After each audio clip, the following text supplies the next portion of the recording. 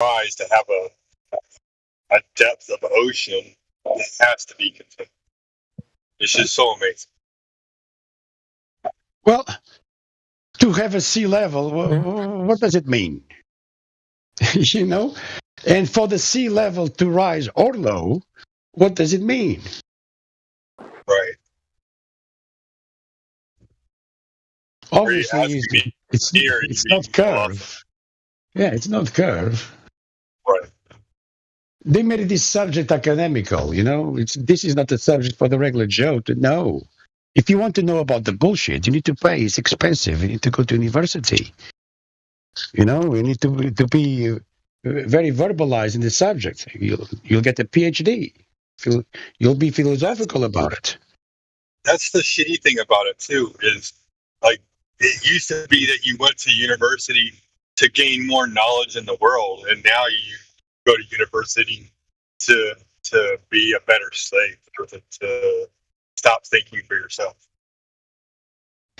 Yeah, but we were all along. We were all going along with it.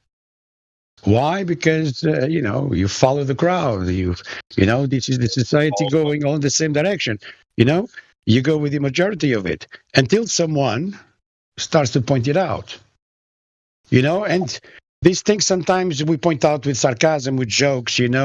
And it's because it's laughable because it sounds ridiculous. But when you start analyzing, hold on a second, but how can you have gas pressure without a container? There is no. That's not. What's the punchline? Oh, I see. You cannot have a vacuum of space next to a pressurized system. Oh, all right, I get the punchline. But you need to have common sense in order to be objective.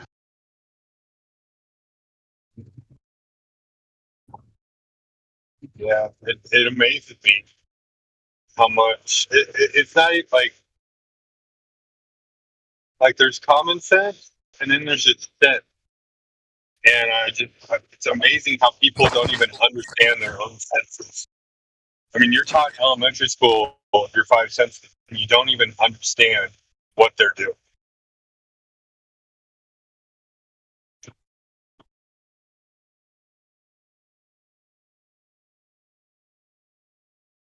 And then you have these other guys. I'm going to touch now on the subject, probably that I should.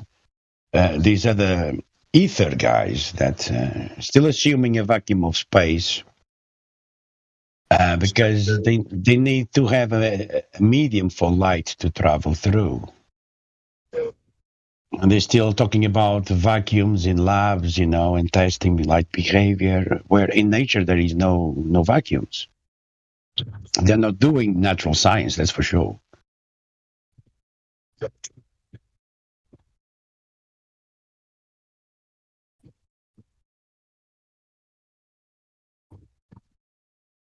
I mean, people are going different directions. I mean, different rabbit holes.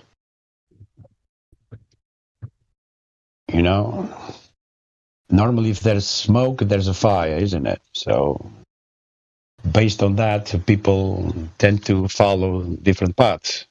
Oh, there's smoke over there. Let's see what's happening there. Oh, there's another one over there. People are curious, intrigued.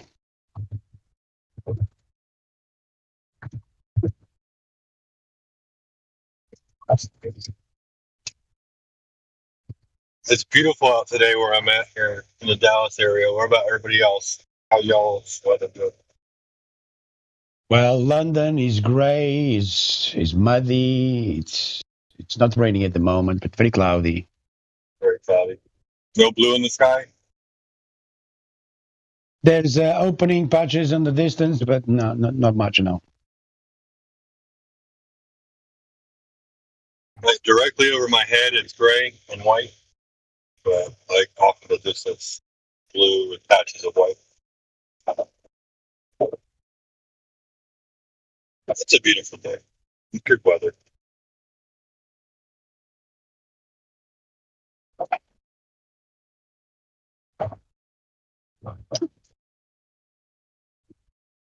Well, here, Here the climate has changed. You know, yesterday was a bit sunny. Today's a bit cloudy. I wonder about tomorrow. It's pretty nice Well, out here in Shoot, Texas. You're in Texas?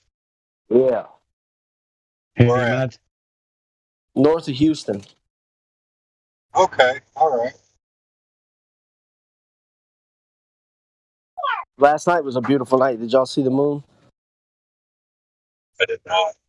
Oh, Oh, yeah. man, it was super bright where I'm at. Did was that predicted? Like, is there something that I'm curious? Because yeah, it was like a flashlight. Yeah, the moon will do that every month. Man, It's Christmas, guys. I mean, it's possible Christmas. people were like, I noticed it, and I saw somebody on Facebook comment about it, and people were talking about it in this group last night. So I thought that was surprising. Like, I noticed it before anybody said anything, and I was like, "Damn, the moon's bright tonight." So I don't know. I don't really. It kind of felt like it's brighter than normal to me. I agree, bro. I thought the same thing That's when I was why- looking at it. Hold on a second. Let me just say this. That's why, some people are celebrating Christmas today because they go by the moon cycle. And last night was full moon. If I'm not mistaken, it was full moon. If it Really, wasn't full, it was pretty damn close to full. Mostly full. That's- It's probably full somewhere. That's true. I've never heard that before. Wait, like I want to hear more about that. Like, there's people out there who they celebrate Christmas based off of the moon's alignment and schedule. Like, That's correct. I've never heard that before, and that well, sounds interesting. Sashi is here. He might be able to explain that better than me. But Isn't it the Julian calendar? some cultures in Eastern Europe, they do celebrate Christmas on Christmas Day is today the 7th. So Christmas Eve was from the 6th to the 7th, which other cultures will call the Day of Kings. They'll go by the moon calendar. So that's why George, it was last night. George, that for the Christmas, that's the Gregorian, I think. Well, the standard Christmas, but then there's an Orthodox Christmas. Yeah, Orthodox Christmas is today, but it's because of Gregorian. I don't know which calendar we have now, Gregorian or another one. We have the Gregorian. I think Yeah. what you're thinking is the Julian. That makes sense to me, though. Like, because Julian all right, is you what know, we like have, I think. sorry, my bad. And I want to tell you that it's only in Orthodox, it's for the Eastern. They follow the moon. I don't know, but for the Christmas, I'm not so sure. Yeah. I was just thinking it used to be like this winter holy day used to be associated with Saturnalia, which would have had to do with actually paying attention to the celestial, like, so it makes sense that there would be people who would celebrate based off of the moon's alignment. It's just interesting. I'm wondering how they got to where they are now. Like, where does that originate, kind of thing? But I'm thinking it has to do with that. Like, it makes sense to me. Like, everything used to be based off of like where the moon is and the sun is and stuff, like very specific alignments and all that good stuff. Correct. Even Quran uses the moon for their celebrations. If they don't see the moon, they'll interrupt. We'll adjourn it for tomorrow. That's how they do it. If you don't see the moon, nothing starts. Well, let me ask you this question, all right? So they always say like on a full moon or like semi full moon, when you're close to a full moon, like the moon will appear bigger on the horizon than overhead, which on a globe Earth doesn't make sense to me because you would think that the zenith overhead would be closer to you than what the horizon would. So like the whole fact that it's like a illumination of some sort makes way more sense because the moon's doing whatever the hell it's doing, but I know damn sure it's not a physical object.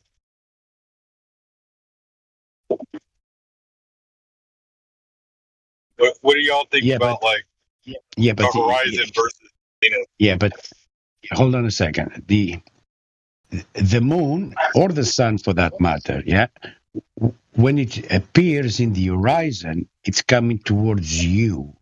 before it rises in the sky, it starts coming towards you. The same thing as in the sunset, you know. Um, the rate that is dropping from your on elevation from your view standpoint from 15 degrees lower, yeah, it's moving not down in terms of viewing point, but away, because that's what it's doing. So it increases it increases its apparent size because of the atmospheric conditions, atmospheric lensing. Well, So so my understanding of refraction off in the distance is that it's like obscuration. It's not making the thing bigger. It should be making the thing yeah, smaller. no, refraction. In this sense is an obstruction. It's blocking your view. Right, That's not what's right. happening. What's happening is atmospheric lensing. So the atmosphere is amplifying pretty much like a lens, making it look bigger. That's what it appears It to be appears to going be on. bigger. Yeah. So It if you use appears, if you use like we all know, it appears bigger in the horizon yeah, than it does at the zenith. correct. So if you're using the sextant to the sun or to the moon, and you're using, for example, because it's used one of the extremes, either the top or the bottom, yeah, one of the extremes. So if the size looks bigger, yeah, obviously you're not you're going to have discrepancies on your on your angle. That's why they recommend from 15 degrees up, from 15 to Right. 90 degrees. Right. Both ways. For that reason, because below 15 degrees it tends to be bigger, and above 15 degrees it has a tendency to keep the same size overview. Gotcha. Okay. I mean, breaking down barriers for me, it doesn't quite make sense, but it's a new concept to me. So it's something I have to sit on in order to understand. Look, it's all apparent ultimately. You know, Right. it appears too, you know, but the way it appears, you know, from this position to that position, it appears to be relative the same size. The discrepancies on the apparent size will happen at from 15 degrees down, if you know what I mean. Right. No, I mean, like from the horizon to like 15 or 20 degrees, it's like the literally the difference between a $50 and a quarter, or I don't even know what you would have to compare to in the British pound, but I mean it's significant. I'm like, holy crap, that's a huge moon. And then as it gets overhead, I'm like, wow, it shrunk.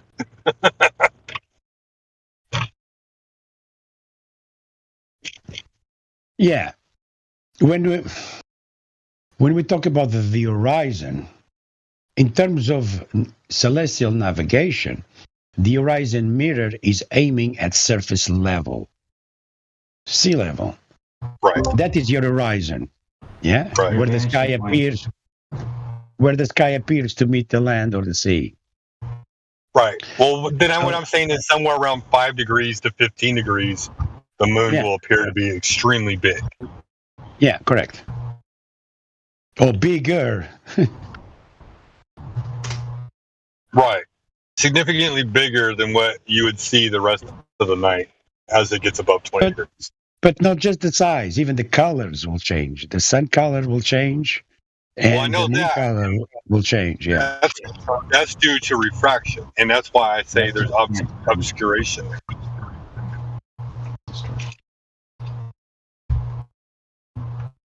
About to start robot.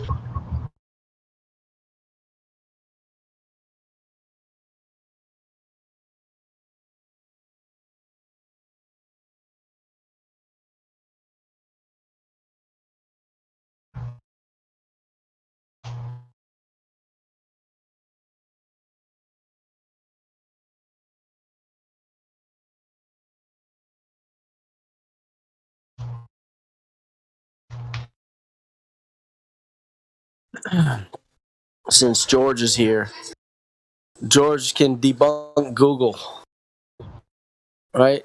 If you ask Google how many sides does a circle have, Google will tell you 0. But George, how many sides does a circle have? The same as a ball, 2. The inside and the outside. I love that, dude. That's awesome.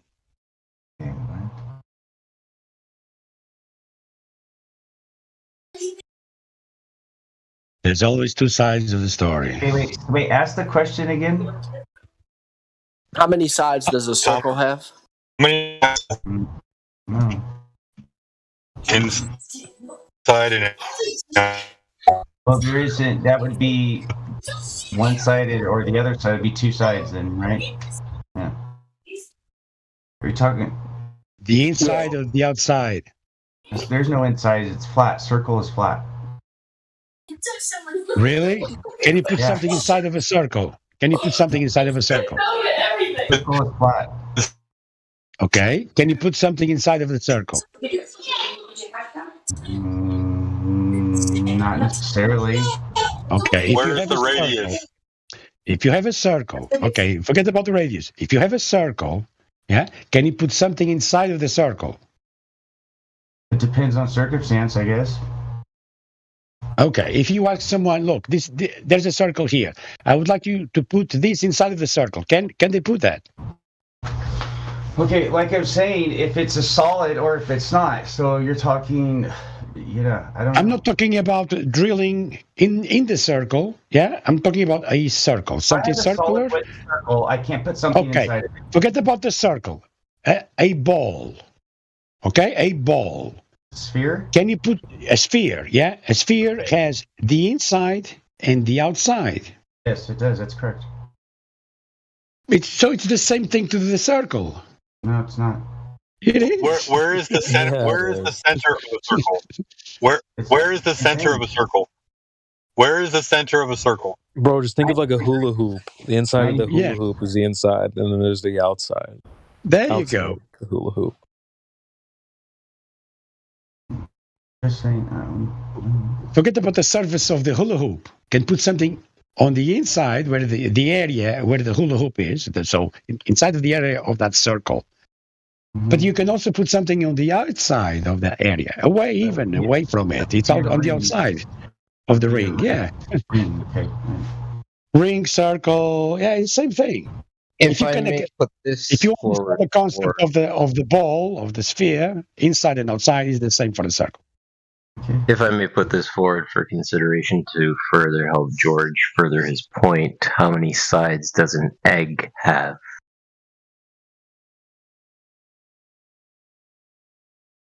Again, if you're not sure what I asked, how many sides does an egg have? Well, it has 2 sides, there's an inside and outside. But Exactly. we're not. He's not talking about a 3-dimensional object. He's talking about a 2-dimensional object. And my Okay. I have my a question to him is: if you draw a circle, a perfect circle, where is the center of that circle? Inside. 90 degrees.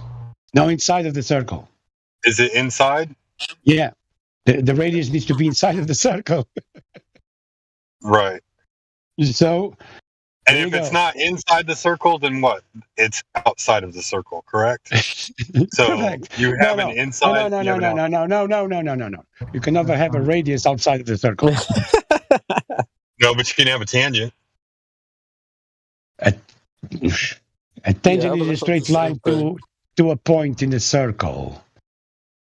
It can be inside or out. Now, No. yeah. Well, the tangent would be on the outside of the circle. Yeah, and the radius on the inside of the circle. So there you go. Yeah. I can agree with that. If you say the tangent is a straight line that touches the outside of the circle, yeah, and the radius is inside of the circle, I can agree with that. Go ahead, Cold Sun. Ask your question. You guys are talking 2-dimensional at that point. So? When you go from circle, It's still to inside and outside. I'm speaking. So when you go from circle to egg, from circle to sphere, you're going different dimensions. You're going from 2-dimension to 3-dimension. You can't do that. It's that. You're hung up on the dimension. I'm not hung up on it at all. Yeah, you are. No, I'm not. Let me ask you a question. Yeah? When you prepare yourself, a cup of tea, for example, yeah? Yes, sir. Which side is the handle of the teacup? On the right, on the left, on the top? Which side? It's irrelevant. What do you mean is irrelevant? No, it's on a specific side. No, it's not. Yes, it is. On And the based on the outside. previous conversation, basic on the previous conversation, you should know which side is the handle of the cup. Again, it's a very vague question. I don't understand. No, it's not. It's very precise. Which side of the teacup is the handle? The side of the cup? On the outside of the cup, obviously. Okay. It doesn't make sense on the inside, does it? Well, no, of course. So the question of which side, it doesn't mean right, left, or up or down. It means inside or outside.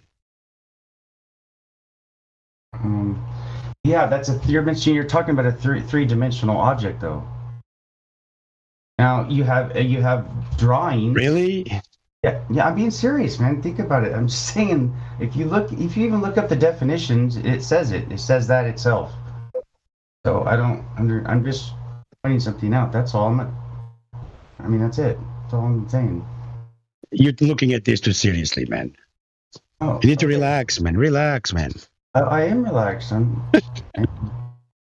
actually relaxed. I'm just listening to you guys and stuff like that. That's all. Hanging out. I like to talk. If I'm bothering you, I don't mean to in any way. That's not what I'm trying to come off as. No, not at all, man. These are, these are so-called jokes that, when you actually think about it, yeah, they do make sense.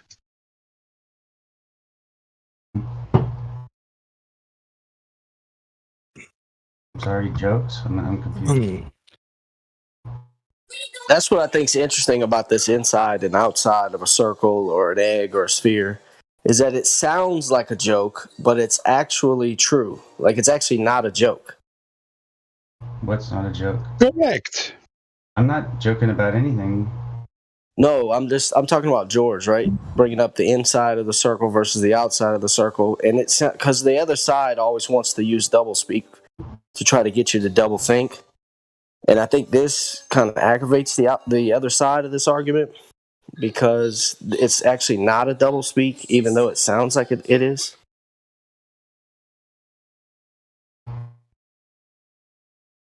Imagine you're imagine you are a what they call a task man. That's not the word. A labor. Yeah, you are a labor in a building site. Yeah. And you have the guy doing the brickwork, for example, or the block work, or a carpenter, or whatever, and you're just hanging around helping them out, yeah? And they draw a circle, yeah? For some reason, they need to do a radius, they need to build something, and they draw a circle, yeah, on the ground. And then they'll turn to the guy, the helper, yeah, and says, "Can you put this inside of that circle, right?"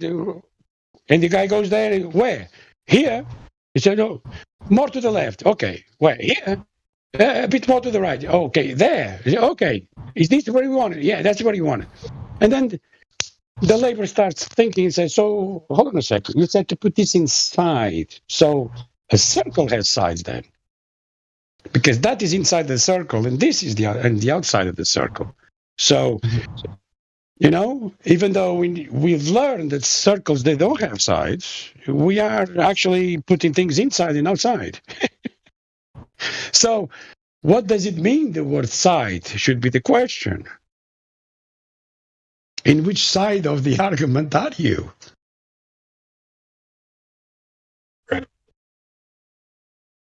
I mean, an easy way to say it, like you draw a circumference, and anything not inside the circle is on the outside of the circle.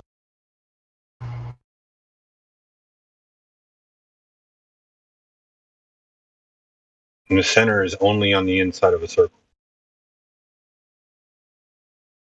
That's correct.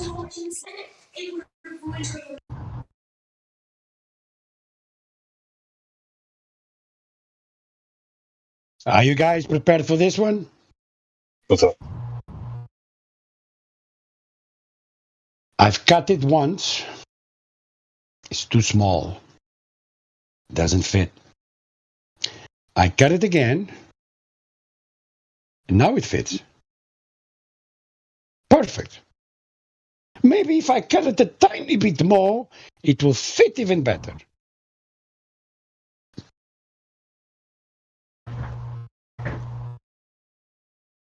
Does it make sense what I'm talking about? I'm trying to think.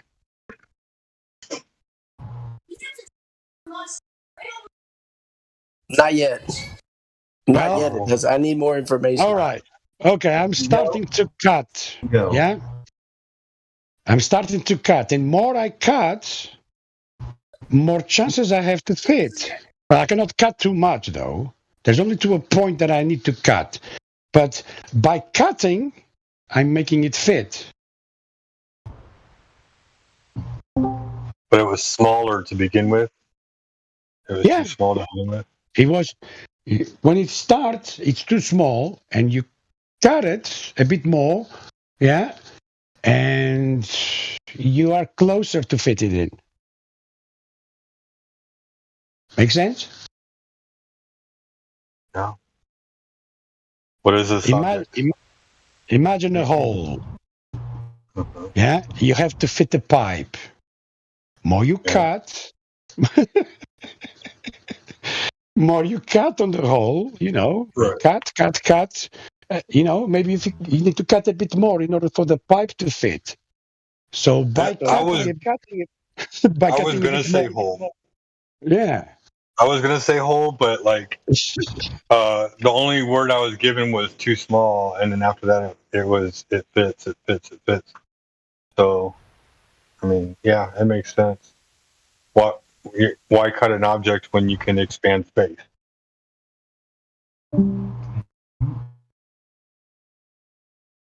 Yeah, for you to fit something into something else, you need to make it fit. I mean, either you have to increase or decrease. I mean, in the case of a hole, you need to cut. Right.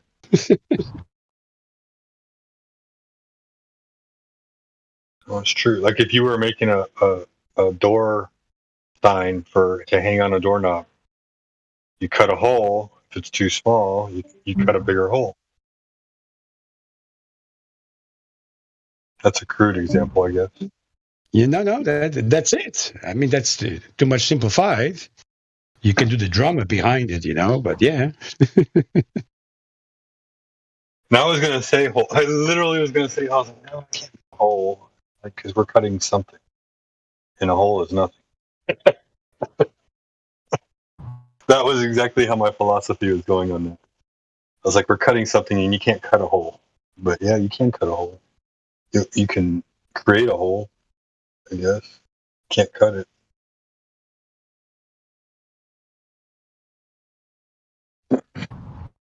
Yeah, what do you think about that? You think you can cut a hole? Well, what do you mean? Well, cut a hole. Yeah, you can cut a hole. You can remove something. What do saws do? Don't they cut? But you're cutting the object. You're not cutting a hole. What about the drill? You're destroying a piece of the object. You're not cutting a hole. All right. I know you understand what I'm saying. You end up with a hole. Like take scissors and cut down the middle of a hole. That's the joke I'm playing on. It's like if you had like a 3-inch in diameter hole, cut I lost connection. You didn't hear what I said, did you? Oh, no. Go ahead. Chisel and hammer. Chisel and hammer? Yeah, chisel. Yeah. Is it cutting? No. A chisel is not cutting. It's picking away. It's removing. It's a knife, man. A chisel is a knife. It's not cutting.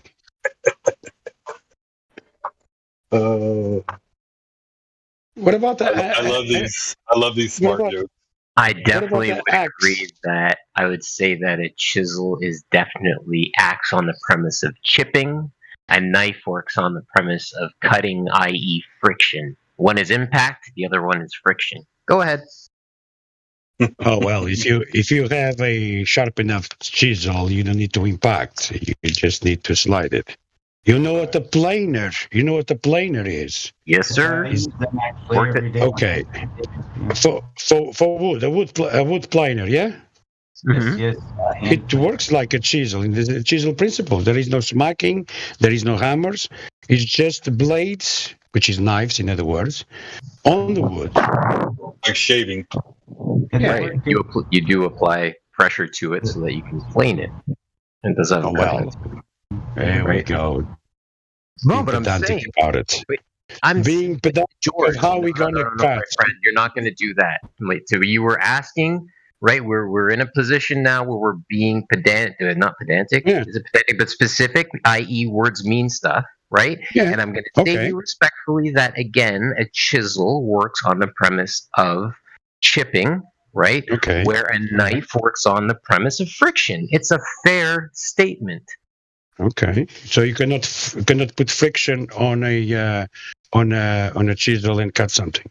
That wasn't my statement. Don't put words ahead. What I'm saying to you is that a chisel what type in its of chisel? primary form works on a premise of chipping, right?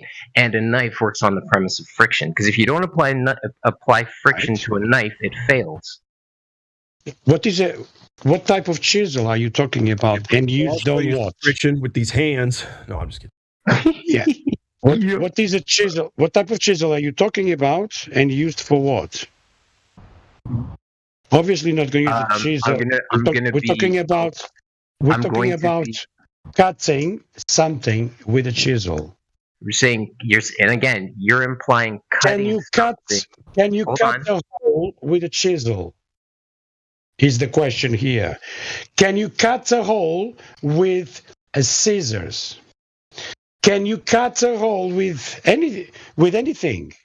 It's carving. Are you finished asking your question? Because again, It's you're carving. inserting the premise of cutting, right? Cutting works. Hold on a minute. Sure. Cutting works on the premise of friction, right? Which is the Okay. same premise that a knife works on. So no, a chisel is not possible to cut. Carving. A chisel is not. Chisel is What? carving, therefore it does go on that premise. Sorry, say I that mean, again. Okay, so a chisel is doesn't carving, cut. So therefore it does go on cutting on that premise, correct? I'm not going to ever pick up a chisel and say I need to cut something with a chisel. If I'm going to chisel something, I Really? need to chip it away. That is correct. Because again, a chisel works on the premise of chipping. Woody Woodpecker. Oh, carving. A boxer, as an example, this is a really extreme example, a boxer will chip at the other boxer, right? He chips away at him. He shoots You're out his shot. questioning the problem here is the English language. It's not the action of doing something. The term that you want to use, it doesn't matter which term we want to use. We're talking about cutting something. Yes, it's cutting. Yes, it will be cutting. But that's what I'm making the argument on. The whole is nothing. The whole is the removal of something. So you can't cut the cutting a hole. Yeah. That's what we're talking about. Yeah. If you want to go down that line, if you're going with the I'm with philosophy of the statement, it's incorrect. Cutting a hole, You can't cut a hole. You can cut something to create a hole, and you remove something from something to create a hole, but you can't actually cut the hole itself because there's nothing there to cut. Like again, being So exact about hold it. on a I'm sec. not gonna Hold on a pick up. sec. No, no, I'm gonna So say I'm not gonna pick up a chisel, right, to say I need to cut a hole. No, it's yeah, not gonna but happen. Go ahead. chisel was one of the objects. Chisel was just one of many objects that were mentioned in order to cut the hole. Because what is in contingency, or the question here was cutting. The word cutting Cutting a something hole. to make something fit. Yeah, cutting a hole. Yeah, cutting a hole. That's the in contingency here. But no, I just thought it was funny just on the semantic of the conversation. You're like, oh, I'm cutting a hole Yeah. because like you can't, whether you pick at it or you take scissors to it or a knife to it, you're not Yeah. cutting a hole. You're removing an object to create space in there, and so you can't cut that space because it's nothing. The hole is nothing. There's nothing there. There's nothing in a hole that you can cut. You have to remove the physical object around it in order to make it big. The material of whatever you're cutting into. Right. That was the only joke I was making about the whole thing, because he made a play on words that like you cut something and you try to fit something into it and it's too small, but if you cut it some more, it fits a little bit better, and if you keep cutting it, eventually it'll fit better. Gotcha. Yeah, exactly. Okay. Yeah.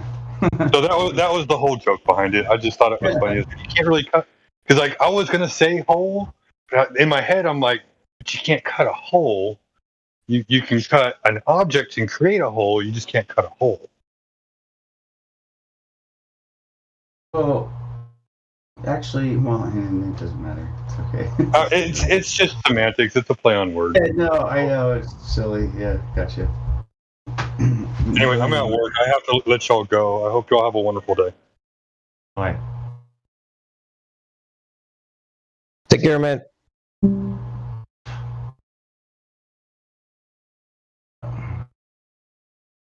I work with chisels all day. I actually do woodwork. I'm actually building my kitchen up. I have solid wood, oak cabinets, and putting in flooring. I'm actually doing a mosaic flooring and pattern, cubic pattern with the border. Boy, let me tell you, it's a lot of work. First time I've ever done one, and it's a crazy amount of work doing your own flooring. The time that goes into it, and making, whatever pattern you're going to make, and then you have to go through with making sure every pattern is correct, and it's really time consuming. Never expected it to be this time consuming. It was pretty crazy.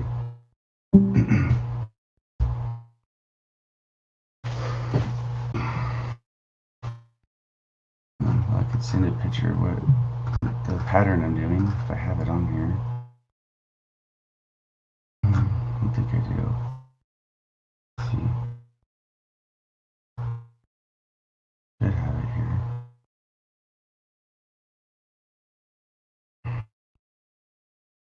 Quite quick.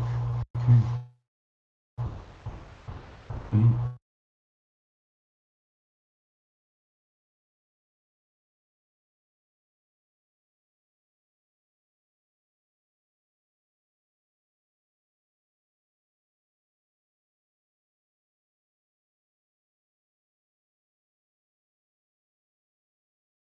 Yeah, Matt. Thanks for that post. The shoot.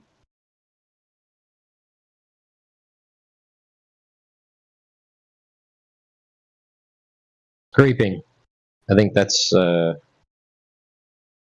at technique 5.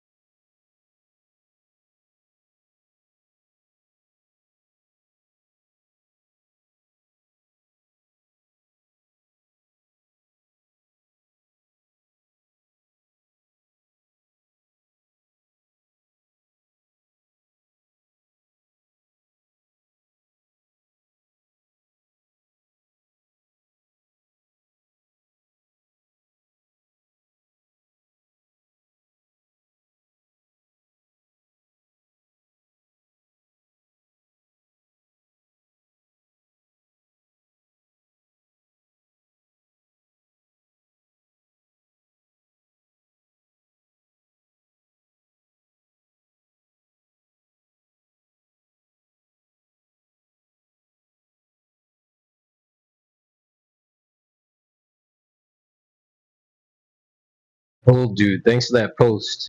I'm going to take a quick second just to read this intro. Welcome to the Flat Earth. Flat is a feature, not a shape. There is no edge. Space is fake. Now that the basics are out of the way, prepare your mind, prepare your spirit, and prepare your butt for a roller coaster ride into the grave of your ego. Hope your dreams come to die, but they were stupid dreams anyway. I love it.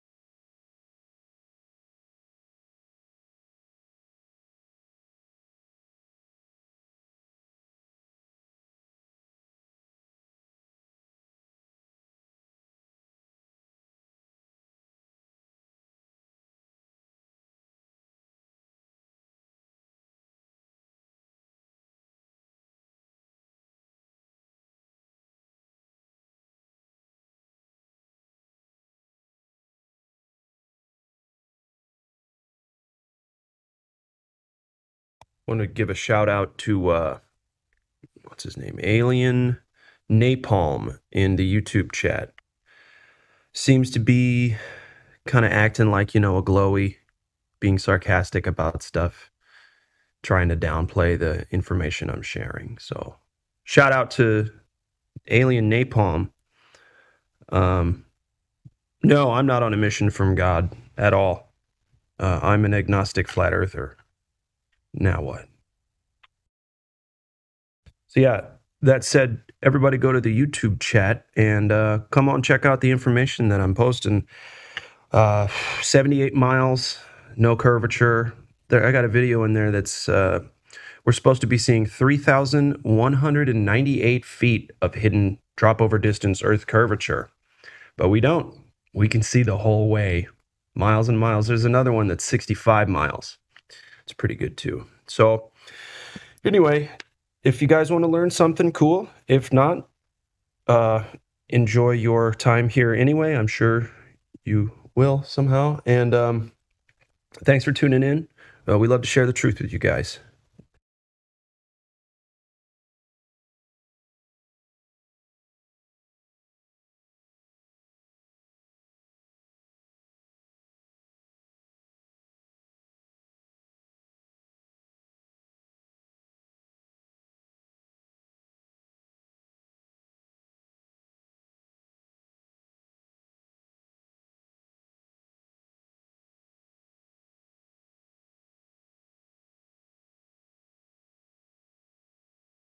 Also, I'll be posting it in the live stream voice text. Why not?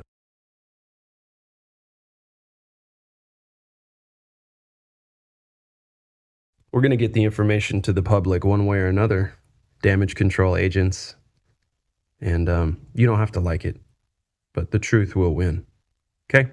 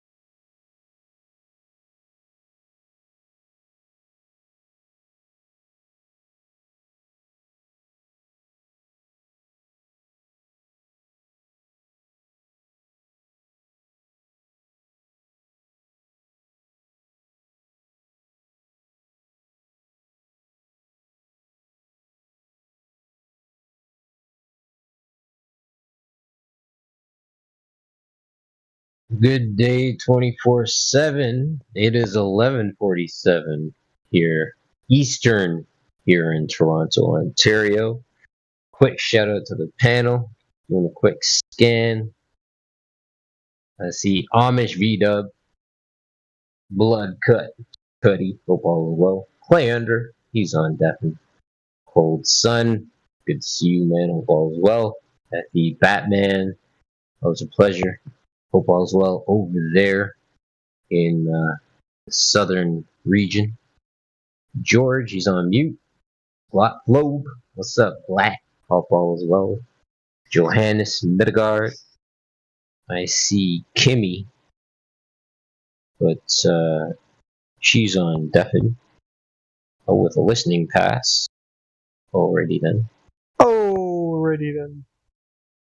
Who else we got? King's Clown Kiwi, that's me.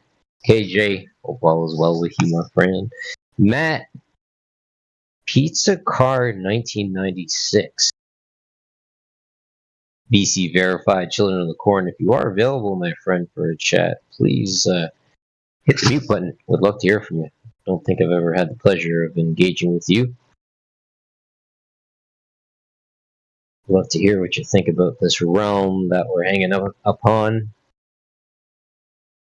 PMAC, hope all is well with you, homie. Sasha, Scythe the Slay, 117, Super Spinning Monkey Balls. I see the great Cornholio. What's up, homie? What's up, dude? Tim is in the crew. He's in the house. He's on deafen. Vanu's on deafen. And I see Warrior Unit and Ethergrass holding it down. Oh, and Carr. Yes, can't forget Carr holding it down. Guys, I hope all is well with you. Still looking for that curve. Still looking to find out if we can have gas without containment, medium without containment. I'm also looking to confirm if you have any observations of ground movement, because I haven't found any. Axial rotation, I don't know. 1,000-mile equatorial spin. That would equate to your local airstrip tarmac, as they call it. That means the thing that your plane takes off of moving 15 miles every minute, if there was evidence of axial rotation. Now, I'm going to put that down as a challenge, and a lot of Globers will say that, no, hey, the air moves with the ground. That's right, my folks. The equatorial spin, 1,000 miles per hour, actually pulls the air with it. So I don't know where this magical leash lets go and stops, but the ground spin, everything around it spins. I think they call it the Cornholio effect. Is that right? Is it the Cornholio effect? The great Cornholio race. The great I can't even say it. Yes, but Coriolis. Yes. It's Cornholio race. It's a tongue twister. But that's apparently why the tarmac's not moving at a 15-minute or 15 mile per hour or 15 mile per minute movement, because of the Coriolis. That's what they say.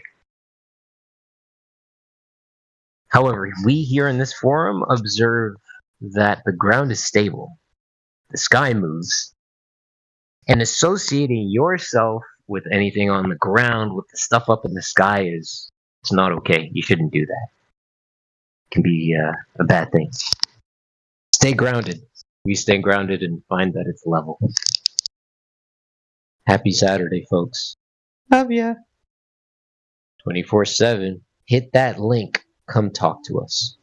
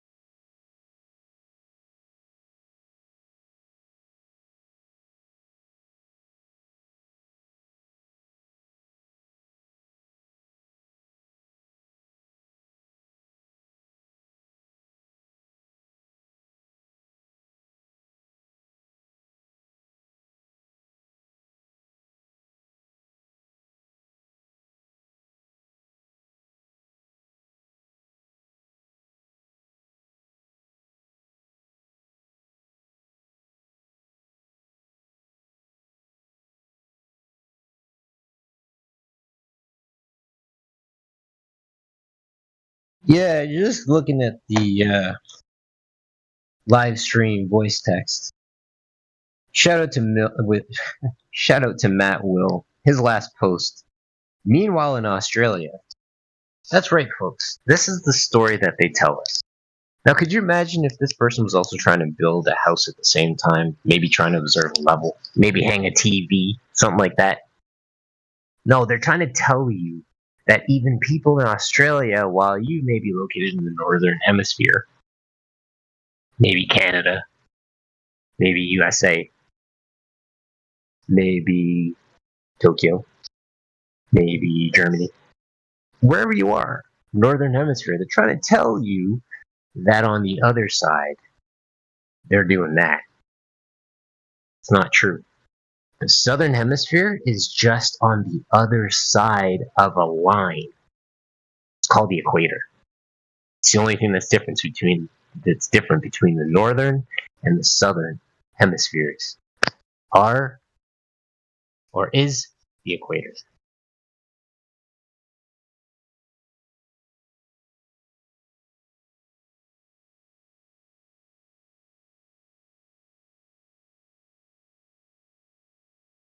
Oops. Sorry, guys. Thought I hit the mute button.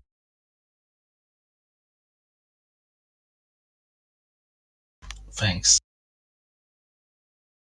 I just noticed one of those memes, the Nikon P900. It looks really funny. I wish I had one of those. It looks sick. The way that it's set up.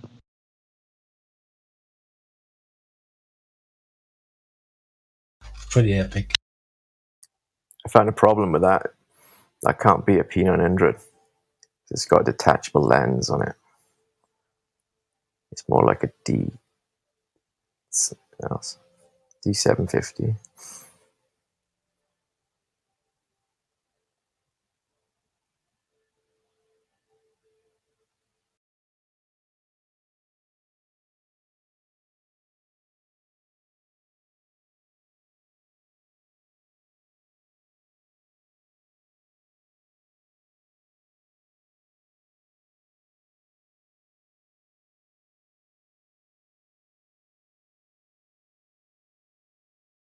Still a good meme though.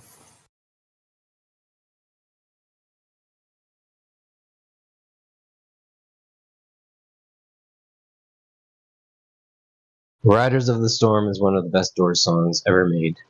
That is all. Oh, his dad also worked for the CIA. Did you know that?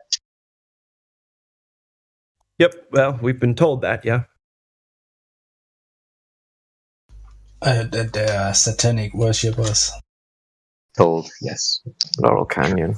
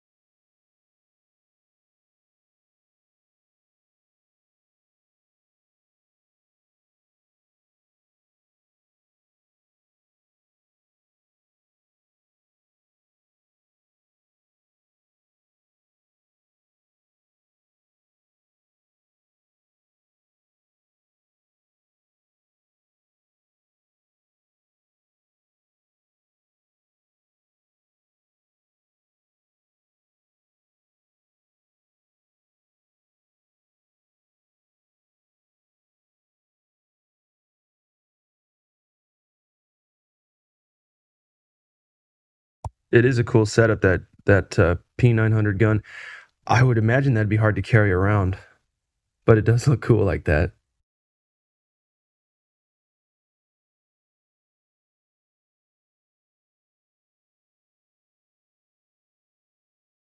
And they always make fun of the Nikon P900. They're like, "Oh, you guys are just fanboys."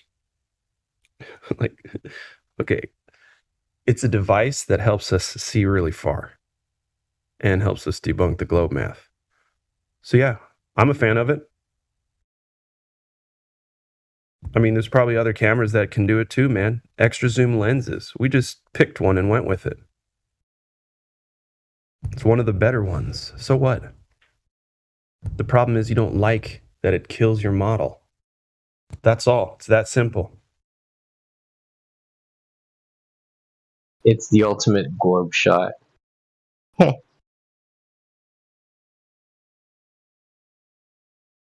really is a crazy picture. It's awesome. Did you take that?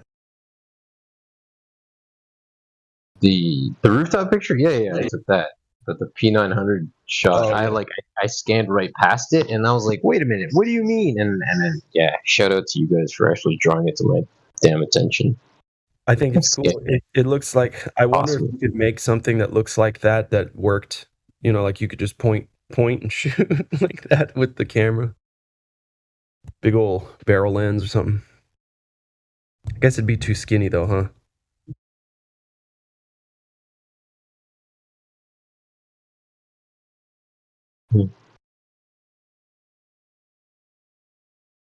Yeah, I took that. That was November when we had the stellium, or had the eclipse, and I figured, I'm like, what's gonna happen when the sun shows up? When the sun shows up? When the sun shows up, yeah, it was a bit of a tongue twister. What do you mean when the sun shows up? So the night of the eclipse, or the morning of the eclipse, the moon was pretty much like overhead. So I thought to myself, well, the sun's going to be showing up in a couple of hours, right? Because the sun was due to rise at like 7 something that morning. So yeah, I went back downstairs to my place. I got ready to go to the gym. By the time I got up to the gym for 7, I looked back up in the sky, and the moon had moved over to the western sky, and the sun had begun to rise in the eastern sky. So I'm like, let me get a picture of this. They're both going to be in the sky at the same time. Globe debunk.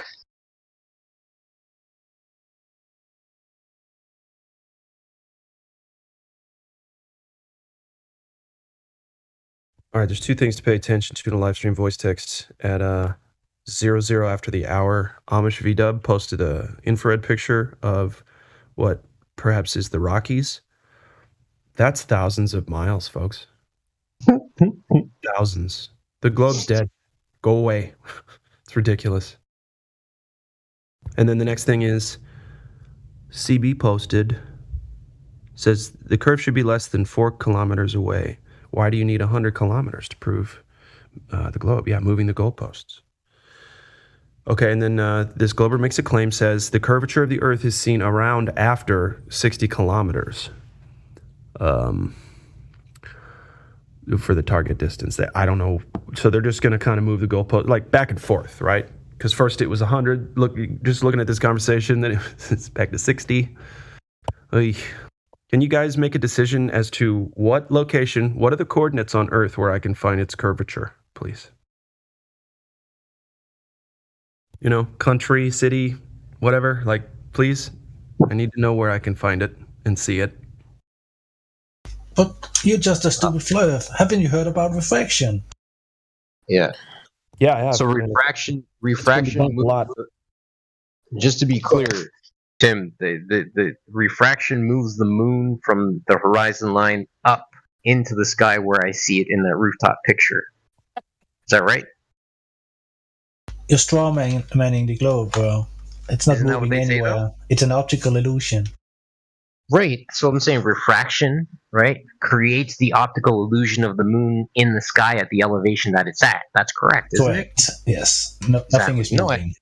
And that's what the thing about it is, and why I want to be so clear about it is that Like we on this side point out these things, right? Like Amish posts up a picture of we can like the distance is way too far, right? And then you look at a picture like that and you're like, okay, well, what is it?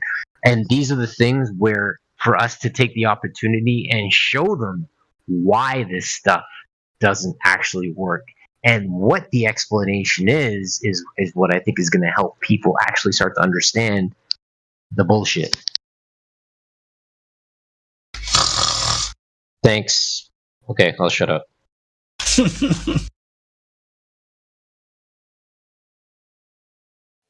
But like smart scientists has worked it all out anyway, so we just believe them.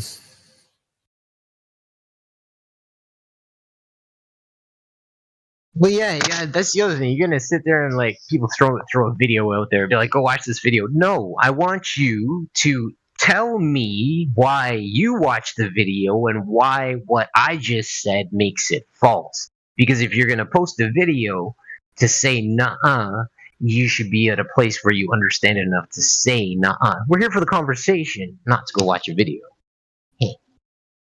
That wasn't anybody here, just being me, of course.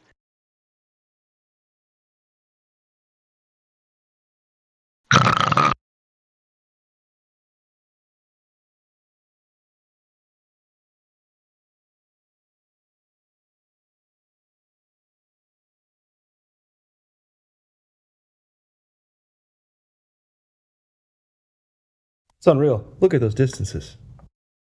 Beautiful pictures.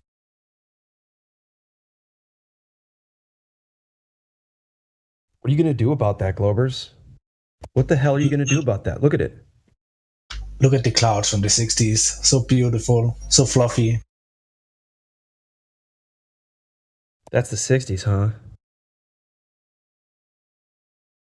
Gosh, everything looks like it's covered in copper.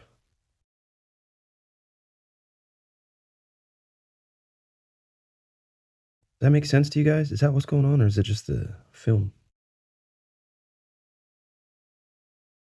Are those red brick buildings?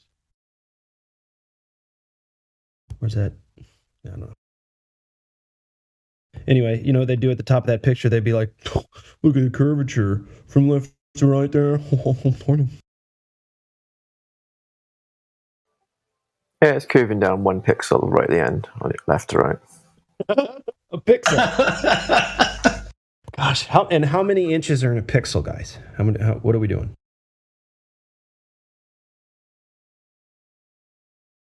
We don't even need to leave our houses, right? Now we can just measure shit from our computers with pixels.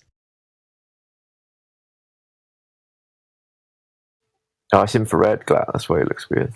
That's what I thought. That's what I see.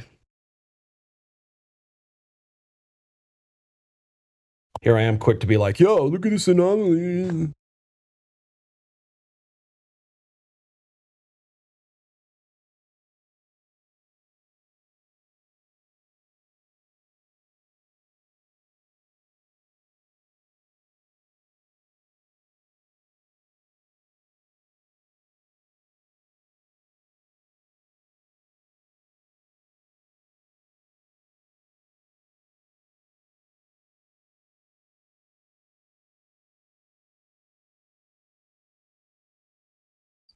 Are we without Baller?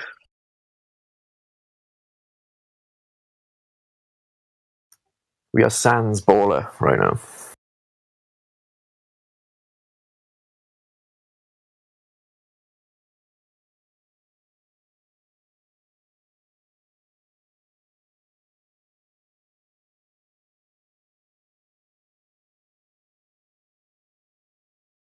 What do you guys think about my new argument I've been bringing up? So they say, just a sec.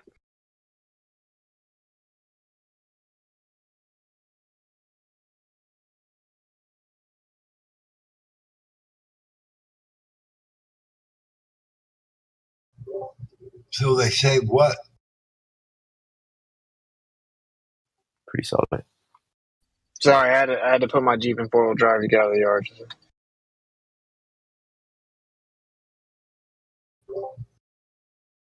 All right. Snow or mud there? Mud. Oh, nice. Yeah.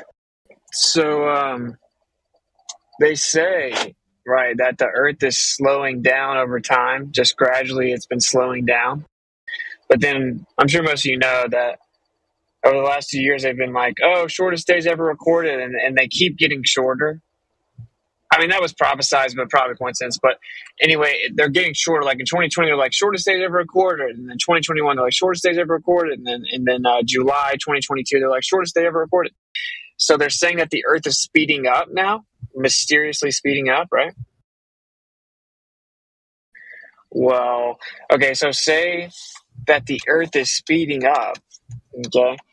According to the law of conservation of energy and the law of conservation of momentum, in order for it to speed up, you would either have to have a change in the distribution of mass, or you would have to have additional energy introduced to make it speed up. It can't just do that, or it would violate the law of conservation of energy and momentum. So I've been asking all the ballers, like, because, you know, they're in a religion, so they have to believe it, right? I mean, when the sun moves through the sky faster, or the stars finish their rotation faster, they have to immediately believe the Earth is spinning faster. So I'm asking if they have any answers, and I haven't had any of the baller zealots like find an answer, and I looked it up, and they don't have an answer. The official paradigm doesn't have an answer for it. It's weird because it would have to be like some relatively new phenomenon causing it, right? Like, how could it just be happening all of a sudden when they claim it's, you know, the model's been this way for so many years? Well, this is the thing, right? So, like, when you talk to people on Discord, they'll just, like, make stuff up. So they'll be like, oh, the ice caps could melt, and that would change the mass. And I'm like, you can't just say words, you know? Like, go show the data where ice melted, how much ice melted, where did the water go, and how much did the mass change, and how did it make it change the amount that it changed? You know what I'm saying? But in addition to that, I dropped like NASA.gov talking about how it would slow it down. If the ice caps melt and change the mass, it would slow the Earth down. Yeah, that's So I'm not. like, oops. That's the wrong way, right? Yeah. As far as I know, it ties all together with, you know, the climate change scam. As far as I can find anything. Oh, the ice melting? Yeah. Yeah, ice melting, moon's gravitational pull, blah blah blah. Yeah, that goes against it, though. But it's something like also like I saw an article that mentioned like the last big earthquake we had that allegedly should have shifted the Earth axis, which also causes some speeding up of rotation by microseconds or something like that. Yeah, they say that, right? Yeah. One of the things that the baller said, but I've already looked into it. See, when you actually research stuff, it's pretty easy to debate ballers because they just Google, drop, and pretend they know. So, like, yeah, they say a Japanese earthquake in 2013 may have had something to do with shifting the axis and speeding up the Earth. But that doesn't work. You have to. They can't make it work. When you look into it, it doesn't actually match. Meaning, it's like, okay, well, here is the earthquake magnitude on our presupposed globe, of course. So we reify the radius. We show the earthquake in the globe, and then we show how much it changed it, and then we have to match that with the amount of change that's happening, and it doesn't match. They don't know how to know. They say it's mysterious. Like there is a American Journal article or something, or no, there's a Popular Mechanics article that claims that the earthquake may have had something to do with it, but when you actually look into it, it doesn't actually answer the question, right? It doesn't work. And of course, the shortest days ever recorded started in like 2020. So then what Kosho was trying to tell me was, oh, well, it's been slowing down and speeding up, and now it's just a net speed up. It actually seems kind of impossible for it to be like mass distribution, because if it was, that means that there'd have to be more mass shifting toward like the equator area, right, for it to happen. And if that happens, and that's going to almost be like a perpetual thing. Like it's going to move there, which is going to cause the change in the spin, which is going to make it happen even more. It just seems quite impossible the way the model's made. Yeah, but they've made up all kinds of stuff, right? Like the first thing someone said to me was, it's the sun and the moon, because it's a giant system, and the sun and the moon are causing its spin. I'm like they just make stuff up. They're like legit religious. They're literally religious. Like, if you ever try to debate someone about the Bible, a lot of people that debate the Bible will just make stuff up because they're in a religion. I believe in the scriptures, I'm just saying, like, a lot of people. Witsit. I've just asked ChatGPT, the supposedly all-knowing AI, some of these questions. So one of them is, why is the Earth speeding up, right? And according to ChatGPT, the Earth is not speeding up. I mean, the thing's full of shit. Like, it doesn't know anything, really. Or the thing knows that it can't possibly, or the whole model's thrown out of whack, like real bad. Well, I asked Yeah, that's right. The AI is smart enough to know it wouldn't work, maybe. Well, I asked it one time for the about Earth curve, like how much Earth curve would be in 10,000 miles, and it gave me the equation for a slope.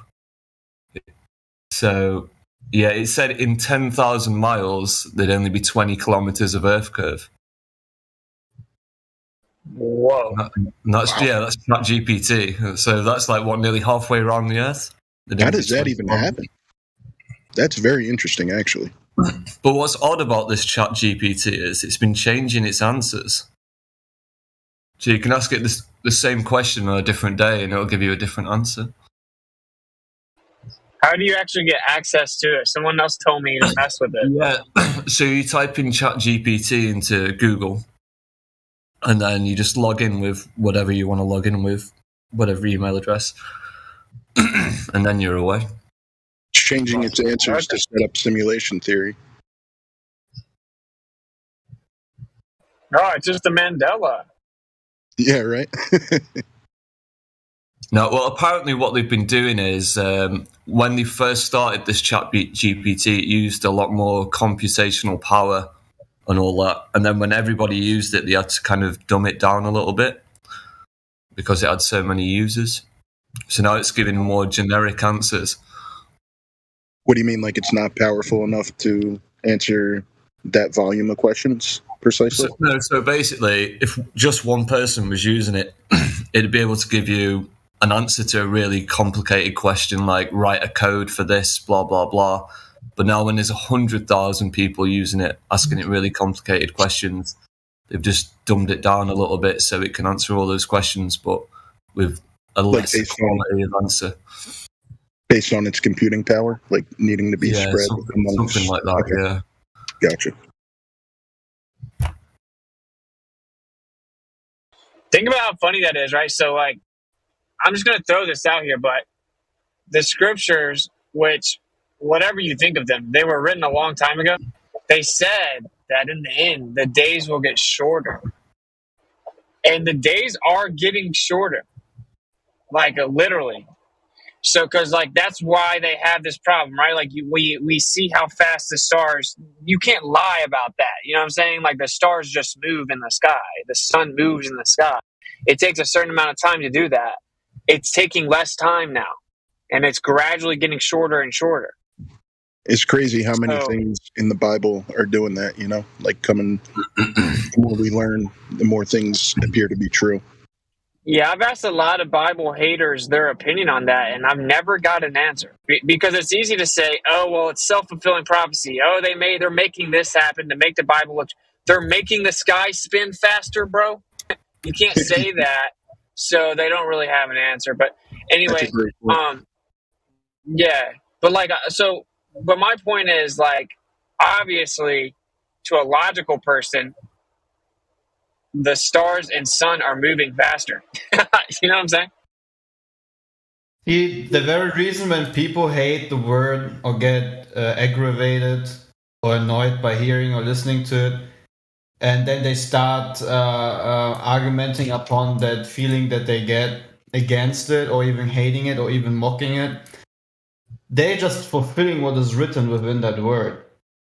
And that's I think it has a lot to do with a lot of people that talk about the Bible come off really preachy and like kind of have the vibe that they have all the answers and they're like talking down to people, and they don't like that, and they have an experience of people like being preachy and acting like they have all the answers, and they naturally kick back against anyone talking about it because of their experience of people acting like that.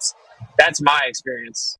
I mean, I'm just talking about the very fruit that is being described by people reacting the way they do nowadays in the end days regarding truth. They don't want to hear it, they don't want to listen to it, no matter how nice you say it. And I personally think that conforming to the word and make it sound more pleasing to the ear is very much nonsensical. I didn't say it's a straw man, bro. I didn't say that.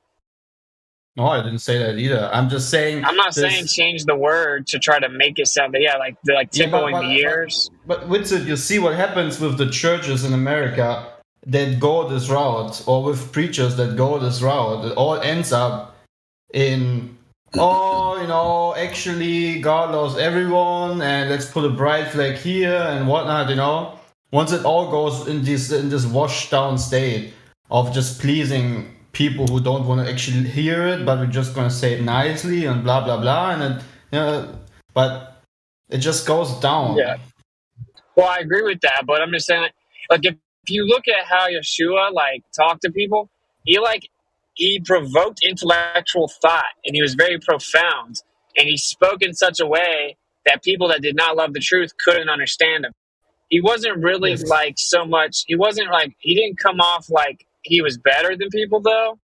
I'm just saying from my experience, a lot of people don't like hearing people talk about the Bible because they have this tone of talking down to them. But all I'm saying is that an intellectual point that I've never heard any rebuttal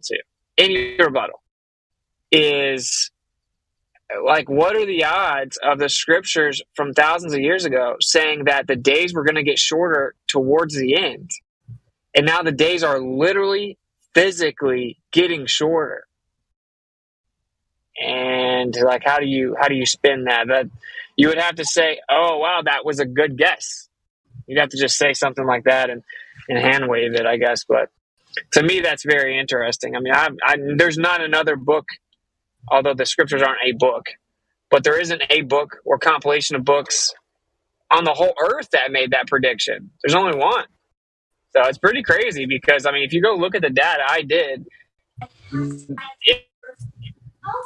it's literally getting shorter, bro. Shorter periods of time, and the stars are also moving faster. Hey, Witsit, are you saying a sidereal day is shorter, or the daylight hours are shorter, or both? Solar day. Both. So there's one measurement of the sidereal rotation being faster, and then there are measurements of the solar day being shorter as well. Oh, that's They've done both. Yeah, isn't that crazy, bro? Dude, that is a huge prediction, actually. I don't think people realize how big this is. It's insane, crazy. bro. Dude, when I was on tour when I first heard this, bro, and I was tripping. I was in Washington, D.C. I still remember it very vividly. I was tripping, bro. I did a live stream on Facebook. I'm just like, bro, this is getting wild. I mean, so when you heard it on tour, did you already remember in Revelation where it said it? Yeah, that's why I went live. Dude, I went live because I'm like, yeah, bro. I'm like, yo, dude. Whenever the Messiah was asked about the end, you know what I'm saying? He gave us a bunch of pointers. The scripture specifically detailed that towards the end, the days will get shorter and shorter. I mean, the length of days will be shortened. It's like all kinds of people have tried to say, well, it means that it's going to feel like it's shorter. Time's going to feel like it's faster. Well, no, it says they're going to get shorter, though. That's what it says, right? So, yeah, there's so many people who are believers who just insist on the things in the Bible not being literal.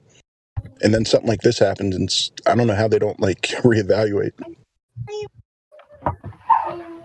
See, what would also be interesting is to look at the relationship between the sidereal and solar rates, the changes, and see exactly what the changes are compared to one another. Because if you're claiming that so we know that the sun moves, and it may not even be like a physical object that we see. I actually don't think it is, but anyway, they're independent movements, right? Like the Earth isn't moving and everything in the sky is moving.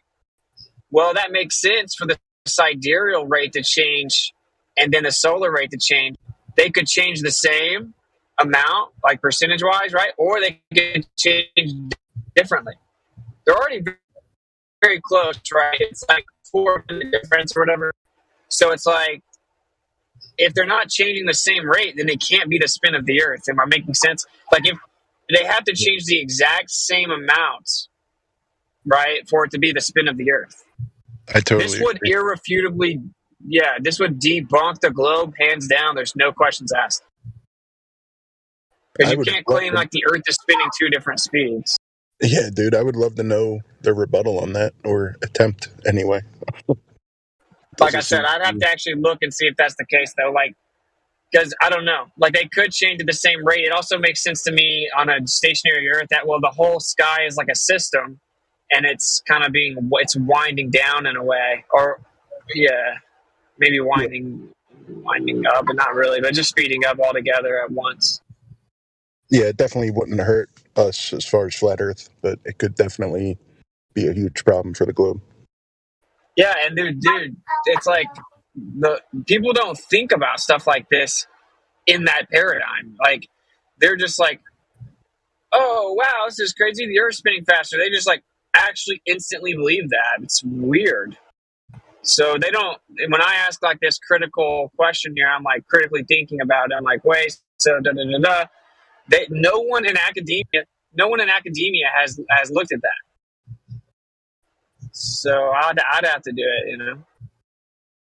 But the data exists for both, so it wouldn't be difficult to do it. You would get a percentage change relative to the initial rates. You would just compare like rate change in the rate.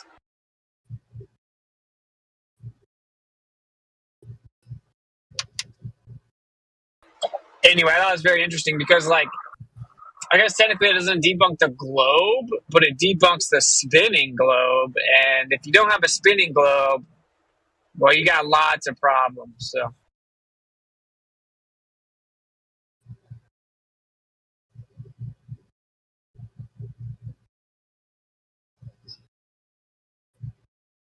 I think this is the move. It's like we should keep adding to our arguments, right? Like, I threw that argument out the other day. I started with I've been really pressing the relativity thing. I started pressing the star trails don't intersect with the water, horizon over water. Shooting stars and meteors never come up perpendicular from the horizon.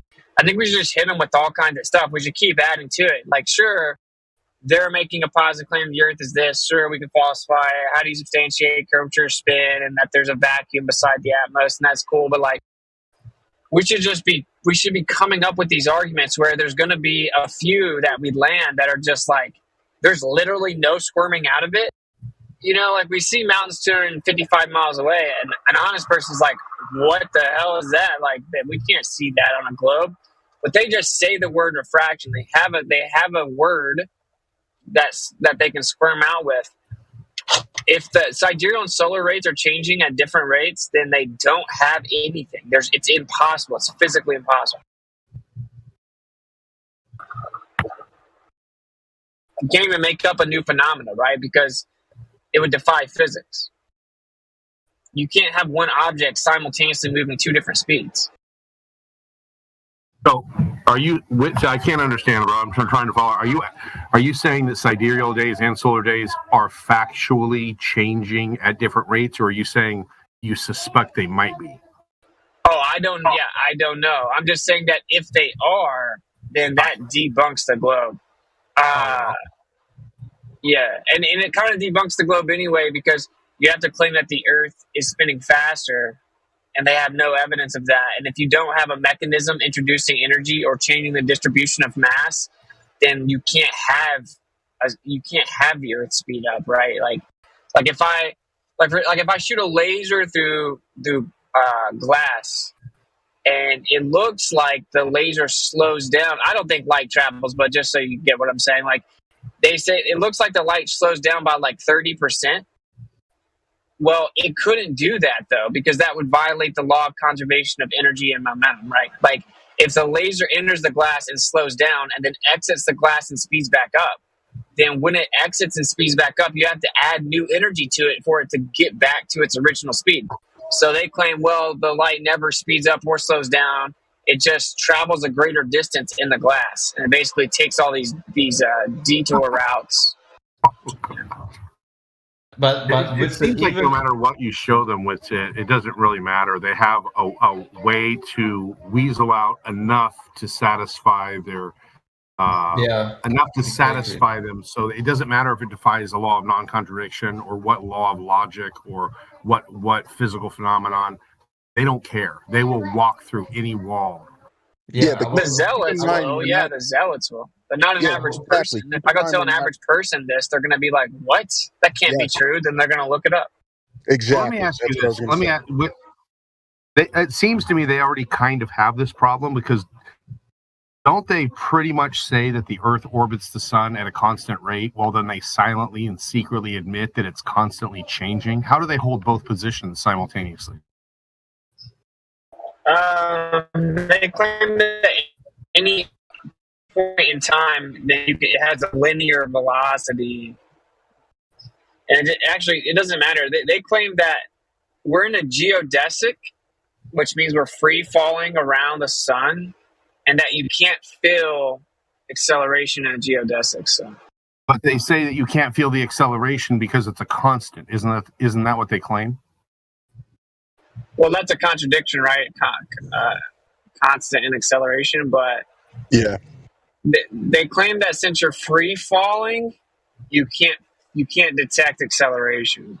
Another thing that only happens with the globe Earth, everything on Earth, a change in direction is acceleration, which would be felt.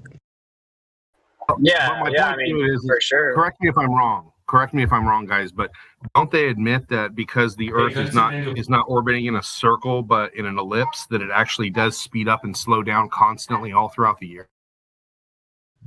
Yeah, they say space-time bends and warps relative to the displacement of mass, and that you can't actually detect a change because to you can't even detect the motion in the first place because time slows down and matter contracts. So, like, if they say you can never detect the orbit in the first place, so how can you detect the difference in the orbit? Well, that's what I'm saying is if they're saying that you can't detect the orbit of the Earth around the sun because it's a constant, and then they admit that it's not a constant, and then you say, wait a minute. No, that's not what they say, though. That's not what they say. They don't say you can't detect it because it's a constant. They say you can't detect it because space-time bends and warps.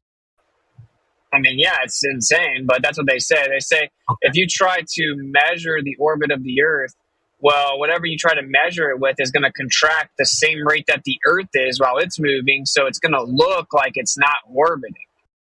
And time is going to slow down because it physically expands. Let me ask you this. Why wouldn't they be able to use that exact same argument for the rate of Earth spin and say, oh, it's constant, but it's also, constantly changing? Why wouldn't they be able to use that same argument for that? Oh, again, though, their argument isn't about it being constant or not. It's just that you can't detect it. But you can detect the Earth spinning because you can establish an independent frame of reference on the Earth. This is what they say. So they say like a ring laser gyro detects, or a pendulum that establishes an independent frame of reference with like the gimbal or the interferometry. So then you can detect the Earth moving underneath it. When it comes to the orbit, everything that you use, whether a pendulum or a gyro, it's all flying through space with the Earth in orbit. So you could never detect it until you can get an independent frame, which means you'd have to get outside of the Earth. I mean, they made this up after Michelson-Morley debunked the heliocentric model. They made it unfalsifiable, right? So that's the difference. Does that make sense? Sorry for interrupting. I just wanted. Oh, just real fast. Yeah, just real fast, I wanted to say all the new people that didn't see what I was posting out last night, I just posted it in the chat. It's about the cosmological constant, which, this is Scientific American, so I would just hand this article to people and, tell them that they've been served. And, it says in the article that it requires extraordinary faith. So I would say check it out. I'm sorry for interrupting. Please continue. No, Larry, I appreciate you posting that article, man. I read that a few weeks ago when you posted it. It was really good, bro. Thank you. Well, I just found this one last night. Serendipitously. Oh, this is a different one. Okay.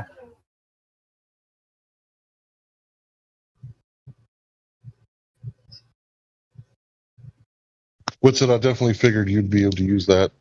I wanted Elijah to take a look at it too. But I'm sorry for interrupting. I don't Please see continue. it. Maybe I posted it in the wrong spot. I'll try again. I don't know. I'm a bit dumb sometimes. It's not in the live stream voice text. Oh, I see it. Yeah, it's hard to find my name because it doesn't. It's under Helios Sorcery.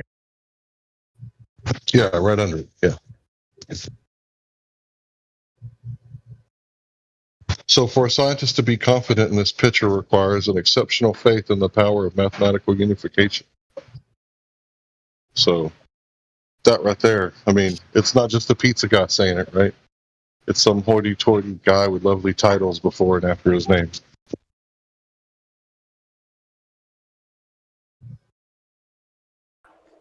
Yeah, I'll check it out. Well, I personally think that they're going to absorb geocentrism, so maybe they don't, though. I don't know. I can't, because that would have to. I think that would mean they're lying about space travel as well, right? Because in theory, if you could get outside the Earth's frame, you'd be able to see all these motions. So they would have already known it was geocentric by going to space, I think. So I don't know. I don't know if they will. Well, in the article, it talks about, they're going to have to rework the theory or redo the foundation, right? So I think they're going to have to redo the foundation at this point because they've tried and tried and tried to make this model work. But this article completely destroys the fact that they got a model, because Paper Organic told me in 2015 that, the math works out beautifully in their model. That's the opposite of the truth, right?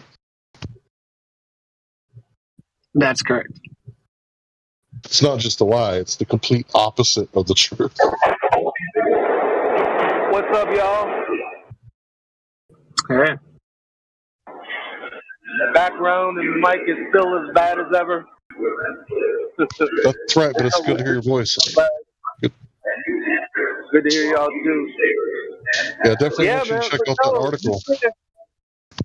That's what I'm looking at. Just looking at the what you said. It's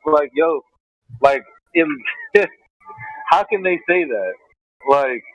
And they've been saying that. I'm just saying. It's it's becoming more clear. They have no empirical evidence whatsoever. They just wrote that out. Yeah, they said that in the article. People won't even read the article. One guy told me that he read the first thing and was like, "That's not true. I can't finish the article." And then another guy was like, "Well, Scientific America is not scientific and it's not American." I was like, "What? Can you address the article?" Nobody will take you head on this article. And that tells a lot. Well, I'm sure I can find someone. So that's what they're down to. It's there's not. So it went from Neil deGrasse Tyson to Bill Nye. Now it's Scientific American. Who are they? I want to know what their excuse would be for this. What are we reading it out of context? What is it? You'd have to ask Kosho or Zanuck if you don't want their religious response. Yeah, I couldn't get Kosho to respond or Zanuck, even though he was in two different rooms at the same time, and he wouldn't answer. So I'm kind of waiting to take this somewhere where somebody can actually take it seriously, because I have yet to find someone to take me head on in this argument. They're just chop blocking, right? They're hitting me below the knees. And then you have to remind them, hey, it requires faith. You don't understand. It requires faith for you to believe this. You keep bringing them back to that. and they won't. Oh well, then you need me. You need me to bring it up then, because like they have a globe religion, and then their second religion is like disagree with anything, like disagree with all words that come out of Witset's mouth.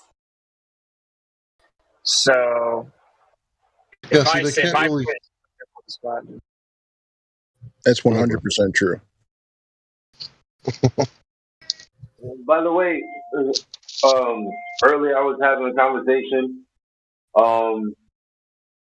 Right now I'm just speaking to some of the closest people that I've connected with in here, and your name was brought up, and I was like, oh hell yeah, duh, I'm definitely gonna speak to Witsit. So whenever you get like some time today, 20-30 minutes, well maybe not today, whenever you're not busy, let's chat it up.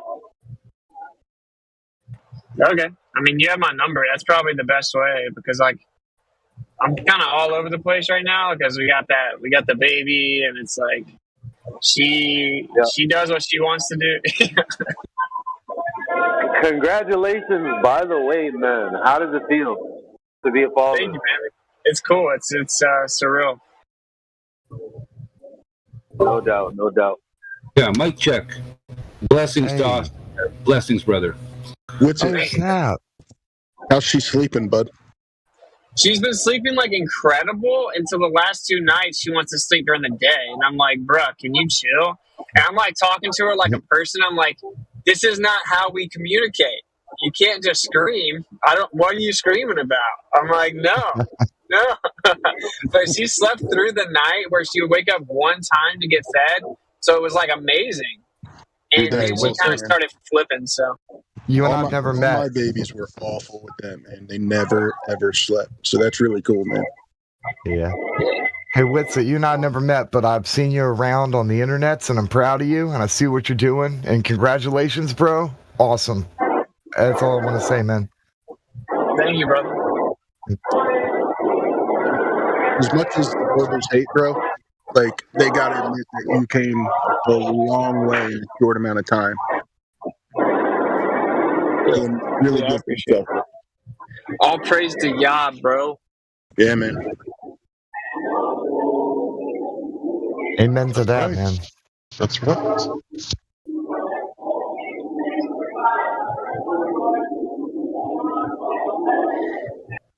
Yeah, so when I brought this article in Pandas, I was in a text chat because I just woke up and I really wasn't ready to debate. I was all foggy. And they were saying, like, yeah, this article's a good thing. It shows us that there's gaps in our knowledge. It's like, yeah, exactly. It's not knowledge. It's not science. So basically what we're going to have to do is we're just going to have to, notice them, right? They've been served, right? You've been served. Now that you have this information, now that you know 95% of the universe is dark matter, dark energy, if you don't question that, there's something wrong with you. Like you have no skepticism in your head at all. There may be something wrong with you. You might be in a cult. What specifically is the article saying? Basically that there's no empirical evidence for these claims that they're making, and that it requires a great deal of faith, which is what I've been saying for like 7 years. The claims that they're making being like the universal distribution. Yeah, the Big Bang cosmology, and dark matter, dark energy, the inflation theory. Like they're saying that there's no empirical evidence for any of this, which we all know cosmology isn't science. Yeah, basically So, everything we've been pointing out, but from like a source. Yeah, cool. So by the basically, way, I don't just so have you to guys say know, anything. I'm supposed to be debating or having a conversation with the Brian Myers dude again Tuesday, I think.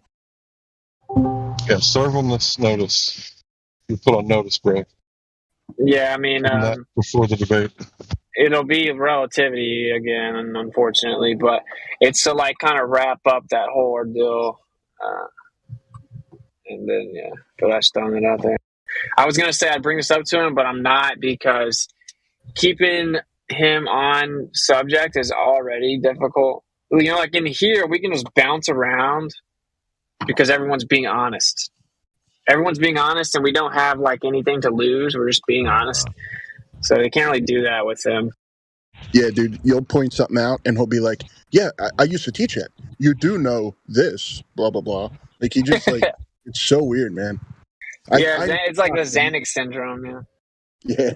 I'm shocked that they keep agreeing to come back and talk with you. Like, it never ends well for them, ever. Well, that goes to show that they legit think that they're winning the exchanges, I guess, right? Last night, I was showing this to a guy and asked him to read it. He refused to read, like, after a few lines down, right? And he was like, you know about dark energy. You're aware of that, right? And I was like, yeah, I'm aware of that. And then he goes, oh, you agree with me then? Then he tried to start saying that I agreed with him that dark energy was real because I was aware that it was a claim. And it was so pathetic. I was like, bro, I did not agree with you. I just acknowledged that it's a claim. And he was like on his knees, like begging me to agree with him almost. I think that's what's so crazy about this spell. It's like, say like someone that doesn't know anything about it, they're watching the vote, they want to believe like the globe model so bad that they see people being super dishonest, they just like seriously through them. You know what I'm saying? So they're like, they hear the mantras of the religion and they're like, yeah, tell him. I mean, like, they don't even step back to think like, you're blatantly diverting away from what he said. They're just like, oh yeah, that sounds good. Okay, what I believe is still true.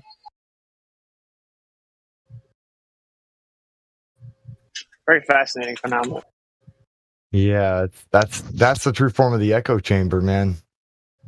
Hey, Larry, did you send me that article in private in the DMs or whatever? I got one from you. I wasn't sure if it was that one, though. Yeah, I think so. If it's the one about Scientific American. Right. I haven't had a chance to read it, but I definitely plan on it. Yeah, it's definitely worth taking a look at because it's basically saying all the stuff that we've been saying for like 7 years. And granted, it doesn't prove a flat Earth. It's not an offensive argument. Sorry, it's not a defensive argument for the flat Earth.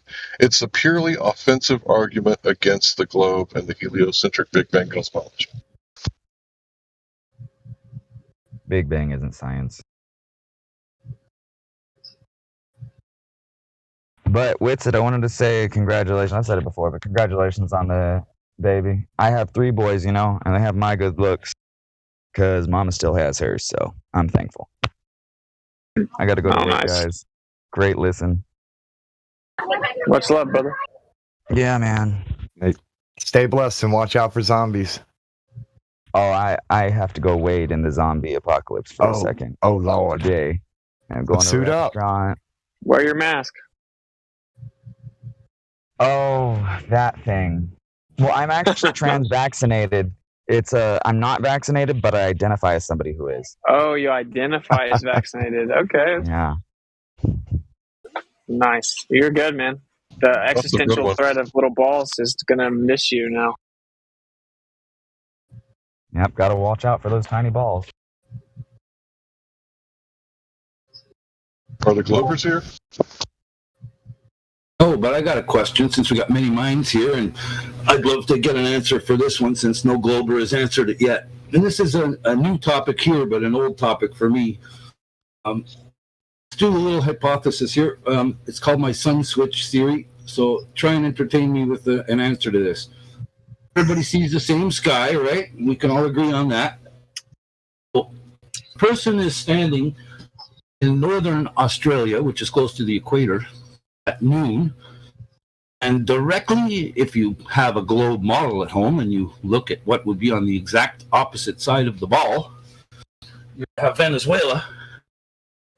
So, assumingly, midnight in Venezuela and noon in northern Australia.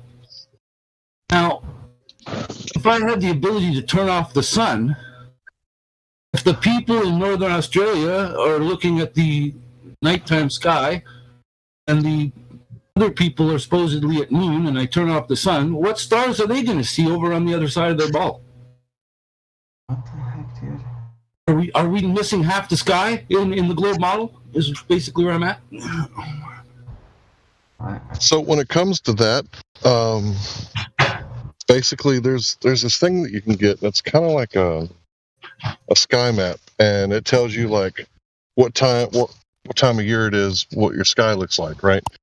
Through the different months. Well, basically, they should be looking at the other stars. And they probably actually are. It's just the sun's out. You can't see it. So as far as that being a problem with their model, I don't really think that it is, in my opinion.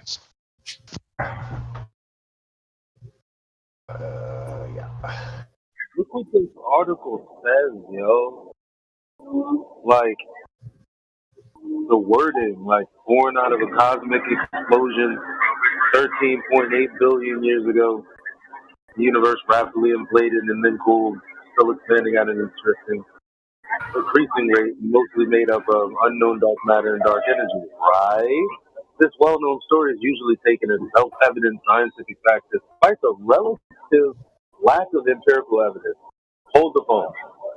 Empirical evidence is what makes sense you have as validation through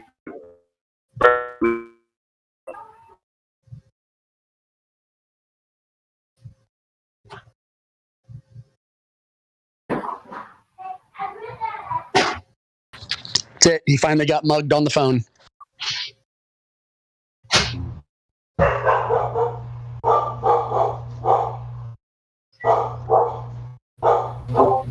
Hot mic. Cold sun. Hot mic. Woof, woof. All right, so basically, again, if I could turn the sun off, there's a whole outer space behind sun that we can't see at the moment. Wow. What? Sorry. What don't you understand about the cosmology of the sky? I'm saying, if you're on one side of the magic ball, I'll tell you. Because we've mapped the sky, the stars above it, we can use devices today to tell us what's behind the sun when the sun's out. The sun will also move and it will reveal that star that was behind the sun. You know this happens, right? I'm saying if a guy is seeing the whole sky... Yeah, all of it, yeah. From his position, which he can't do, yeah. Do people on the different parts of this globe see a different sky? Yeah. Yep. So there's one sky, but we can't always see all of it because you've just got one guy in Northern Australia who can only see that bit of sky and somebody else in Venezuela who can only see that bit of sky. Right? It should be a whole different sky if you're completely on the different opposite side, and it shouldn't be at the horizon. Why? Why? Well, I don't know. You put your little Lego man on the ball, and that's how it works when you're looking straight ahead, unless you're looking above your head. Do you know what constellations are? Yeah, I understand that, but that's not the point. The point is, if you could turn off all the sun completely, everybody on the Earth should see something different on two sides. But it is because the sun is in those constellations, as in that constellation, let's call that fucking one Virgo, is behind the sun. You can't see it, but it's still there, right? Fair enough. Okay, so do you get that then? So I'm not following what you're saying. You're saying there's a hidden sky that we never see that's behind the sun. Hold on, yes we do. You understand? I'm saying in the it's like the moon landing situation, okay? If they're claiming they landed on the moon in a relatively center point, which is again, if you were on the moon, you'd be looking directly above your head to see the Earth. You wouldn't be looking on the horizon like they show the pictures of supposed Earth from the moon. So again, perspective on the globe. If I put two Lego men on my globe at opposite sides on the equator, one guy's in midnight and one guy's at noon. Yeah, but all you're doing is talking about removing the obstruction. But we know what's behind the obstruction. Because, all right, just carry on. That's fine. You just crack on. Right, but go ahead. But I'm just saying that to me, the direction you're looking doesn't add up for me. So let me explain it this way: if you're in Australia, you're still a little muffled. I heard you though. Okay, just muffled. Okay. So if you're in Australia, right, it's noon, right? You're not going to see anything but the sun, right? But the sun and the stars almost moving at the exact same rate, but not quite. 12 hours later, it's going to be midnight, right? And a different set of heavenly bodies will be over your head, right? Well, 6 months later, those two things are going to reverse, except for the sun, right? And 6 months later, like the longhand catching up with the shorthand, right? The sun and the sidereal day is a different time, right? So it's like a clock, right? So you're pointing out what you perceive as a problem for the heliocentric model, but I don't see it as an actual problem. It's not a conflict of a statement that they made somewhere else. That's what you're looking for, right? So when you're dealing with these people, you're looking for fraud, things that aren't true, right? So if they say something over here, but then they say something over there that completely is the opposite of what they said over there, that's what you're looking for. You call that a gotcha, right? You're looking for the fraud. I have a phone call. I'll do that.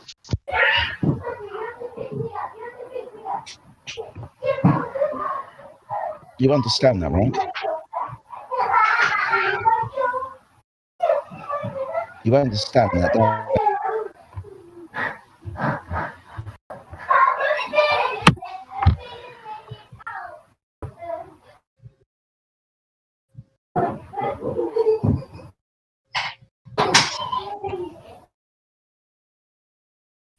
I had to mute that guy. My goodness. That God's rocking. Ball kicker or something. Can I jump in real quick and ask something about the Michelson-Morley experiment?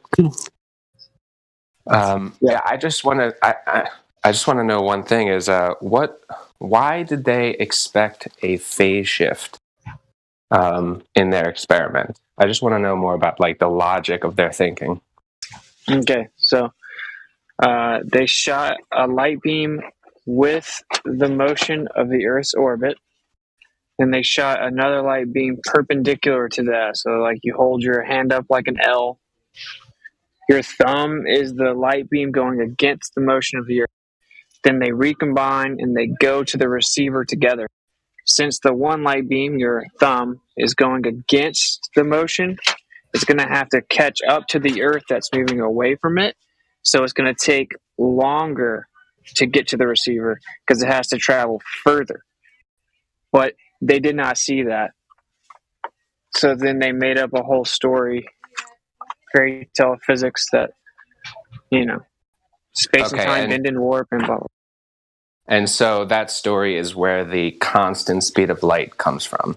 Like, that was the ad hoc explanation. It's like, because I hear you talk about a lot of like bending and warping of space-time to make up for that difference in phase shift. That makes sense. But then I think about the concept of, okay, light is a constant no matter moving reference frames. And I'm thinking, is that just another additional ad hoc explanation to make sense of this no phase shift? The constant speed of light was okay. So, like, the reason they originally did the test was to determine if the speed of light was constant in all directions. That was the actual reason that they did it. But from all of our observations, it seems that at that point they had a reasonable stance that the speed of light is constant. Right? Like, it wasn't just that, is what I'm saying. Like, they did many other things. One of the things they did, which actually debunks the globe, is they shot like light across 2-3 miles through this little wheel that was positioned horizontally, and it had these really fine teeth in it. And then the light would go right through the teeth on both sides, and they would time it. And it's always the same. I have evidence that the speed of light is not constant. But anyway, long story short, that's somewhat insignificant. It's not like the constant speed of light. Like, the people that were trying to argue for the ether, they also just did that, right? They also thought that it showed that the speed of light is constant because of all the other experiments. So. Right. So it doesn't save it. I guess what I'm saying is, just to clarify here, it doesn't save the model if light was variable. It still wouldn't save it because we can test it, right? And it's in the same environment. And when you shoot light with the same medium, the same way, it's always the same speed, quote unquote. So it didn't really make sense for it to be variable to save that problem. Does that make sense? Yeah, so they went into the Michelson-Morley experiment already suspecting that the speed of light was a constant, and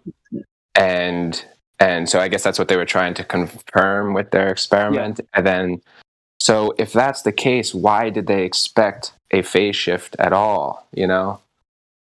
Because if the speed of light is constant, but it has to travel a greater distance, then it's going to take longer, right? So like speed equals distance over time. So if we have speed of light, that's the speed, right? Yeah. So like if it has to travel a greater distance, keeping that same speed, then you have to also increase the time. Yep, that makes sense. Okay. All right, thank you.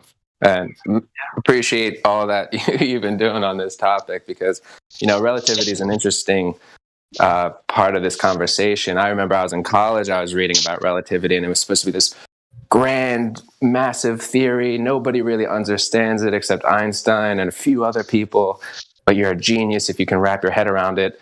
And it's not that crazy hard to wrap your head around the concept. And so you read it, you start to understand it, and you think you're like this smart person or whatever. And it's totally a ditch in the religion where people just fall into it and have this massive respect for this relativity theory. And it's just so awesome to see it just exploded like it should be. One of my philosophies is you listen to the opposite of what they say, right? So if you think about it, right, if you read it and understand it, then you're a genius. Well, the opposite of that is if you don't understand it, you're an idiot, right? Right. The truth of the matter is there's not a human alive, and there never will be, that quote unquote understands relativity, because it is intrinsically contradictory, paradoxical, and convoluted. So you can pretend you understand it, and sure, you can understand what Einstein was trying to say, and most scholars can't do that part, but it's not understandable. Does that make sense? Yeah, I know a lot of people get it says in the article that it's indefensible. Sorry. It became completely understandable after I've listened to these arguments that you've had with several people. It's completely understandable as an ad hoc explanation to save a prior preconception. Like that's now I understand relativity. Like before that, I'm thinking maybe. Yeah. No, yeah. Like before that, I was thinking, it's an authentic attempt to try to understand reality, and they're really just pushing the limits of the human mind. And let me try to follow after them. And whoa, my mind is bending. I remember looking at the moon and thinking, wow, how cool! Space-time is bending, and that's why the moon is falling. But now it's just become so clear what it actually is. It's Einstein and whoever else like rescuing a religion, and then it's like, oh man, now it falls into clear view. Yeah, exactly. Like you can understand it in that way, right? Like you can understand why it was proposed and what's the basics of what it says and stuff like that. But the implications of it become very paradoxical. So it's like, for example, like people think they understand light because they say that it's a particle and a wave. That means that they don't understand light, though, right? Because that's not understandable, because that's intrinsically a contradiction. You see what I'm saying? Yeah. So like, sure, I can understand the words like, oh, sometimes it looks like a wave. Sometimes I think it looks like a particle. Oh, waves are like this. Particles are like this. Yeah. I understand it, but it's not actually understandable, meaning it's incoherent. Yeah. But yeah, I honed in on this because I think it's like the linchpin. Yeah. I've had a lot of flat earthers kind of get triggered that I talk about it so much now, but teach their own, I guess. No, I definitely see it as hugely valuable. It's like it really is the center of the religion. It's the conception of gravity. And if you think of the word gravity and the fact that it's always capitalized and it's a G, it's actually the replacement for the word God in so many ways.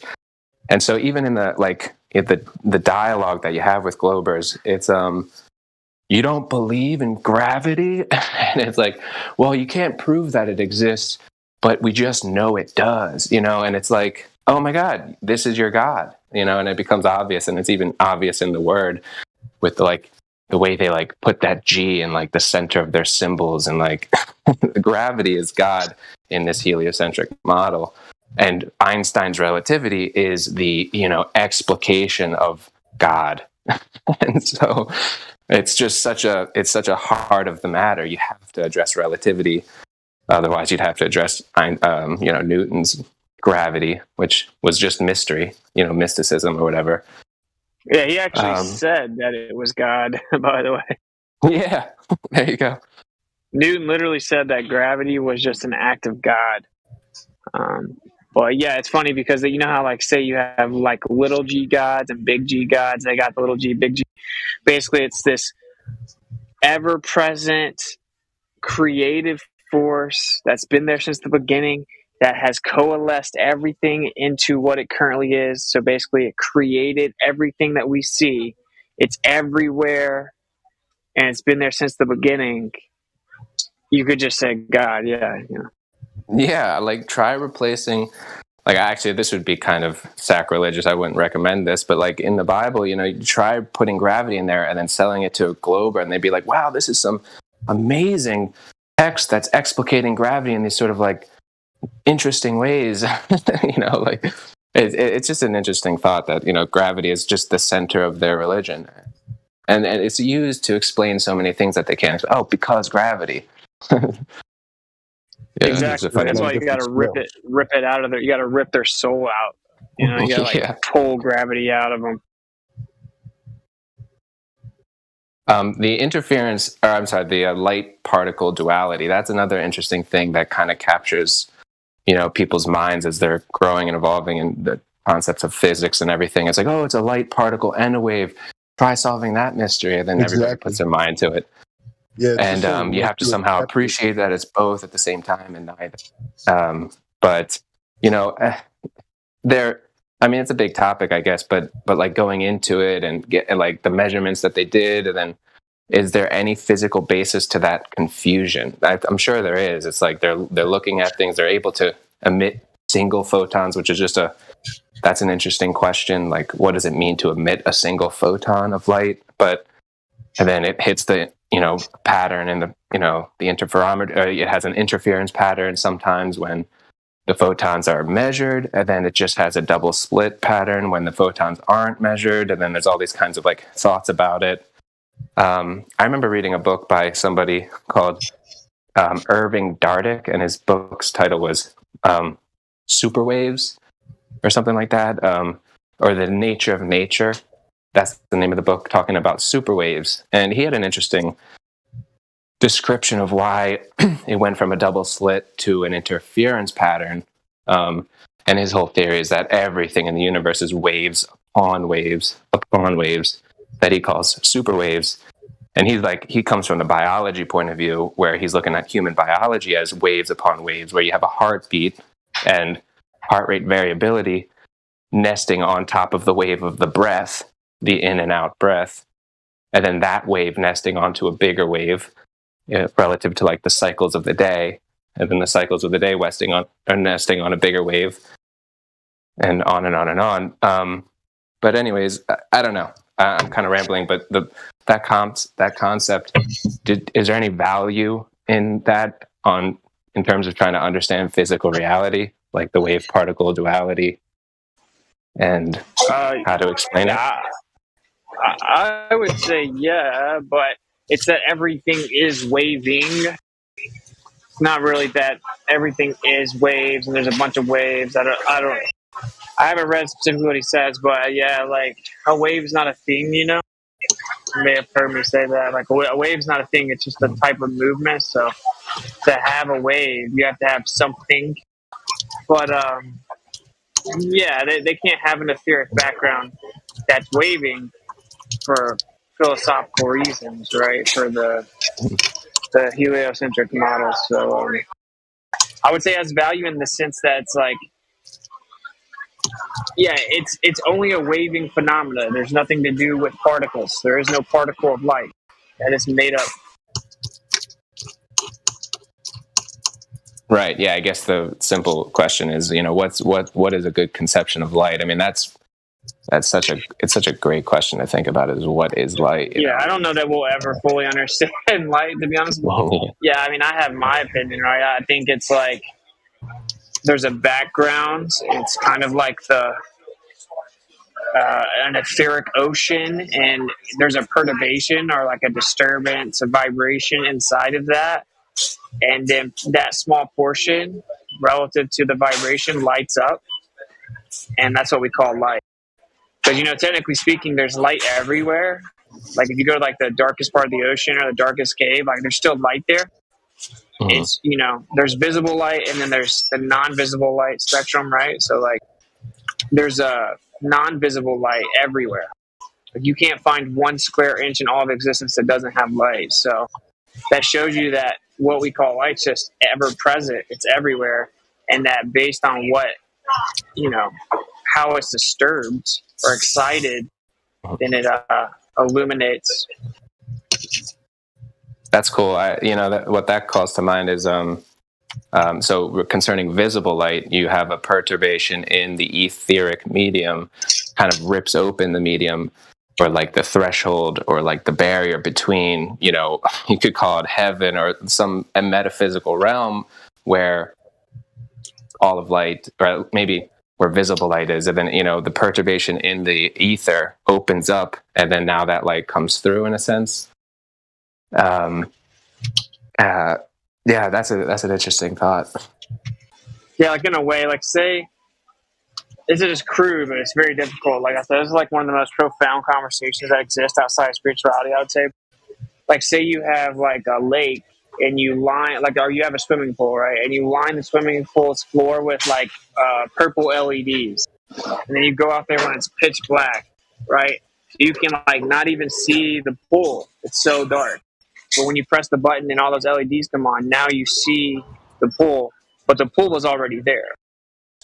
It's not the best analogy because you're actually invoking like lights, and that's what we're talking about. But the point is that you're just seeing what's already there in a different form. Well, it's an actually logically viable position to have. So much of their model, to understand it, requires you to accept contradictions. So I don't know how they even get to that point.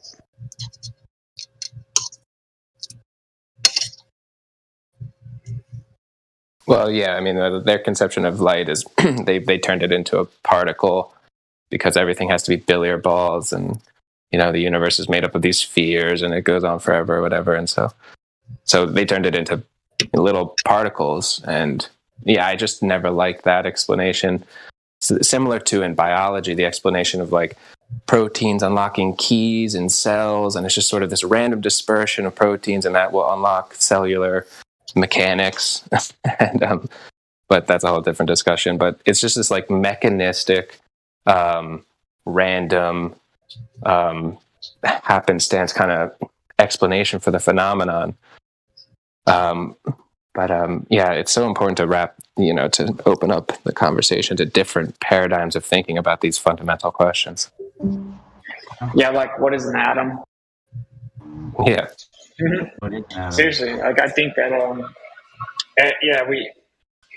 intelligent mind would understand that majority of what we assume to be true on a fundamental level is actually just a depiction within our limited understanding of the time. Anyone that doesn't understand that on a fundamental level is going to run around with their head cut off, pretending they know more than they do.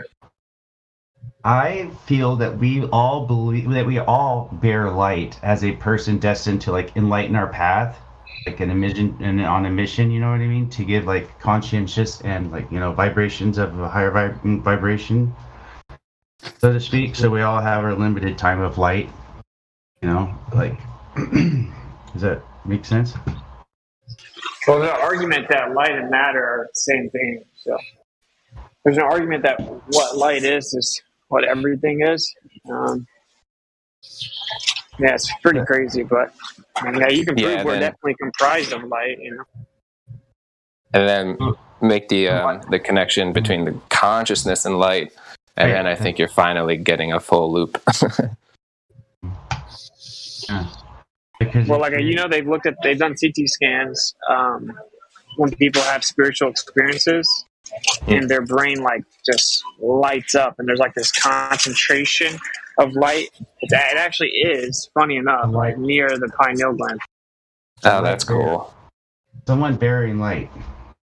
A light bearer. Well, that's the problem I have with particle physics and the photon stuff. They basically deified light. So they basically said that it's sentient and transcends time and all this crazy nonsense where No. Yeah. Yeah, kind of like the Big Bang Theory, and we're monkeys. Yeah, the Well, it's kind quantum of like physics. billions of years, right? It's just like whatever I can say to make it impossible.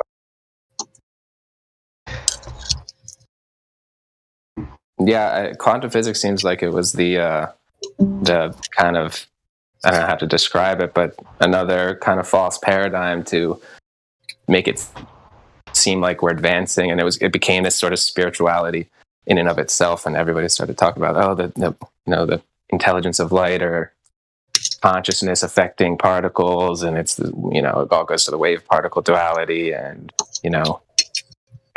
that's another whole paradigm that has to kind of be reviewed. Can you see my logo? Yeah, the torsional field. Yeah. So that's what I think Yeah. an atom looks like as well. Yeah, well, that's probably what the quote shape of the Earth, if you want to give a shape, and then if you go to the human heart, it emits. That's a good question though for science. Is how sure are we that there's a torsional field around the human heart? But there you have it. You have this sort of like nesting of the human being within this realm, and then smaller phenomenon being these kind of torsional fields that wrap around. And it's definitely the torsional field. That's like that's you can meditate on that symbol or on that shape and really come to profound insights about how things work and speculations and everything. Does anybody know the name Dan Winter? He sort of talks a lot about torsional fields, longitudinal waves as opposed to transverse waves, and sort of like this kind of stuff. Does that name ring a bell? When you actually look into it, you'll find that they admit that the atom has like a vortex and a torus. What a coincidence! So are they related, like toroids and like vortex, like mathematics? Well, there is a vortex through the middle of every torus field. Yeah. The reason I'm asking is a little bit off topic, but did you guys ever see that video of the one stick that grows in like, I don't know, South America or something? The guy like puts his stick, it's shaped like a spiral, right? And then he like pours water from a bucket and puts the stick in the middle of it, and the stick actually literally climbs up the spout from the bucket that he's pouring, like the water. It literally climbs all the way up it. Have you guys seen that video? Yeah. Nah. No. That just blew my mind. I don't know. Something seems very weird about it as far as the energy and the math's concerned. But I don't know. I was just saying if anyone knew where that video was. Look into Victor Schauberger. It's a lot of information from that. If you search up Victor Schauberger on YouTube, you can find a documentary on him. And the video is in the video talking about is in the documentary. Victor Schauberger? Yeah, it's an Austrian name, Victor Schauberger. Victor with a K. You can send it to in DMs if you want to, or in live stream voice texts.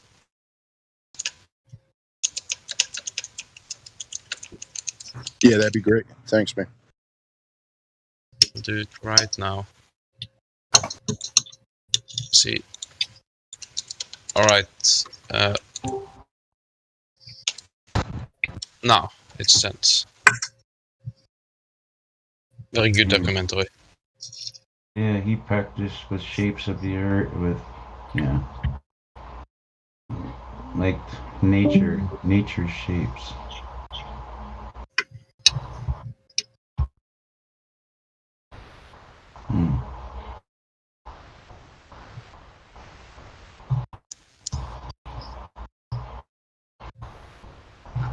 I don't believe the stuff about jet fuel though. Did somebody disprove Yeah, it? let me just ask real quick because I was listening to the conversation. The Leon, is it? Yeah.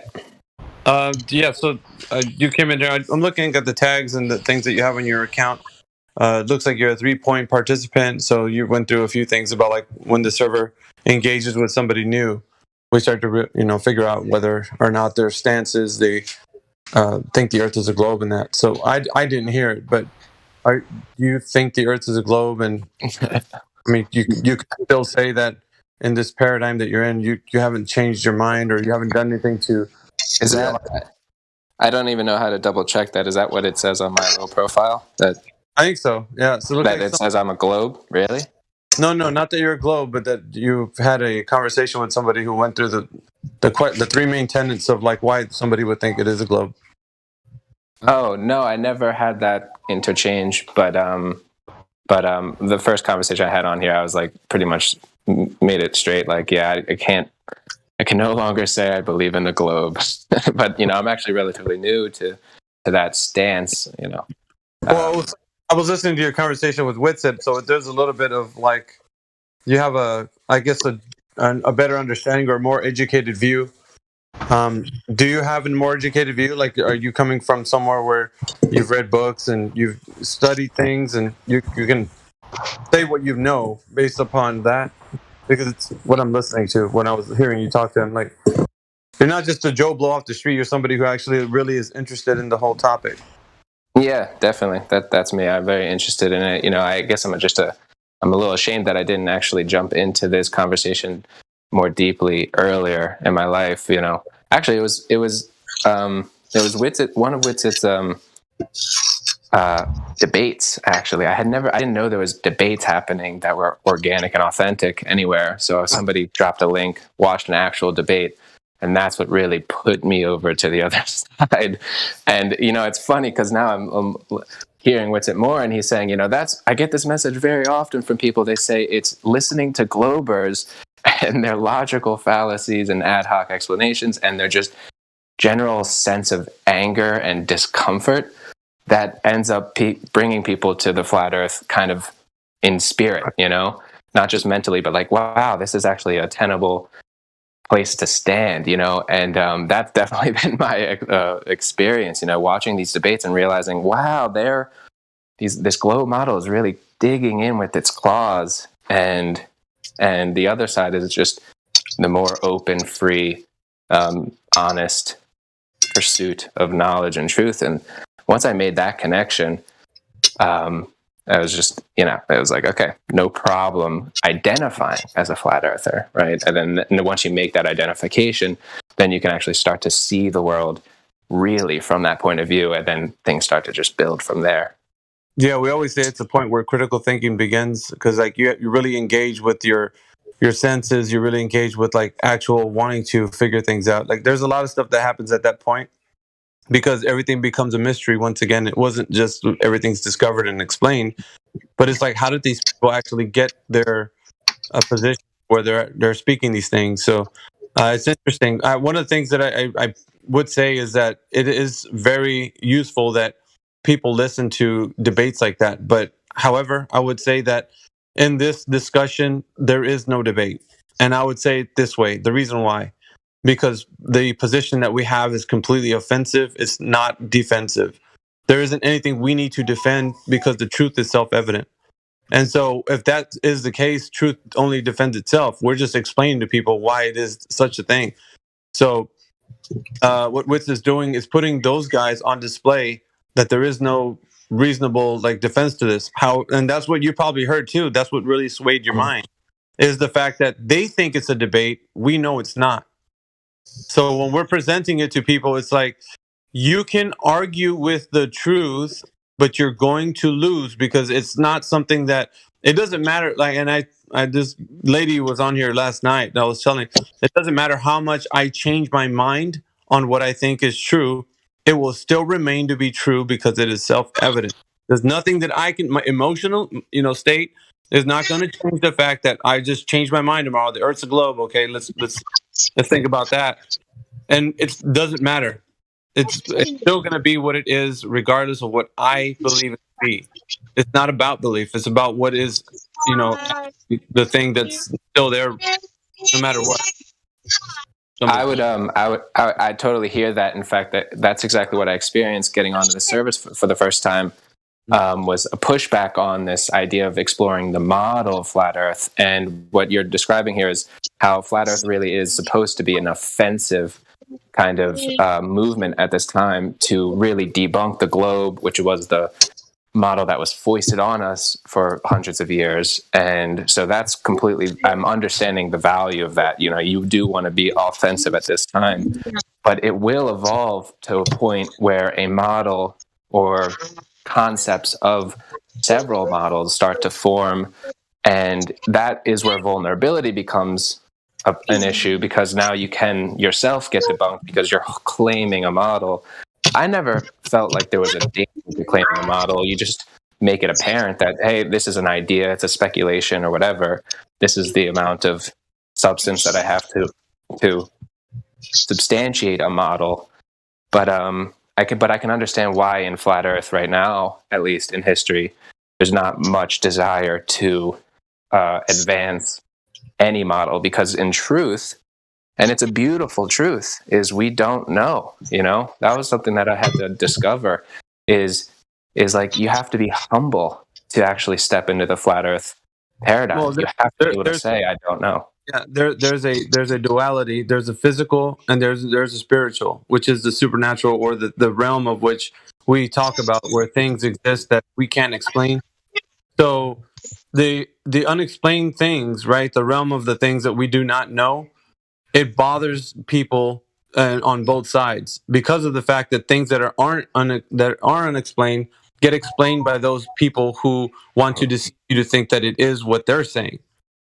So if you follow what I'm saying right now, so people would say, what is the sun? Well, the explanation has been given, isn't it? We already know what it is due to the explanation, but it's not a knowing as in like we can verify this. It's a knowing that like some person thought about an idea, put it down on paper, and now it's propagated throughout the ages. And now people are following this because it's something cool to know. Somebody's got to have. Yeah, please sort that out. Someone mute God Rocking. Fuck's sake. Who's God Rocking? Matik Rushi. All right. So yeah, the sun, which is not explained, gets explained by these people. So what happens is other people start to speak about things that are not able to be explored. And what we have here is we have a division of like people who would say, this guy explained it really well, so I like what he's saying. So I would go with the person who explained the sun very well. I think that's true. Well, it starts to become subjective at that point. And then you have people running around thinking that because truth is truth only in the eyes of the beholder, then there becomes that whatever you claim that thing to be could be the truth, right? So the value that people think it has to talk about the unexplained or the things that we can't explore, it falls moot with the idea that we're speaking of truth. Because if you're somebody who's thinking, I'm going to discover these things that no one else has, and I'm going to figure it out, I think, and I'm gonna dare say it teeters on the verge of pride and arrogance. Because these things where we were put into the system, right? Because I look at it like from this vantage point. If this is a created system and the things that are unexplained are not known, even now. So I think there's a lot of, pride and arrogance inside of a human to think that we can get to a place where we can know these things. And the humility part comes from, you know what? I don't know what that is up there that I'm looking at. I can see the effects. I can do as much as I can here on Earth to understand it from this vantage. But as to what it is, no one can actually pinpoint the exact medium that it's in. And no one can actually say what it actually is made of mechanically. We can't actually talk about its physical properties or metaphysical properties because we don't know. And so the I guess what ensues after that is man's like wanting to know, and then from there stems ideas and different validations of what their explanations are. So it carries like forward that people will always want to know, right? The curious mind. But the things that cannot be or So what do you think about this? that are unattainable will always be falling in the realm of, and that this is the way I view it. But you guys can see it a different way. It's pride and arrogance. And I would say the only reason why I'm saying that is because spiritually, I stand with the biblical context. And I know this rubs people the wrong way, but the biblical context always shows us as people that have been wanting to discover the fingerprint of God or the knowledge of God, right? What is he doing? How is he doing it? I want to discover the things that are not explained, and I want to be the one to figure this out. Well, we look no further than the book of Job, where he was actually explained all these things. God talked to him in a way that sometimes we do, right? When it comes to the truth, God spoke to Job when he was telling him, like, gird your loins. I have some questions for you, and you better answer them. Where were you when I created the foundations of the earth?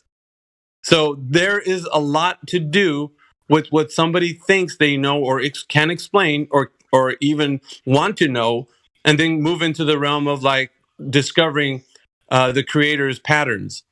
And so we can get so far, okay? We can get only so far with our limited knowledge or our capacity as a creation.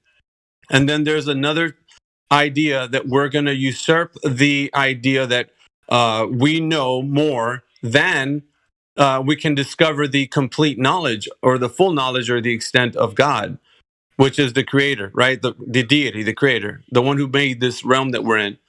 So I think what happens to us in the process is we get enveloped with the idea that it's for the good of humanity that we're doing this.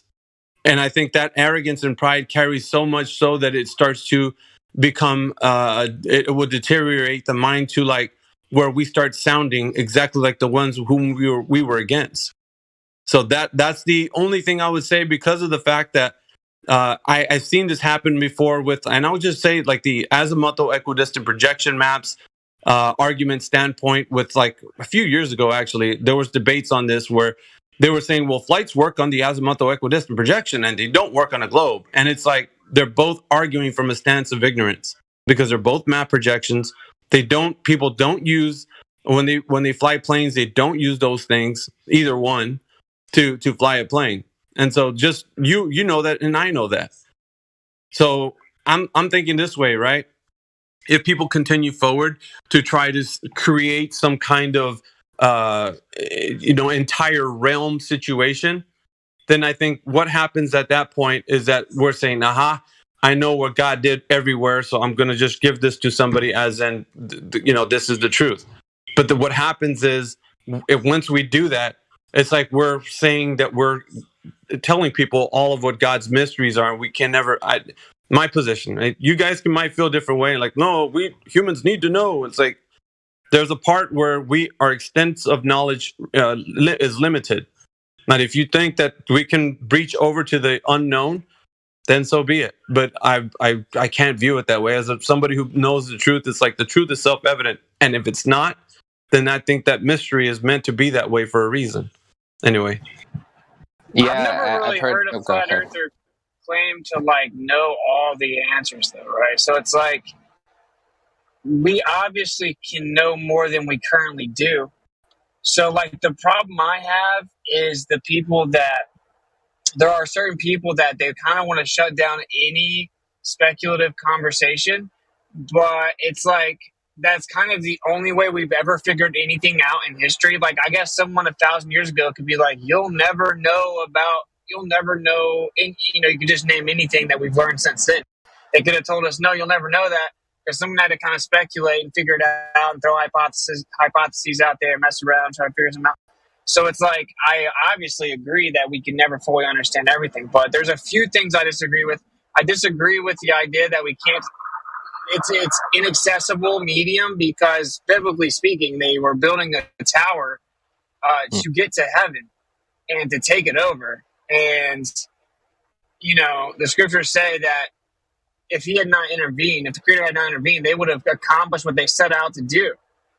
So that pretty clearly states that, technically speaking, it is accessible, right? Not that I would even want to go. Obviously, that was not a good decision on their behalf, and they got punished. But so I would disagree with that. And then I would just say there's like this beautiful middle ground here.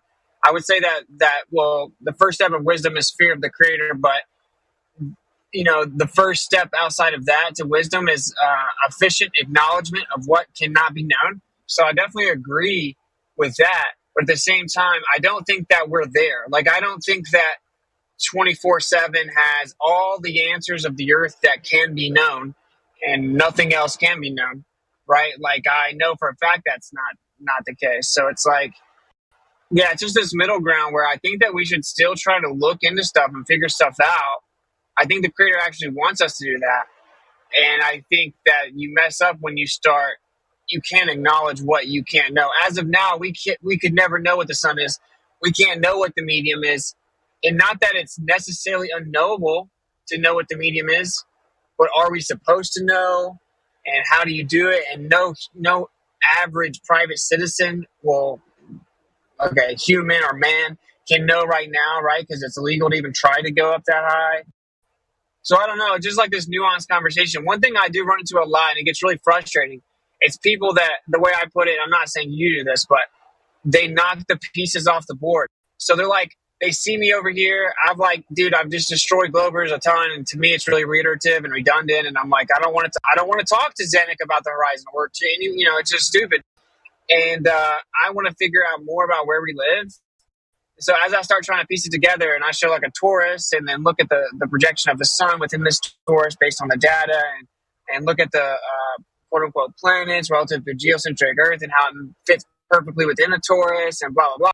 I'm just trying to figure it out. There's an inertial plane in the magnetic field, and it seems like we would live there, and so we can kind of start to build off. If that's the case, then that makes sense with the planet movement, and blah blah blah. And there's so many people that get so triggered that I do that. They're about stuff that you can't prove, or like, I'm like, bro, like, just do you, man. You know what I'm saying? Like, I want to figure out, I just want to piece it together a little better. And I don't think that's going to hurt Flat Earth if we make good strides. I mean, from a debate perspective, we don't have the burden of proof. We're just simply addressing and acknowledging the default position based on all empirical evidence. But I know that was a lot. Basically, all I'm saying is I just think that it's like a nuanced conversation. I don't think that we know all that we can know, and we obviously can't know everything. And so it's not like a binary. It's not really like a binary in our current state. Does that make sense? Yeah, I hear that. Yeah. Well, that's a nice thought, but you always go back to, the fall of man, which is, the knowledge of the good and evil, right? So, and that's what was happening at the transition point from the beginning. It was the knowledge of good and evil, or the knowing, and so the knowing and the not knowing was what took place, and the pride of man, or the fall, was that they wanted to know. And so there was a kind of a lawyer speak throughout the deception, which was, did God really say not to eat of the tree? And so there was a question that was raised. Is it possible that he did not want us to do this thing that he told us not to do? And so it was almost like a rejection of what the standard of, like, no, this is the innocence. You just know what you know, and that's it. It was almost like, I think we can know these things because we can become like God. And so the pride and the arrogance that was there, it's always propagated forward. And so from that point till now, there always has been, high-sounding nonsense, or as the biblical standard would put it. But like the idea that what he's put forward was something to even be discussed, as in like the unknown things. So the unknown. How do you determine what's the unknown things? That's what I'm saying. Basically, like with this state of mind, you're basically condemning Enoch when he went around and wanted to know all the answers.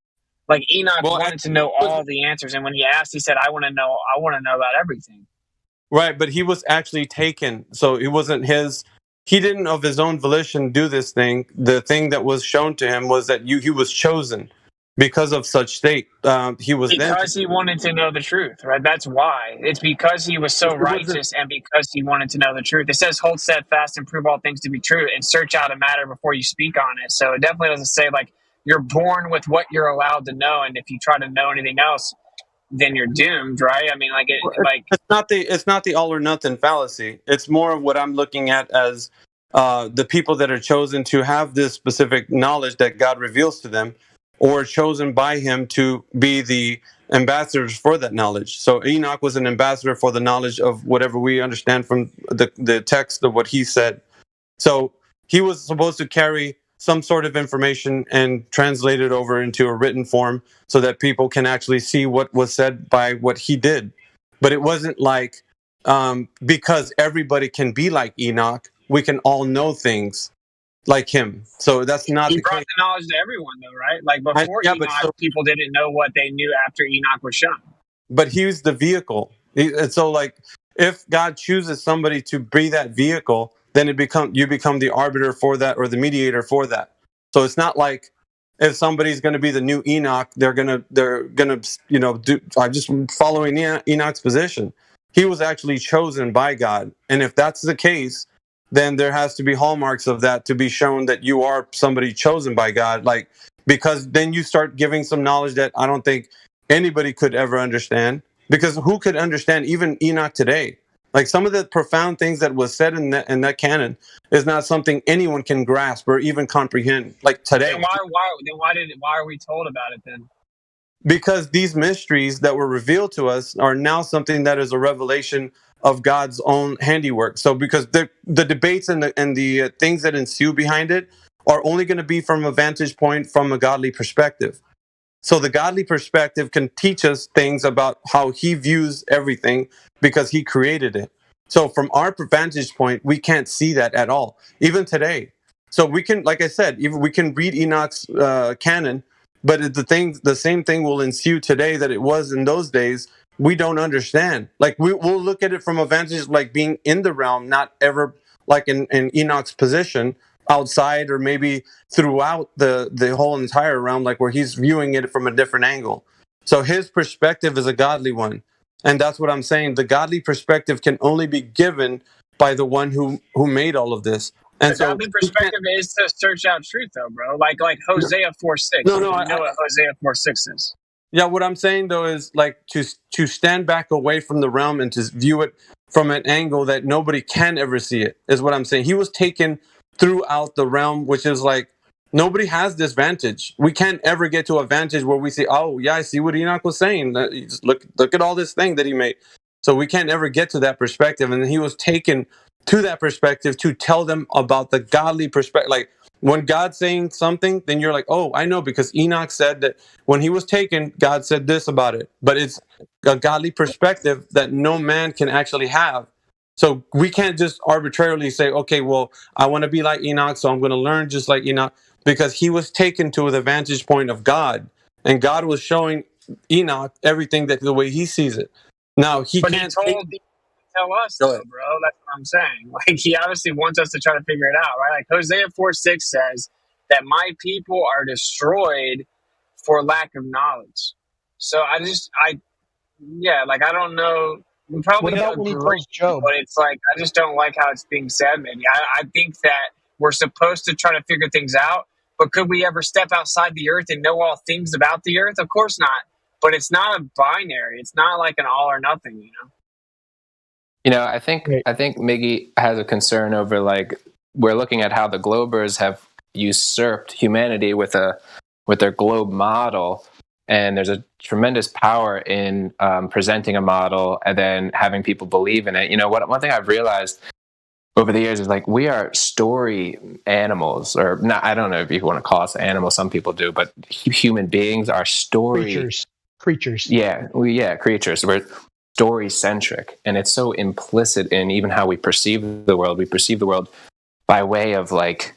Well, in phenomenology, it's called intentionality. You have to be able to do something with the objects in order to even like perceive them, literally. But we see the world through story, and so this idea that you can go without a model of something doesn't really even like makes sense to me, because perception is a model. We're mapping a model onto quote unquote reality using our story making knowledge structure that's kind of given to us either by culture or genetics or whatever. But that there's a tremendous power in this model making capacity. You're telling a story, and people in their blood need to see the world through story, and so they adopt a story, and you can control people by giving a false story. But so it would be foolish for us to jump into that, right? Like I agree with Miggy that it would be stupid when flat earthers start pushing models as if they know it's true, when in fact it's pretty clearly not true, and it's actually a detriment to flat earth. But I just think it's a middle ground here where you're still supposed to try to figure it out. I'm not trying to interrupt you. Sorry, go ahead. Yeah, no, exactly. And there is a middle ground. And, even disproving the globe model, showing that, we don't know this, the sun isn't 93 million miles away. Okay, that presentation, that you think it's debunking an old model, and it is, but it's also building a new model implicitly. So when you debunk an old model, you open up space, and it is model making, even to discredit and show the falsity of an old model. Yeah, it's could I chime in a moment? Yeah, go ahead, man. Okay, I was going to say, I've gone the last, I would say, 3.5, 4 solid years, no model in my mind for the Earth, no model at all. And it took me some self-training to start thinking along those lines. I do not need a model to understand life or pursue truth. In fact, for me, I have infinite pathways of thought that I can go down, because I have no preconception about what we live on. But I mean, you have a perception. He told us descriptions of what he made, right? Like, if he didn't want us to have any idea of it, like, why would he tell us he drew a circle in the face of the deep and stretched a firmament over top of us, separating waters? It's he gave us something. I got an answer for that. That's a vague description, though. Well, who inherits this earth, though? Sorry, what I would say from that stance, I would say if given any instructions knowledge that we can obtain, I would think that he would want us to take his word on it, as in, you have to trust God. And we do believe him in his word in every instance. And it's not just of what he said there, but in other cases of what he's done for us, and, our sinful nature and just other things, right? So if you believe that there's a vantage point which you can't see, I've taken one of the people that I've chosen to come here, and I'm giving this to you as in, this is what my vantage, what nobody can see, but what I'm telling Enoch that he's going to tell you guys as a mediator, or what it is, then trust me. So if we say that, well, okay, I trust that Enoch is saying this, but now I want to be in that vantage point where I can discover things like him, I think that's the part where he's like, okay, now you're not trusting me. You're not believing what I just gave my person that I chose. You're wanting to be like him, and I chose Enoch. You're saying we can't understand Enoch, though. Like, no, I'm saying Enoch. I want to understand what Enoch said. No, what I'm saying is to the vantage point of where Enoch was seeing things, we can't understand it. But listening to what is said, we just trust that Enoch was taken and he was shown these things, and that's what it is that God said that it is. So, in other words, it's like, okay, on my side, I can't verify what Enoch said, but I can trust God on his word, or what he said, that he gave Enoch the vision and understanding. So I might not be able to have the full understanding of what is going on here with the entire realm, but according to God, this is what Enoch saw, so I'm going to go with that. But not to the extent of saying that I can verify it, because that's the part where when it comes to me, and somebody says, hey, okay, you believe in what Enoch is saying? How are you going to verify the stars are the point source for electricity when lightning happens? Because you can die. Yeah, that's the only way. That's the only way you'll know all that. Because Enoch, he showed Enoch. Enoch didn't figure it out. He showed Enoch, and when he was talking to Job, he only showed Job to a point in order to show him that Job can't know everything. Yeah, for sure. Verification's off the table, right? Like, there's no doubt about that. But it's like I can't jive with the idea that he showed Enoch all this stuff, and then Enoch was told to come relay the information to us just to confuse us, just to show us like things that we could never understand. I think maybe it's like an outline of the most he's allowed us to maybe understand, you know, but like we're still supposed to try to understand it. At least in my opinion. I don't know why else he would even do it. In the context of prophetical writing, it would be contextual to that. The purpose of them writing all that wasn't to tell you about the earth. It was to teach you. It was to teach you, how to live and a moral lesson. Well, I guess, but I mean, Enoch's real, like, yeah, Job for sure, right? But Enoch is like telling you that there are portals for the sun, and I mean, it's like super descriptive, explaining what happens outside the earth. I don't think that we could ever fully understand it. In fact, I mean, we all know that you couldn't, but I still think that, I don't know, in my opinion, I just think that we're supposed to kind of understand some of it, or he wouldn't have really pointed it out. Like, why would he do that? I mean, I think that because of this, right, we have the age of deception, which is like we have so many people coming in with whatever ideas they're going to be about God's creation. And so he's given us kind of a staple, right? We know not where to deviate from because we know basically from our vantage point, from the physical and then from the spiritual, we have both sides covered. We can say that we can't verify the unknown here to thwart the efforts of deception. On top of that, we have God's perspective, which is this is what my actual creation is from Enoch's position. But so much so that we don't have to feel like it needs to be discovered because he's giving that information to us. Even if we don't understand it, it's like, here it is. You don't have to know what I'm saying as in like discovering the ins and outs of what the portals are about. But know that when Enoch is saying this, that is something that is true. But although, like I said, we can't verify it, though it's his vantage point to thwart the efforts of deception in future instances. So people are going to be saying things about the cosmology that we live in because they can say things about the cosmology that we live in. So in order for us to have a baseline, we're going to have to know two things, physical and spiritual. We're going to have to know, is this possible in physical reality? Can we verify this? Because the things that we know here are able to be verified. And so there's a standard, right? And on the spiritual side, people aren't going to be able to tell you about what's out there, black holes and quasars and all that kind of stuff, because God already gave you his vantage of what the realm is. So it's locked down. It's already like, the efforts for deception are thwarted by what God has given us as far as like the intellectual side of things and also the spiritual side of things. So we're equipped with the knowledge that it's not what someone else is saying about it. It's what he said about it. And it's what we can verify as people here on earth. So we have a defense. I'm just arguing against the notion that like we can never understand what Enoch said.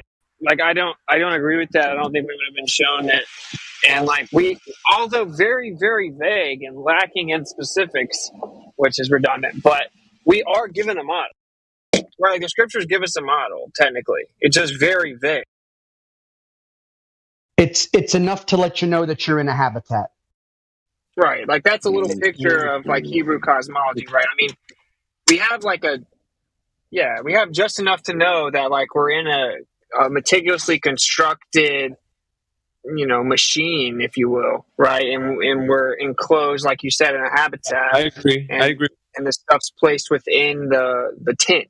Right, and couldn't we ever understand what exactly is inside that tent? And is it super fluid? No, we could never understand it. But, we still do have like a foundation. I think that, this is my personal opinion, that he wants us to pursue the truth about what he created because it's so incredible that you'll never figure it out. But the more that you figure out, the more it points to him. And he wants you to do that. And like how when you really reread it, it's like, oh, actually, we're surrounded in water, and he hovered over the waters, and the land was just came out of the water. We're surrounded by water everywhere, heavenly water as far as you can imagine, water below you. Everything is water, and we just have some land. People call it the earth, popping out of water. And like when you really wrap your mind around that, you're like, wow, dude, like that makes it even more magnificent, right? In a perspective of creation. So that's kind of how I view it. I don't look at it like, Hey, Witsit, do you mind if I modify your statement just slightly and see if you agree with me? I think some people are meant to search for the truth for knowledge about creation. I absolutely agree with you on that. But I tend to look at it as gifts and men. Different people are meant for different things.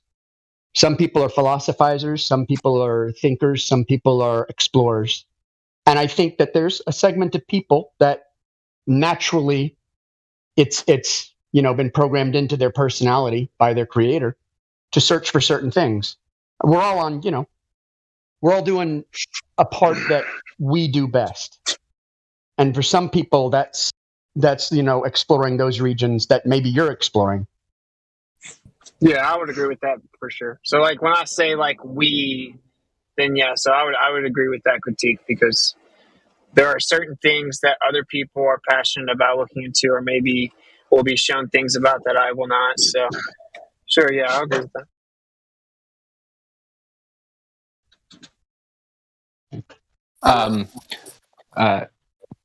The Bible is something that I haven't really, like, I would say kind of take it. I guess I put my feet into the flat earth, but then to put my feet into like the scripture. I guess my upbringing and even stuff that I like to listen to on my own, I like to take a kind of psychological interpretation of the Bible. Do you know what that might mean, and what's your take on that kind of approach to scripture? What do you mean by psychological? I think you mean metaphorical interpretation of a lot of the Bible. I know there will be different opinions on this, but a lot of people confuse literal with literarily, right? Yeah. And so the Bible I always take as literarily true, in that it means exactly what it says. All right. Yeah. A lot of our modern context, a lot of times we're trying to look at it through eisegesis and cognitive bias of a modern context, and so we miss a lot of stuff in what it's actually saying. Okay. I don't think it's a mystery religion book, though. No, but what I was isolating was what the gentleman meant by when he said a psychological view of the Bible, because you can take the Bible, let's say, many levels. All right, you can take it at strictly what it says. You can look deeper and talk about, say, that maybe a metaphorical message here or an analogy. Yes. You can take it deeper, and is that what the gentleman's getting at? And has he used the correct word? Is what I'm trying to figure out. Right. I think he did use the word right. Well, out of fear of going into like New Ageism, there's for instance, like, the name of God is I am that I am, or tell them that my name is I am. And you can interpret that as, well, I have the words I am, like I am walking, I am looking at the trees. Are you not invoking the name of God right there? That's not all that he said. He didn't just say I am. He says I am that I am, right? Yeah. Right. Yeah. Let's stop there for a second and understand it grammatically. You cannot say I am walking. What you are actually doing is walking. You're not am walking. To say you are walking means that your being itself is walking.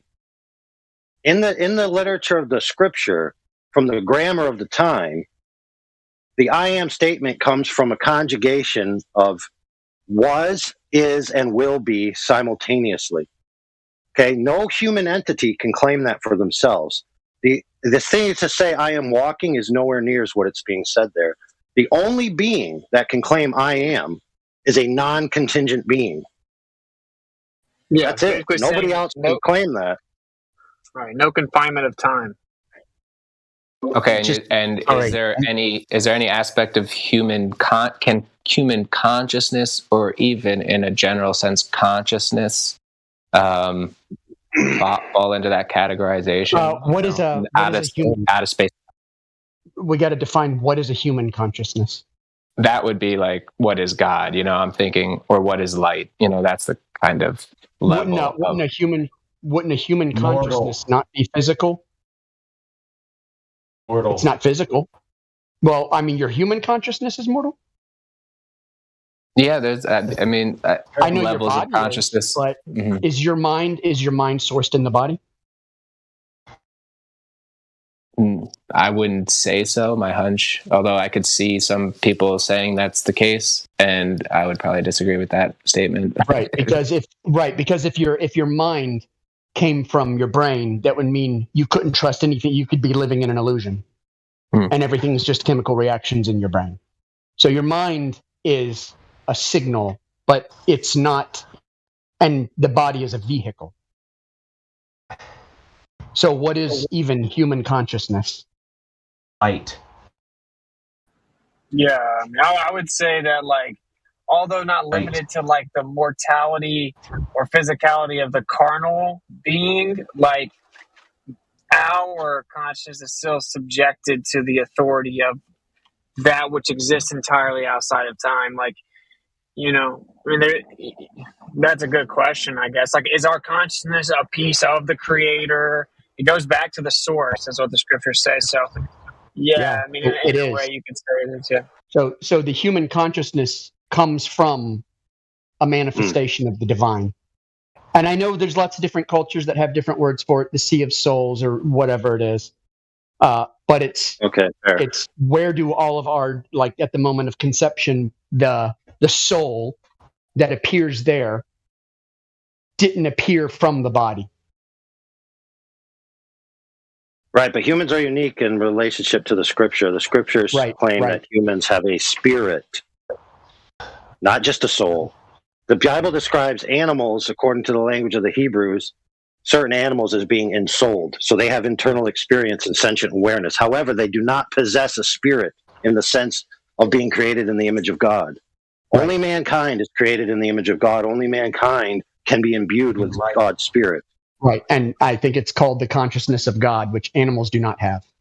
Okay, can I jump in? And so, created in the image of God. Okay, what do you think that means? Not literal. That is literarily true, but not literally true, because God does not have a body. I mean, God is... what is God? Light. Light. The light. Well, I can give you from the scripture. From the scripture, it says that God is invisible, while simultaneously it says that Jesus is the expressed image of his person. So Jesus being the direct image of God, 100%, one for one, and God being invisible, then it can't be the case that we're created in the image of God in a physical sense. It's a spiritual. It's a spiritual expression. In human form, you're saying. So if God makes all these little slivers of divinity that will become human spirits, whatever, I don't know the mechanism, and I don't know the story behind that curtain, then all of that is in the image of God. You know, one way I've kind of thought about it is just turn the word image, make it imagination. Light. You have to have light. Everything has to have light. Everything does. What is this light thing? You have to have light for perception. You have to have light to bear, to give to others. You have to have light to see. You don't have any light. You have nothing. No perception. That's false. Helen Keller would beg to disagree with you. I agree. So your statement is false on its face. So I would consider you to rethink it. It's sort of like when you hear people say God, life, light, mind. Yeah, it's kind of like synonyms, you know? That why do they use? Yeah, that's more of. I mean, honestly, I'm not too familiar with the Bible word for word and all that. So I guess I just kind of assumed God is light. It was somehow maybe in the Bible. I don't know. No, it is. It is. Okay. But you have to understand the way transitive properties work. So, for example, God being light doesn't mean light is God. For example, God having a mind doesn't mean mind is God. Sometimes things flow in one direction entropically. So Christians or any specific theism would agree with you that mind is eternal. They would not necessarily agree with you that human minds are eternal. They would say mind, consciousness, spirit is eternal, and they would attribute it to an external agent being defined as some sort of theistic entity. Or being defined as I am that I am. Right, which would be the title. Which would be the title that an entity that possessed those qualities would name itself, because it's the only name that does it justice. There's no other name that could do it justice. It simply is. So when you say, what's your name, what's your essence, what is you, it can only reply, I just am, dude.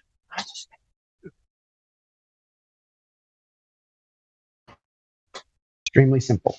I think the image is not anything regarding the flesh suit that we're wearing. It's just the specific intention of making us capable of having dominion over all the beasts of the field and being able to communicate with our very creator and have the ability to actually have conversations that we have right now. No animals will ever have these conversations that we have. Yeah, well, another interesting thing on this is in the Bible, there's let us make man in our image. And so there's that plural terminology. And then there's God, or man is made in the image of God. I don't know if that sentence structure is in the Bible or if that's just something that's said. But yeah. It basically means that we are not animals. You know, we have been given a spirit. We have been given abilities that are just, you know, a pure essence from the creator.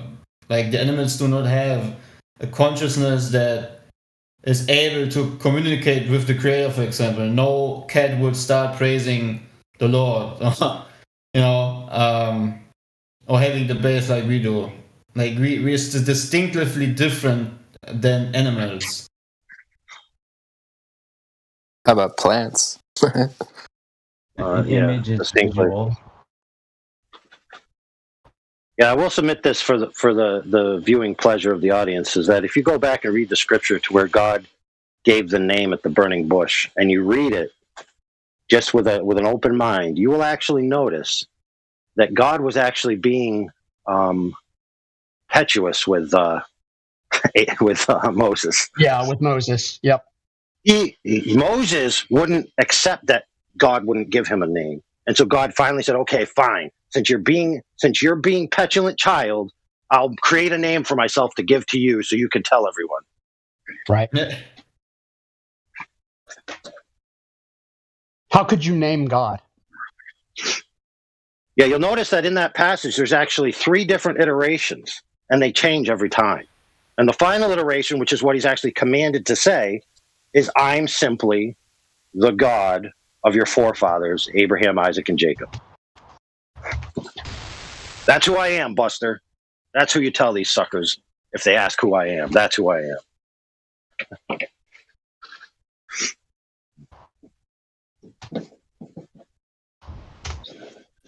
Well, here's another interesting 2 passages. You know, it said that, you know, with God, all things are possible. And then you have all things are possible to him who believes. And it's sort of, so that's why I use the word a psychological interpretation, because here the term belief, you know, you're talking now about subjective, right, something pertaining to the subject. And now we're talking about all things are possible to him who believes. And then, you know, it's almost invoking a godlike. Right. Well, that's the split. Quality. That's the split that happened. That's the split that happened with the Gnostics. Right. Okay. It's also the New Age philosophy. So here's the 2 things. You have subjective idealism. You have objective idealism. So subjective idealism is essentially Buddhistic, monistic, etc., where God is a part of the creation and the creation is part of God and it's cyclical. Versus objective, which means God is an external agent to his creation. He's not part of his creation. He doesn't rely on his creation. It's not a cycle. God exists, simply is. He then creates creation separately from himself. So these are entirely 2 different schools of thought. He makes. I'm sorry. Go ahead. I was just going to say, one school of thought fits with a certain group of religions in the world. The other school of thought fits with another group of religions in the world. But they are 2 distinct, different things. I would like to think that maybe on some level these two really are becoming, or they become one in the sense that they're not exclusionary.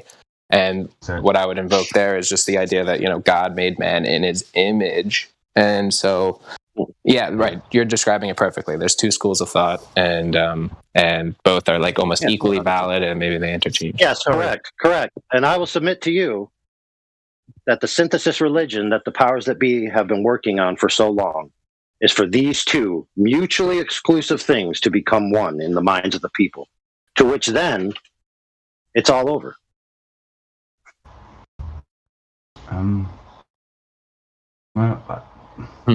Now, if you doubt me on this, go back and look at the history of heliocentrism.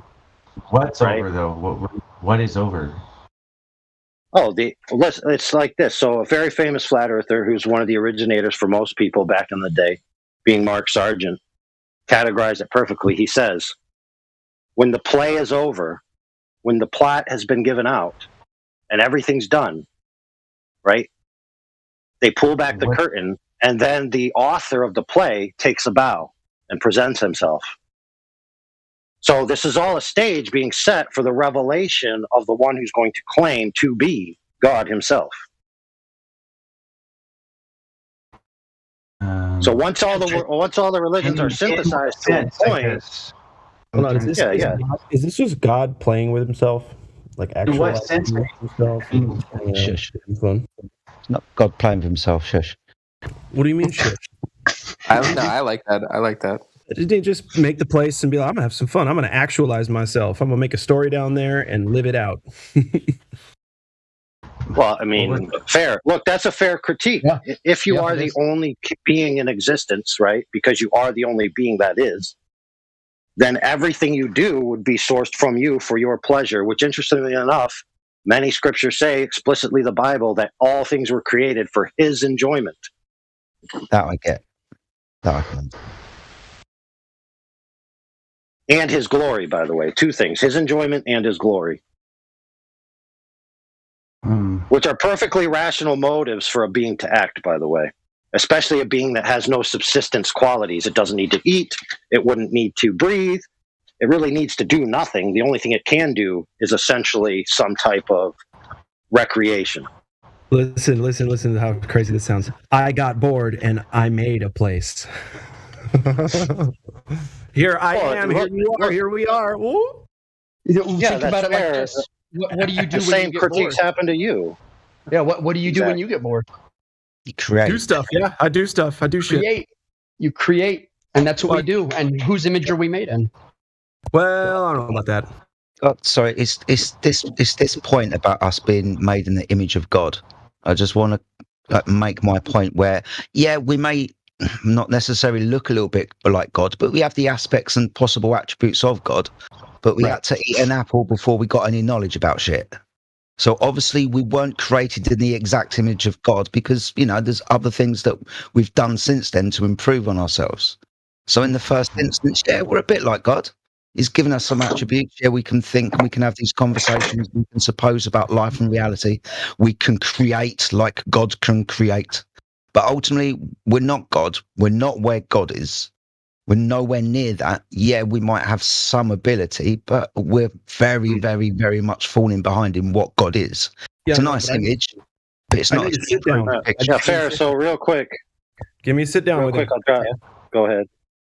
That's all. I just want to have a chat with the image could be just, well, his image was of us, meaning how he pictured us, so to speak. Not necessarily in his image, but his image, meaning image. Yeah, that's fine, but you got to decide. You got to decide how you're going to interpret. Are you going to interpret based on what the scripture says? If you say to yourself, all right, I'm going to interpret the scripture based on what the scripture says versus I'm going to interpret the scripture based on my thoughts and feelings. Either are fine. You just have to decide which you're doing.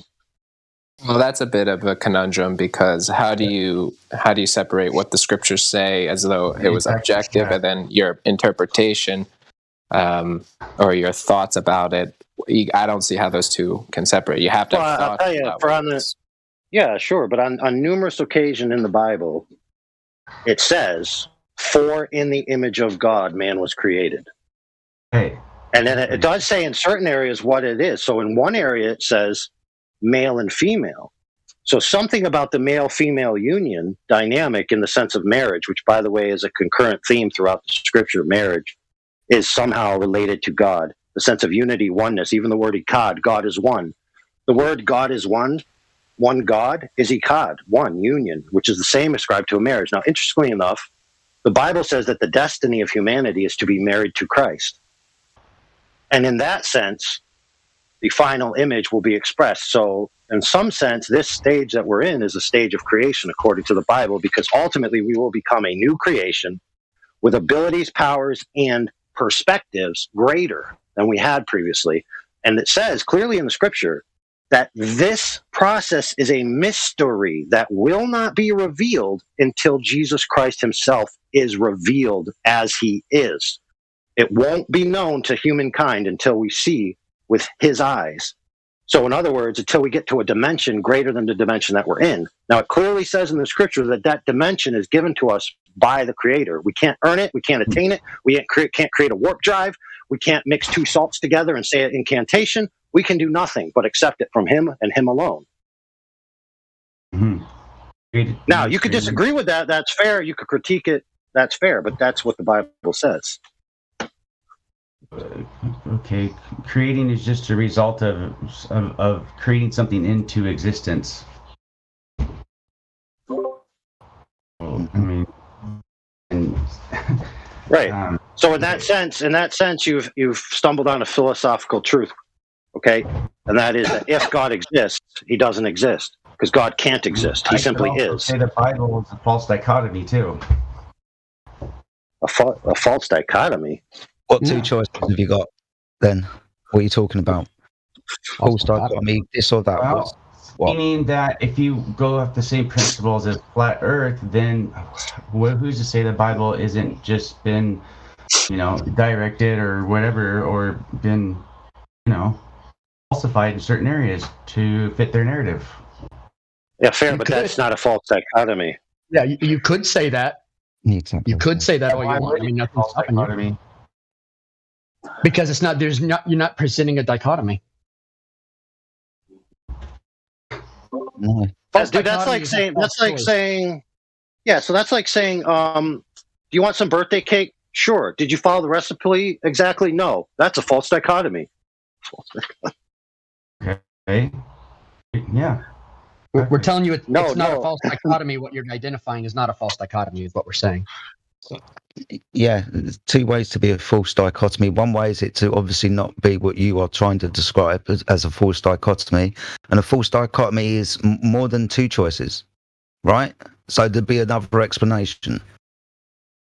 If either one of the choices got to be wrong, there's got to be a third choice, or I don't think you're understanding what you're saying. I just gave you another option. Repeat it for me again. What are the three options now? So there is no proof, or can you not prove that the Bible is in fact true? Well, hold on. What do we mean true? Do we mean historically true or true as a spiritual? I mean, as in true. Well, right. Historically, I can prove it's true. Historically, I can definitely prove it's true.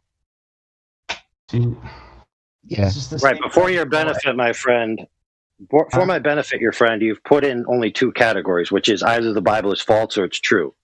Yeah. So you can't have a myriad of solutions to it being false in one category and then claim it's a false dichotomy. It still ends up just being it's either true or it isn't. You have the collective. Sorry, I want to get this right. That is a dichotomy. You got two choices. It is either this or that, right? That's a dichotomy. Yeah.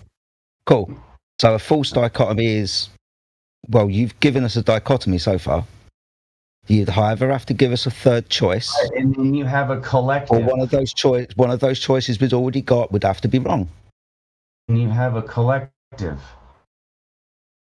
Collective what? So they're both true. But it's both true and not true. It's a collective combined, both of them. And hence we have the new synthesis paradigm religion of both A and not A exist simultaneously at the same time in the same sense, because I feel it so. Okay, so I do get what he's saying then. And what are you talking about, mate? Do you understand how that isn't a false dichotomy? You've just given us a dichotomy. It was a pretty good one. It's either true or it's not true. But then you've turned around and says it's both. It's true and not true at the same time. Yeah, exactly. The false pretense and the false of the, you know. Hold on. How can true not be true? Exactly. That's what I'm saying. But I think there's a middle ground here, which is you have a body of text. Some things in it are true. Some things in it are false. Therefore, it's not all true. It is true in some senses and not true in others. And that way, if you just present it, it's all true or it's all false, that would be a false dichotomy. This is the only resolution I could see logically to his claim. That's true enough now until it's not true later.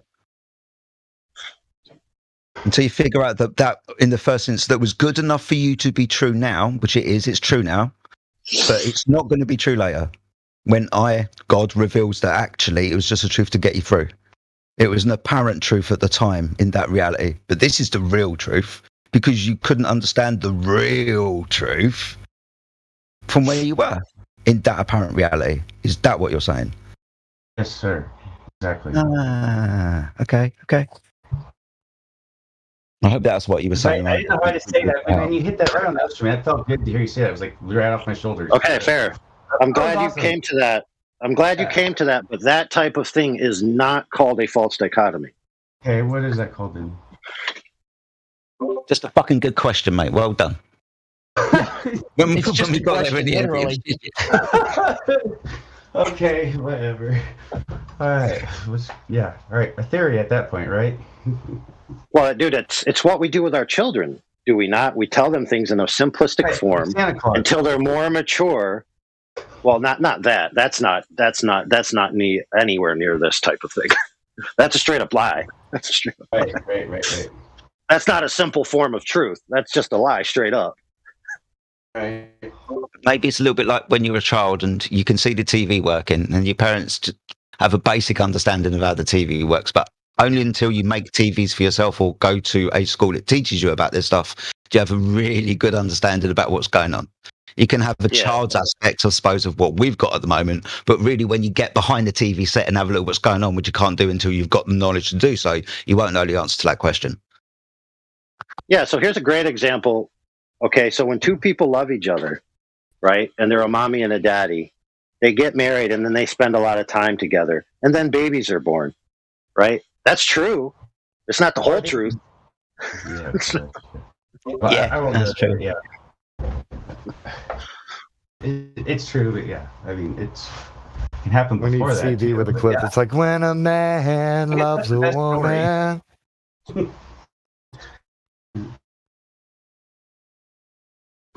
Sorry about earlier. I didn't mean to jump on you and stuff, but when people say words that I personally don't think they necessarily know what they mean, and then go on to start stating it, I'm starting to get confused because maybe you mean something else. I've got to ask you a question about it, buddy, and I've got a bit of a forthright way of doing so. I am sorry. Are you speaking to me? Yes, more than likely, yeah. Yeah, no need for apology. That's all. Thank you. That's all good. If my feelings get hurt, you'll probably hear me cry. We got the crew right on a wonderful Saturday. Everybody's hanging out. We got a few people that are in here. We got Little G. Who else is in here that's new? Where's Top G? Top G. Didn't he get? I don't know. I think he got knocked down a peg or two lately. Yeah, he got knocked down. Speaking of, yeah, he was arrested. Well, he also is on record saying that it's okay to use violence against people who disagree with your religion. And to that, I would say, Beta. Okay.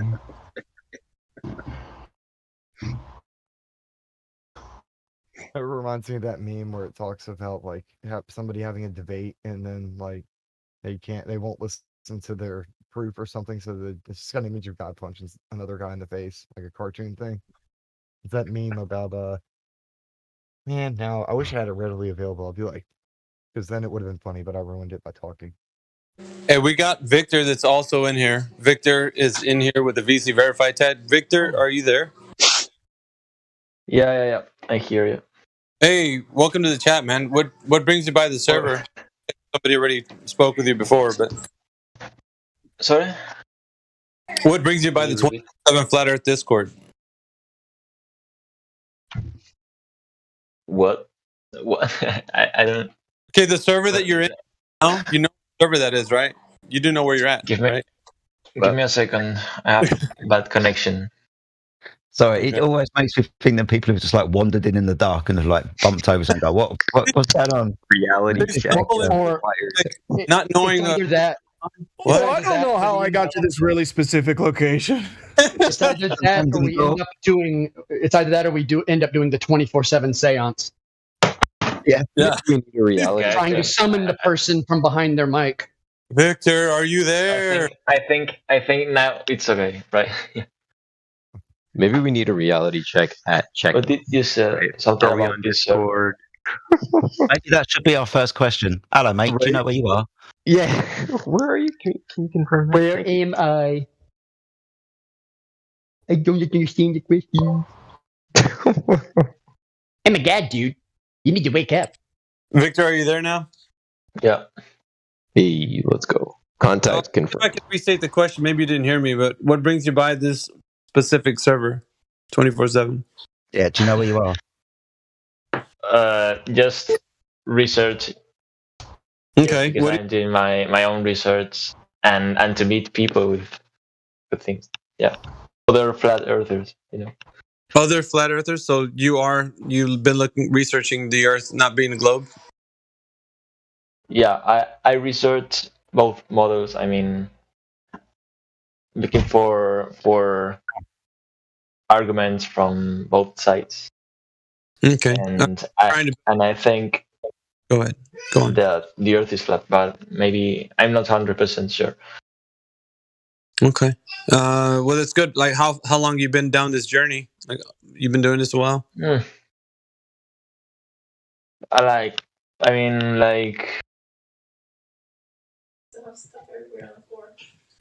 2 years. No, but a little bit less. But yeah, could say 2 years. Okay. And what is your stance from like where you are right now? Because you say you're not 100% sure, which is for 2 years being here. Like, I would be kind of odd for me to think that I'm following something that I'm not sure of.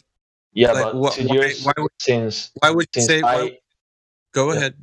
Go ahead. No, yeah. 2 years since I discovered the flat Earth theory to to now. I mean, I'm not. I have my research is not about 2 years long. I mean, I'm not researching all this time. I was so you're just going step by step, and you're just dabbling. Like you every now and again you'll look into the topic, but you won't make it a priority to know things. So you're just dabbling, like in and out. You're not really focused on anything to research. Except for up until now, it sounds like you're more interested, right? This is why you're in here. Yeah. For example, the first year, I was like looking for information, but not researching. I'm keeping it more scientific. I mean, looking for data and documents. You're looking for better information. That's a great way to put it. Yeah. Well, yeah, welcome. This is a great place to be if you're going to be doing that. And asking the questions is always important. Maybe refining your argument. I don't know where you stand or who you talk to, but I'm thinking like this would be a great place for you to actually move to the next phase, which is have a stronger position and know what we're saying versus, try to formulate your own ideas and then go at it just like by yourself. Because the people that are in this room have collectively come together from every nation under the sun, and we are here to stand with everyone who will fly under the banner of truth. So it's a great place to be in. It's a wealth of knowledge from all the individuals who are in here. And so I would say for you, it would be a great benefit. So yeah, stick around, ask questions, or even just listen to like when we have discussions with new people that come in here that think the Earth is a globe. You'll see a bit of like more of a psychological perspective as to why they're still holding beliefs. So, I mean, because it is a belief that they have, they don't understand that it is. One of the other things is they don't know what they don't know. And it's a bit redundant when I say that, and I often say that because of the fact that people come in here with some ideas of what they think the Earth is and explanations, but they don't realize that the information they're telling us, they don't even know themselves. Like they'll start spouting out formulas they regurgitated from learning from wherever they got it from. And when we talk about like, okay, tell me about it. And so they go into detail about what it is, but they don't even claim the actual mainstream rhetoric, as it were, for the way it's supposed to be stated. So they don't know what they're even saying from the standpoint of what they're supposed to be knowing about it. And we often are like, no, that's not what you're saying, what it means from what they're saying, you know. And we do a lot of correction in here. So you will hear a lot of that. And also for them to actually make bold statements to advocate for a position, because they're advocating for the globe. They didn't make the claim. The claim that they're talking about is something they're advocating for. So they're just... And they also confuse explanations with proofs. When you ask for proofs of the globe, they give you explanations. For example, and if the Earth is, they say to me, if the Earth is flat, how does day and night happen? I mean, that's an explanation in a model. In maths, the both models are similar. You know, day and night has an explanation in both models, and they confuse proofs with explanations, or I don't know. Yes, you're 100%. So we have to.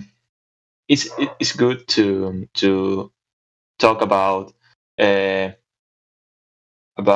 opinions and our own conclusions, but I also think that it's also important to keep it scientific and talk about data or experiments or measurements, you know.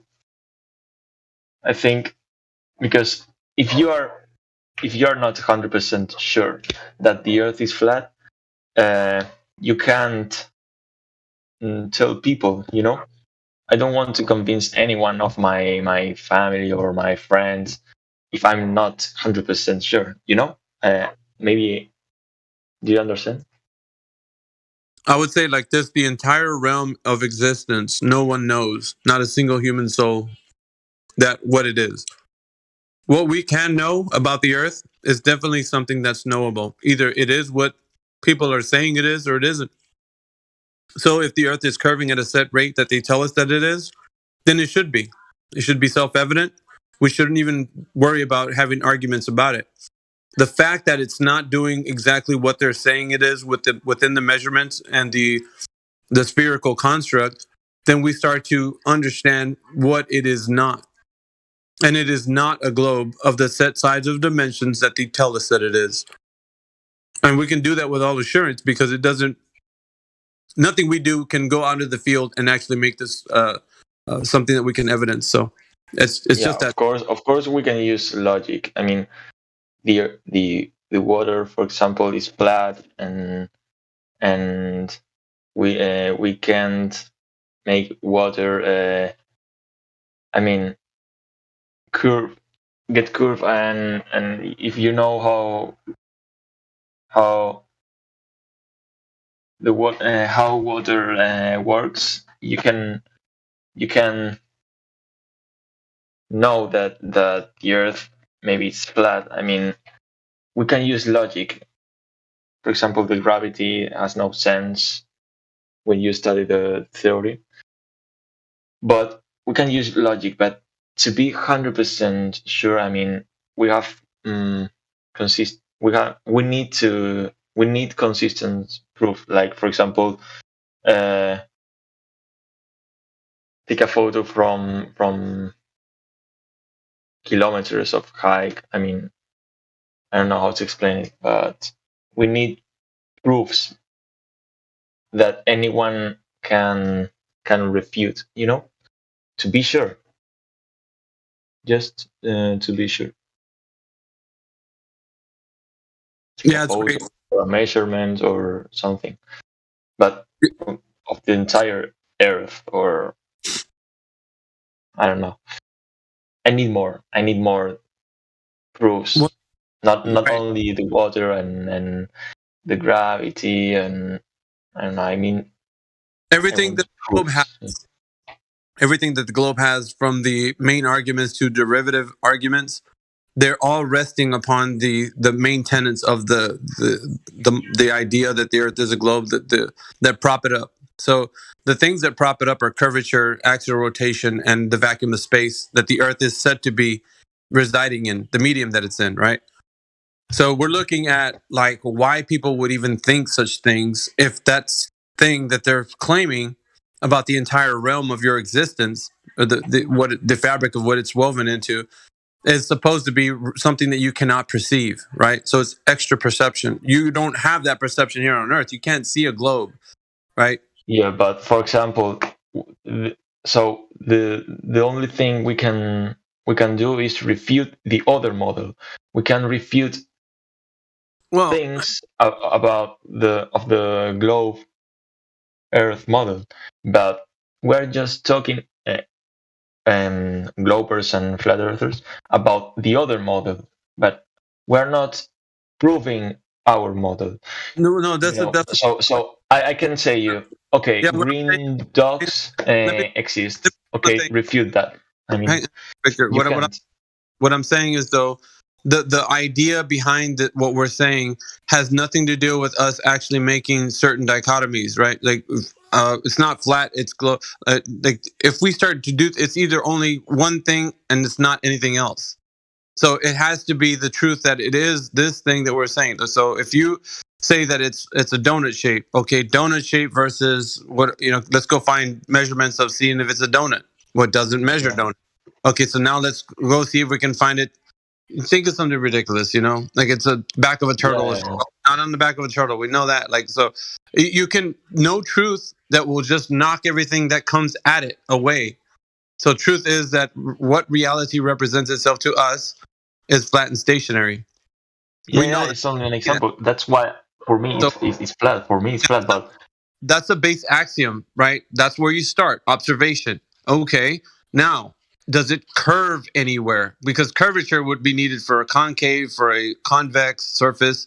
So we're going to need to have like the idea that if it's curving in any direction, up or down, then we're going to find out that it's doing something, or it's a cube or whatever.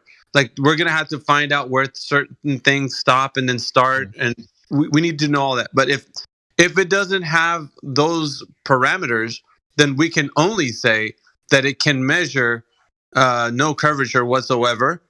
And as far as the eye can see, it's level and horizontal, you know, the plane of existence. And also we can say that it's not moving, because there is no motion to be detected. So there's things that we can say, and then anything that comes against that falls away as being just ideas or, you know, hypotheses that are not supported with evidence. So what we're doing here is there's a standard, right? The truth is the truth.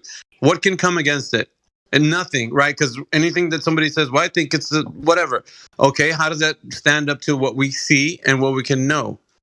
It doesn't. So away with that thing. You know, so you have a baseline. The baseline is what you can make your observation from and what you can know, right? There's two things. You have to be able to reconcile reality as in something we can all understand together.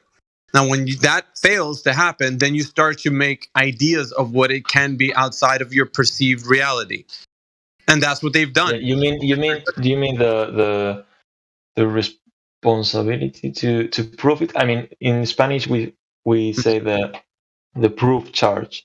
You know, Right. the So that would be yeah. the claim. If you say that the moon and for example the sun is 400 bigger than the moon, you have to prove it because it's something that we can't that we don't see. You know, the proof charge. You know?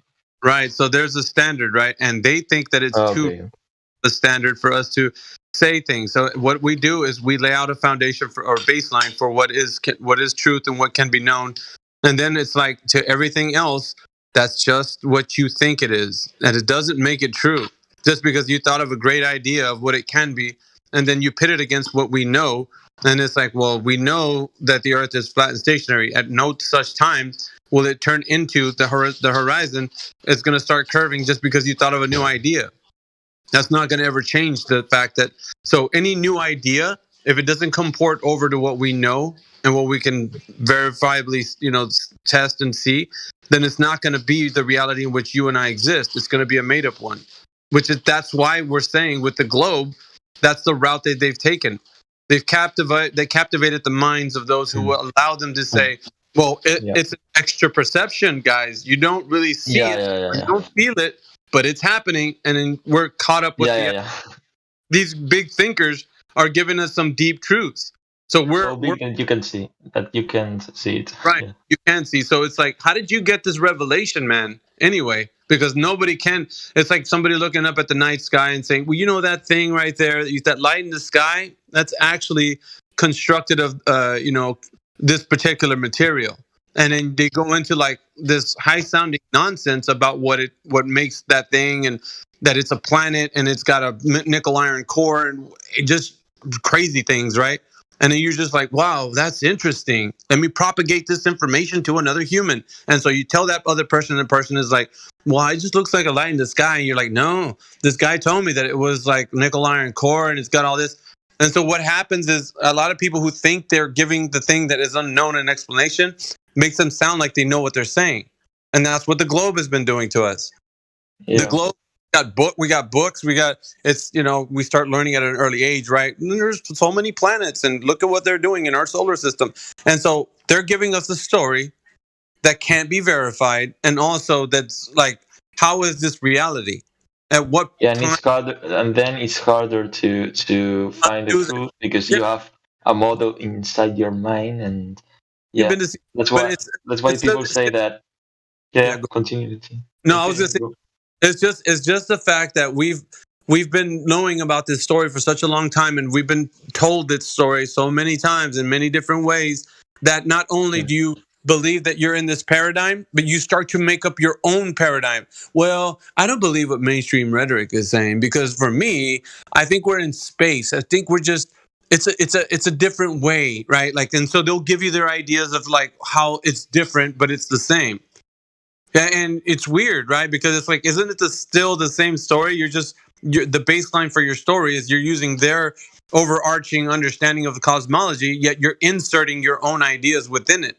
That isn't something that you're making a brand new. You're just changing what they're saying a little bit. But you're still saying that you believe that you're in space and whatnot.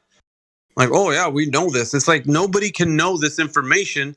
They're making it sound, because of their confidence level, and because everybody in supposed academia is telling you these things, you're going off and saying, I trust it. Why shouldn't I? If like everybody's saying it. Well, it's just like what I told you. A long time ago, these talking heads were looking up at the sky, and then they were like, you know what, this is it's crazy, but that thing up there is constructed of this and is doing that. And then they told somebody else, and that person's like, whoa, this is some deep thoughts, man. Maybe if I can tell somebody else this, they'll look at it the way you're saying it. And so it started to spread, and now everybody's thinking that they know what they're saying. And then here's the evidence, right? They come into this server, and we have conversations with them, and it's not even like, we're not even like provoking them to like look into flat earth. What we're saying is, do you know that everything that you're saying, you don't know what you're saying? They don't know this. People don't realize this, but when they come in here, they start to realize, minute, because I always put it in this two baskets, right? Either you know or you don't, right? So let's go through the three main tenets, right? The earth having curvature, that makes it a globe. Axis rotation is my second point, and if it spins or whatever, then you understand that, you know. So the third one is the vacuum of space. So you start to realize, like, okay, there's three things that make the Earth be a globe. Okay, so get into why or how do you know this information to be true? You either know or you don't. And you usually get people that have this idea, oh, yeah, I know. Okay, tell me, go ahead. Please elucidate to us the fact that you know these things. And they'll start with the first question. They're like, well, you know, is the Roman like about 7,000 years ago? And you're like, whoa, like, do you know what you mean? Like, do you know the story at least, what you're saying? Not really, vaguely, you know. And it's like, well, then why did you say you know? Yeah, So the idea behind it is a bit, for me, it looks to be kind of psychological and a bit egotistical for somebody to say that they know something they really don't. So it comes right down to like where this is the reasoning behind people's ideologies of what cosmology they think that they're in, because it's all based on what they've been told and they're perpetuating it as its true knowledge. And sometimes they're paraphrasing. They don't even know the story. So they don't know that they don't know until it's exposed to them. And I always put it like, okay, so now you're telling me some Roman 7,000 years ago, but did you look at the story at least to know what it was said? Because it's not that. And so when you get down to like and then you start to realize, well, yeah, no, maybe I don't know. Okay, next question, axis rotation. And we just go pouring ourselves over the three main tenets. At the end of that, it becomes that they're fully understood that they thought it was 100% sure that the Earth was a globe. With all reality, they just believe that it is. So a belief system is what they have, and they're so gassed up by the idea that some guy somewhere figured it out, that at the end of all of that, they're like, yeah, maybe it's just a belief, but I'm not a scientist. They usually say that to caveat, like to say like that's the reason why maybe they don't know, but they understand that it still is a globe, to try to rescue them from the clutches of truth, right? But and that even at that, it's like, well, then why, if the scientist that knows didn't give you this information somewhere readily available so that you can know? Interesting, right? Why does it got to be so complicated that only he knows and that you can't? And people, they put themselves in positions where they make themselves out to be like they can't understand. It's too complicated. I'm just a wee little man. And these guys are just on pillars of knowledge of realms that I can't even be around, you know? They're talking so great and mighty. And I think that is the thing that we separate here in the server. We break it all down to like, look, if they know, then they know. If they don't, then they don't. It's just that simple. And it turns out no one knows. That's what it doesn't matter who it is. The greatest debaters come in here, and or it sounds like they do, and they fall flat with the idea that they can't even bring forth the things that they know. It's like they bring all these equations and mathematical constructs, and look, man, we could talk about all this math, and you got some people in here that know their math, okay, and they will rival them with that, you know. But we don't even need that, because they don't know what they're talking about at the end of it, right? How does that comport over to reality? What you're saying, it's nice little mathematical jazz hands that you got going on, but how does that show us that means Earth is a globe? In no way, shape, we can't go onto the field and test what you're saying. You're just saying things, you know, and that's where you get right down to it. So, sorry, shout out to mathematical jazz hands. That was awesome, Miggy. Yeah, but we have always heard it, haven't we, Jedi? I mean, that's what happens, bro. They come in here just like, well, you don't know the formula. You know, it's pretty complicated. That may be right, and you might explain the math could be correct on your construct. You know, whoop-de-doo, little golf clap for you there. So what? What does that mean? Like, that doesn't mean it's going to turn the Earth into whatever you're saying it is. You can superimpose that math on any, you know, geometric shape so that you can make it sound like, well, this is the geometric shape we live on because the math supports it. Then when you go out in reality, you're like, okay, test your math on what we see. Well, you know, we can't see it, you know, like, come on. Like, you really want to go there? Yeah, we do. You said something really interesting, because when you were talking about the people beliefs, I mean, because it's beliefs, not the didn't research about the topic, and their conclusion is that the Earth is round, but it's beliefs. So I was, like 2 days ago, I was watching the Truman Show, and I don't know if you have seen this movie. Yep. But I recommend you. The director of the TV show was in an interview, and the interviewer told him that why Truman hasn't realized that he's in a TV show and it's not the reality. And the director said something really important, and it happened in nowadays, and that he said that we accept things as they are presented to us, and we don't wonder about it. Just an interesting point. People accept the things, but they don't research. So don't be the same thing and research the flat Earth, because I see many flat earthers who believes and trust other flat earthers that maybe are wrong. So we have to try to build something not based on beliefs, So but what in will facts and experiments. so what would we have to do then? Well, Miggy, you having a conversation with this gentleman? Am I jumping in? No, please. I'm eating my chicken soup. Go ahead, brother. Yeah. So maybe the question is, what would we have to do to figure out the nature of our reality?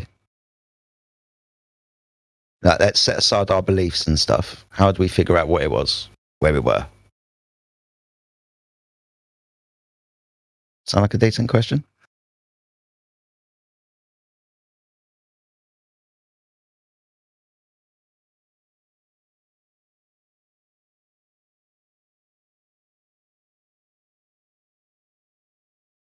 Is he talking? I don't hear him.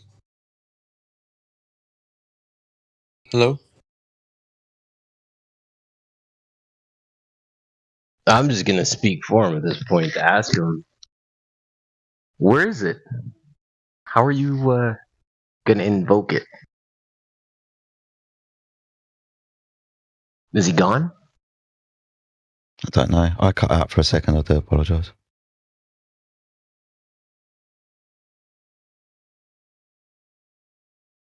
He's still here, Kiwi, but I think he's muted up. Okay, so here's where the train falls off the rails for me, is when I hear somebody talk about flat Earth and then belief, right? Because I want to figure out where's the belief begin and start with the flat realm, because the belief for us right now with the flat realm is pizza. And if you're going to talk about a flying space pizza, we need to talk. Do not associate a belief with flat. That's the whole point. Right, and that's just me. I'm not taking that on for the server or anything like. I'm just speaking to my own personal purview, because ain't nobody carrying a flat Earth tag in this server that has a belief. I don't think that they can't demonstrate. Right, that's part of the attraction of this place, is like you earn your stripes, your roles. Right, you can speak with your chest and say, "This is why I say this." I'm just curious about who you believing in that's talking flat. I don't get it. Please let us know. Just to make a statement like that needs further questioning, some sussing, if you will. Well, we can put our beliefs aside when we're trying to figure out something, right? If we're just going to use the physical and natural world as our guide. You don't have to believe so much when we're trying to figure out the shape of something, if that's the claim. Right, we have to stick to what the claims of reality are and test those things, try and put our beliefs aside. So what would he have to do when we put our beliefs aside to figure out where we were? or what we were on, for example. But this gentleman's gone, I think so. Did we put the stranglehold? Looks like the zit popped. Boing. Kiwi. Hi. Check this out. So, what's up, homie? From an argument's point, his claims were, don't believe everything a flat earther says, because that's what a lot of flat earthers do. Now, that's true. Yep. Secondly, he said, don't focus your arguments on disproving the globe model. You bear a burden of proof, right? So what he's basically done is saying, the classic globe argument, which is, you guys only believe what other flat earthers say, and you only attack the globe model. You don't have any positive proof of your claim. So it's perfectly rational to believe that this kid was nothing but a troll attempting to posit that idea in a suave manner. Now, it also could be that he's the genuine truth seeker. But the point is that now you're aware that that's a tactic that's often used here. Nope. We're going to squeeze until the zit pops. Let's go. Put the clinches on. Vice grips, damn it. I'm putting the vice grips on the plane because it's stable. It ain't going nowhere. Actually, no. I'm clamping them to the plane because the plane ain't going nowhere. Keeping it stable enough. We need answers to our questions. Where's the curve? Show me the money. Or curve, sorry. Anyways. I hope everybody's well on this Saturday. For me, afternoon. Now, interestingly enough, Kiwi, a lot of flat earthers adopt this technique, and they create factions and denominations within quote-unquote flat earth community by declaring to themselves and to others that they aren't flat earthers, right? It's not good enough to have that title. They got to nuance it more. Earth's not perfectly flat, so it's level Earth. Earth's not water, sorry, Earth's not Earth, it's water, so we're water worlders. We're not flat earthers, we're water worlders. We're not flat earthers, we're level earthers. We're not flat earthers, we're realm earthers. And on the list goes. Yeah. If I may say, you're being a contrarian to this server, right? Where we are being contrarians to what they tell us. This is the difference. Right? And to boot, not only are we being contrarians to the mainstream narrative, we also have observations to back up our stance to the contrary. Right? So when you come in here, you really need to be on a solid foundation of understanding of where you are as an individual and what you observe. Right? Put down your thoughts in a somewhat organized manner. We will then further organize your shit. Excuse me, and try to make sense of what you state. Because again, you're arguing against what we stand for. Now again, you observe a ball. We take the contrarian stance to that and state it's flat in opposition to. Right? So I hope you can understand that. You can go and choose if there's a line drawn in the sand, you can either go round or flat. You make your choice. Well, aren't they being the contrarians to reality? 100%.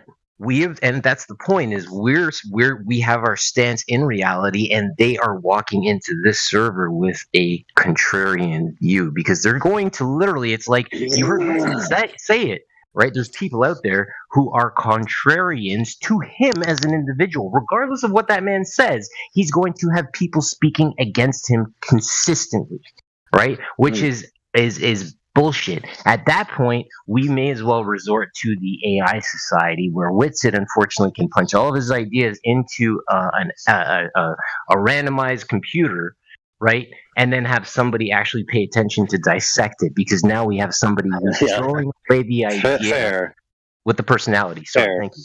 Fair, but simultaneously, people who are criticized and criticizing of themselves as, people just want to criticize me and it doesn't matter what I say. That's also a hyperbolic argument tactic, right? It's intended to get you to sympathize with them. It's a pathos argument, not a logos argument, right? It's not something somebody should be making as an argument. For me, it was as I like to say, an IE. But again, it's I've ran a social experiment where I've changed my roles on the other server, where I've gone no association, right? And I've answered questions and see how people have replied, and then I put Flat Earth with my name, and then watched how people reply accordingly.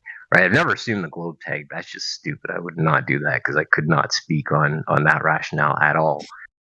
But well, you could put Globe Skeptic or something like that and see what happens. I don't know. Any tag and see what happens, right? And again, there's so many things, right? It's the aspect of containment of mediums, right? And again, it's the aspect of we see level everywhere we go. We interact, and the thing is, everybody who interacts with the surface, right, can all put their hand up and say, "I see level." That's the crazy part, and they don't even have to. And I'm just going to say this because I know everybody's going to be like, "But the dictionary says curved." Yeah, but guys, we can go to a tool store and buy a tool called a level. Right? And when I use a tool, I don't even have to go to its meaning. I can just put it down, and I don't have to talk to anybody in any language. I can just point at it and go, "Oh," and they all get it. Level. Thanks.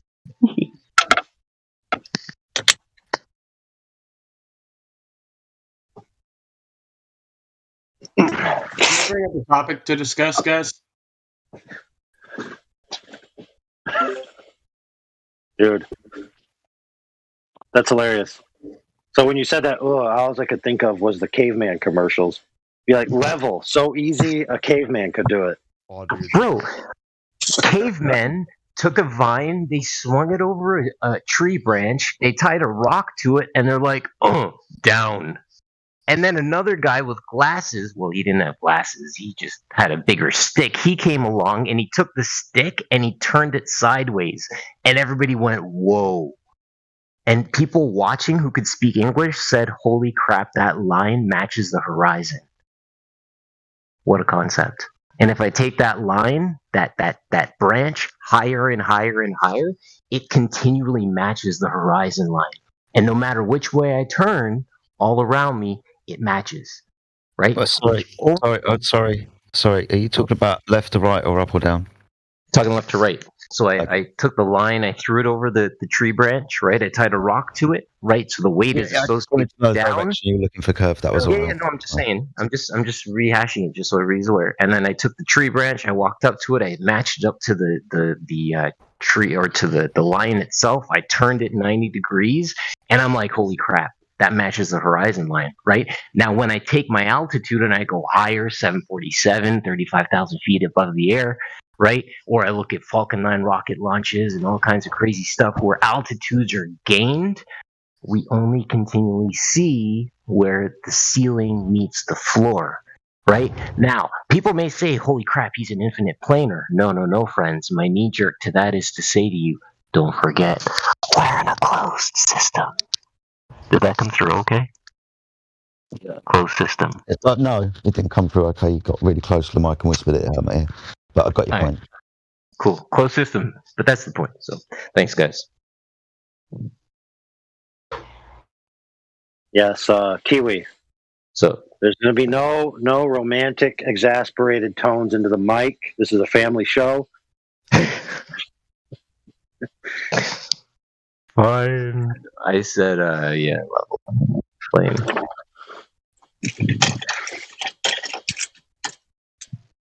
It's level. I love level.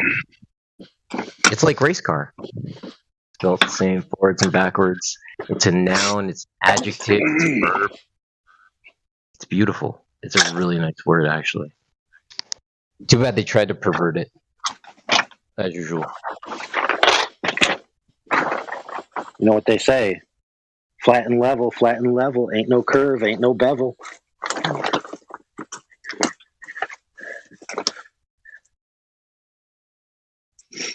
Yes. Oops.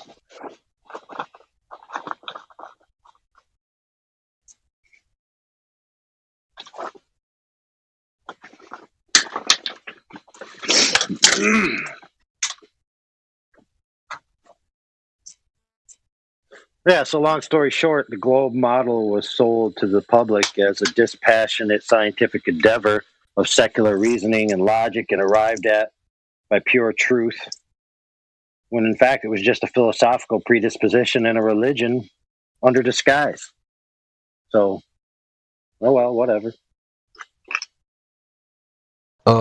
If I may say, perversions. The Masons can point at Hey, I got a question, guys. anti or pseudoscience, right? I would throw gravity in as pseudoscience. I think someone last Sorry, night. my friend. Oh, sorry. Somebody was very quiet in the background and said, I've got a question, guys. But he came Sorry, through dude. really My bad. quietly and I didn't hear him. My bad, guys.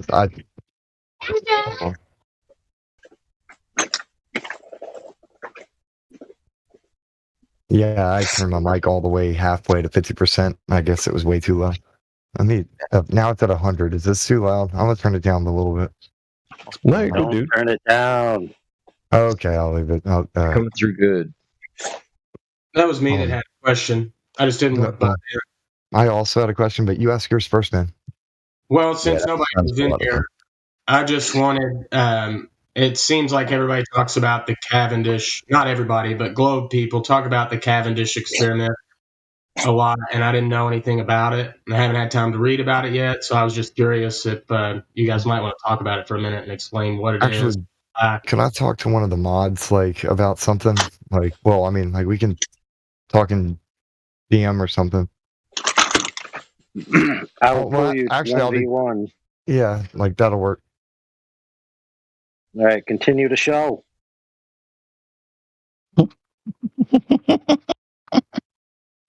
Sorry, we'll get back to this guy in a moment about the Cavendish.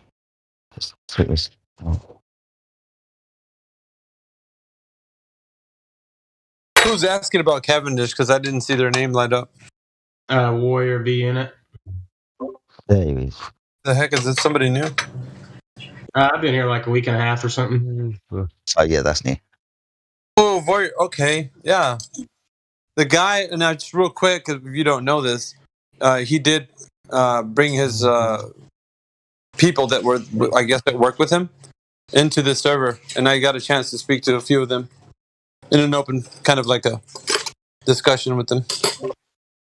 Yeah, that they were kind of mind blown. I don't know how it came up, but I was just out of the blue responded to them that I didn't believe live on a ball, and they were like, "What?" So I would say this also: if that ever happens again and you need that, there's a few key people that I would refer. Like Jedi is one of them. AI is another one. Elijah is another one. Like there's a few of them in here. When you see them in here, always like kind of ask if they would want to talk to the people about it, because they have the way to speak about. We've been in this discussion for quite some time, so it's for a future reference. If you're gonna, if you need somebody to like have someone explain about like the introduction part about how to speak to somebody, then yeah, I would say those are the ones you want to do it. I've been taking notes on who I like to hear. You guys have some pretty interesting conversations. Yeah, Mimas is another one. Indio is another one. Like we can go on about like the ones who are in here who are very efficient and effective. Like, those are the two key main things that you need.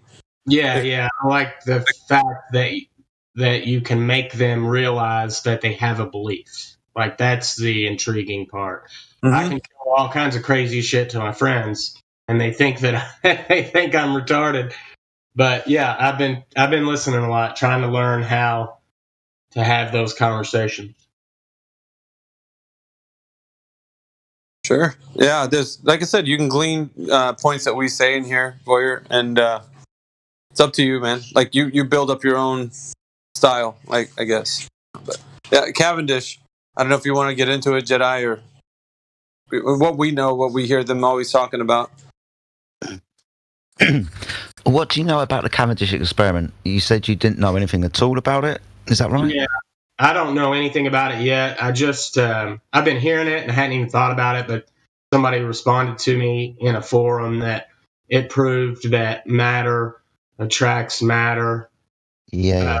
And I don't even know what the experiment is. I know what the Michelson-Morley thing is, and I'm assuming they're somehow a little bit parallel. But and since there was no Glober in here, I thought you guys might want to talk about it for a minute. But if you don't, It's also built in the presupposition that the Earth is already a globe, and this is how the physics work on this globe. So there's that, right? Detached from the idea, like it's a derivative topic. It's not something you would get into to tell somebody how physics work on a globe, and a demonstration, let's say, of what would be expected, and so on. The idea behind it, right? The hypothesis, what somebody came up with, wasn't even. I think the origin story had nothing to do with gravity. The idea behind it was the mass of the Earth. So what was trying to be discovered.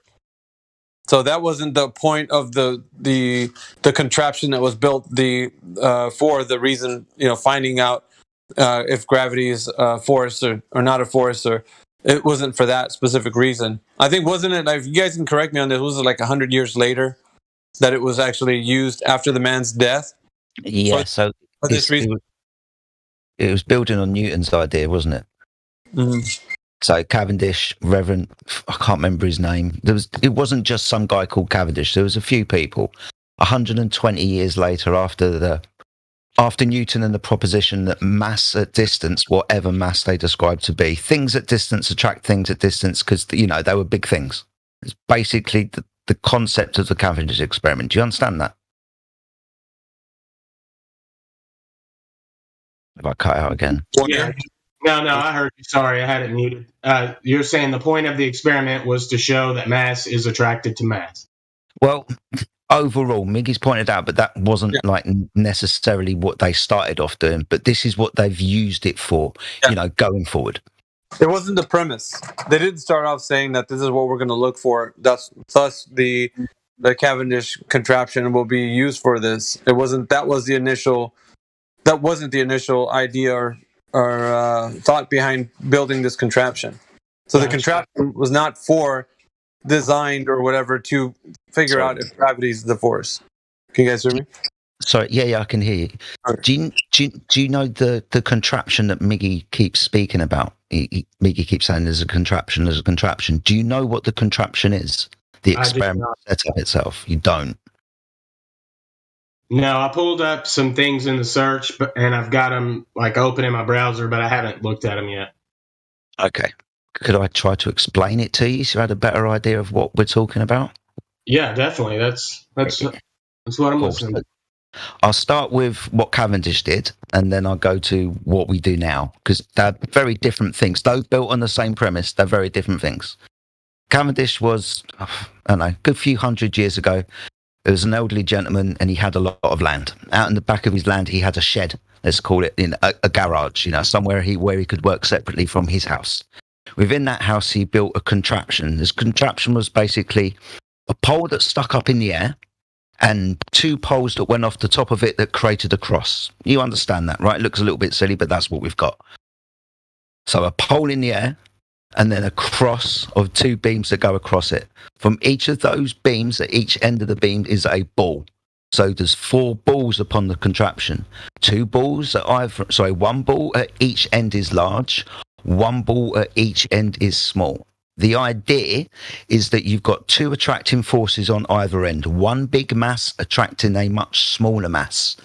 Can he detect from distance if there is any movement towards each mass using the contraption that he's basically hanging balls next to each other and seeing if they attract over time? It's basically what he's doing. Do you understand that setup? Oh, I fucking cut out. Yeah, it sounds kind of stupid though. I think I get what you're explaining. Yeah. You would. It wouldn't be much better if you were to look at something visual, obviously, so you could see exactly what I'm trying to explain. But the overall idea is that 2 objects will attract each other because they're big. We call that big mass. And if we know the size and the mass, how much, how dense it is, how much it weighs, what's within it and what gives it, structure, that will attract that thing over there at distance towards it. Right? All things of mass attract each other. That's what they're saying. And using this idea, they're trying to see if it happens by having these balls of mass attract or not attract to each other. So what was it originally? What was his point originally for building the contraption? The mass of the Earth. To figure out the mass of the Earth. Oh, so he was saying that it would pull the balls. Yeah, how big of a ball are we talking about that's attracting these tiny balls? So we're basically trying to answer the gravity question. The Earth is, say, a big ball, and I've got a ball, and it goes down when I drop it.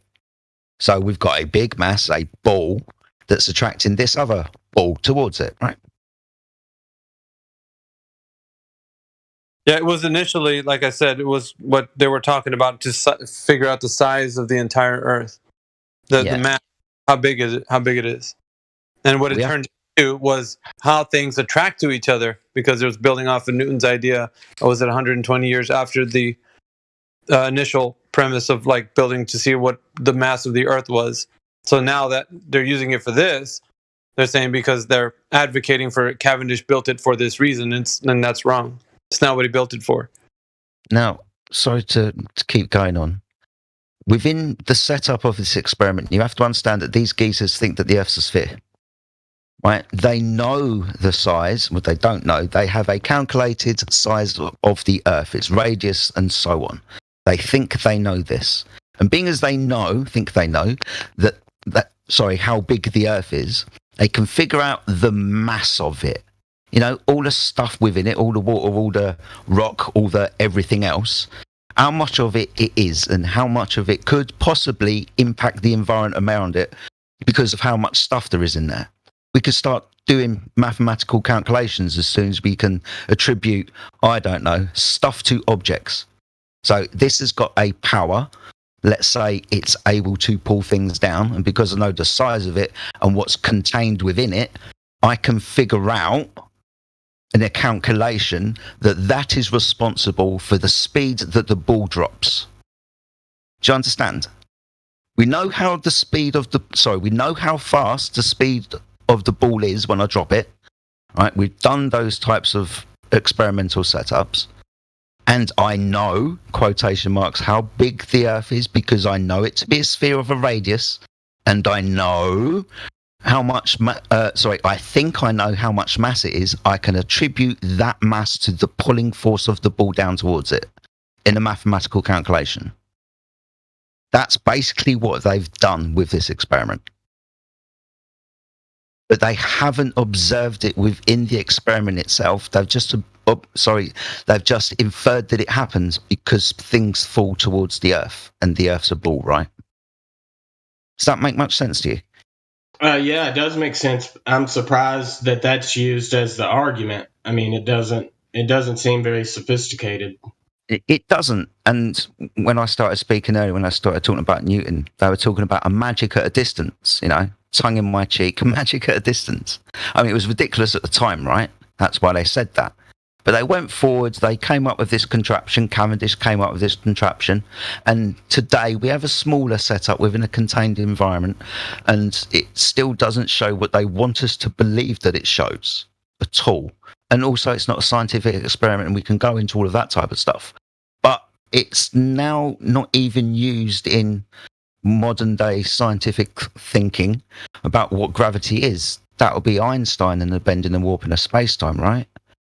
This Cavendish and this Newton idea of mass attracting mass was kind of over and done with over 100 years ago. When Einstein came along and proposed a new idea, they went, oh, okay, then that one. Because the magic at the distance was ridiculous.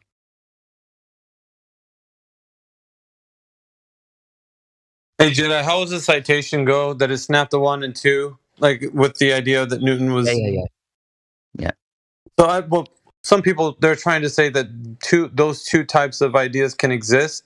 Because we can observe Newtonian gravity, but we also have Einsteinian, which is a theory. But Newtonian is the actual law. It's like they're trying to have their cake and eat it when it comes to like understanding the physics, right? And then attaching it to the idea that it's on a presupposed globe Earth.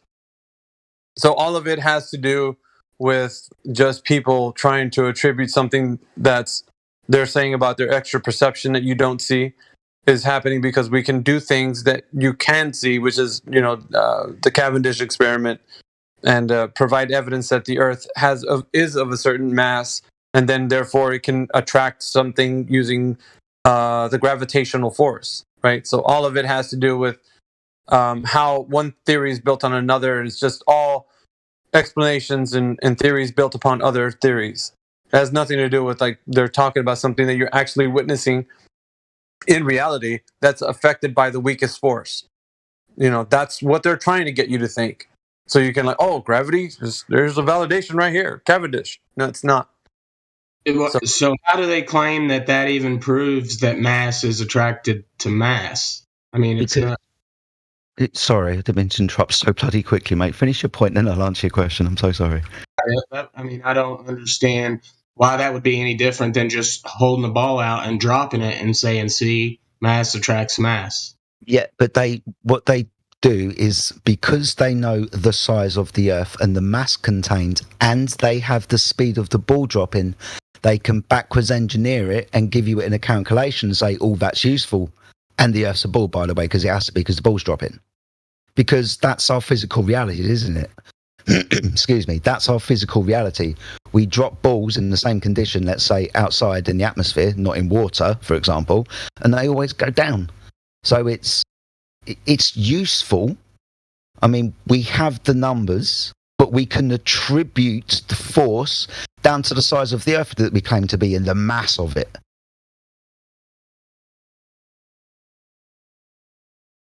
It's like mathematic jazz hands, like we were talking about earlier with Miggy.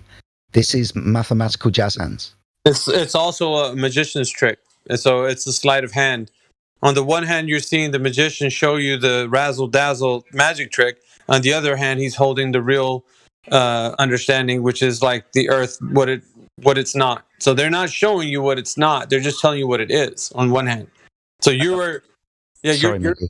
Yeah, go on. Finish your point. No, you finish your point, and then I'll make mine, which is kind of funny. Right, within this mathematical jazz hands, I said we could talk about this all day, but I'll just bring it up quickly. Within this mathematical jazz hands trick of Cavendish, balls dropping, and all of that type of stuff, within that they also give you the Cavendish experiment. And they put the word experiment on the end of it to make it all scientific, right? Because it's a scientific experiment and science proves stuff, doesn't it? That's what they claim it to do. But it's not a scientific experiment.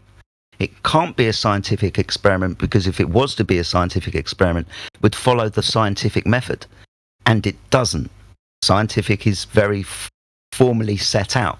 It's a logical question with a supposition at the beginning, a hypothesis and a physical experiment in the middle, and a conclusion at the end of it where you figured out whether you've proven something or not. Your first question is what I thought to cause the phenomena causing the phenomena. That's what science is. But the Cavendish experiment doesn't do that. First of all, it doesn't have a naturally observed phenomena, which is the first step in the scientific method. It doesn't have a naturally observed phenomena. We're dropping balls, but these ones are going sideways.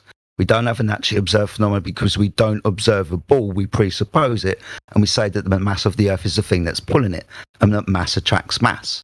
So we don't actually observe this in the physical natural world. What we do, however, is observe it, and only sometimes, depending on the experimental setup and if you can be successful with it or not, within the contraption itself. That's the only place that we see it. So we're going to skip over step one. Also, the formulation of the hypothesis. If mass, then mass attracts mass.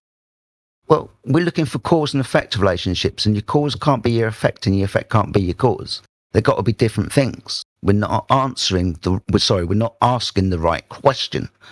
We can go through it into step 3, into step 4, but at this point, they're completely redundant because it is not a scientific experiment to what they claim.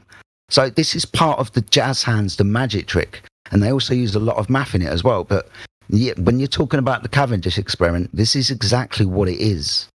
It's a magic trick. Gotcha. I appreciate it, guys. I said there, it's even more ridiculous than that because he's 100% right, but it's a category error, right? For this to even be science, we would have to be doing cause and effect, and as he said, there was no observed phenomena. This is how much does the Earth weigh, essentially? What is the mass of the Earth, the presupposed mass, ball Earth. So if anybody wants to bring that up, you would have to say, well, they weren't even attempting to try to figure out what gravity is or if it was a cause of anything or even if it's an effect. They were trying to get a number of mass. So do yourself a favor and go look at it, the original experiment, quote unquote. And then if anybody brings that up, you can just say, listen, this is a category error. It's not science. And it's not even cause and effect. And you should be able to just kind of knock that out of the park right away. Yeah, I like that. Category error. Love it. Says who's on point.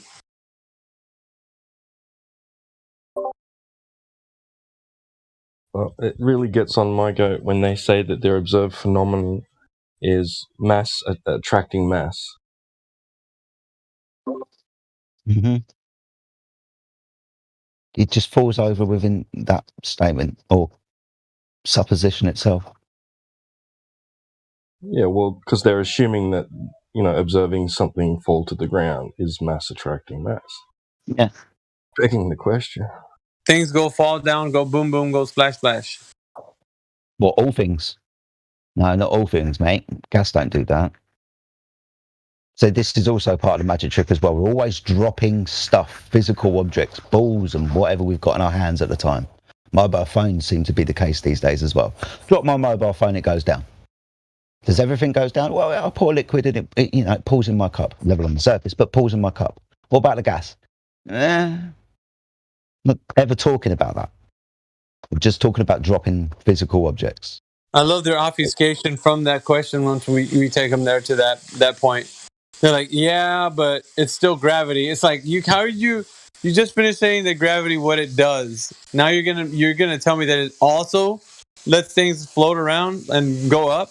Come on, dude. Like you're mistaken of what the whole idea behind what they're saying, that everything's held together by gravity. It's like all held to the ball. Like, well, now to be not being held together by the, you got the idea that this force that is, you can think of it like a force, but it's not a force. Like this word game. I would say, just to be a little fair, they would say, oh, there's lots of forces acting on the helium gas, and gravity is one of them, but the buoyancy or I guess the density is another force factor. Yeah, but it's strong enough to keep the gas here on Earth, but it's not strong enough to let the gas go out of the Earth. Because right, exactly. Even in the mainstream rhetoric, there is gas leaving the Earth. But it's like if you can imagine leaving your door, from your bedroom or whatever, open just a creak so you can let the hallway light come in. Just a creak, just a little, right? But that's what they're saying, because some gases escape. Well, how are they going? Because I think gravity is supposed to hold everything down. Well, very little bit it doesn't hold down. It lets some of it go. What? Like, gravity is working or it's not. Like, it's either holding the gas in or it's not. And so there's this idea that these guys have, that they want to live in this gray area where you can have both at the same time. Both things can exist, even though they're contrary to what they're saying. The idea behind gravity's so super weak, it's the weakest force. It's the weakest one. So how do you know it even exists if the other forces dominate it at all times? You know what I mean? Well, couldn't there be another force then, other than gravity? Because there's all these other variables that could be affecting it. They make no sense. And you get right down to it. It's all philosophy. It's just we want you to believe their ideas. And due to entropy, if any gas is escaping, then that leaves room for entropy to take course, which is a natural law anyways. You'd have a very drafty place. This constant gas leaving through this creek in some door somewhere. Yeah, I feel like it makes sense once you realize it's a religion. And gravity is their god, and it's the weakest. So they turn God into gravity, and then they say gravity is the weakest force. It kind of makes sense from their religious point of view. Yeah, it's the fabric which everything is woven together. So the bending and warping of space-time is the fabric of space and time. It would be gravity, because gravity is the unit that holds everything together. It's the weakest force, but at the same time, it's the strongest one. It's strong enough to put planets together, keep them in the solar system, but weak enough not to hold gases. Like, it's so utterly absurd. And people contemplate it as like it's something to think about. Like, it's like, that's great, man. They think these, I don't know, these smooth brains or, you know, high sounding intellects. I call them pseudo intellects because they think they sound smart, but when you ask them questions about what they know, they absolutely don't have no idea. Well, what is gravity? Well, we don't know. That's what Neil deGrasse Tyson said, didn't he? What is gravity? Gravity, what it is, we don't know. That's what he said. So then, he doesn't know. He's a science communicator, yet the people who come into this server are experts. They're experts. They can tell you everything about gravity and how it works. Very, very interesting how somebody who doesn't have, like, these guys' profession can actually state these things according to their own paradigm, where they view everything in a hierarchy. Well, I'm not a scientist. Well, the scientist is saying that he doesn't know. And you're saying that you are? That you do know? Interesting.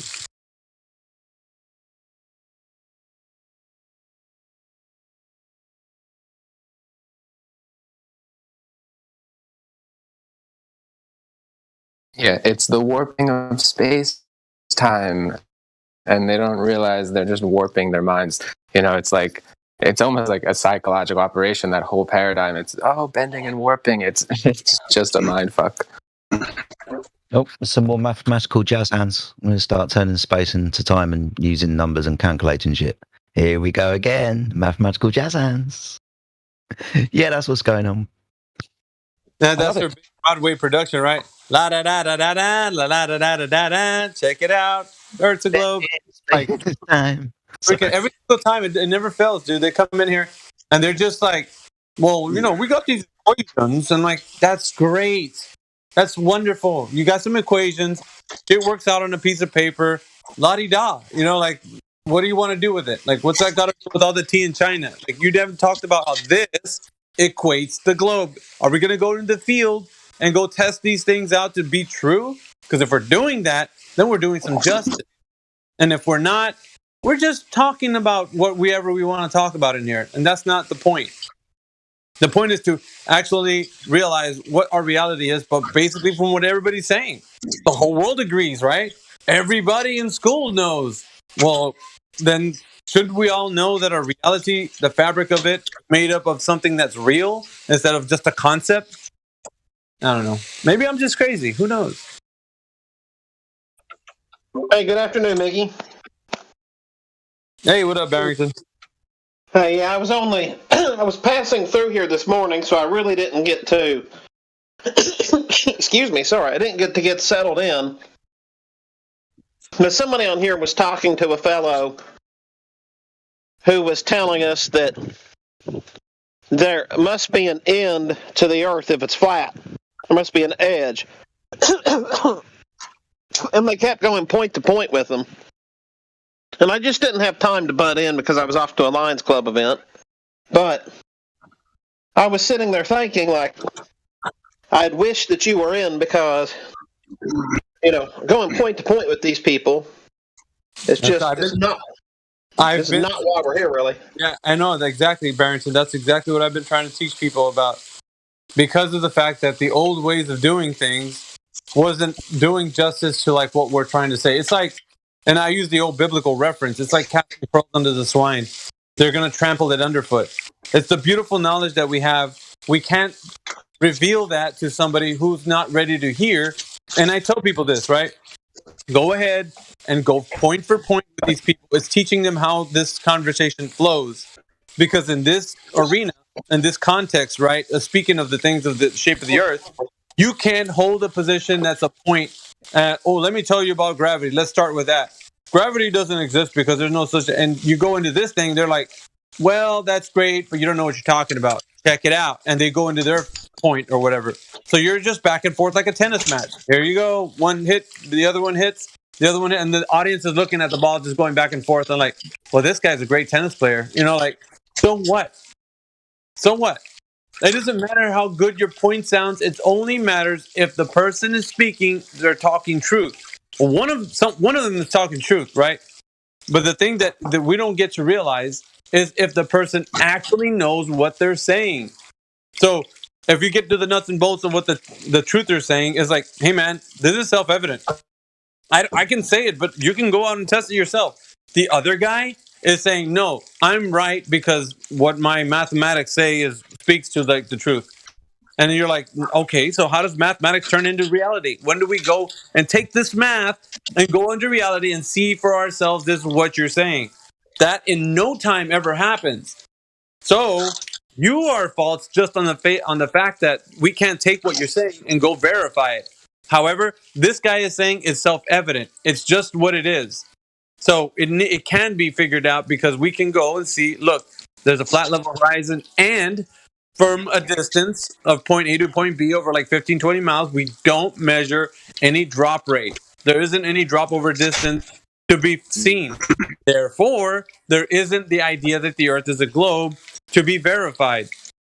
It might sound good on paper, the math might work, but it doesn't comport over to reality. So it's not about a point-for-point discussion.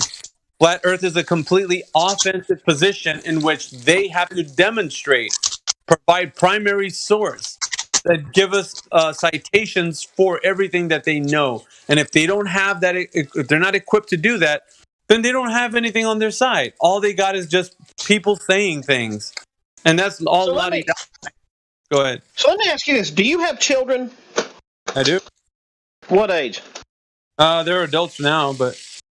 So we have toddlers, 3 years old. And so they are in an interesting development state here called parallel play, where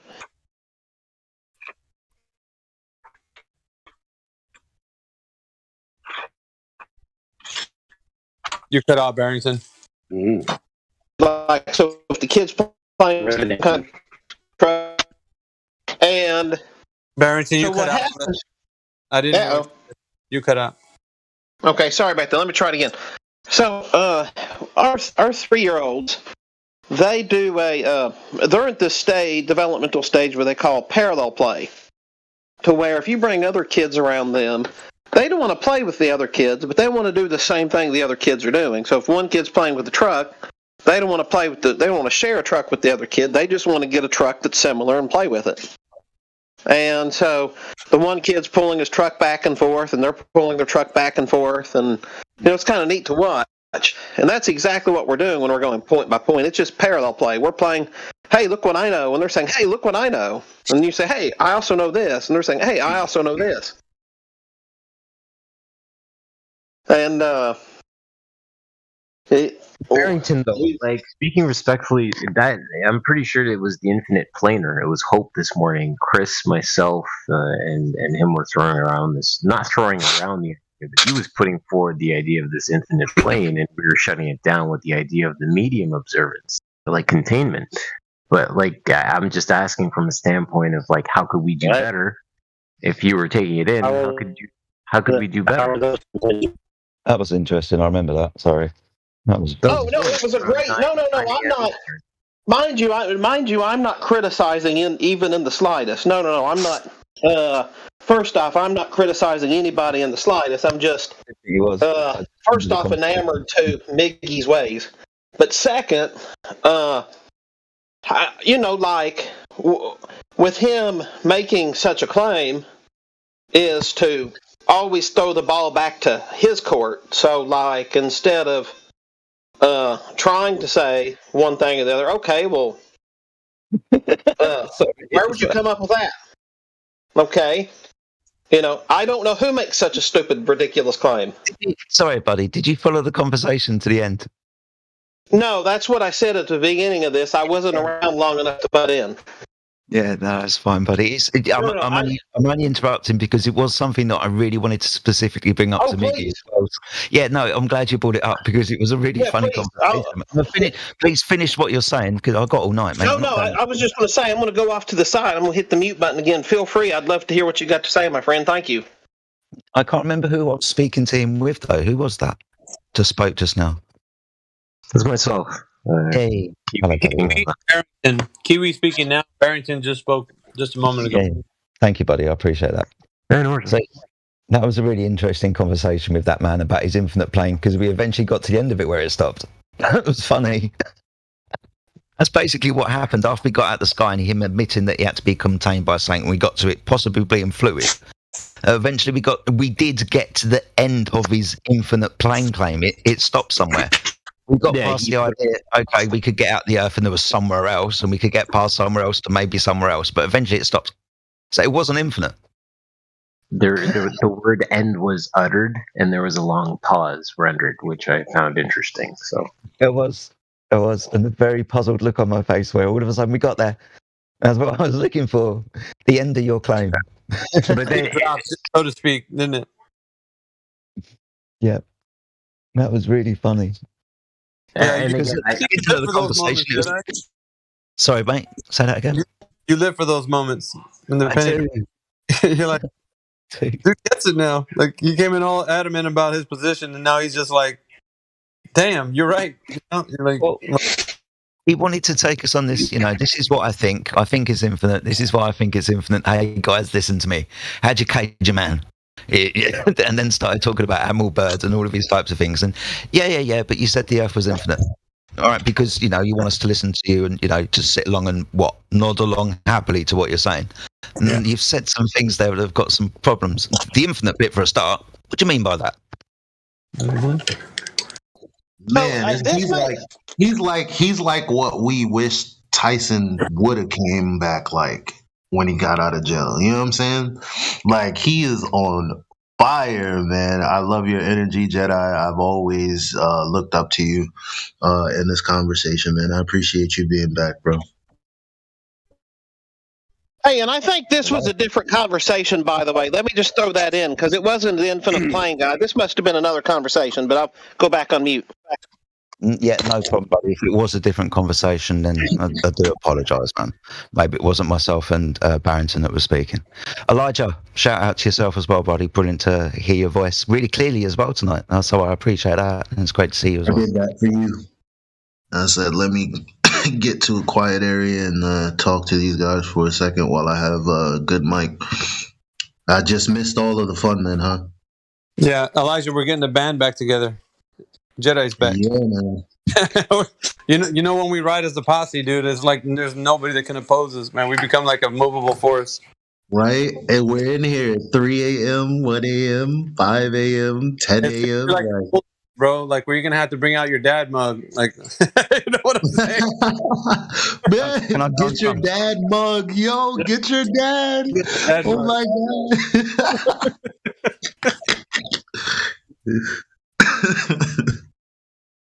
Oh, man. These people I are learned still... so much from you guys. I appreciate you all. Hey, Kim, how are you? Appreciate you, too. I'm good. Just out here riding my hoverboard with the kids. Well, we appreciate you as well. I mean, you're one of us. We got like this simply by being here and speaking to people, and that's what you're doing. So ultimately, you're going to be a great asset, just like the rest of us in here. We're doing good work. You guys are amazing, for real.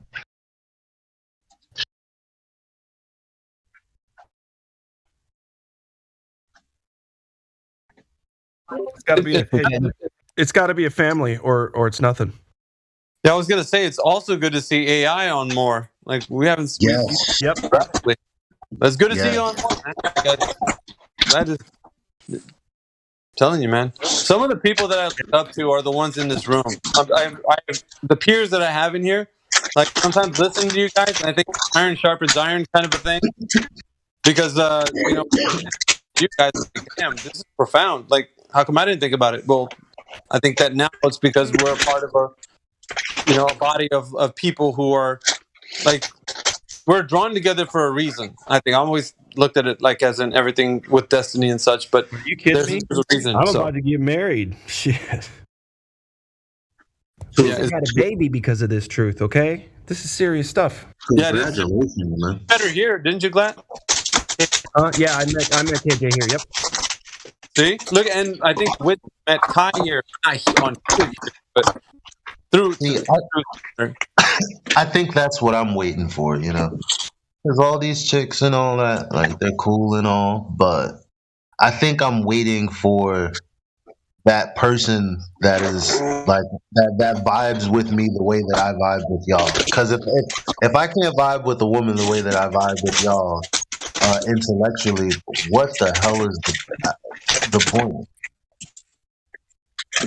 I think Glad would agree on that one. Yeah, bro. I mean, you need to find someone that's right for you, and I feel like this is a better way to do it than just out in the world. I mean, this community, this kind of like this attitude that people have, right? That this is a good attitude to have, I think, and it's hard, especially where you live. I think anyway, to find somebody that's going to be genuine consistently about stuff. Maybe not though. I don't know, but you deserve that, Elijah. Thank you, man. It'll happen. It doesn't matter where I'm at. God is going to lead me to her. When I start listening to him, everything that I need, he's going to provide. Some people call it, I don't know, being in tune with the universe. When you do good things, good things happen to you. But however you see it, that's what I mean. It's like, how you don't see any of the now hiring signs until you decide, man, I have to get a job, and then all of a sudden, boom, they're all over the place. So I just need to be looking for the right kind of woman. I need to know what I'm looking for, and boom, that appeared right before my eyes. Yeah. It's like Glad is saying with the old saying, right? No good deed goes unpunished. So if you think that you're just out there and it's all going to come back to you, man. Trust me.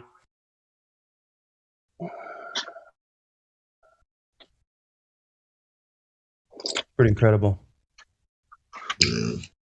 Sorry, guys, to interrupt, but somebody just asked me in the live stream chat if I'm the singing roofer. All right.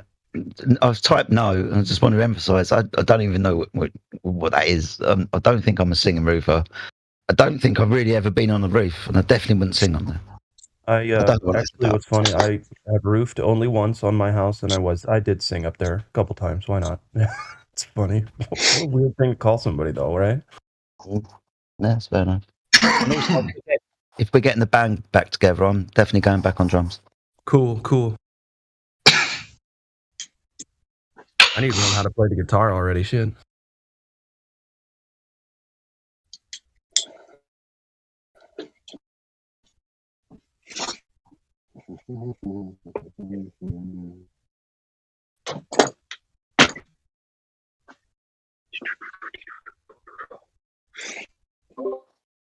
But yeah, maybe that wasn't the conversation that our friend was referring when we were talking about the infinite plane earlier. But it was still a really funny conversation.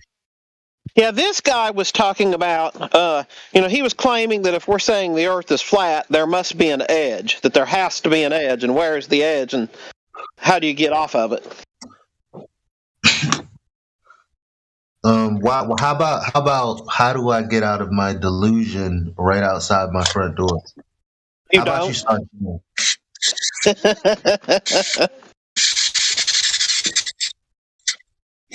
Yeah, it's funny how they come up with that, but I just keep going back and I pull out some examples, not to by no means to even absolutely think of criticizing anybody. I like how Miggy points us to sharpen our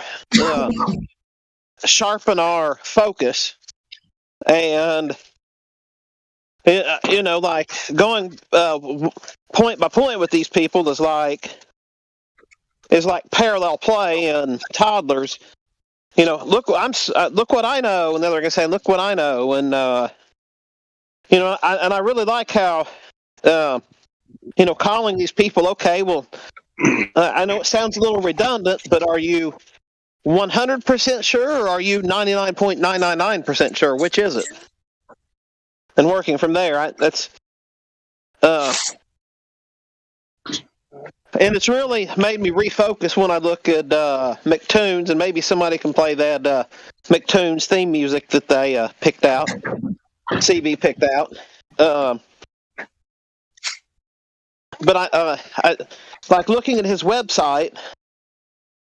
He very first says that science doesn't prove anything, and then he's always talking about how this is proven and that's proven. And like, you're never going to get anywhere with somebody like that, as we very well know. But yet these people think that like they can talk out both sides of their mouth and nobody's going to call them out on it. It's all magic tricks and jazz hands. Yeah, that's where we come in.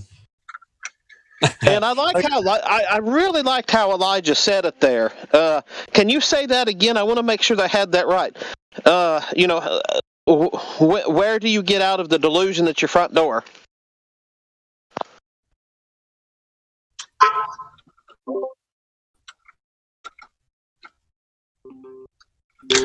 Yeah, just the fact that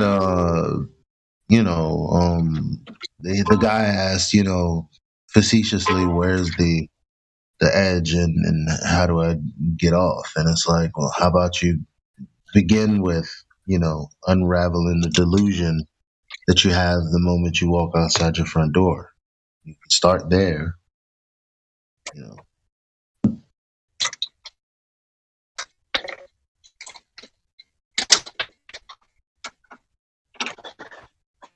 Oh my goodness.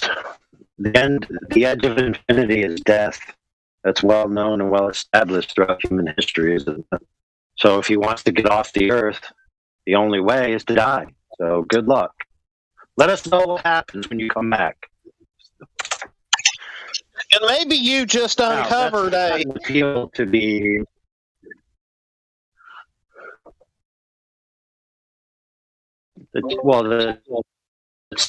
It's the truth. It's not that I covered is.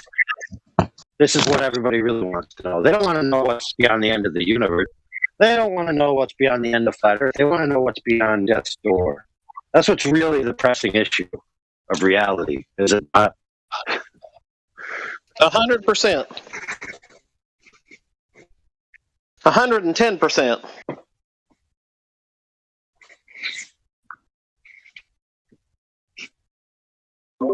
If it has to have an edge. Okay, big deal. Now what? I don't know. Yours come back and it was something else. No, I agree. It must have an edge. Now what? Oh, but now you have to show it to me. Oh, really? Or what? Nothing. That's what. It's not contingent that you know the boundaries to know that you're in something. I mean, it doesn't even make any sense. It's not coherent. It's like you're just saying those things for no reason, but it's not for no reason. Let me tell you why. It's because in the heliocentric paradigm, these things are limitations in their worldview. For example, where's the edge of the universe? What's beyond the edge of the universe? What's the universe expanding into? They have all these unanswered questions that a lot of them are paradoxes in their worldview. And so they think, right, not consciously, but subconsciously, that other people's worldviews have the same problems. But it's really just a reflection, even a Freudian slip, if you will, upon the failures of their own worldview. Yeah, I'd agree with that, and might just extend to say that they're failures of their own worldview. They're asking the wrong question. I mean, we as flat earthers, they're coming to us and asking us where the end of the earth is. That's not really the question. The question they're actually asking is, where's the end of reality? Where's that stop? That's the actual question they're asking. And that's why sometimes they bring up this infinite idea, maybe, because what they can't conceptualize that reality might actually have to stop somewhere. Because it can't be infinite. It might have to stop somewhere. And then they start getting into, well, what's beyond our reality? Then we can start possibly talking about the spiritual realm, maybe. I don't know. But their question is because they don't quite understand yet, possibly. They're asking the wrong question because they don't understand the question that we're actually asking. Where's reality stop? Now, we don't know that. We could never know that. And if somebody's known that, they ain't told me about that. What we've been told about reality is a ball in space that came into existence for no apparent reason and expanded into what was already there in the first place.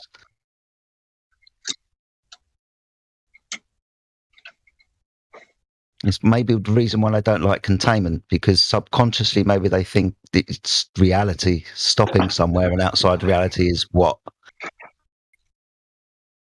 We were talking a little bit about it earlier with Miggy and Witsit. We're going back and forth about what is potentially known by us as humans about what is outside of our physical reality. And could we get there if we tried to?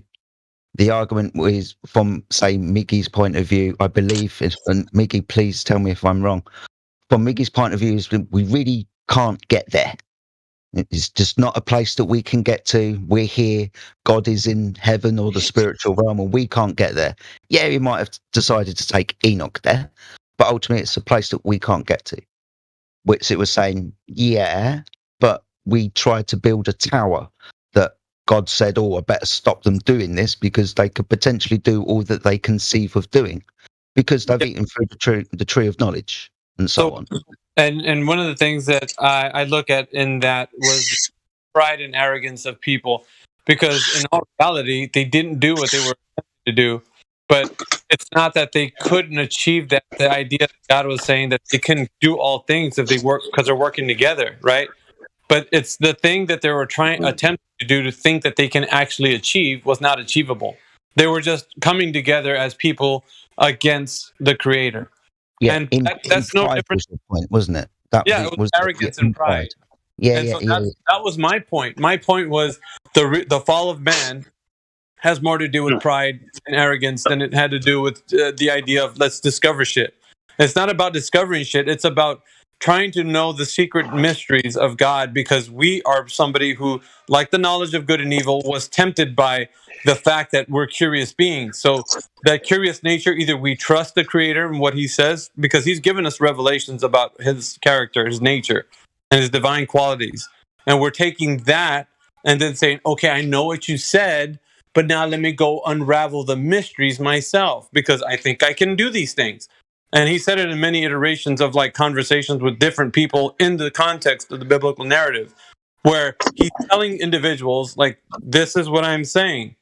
And there's a lot to do with people believing in what he's saying and not having to deal with our own pride and arrogance and saying, hey, I'm going to trailblaze my own way through this. And it's not, okay, the fact that we say it's good enough to know that the earth is flat and stationary, then you got people in here saying, well, let's go to Antarctica or the Arctic. Let's go figure this thing out. And there's this arrogance and pride of trying to figure out the unraveling of the mysteries. You can do such a thing, but then the system that's set in place right now is governed by the entities, whoever they are, to control a population. So there's already something put in place that doesn't allow the freedom of like exploration and all kinds of things where people think in their minds that already exists. So my point is, the idea behind unraveling the mysteries is only going to get you so far. And then you have to face reality where it's not possible. But I can only say so much to you where you can understand the point of limitation. You have to actually experience the point of limitation for yourself. Because you're like, no. You're just stopping me from wanting to go in Antarctica because you're a naysayer. I'm like, believe me, friend, if you want to go ahead and try doing it yourself, by all means, go and attempt to do the thing that you think that you want to try to do. And then you'll realize, without me saying it, that you can't do the thing that you say you want to do. Well, you're just a naysayer. You want to say that no one can know. It's like, that's not the case. The point is, shouldn't it be good enough to like say, okay, God has given us a revelation, his word about what his nature is, his characteristic, what the realm is that we're living in, all these things, right? He's given us that revelation by his word, by what he's saying. We either trust him or we say, yeah, but let me go. let me go unravel the mysteries of what the sun is. And he put it in a specific location that we can't get to for a specific reason. He says, the heavens is the Lord's, declares the Lord. The heaven belongs to the Lord, and the earth belongs to man. So he's given us dominion on this place where we're at, not the place where he resides.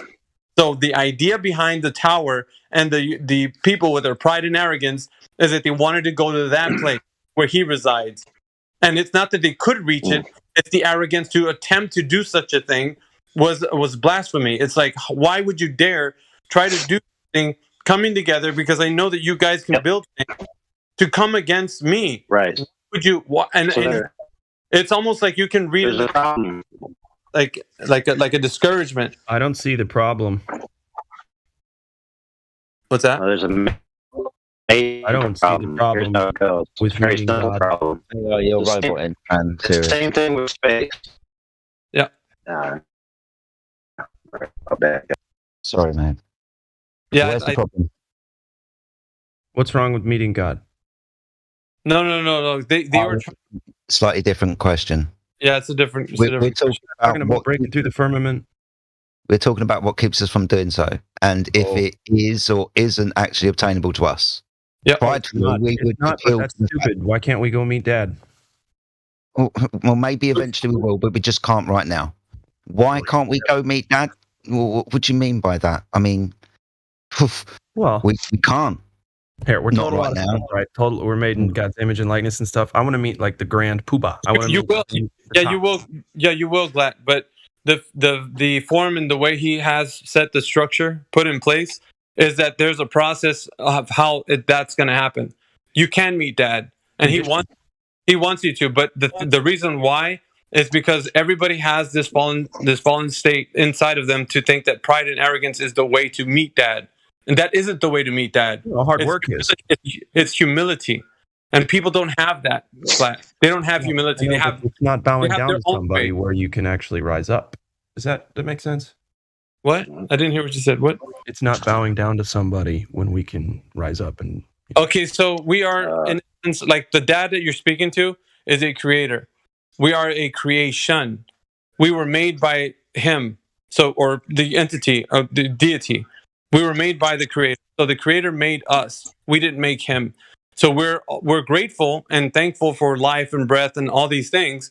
But at the same time, there's no humility in saying, I want to do what I want to do. It's like a child when you're listening to a child. I want to do what I want to do. And you're just like, okay, let me teach you what the right and the wrong things are so that you can know how to navigate this earth. Like, so you won't get in harm's way. But the child chooses to do what they want, right? Because they have their own mind. So they fall, and then you're like, see, I told you if you did this thing, you would get hurt or whatever. So you try to guide them in the best way possible, but eventually either they're going to listen to the parent or they're going to disobey continually. So the parent always gives good information for the guide of the child. But it's up to the child to understand that the parent has been giving them good information all along, or they're just going to be like, my dad's crazy. Like, I just don't know who that is, and like I don't associate with my dad anymore. And so it's a perfect example. But that's the reason why. Because the thing that's supposed to happen within everyone is we're supposed to live in this capacity of limited knowledge and understanding and be able to be humbled enough to say that we don't know everything. You're okay with the limited understanding, Miggy? You're fine? All checks out, it's all good, no worries? Absolutely. Because here's the thing, though. We know what we know. We don't know what we don't know. So things that can be discovered, they're going to be discovered. If they haven't yet, they're going to be because we're able to discover them. The things that cannot be discovered are the things unattainable to everyone. You can't put that in a realm of like, well, we can know something. They're attainable, just not to us, and that seems a little unfair, huh? Well, I'm not saying it's not. Sorry. Now you just sound like a petulant child. It's unfair. I'm sure you do. I'm sure it gets an emotional reaction out of people who believe in God. No, it's not an emotional reaction. What it is the reality. It's a reality of the nature of how we are as people. So it's you can choose any road you want to as far as like how you feel about things, right? So, and I'm telling you, there is people even in the Let me give an example. As I'm off to do a very visceral example. So children, right? Some children want to do things that adults only can do. The adults tell them you're not allowed to do it for various reasons. One, because the child's too young, or they don't yet have the mental capacity or the understanding, right? One of those that's established, right, is some things like alcohol, sexual relations, etc. So the idea that a higher order of operation restricts a lower order of operation, even if they're ascension agents, there's nothing unfair in any sense like that's immoral. It's, yes, it might be technically unfair, but it's not wrong. So, in other words, make that being merely allowed to do something instead of free to do whatever. That's the point, Right. and that's the thing where nobody's free there's to an do instinct whatever, inside- dude. Hold on, man. There's an instinct inside of everybody that says, "I'm an individual. I want to do some stuff. Let's go do some stuff," right? And that's Yeah. neither good nor bad. That's just how you use it. What? Yeah. Okay, perfect. So let's I- put an you input can into stop that there. example. Jerry Jr. Johnson wants to molest little children. That's just what he feels like doing. There's My nothing good opinion or is that's bad about it. Bad. That's my opinion. Oh, your opinion. Okay, so then we shouldn't restrict it from happening because it's only an opinion. No, my opinion is that we should restrict it from happening too. Ah, so you're okay with forcing your opinions on other people's actions when you just said it's okay for them to do what they want. For sure. If it's gonna happen. Right, so demonstrated live on air, you're full of crap. But why is that Okay. your If opinion? you want to say that, go right ahead. No, you Why are, is that- dude. Another emotional reaction. You guys can't take this. No, not at all. Okay, Oh it's my okay, go ahead. goodness. It's just really Dude, funny. This is painful. This is painful to listen to. Let's talk about emotional reactions. Okay, you just said that there's nothing objectively wrong with people diddling little children. When did I say It's that? only your opinion. It's not only my opinion. My opinion is that it's subjective, but how the fuck do I know that? I So just then have you said there's chemicals going nothing off in my brain objectively telling wrong me to about have it, opinions. dude. I just have chemicals in my brain going about their day. Giving Right. So then you have no in your worldview. response to You stimuli. have no authority to make any moral statements whatsoever. Why that not? being said, don't ever weigh in on any of them ever again. Oh, or because you're a what? waste of breath. It's ridiculous, you guys. Come on. No, You're better than I'm everybody not believe all this saying you're going to be nonsense that you punished. can't- I'm saying in you're all order. about unfalsifiability, but then when it comes to having to guess that there's all this other shit going on, well, it has to be this way, doesn't it? No. We all realize you're butthurt about the topic, right? And you Not can't at be all. rational Not to at make all. a conclusion about your own logic. I'm You trying could to say help not at people all 5 understand times. what they don't know. You're not helping You anybody, don't know what son. you don't know, correct? Oof. Well, Okay, I didn't even great, hear what you great. said. Don't know what Don't you drop don't mic, know. I didn't hear you. Okay, here's the, you got sorry, AI, 2 seconds. Sorry, AI. You keep interrupting AI, and you're not listening to what he says. And then you say something, and you go, "Oof!" Like you've said something that we've all paid attention to and should take a reaction. You haven't even heard you, mate, because you keep interrupting AI. Just try and have a conversation, dude. Calm down. Stop talking so much. Sorry, AI. Look, I'm okay with people having, different ideas, but they have to have a grounding for why their ideas matter. If their ideas are just subjective, dithering opinions, which have no validity of any objective sense, then who cares? Like, if you don't have the Doesn't have to be that way, dude. visceral belief in your own opinions, right, to the point where you say these are true statements, and you back them up with some kind of logic string where the conclusion follows necessarily, then you might as well not say anything.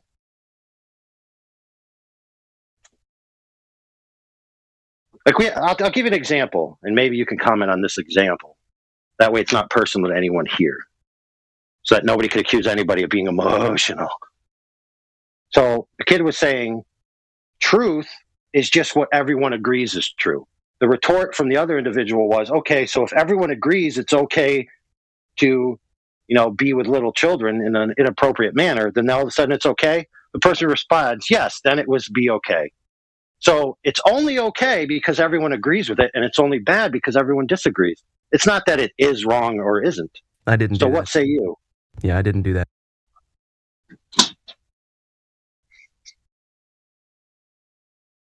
Okay, great. So you're not going to attempt to address the logic of those statements at all? No, dude, I'm trying to tell you that there's no way to really know about any of that shit. Like we can have an opinion. Yeah, We can have an opinion based on outside stimuli, right? Oh, I think that's bad because it looks horrible to me. My brain is going nuts. I've got adrenaline pumping. I want to kill the person that's doing the bad shit in front of me. But that's just, based on what we all agree upon is bad. Correct?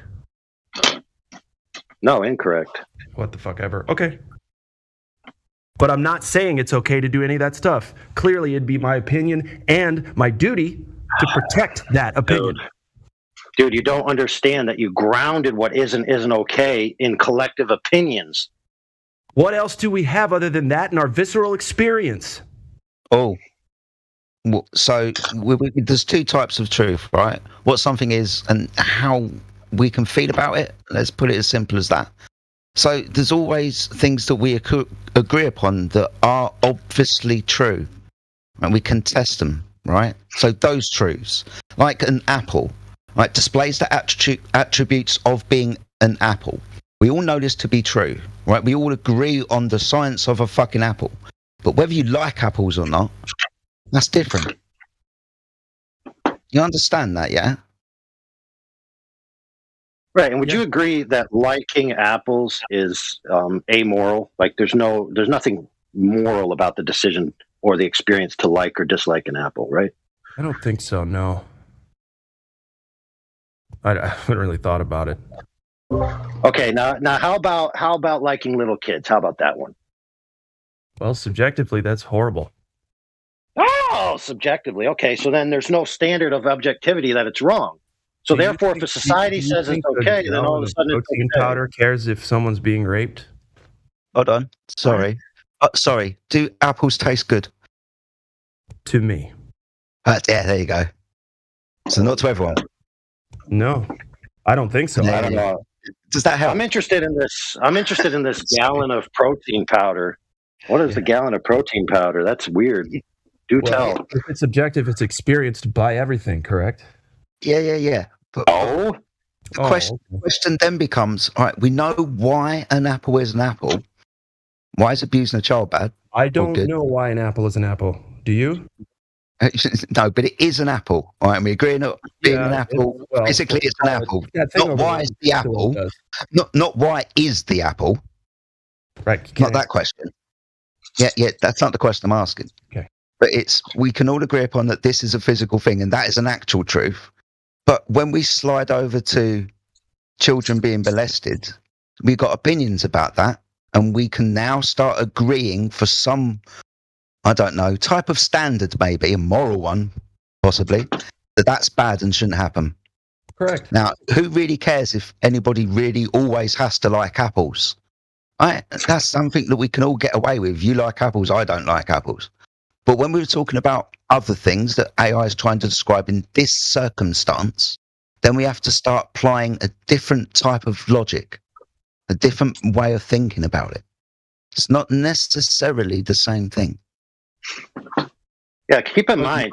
Where's that moral standard come from? When we decide that something's wrong in an objective sense that requires intervention, we usually dole out punishments for those things. So let's not just, focus on the victim, which is obviously the child, although if it's not wrong, then it can't be considered a victim. So I don't know how one settles that in their soul. But anyway, let's keep going. It's wrong to me. It's wrong to you. What's wrong, though? Let's keep going. Wrong. It's fucking protons and neutrons out there, bro. Like, that's all it is.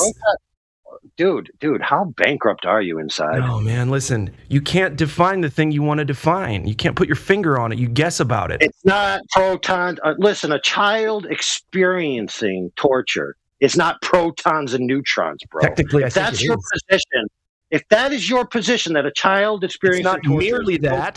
Neutrons, it's not merely then that. Stop saying that's what it is, bro. That's not what it is. Humans establish a moral standard. Sure, they do. We don't? We don't try our best to do that? I don't know. I thought it was protons and neutrons a second ago. Oh, come on. Get over it. I don't know why you're focusing on that. Do we not establish a moral standard? I don't know. Where do these moral standards and kind of rules apply? Where do they come from? Pass it down. Just subjective opinions from antiquity. Huh? Just whatever. Yeah, So subjective basically, opinions from antiquity. so basically, at the end of the day, whatever we all agree upon it to be. That's best we got. Yeah. Is this a conscious decision or a conscientious decision? Well, this is the kind of fine line that we're teaching on both sides. Can we not just state that it's not okay to violate another human being? Period. No, we can't. No, we can't. Wrong, Kiwi. Let me tell you why. Because Okay, first what we is- have Kiwi, we have to establish a congregate subjective opinion on the matter before we can say so. See how bankrupt this ideology is? It's retarded on its face. I think you just want to make it look like somebody's defending that kind of behavior, and that's sick. No. I'm not. No one's saying that. No one's saying that. Sorry, no one's saying that, and that's definitely not what AI is doing. That's not a very nice thing to say at all. No one's saying that. We're using the argument as a juxtaposition in this whole debate about where this standard for our decision making about things being right or wrong or true or not true, where that standard comes from. And Can we're we at the moment, possibly we've get got back down to the this topic of the server? Is that possible? Yeah, logic is typically a topic, and this is the problem. The moment we start talking about how we think, it's so hard that people say, "Can't we just get back to the topic?" Because it's so hard for people to say, "You know what? This place was created, obviously." So hard to talk about that. It's so hard that you think you're being neutral when really it's like it's showing that you have to reject something that you claim you don't believe in.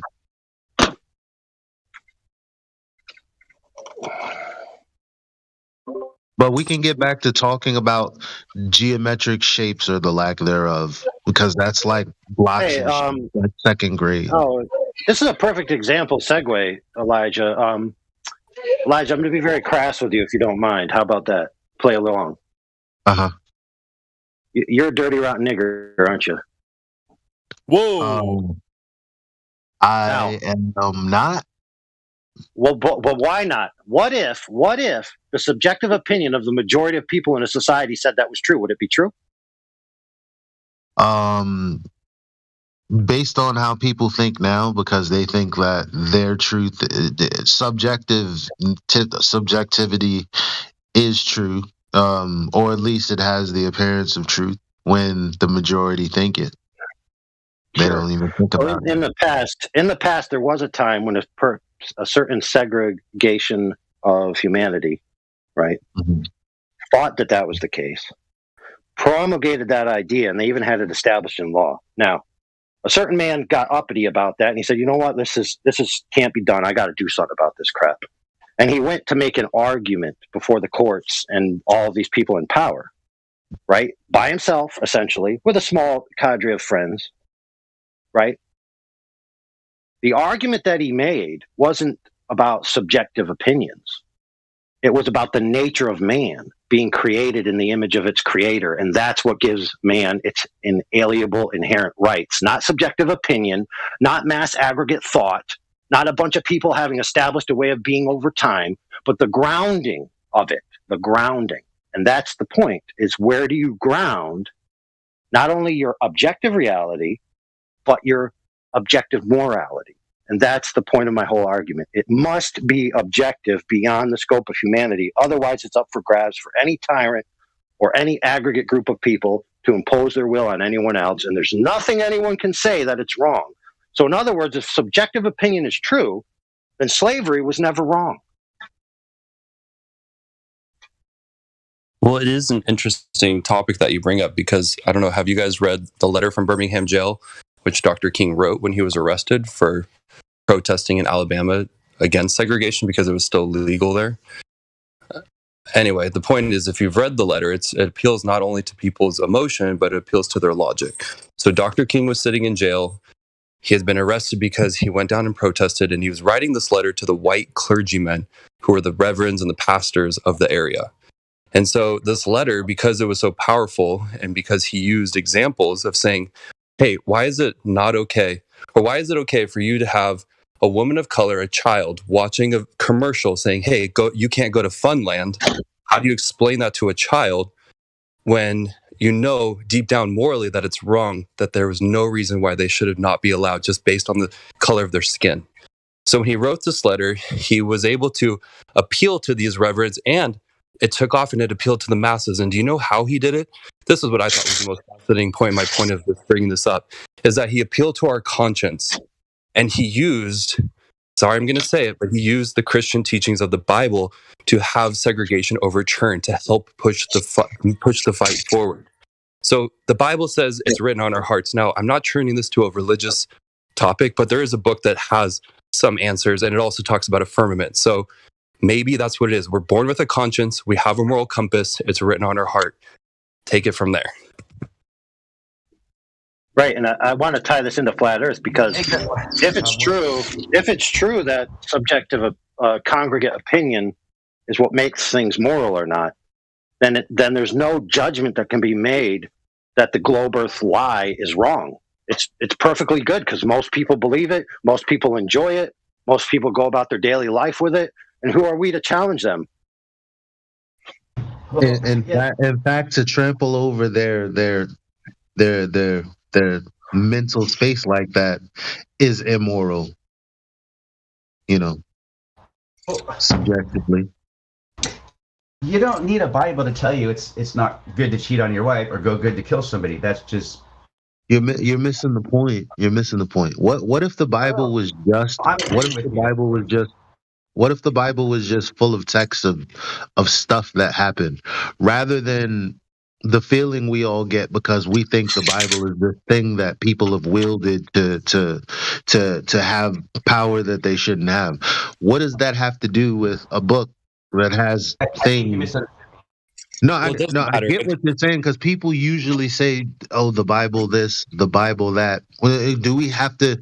Can't we just already know that not killing is good? Well, we're not talking about the obvious.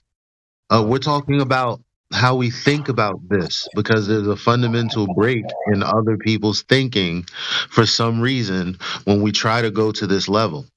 I just said that. That's exactly what you just said. Yeah, regardless of what you think of the Bible, there may be whoever created this place put a moral compass on our hearts. And that's what our conscience is, and we're supposed to listen to our conscience. That you consciously know whether taking advantage of a child is wrong or not because you're robbing their innocence, which we know from being a child and growing into adulthood that's completely wrong because it's not up to them. There's nothing in it for them. There's no decision on their part being made.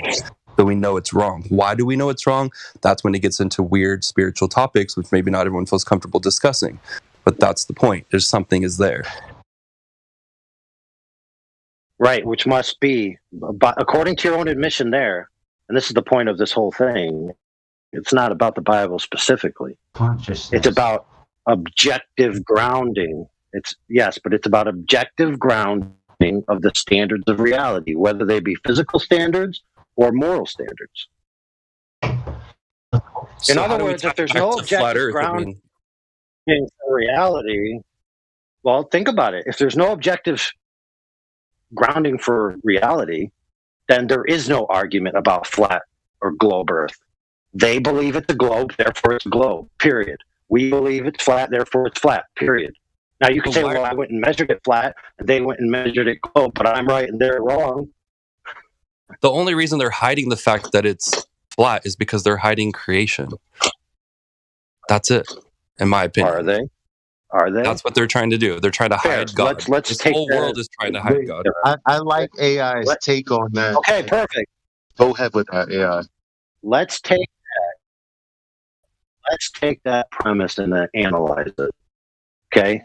The majority of the world, now ad infinitum into antiquity, throughout all written history, believes in a created realm. So if it's the case that their goal is to hide creation, that they are failing miserably. So I would submit to you, my friend, that they have a different agenda. Now, you could say, okay, well, if that's that's not true, then what are they trying to hide? Maybe they're trying to hide the nature of creation and the nature of the creator, not just the fact that there's a creation and a creator. Well, true. Because most people, like I said, believe in a creation and a creator. Yeah, I agree with that. But that gets into who is right, whose idea of the creator is right, and that's where it can be controversial. I know whose idea is right, and I could tell you, the creator's idea. Yeah. You can leave it at that, right? Yeah, true. That's beautifully Now, of said. course, we have to actually. be, listen, we have to be sympathetic. Yes, and we have to be sympathetic to our friends who don't believe in a creator, right? And we also have to be sympathetic in our speech by not, making them, holding them in derision. But that doesn't mean you're not free to criticize people's points. You can't just be like, well, I don't believe, therefore you're not allowed to criticize me. Okay, well, if that's the case, and you believe that me not being able to criticize you is subjective opinion, well, my subjective opinion is that I'm allowed to criticize you. Therefore, I will continue to do so. See how it works? It's crazy how that works. Okay, if morality is subjective, then the only impetus to not perform an action is either feelings or forces. So, for example, don't come and steal from me, otherwise I'll bash your skull in. Okay, I won't steal from you because I don't want the consequences. Not because stealing's wrong, but just because I don't want to accept the consequences. Likewise, I commit an immoral act and I feel bad inside. So I don't do it because I don't want the feeling. Not that I actually care about right or wrong, it's just I don't want to feel bad about myself. It's very interesting. And so that being said, rest assured, the powers that be, right? Many of them are on record saying that it's their responsibility to lead us like sheep because we can't lead ourselves. And because they have positions of power and influence and knowledge and also logistical financial power, that they're now responsible for us. And that's the reason why they treat us like they do. Now, who are we to say they're wrong? And I'm opening that up for a legitimate question. Who are we to say that what they're doing is wrong? You yourself. Being aware of yourself, being conscious just that you are alive and you are here, knowing and having those feelings and analyzing everything. I mean, it's... Yeah, but there's another question also. Why would we care? Think about that. Thanks. Like I said, knowing that you're alive and that you're aware is, having that you're a part of this world.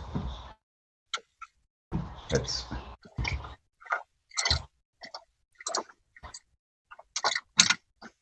Yeah, but why would you care enough to tell your neighbor if the end result is you find out the truth? But then what good is it going to do that you hold on to truth? Is it going to be great that you know something to be true? Well, yes, I've experienced that. To answer your question, yes. But what benefit does that have for you and your existence if everybody else doesn't see it the way you do? That's something I think you have to find out on your own. Because nobody else can do that for you. Only you can do that yourself. Interesting.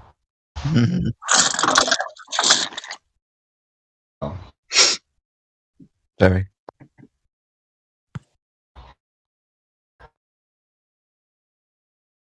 Yeah, this has a lot to do with, by the way, the topic that we're discussing in logic and how we disseminate truth. And it's important.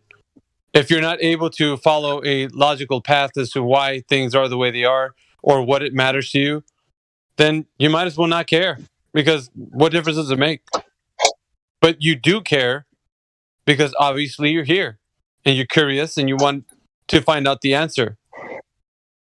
Well, I thought it was interesting that somebody brought up Martin Luther King and how he was, using the teachings of Jesus to appeal to the masses. And for some reason it worked. So I don't know. It doesn't mean that you have to go and follow Jesus the second, but it's good to investigate all different ideas of creation and see what makes sense to you. But that's what he used, and that's what worked to overturn segregation. So we do get a moral standard from somewhere then. and it's said to be Jesus, which would be godly. So from God we have this moral standard, or have the ability to attain some kind of standard, whether it be subjective about whether we like apples or not, or whether we think that things are wrong, categorically wrong, where that moral standard comes from. That's ultimately where I think we've been trying to get, or I've been trying to get slowly for the last hour. We started earlier talking about the physical limitations of our reality, and then someone came in and started saying it was unfair to do so, to keep us from meeting God. He basically came in like a stomping child, like, I think it's unfair that I can't meet God. Why is that unfair? He changed his kind of stance now, half an hour later, but that's besides the point. Well, what we're talking about is, one, what keeps us from God physically, and two, why do we have this ability to have moral standards? And what are objective and subjective opinions? More to the point, what can we know and what can't we know, and what stops us from knowing everything, and can we know everything, and what else is there to know? More importantly, what is the real reason behind the people wanting to discover the things that are mysteries, that are supremely not knowable? So those you raise your consciousness level, like right? The experience. Yeah, okay, sorry, go ahead. No, I'm just saying, like, these are all the questions that someone would ask when they're investigating these things, but at the same time, it's almost like a mirror. You have to look within to see what is causing this conflict, that you have to be somebody to be the arbiter of this specific knowledge, or give somebody the eureka moment about some unknowable thing, like what the stars are or whatever, and then bring that forward to people, and then say, well, I figured it out, this is what it is. Because the thing that's unattainable then becomes a sense of like, well, curiosity, but like, that's great that people are curious about things, but then there's also the idea that in a created system, in a finite system, perhaps there is a finite knowledge that we have that can't go farther than a certain point, because then we start to speculate, right, in here. And it's although fun to speculate about what things can be, it will never reach the capacity of the revelation of what it actually is.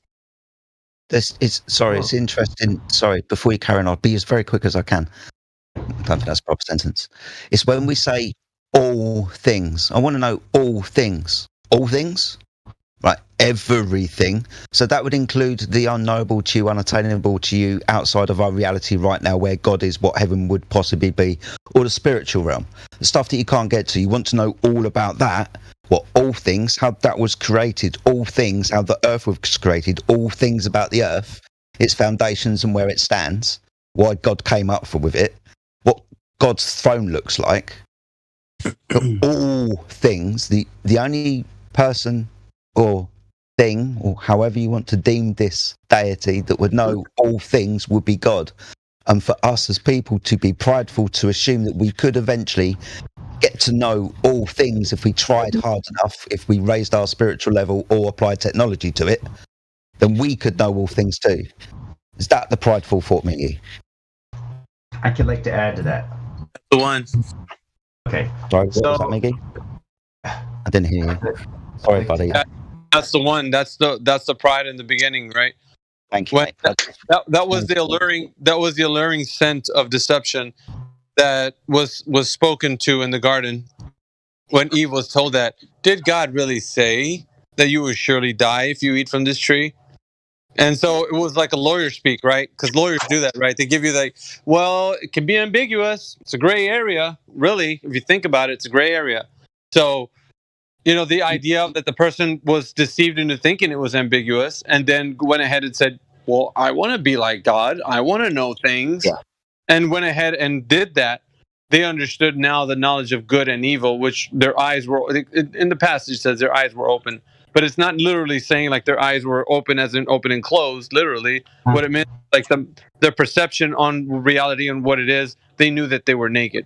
Meaning like it started to become a discernment of like, oh, wow, I see what is good and what is bad. And so before that, innocence reigned. Innocence meaning like a child has it's very into the world. Like they don't know too much. They just see whatever they see and they say whatever they say that comes to their mind. But there's no discernment. So that critical starts to develop as you get older. and that's what happened to them in the garden. So instead of that, they could have just been in blissful wonderment, right? Just completely in God's protection and just like trust. Like God was, in other words, in essence, what's happening now. And I hate to elaborate this much because somebody else wanted to jump in, but that's what's happening in the Word. Like, it's like some of the things, the revelations that we're getting. He's saying 2 words is trust me. So a lot of times people are like, yeah, I could trust you, but I gotta figure this out. Like I just have to. And then so he's like, that's outside of what I'm telling you. You don't have to. You can have faith. You can trust. Right. So it's what's all it is. What it really is. Root cause is pride. This is root cause. Because people want what they want. Right. That's all it is. Can I add a little bit to that? Is that cool? Yeah, go for it, dude.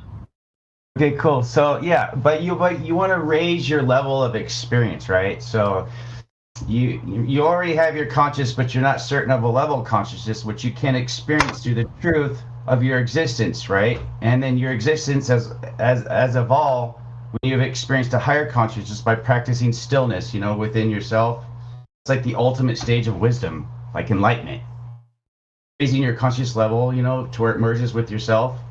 And right? With which is huh? So basically, we're asking, where do you meet God then in this case? Because you can say that you can, revise your spiritual level, whatever that means. Right. But ultimately, but that can we can talk all day about these different states, dream states, trance states, hypnotic states, drug-induced states all the time. Do they always take us to other places, or is it just the shit in our head? We're trying to figure out where God is. Okay, right. Well, so you raise your conscious, merging yourself with the divine, which is the one so and all. We can do it. We can do it. Conscious, eternal. Yeah, it manifests. Okay. Huh? So the point is that a prideful thought, thinking that you can do that and that is available to you to do so? No, it manifests in with yourself. That the nature of objects. When boundaries of any physical from the end of death. But why is there a pursuit for that knowledge that you're speaking of right now? Why is there a pursuit for that? Why do you want to pursue it? Because in order for you to experience that, you have to practice stillness within yourself, which is the ultimate stage of wisdom. Why do you want to pursue it? What is guiding you to want to pursue that, what you just said? He said ultimate state of wisdom, but like God. Sorry, Mickey. It's that, but again, is when people start, and I don't mean to say people, when saying you're like this, I don't mean to speak like that about you. It's just interesting to me because we say things like you just said. Like, so I've reached a state of like all wisdom. What, like God then? Because that would be all wisdom, or have you attained a state higher than that? Or have you attained a state that's just lower than that, but not quite got to that level? And are you prideful and also now blind because you think that you've attained all wisdom? It's a replacement of the Creator, of worshipping the Most High. You replace it by worshipping yourself and making yourself You're merging yourself. the enlightened one. Yeah, it's an old serpent lie, making yourself the creator. You're merging yourself with the divine, which is the one and all. I can kind of understand that maybe our consciousness is part of God because it would necessarily have to be so, and that we are necessarily, well, not necessarily, but spoken to be created in God's image. But that doesn't mean that we are made exactly like God. Just an image and His attributes. And it's obviously displayed within the Bible that we don't have any knowledge when we're first created because we got eat an apple to achieve that. Whether that was a good decision or a bad decision, that's kind of half the moral debate as well. Well, let me try to get my perspective if I can, because when I hear him speak Jedi, I've had what I call a spiritual experience. And the way that I would word it is, I gain wisdom in the sense that I now knew that God was always there. God was always talking to me. That's my perspective. That's what I experienced. And really, when I say that, I'm talking about truth. I'm talking about objective reality. There was a film over my mind about how I thought about the world and the things that I did. And then one day, it's like the lack of knowing, quote unquote, all of these things, because it wasn't real knowledge. Understanding that I know less gave me more wisdom at what was in front of me. Maybe that's what he means.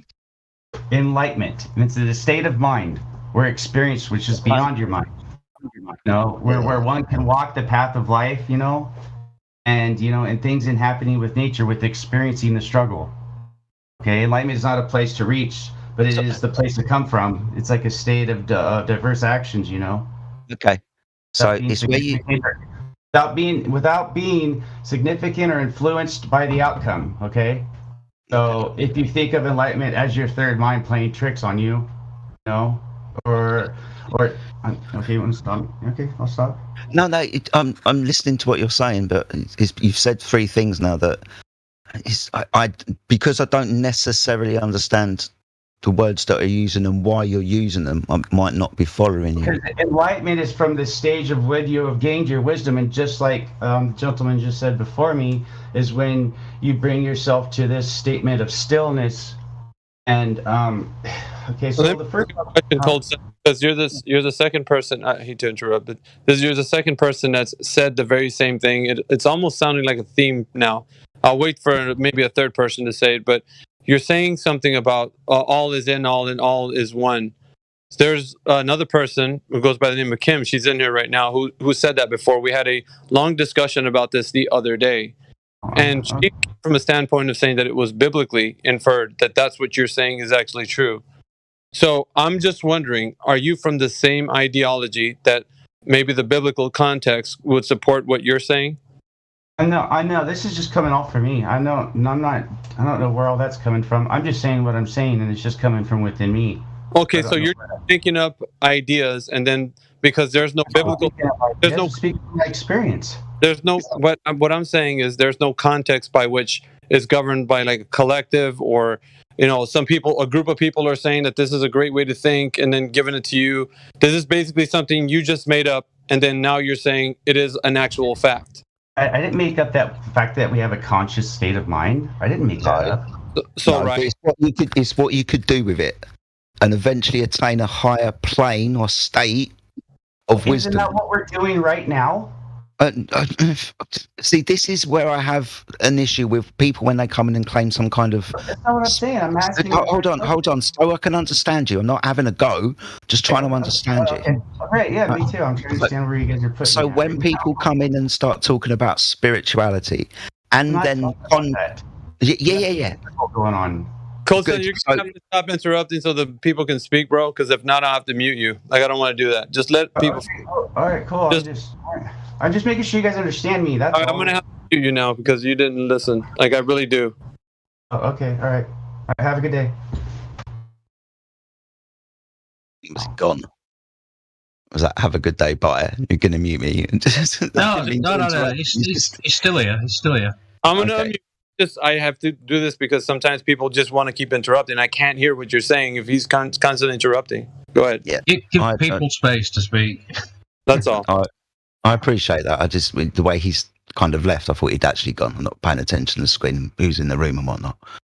But it's just when people start coming in and talking about, and I'm going to use multiple words, not just one. See, this is why, you were jumping all over one word. When I start talking about spirituality or other states or achieving some kind of higher state of consciousness, okay, but I'm sitting here just talking to you. And you said, isn't this what we're doing now? No, I'm just sitting here talking to you. I don't think this is a spiritual experience. Though you could say everything's a spiritual experience if you want. But I'm not reaching another state of existence. I'm just sitting here chatting to you, thinking about things as I do daily and logically. You're then starting to say that, no, you can reach a state. Because you said state. So we have to do some kind of practice or reach some kind of calmness, as you said, and do something practically to become then more spiritual. So sit there and think, but not think about stuff, and be all empty and calm and achieve all wisdom. I don't understand when we flip from one thing to the other. Sometimes what people actually come in when they claim this type of stuff. That's all. Yeah, it's very Buddhist in its. Well, it sounds Buddhism to me. I don't know what this guy he says it's his thing. I don't know, but that's basically what Buddhism is. Yeah, as far as I understand it. That it's not any religion. So it's not he doesn't, and which is kind of interesting to me because it sounds like it's following some. I'm figuring the pattern because there's like two people that have already sounded exactly like the way he has, but he's claiming no religion, no context in any holy book or anything. He's just saying, this is what I'm thinking. Don't we all have consciousness? And it's like, where did you hear that from? Like you have to derive knowledge from something you learn and then build upon it. Like usually that's how people are, right? You don't just originate something and say, I just thought of this thing, And if that is the case, then what gives you grounds for that originating thought? Like, why are you now saying that this is the way to achieve enlightenment and so on and so forth? So people don't want to be held accountable. And I get that because they just want to say things because they want to sound spiritual or whatever. But if it doesn't adhere to like some standard or where does this come from? Oh, it came from this group over here. These people are talking about it. And I thought it was pretty cool to kind of get enlightened with it. You know what I mean? Like then it becomes just people saying words and, really they're empty, man. I don't. So the conversation started about, us being able to achieve like either meeting God or attaining some kind of godlike status, like all wisdom, all knowledge, that type of stuff. And when this, hopefully we'll be able to speak in a minute and take off mute when I'm done, Mickey, if that's okay. But at the end of the day, with this argument, it's understanding that you are probably prideful, and this is the point that I wanted to drive home, when we think that we can achieve either meeting God or being all wisdom, all God with a godlike status. That's the problem I have. And hopefully the problem that Mickey's trying to address as well. Is that what you're doing? Is that what people who think these things doing? Is that the prideful thought?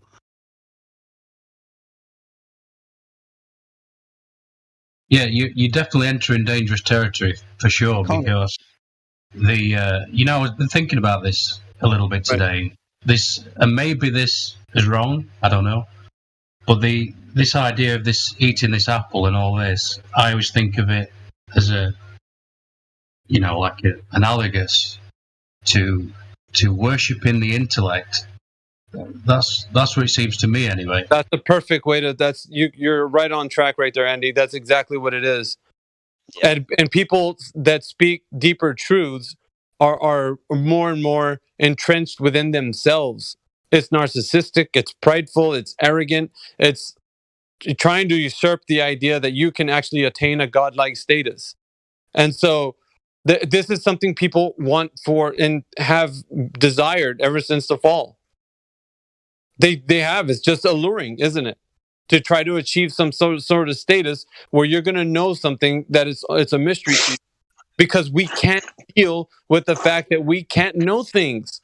And I think that is some people even have issue with me. I think it's an issue if we say things, it's detrimental to our mind to say we can't know what like the sun is or whatever. It's like, well, the only reason why you say that is because you really, really, really want to know what it is. And where does that come from? Why do we need to know for us to exist on this earth?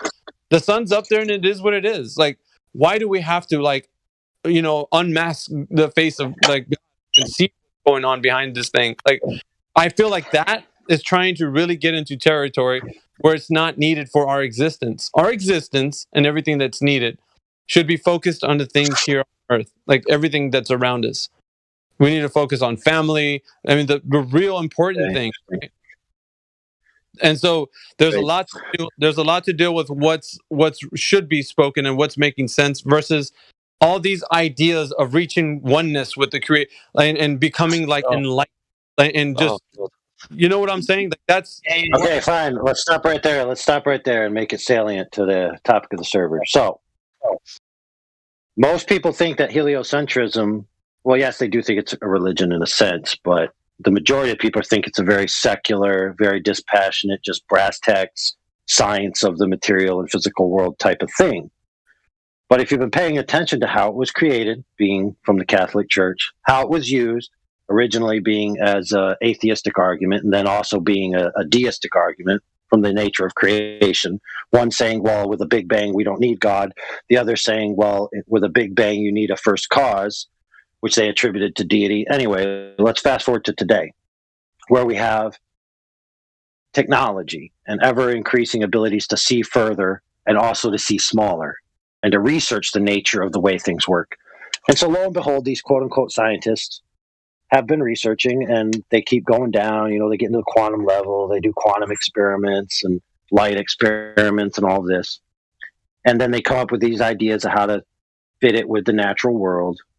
And lo and behold, at the end of this train track, just about now, within the past few decades and leading up into the flat earth resurgence, an idea has come upon them, because we all know they've been searching for the particle, right? The God particle, the particle that is the fundamental unit of reality that explains how things work on the most minute level, right? They've been looking for that. We all know this. That's one of the things they said they're doing at CERN. But the problem is, the more experiments they do into this realm, they find out that the fundamental unit of reality isn't matter at all. It's actually consciousness. Now, the mainstream science is going to start going that way. And part of the people who are doing this now that are talking about it are saying that the way that they see this happening is in a monistic, subjective sense. So subjective monism in an idealistic sense. Now, if nobody knows what that means, I'll explain. So, obviously we know what subjective is, right? It's experienced by the end user, right? And idealism is the sense that everything is mind, so that there is really no matter of a consequences or of a concrete entity. It's just an expression of the mind. You know, versus the old materialism, whereas everything is matter, which, you know, like a lot of Big Bang, you know, nut jobs believed in, right? So they're pushing towards this synthesis of reality, the mind, and the creator into one entity, which is what monism means.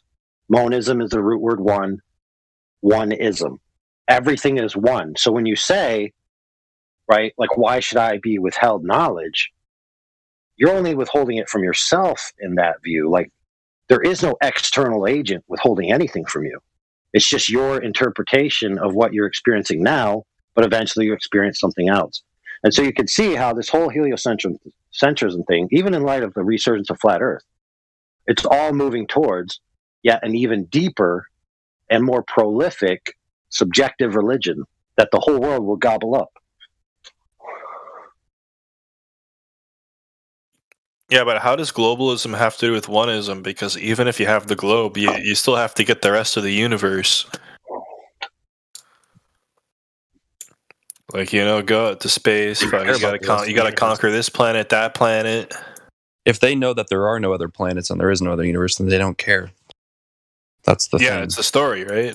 It's the story. The thing is that they're lying about flat Earth, they're lying about monism, they're lying about our consciousness, and they're lying about what health is and all these things that they lie. Why are they lying about every single thing and trying to turn people against each other, destroy our bodies, destroy our health, and control us? I mean, that's the thing. It's not just what shape is the earth. It's not just is the Bible real? No, it's like it's a combination of everything of what they're doing to humanity and why humans are important here, because God gave us dominion over this place, but because we've abused it, he has to step in at some point, according to one theory, one book, right?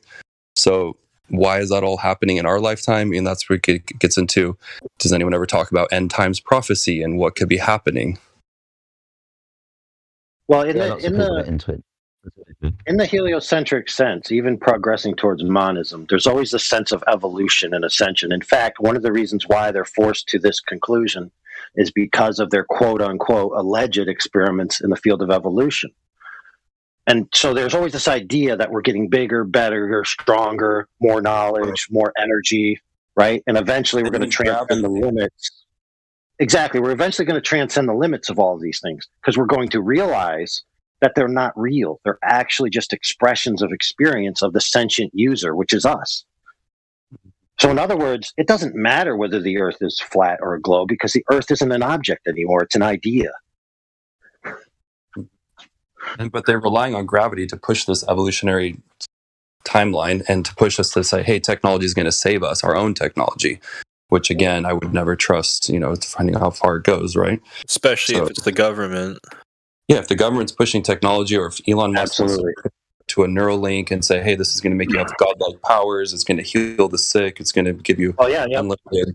He's going to try to pull a Jesus, make the blind see. Correct. So he will. In the idea of saying, okay, how do we get to distant worlds, right? The majority of people are saying, how do we get to distant worlds with fuel, with energy, with machines? So this new way of thinking is that distant worlds being separated by millions of light years isn't a physical space so much as it is an interpretation of our limitations. And so when we go into subsets of reality, right, we are in a different energy level.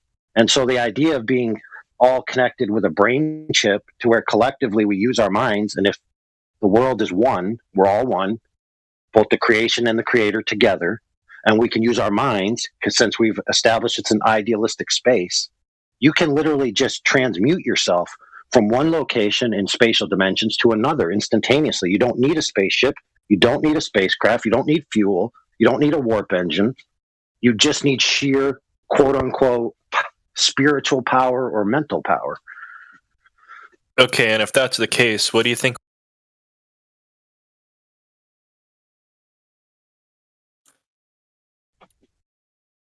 We lost you, bro. Oh, sorry. If that's the case, why do you think that us people would be in the position we are today? Like who? Like us, not being able to do that kind of stuff. Repeat the question because again. You got it. Sorry? Like we're at a stage in our development where we're not capable of performing those things yet. That's what you're asking? You're not trying to push. Yeah. But you're not trying to like assert evolution there, are you? No, I'm giving to you where the mainstream status quo is going to head. Oh, okay. Sorry. Based on a collection of quote unquote knowledge and scientific quote unquote experiments and research that they've aggregated over the past centuries, right, till now, when they have the technology to start doing these tests on smaller and smaller particles and energies. They're coming to this conclusion that reality is essentially not real on a local level, and it's basically a user interface for a subset of reality that we haven't yet accessed. So the answer to your question is we have not yet evolved to the stage of being aware of these powers that we have. But with more and more research and more getting in tune with it, we will be. And do you think part of that involves technology? What do you mean, things that we can create? That's technology, isn't it? So things that we can create, yeah, probably. Okay. It's the way we experience things. Like when we're children, we experience the world through our eyes and our hands, right? And even when you watch a movie now, we understand like a modality of expression of control within the three-dimensional environment, even if you're using magical powers, that the person using the power somehow has to emote them. Like they have to use their hand, like Darth Vader choking you. He has to put his hand out and go, I'm getting you. He can't just do it with his mind. I mean, he could in theory, but it doesn't have the same palpability to our like tactile sense of the world. So yes, in other words, we need a channel. We need a, like Dumbo with his feather that was given to him so he could fly. Dumbo could actually fly. He always had the power. He just didn't have the confidence. It wasn't until he had the feather and he was told, this feather will grant you the power, that he realized that he was the one and that he was Neo and that he was going to break out of the Matrix.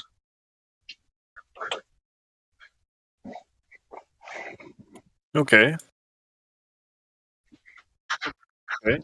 That's a bit prideful and new agey to me.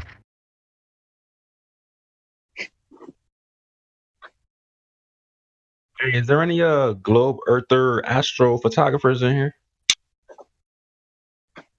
This is where they're pushing us, right, in some kind of direction, where ultimately we can figure it all out, and we can attain all knowledge. We'll attain some kind of state that is beyond this state. I mean, that kind of goes, if you want to suggest, in kind of lockstep with dying and going to heaven, an afterlife, or somewhere else that we aren't now, that is spiritual, that is not physical, that we don't know about, but we think might be there, because it's suggested that it's there.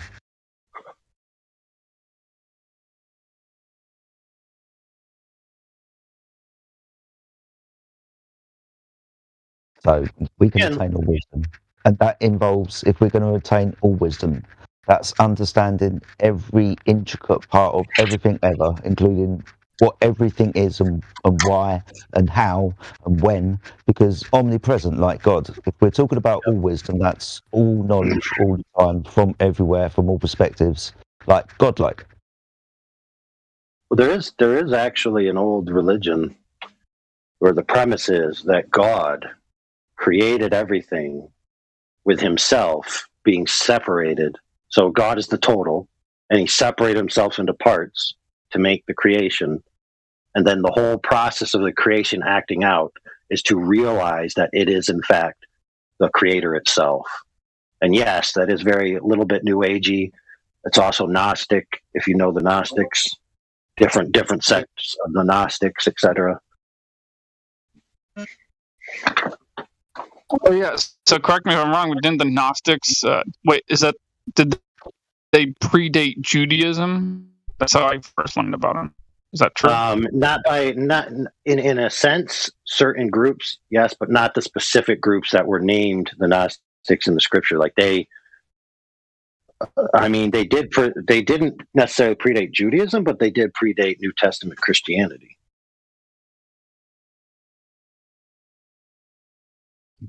Is it wasn't one of them, or one of these Gnostics, didn't they have like a torch with a flame as like the symbol of their religion?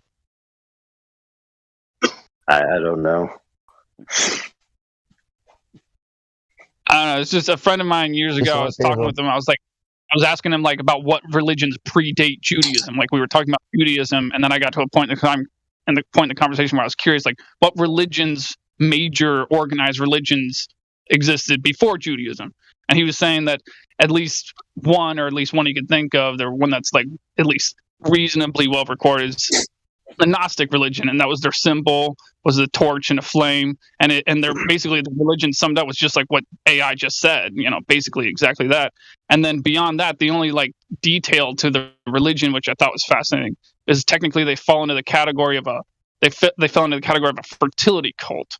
So what that meant is they did their best to worship and make all the women in their community as comfortable as they can, just for the sake of not going extinct, and encouraging them to reproduce, which was way back then, because it's like they're trying to avoid what's happening to Japan today, is what I'm trying to say, is one of the purposes of it. You asked if there was a religion before Judaism, right? That was your question within there. Was there like an ancient religion before Judaism? Yeah. I was asking a friend of mine, and that's one that he was telling me about. Yeah. So, but then you brought up fertility. Now that comes from the oldest god, right? Apart from God himself, the first person on the earth that we worship, Nimrod. So that fertility symbol is the thing that we see everywhere. Phallic symbols, obelisks, even Christmas trees. So that was the first religion, and it's spoken about within the Bible. So it's interesting, right? Because that's the Jewish book, but they were Hebrews, and you have to go a lot further back in if you want to believe that story. If you want a God on earth, or the first religion that we bowed down to, apart from the one that we got chucked out of the garden from, that would be the one. That's Nimrod, the first one in the Bible. Yeah, but I'm not talking about the Bible. I'm not talking about that. When I said fertility cult, don't misunderstand me. I'm talking about the people back then in their culture culture, finding it to be necessary, and as generations grew up, finding it to be necessary to pay particularly good attention to making sure the women in the community are healthy and comfortable. Because if they're not healthy, no, they won't ever bother to have children with anyone in the community. And after about 1 or 2 generations, the community goes extinct. That's what I'm referring to, just that. Just because you said which, look, a lot of people, a lot of cultures co-opt religion as a way to institutionalize behaviors within their communities, right? So, this is our religion of our group, and this is the way we behave. This is the way we raise our children. This is the way we do agriculture. This is the way we get married. This is the way we deal with certain legal issues, right? So it makes perfect sense. Like if you were a small group, that part of your religion would be taking care of the women and procreating. I mean, that's a biological imperative. Even in evolutionary religion, that's required. Survival of the fittest, if you want to go into the next generation.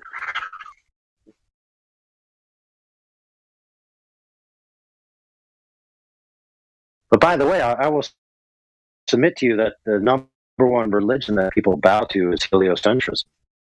Because regardless of the myriad of religions which people practice, or even belief systems of any esoteric or spiritual sense that people practice, the majority of people, whenever quote-unquote science comes out with something new about space, they take it as a fact, and if anything in their scripture or their current belief system disagrees with what science has put out, they then call into question their previous belief or religion.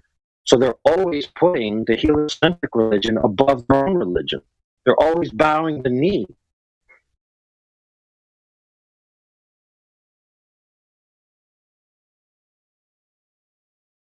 And as evil plans go, you got to give them props for the success of how well they proliferated their dominion of their philosophy upon the world.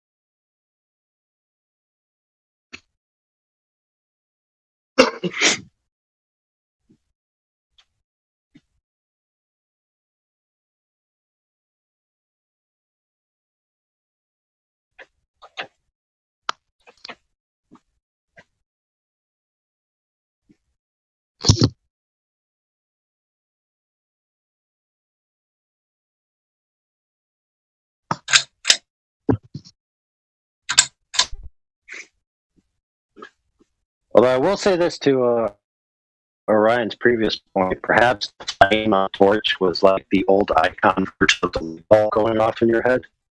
That'd be hilarious.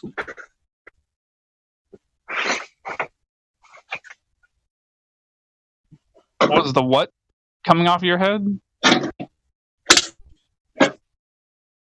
Like a light bulb above your head. That's when you've become enlightened or realized the idea or created something in your mind, that little light bulb icon on top of your head. Actually, it's funny you should say that, because I'm not 100% sure, but I think that may actually been the angle that they were going when they came up with that symbol. Something that illuminated. Yeah, you could go with that. Torch. It illuminates stuff. We're enlightened. Yeah.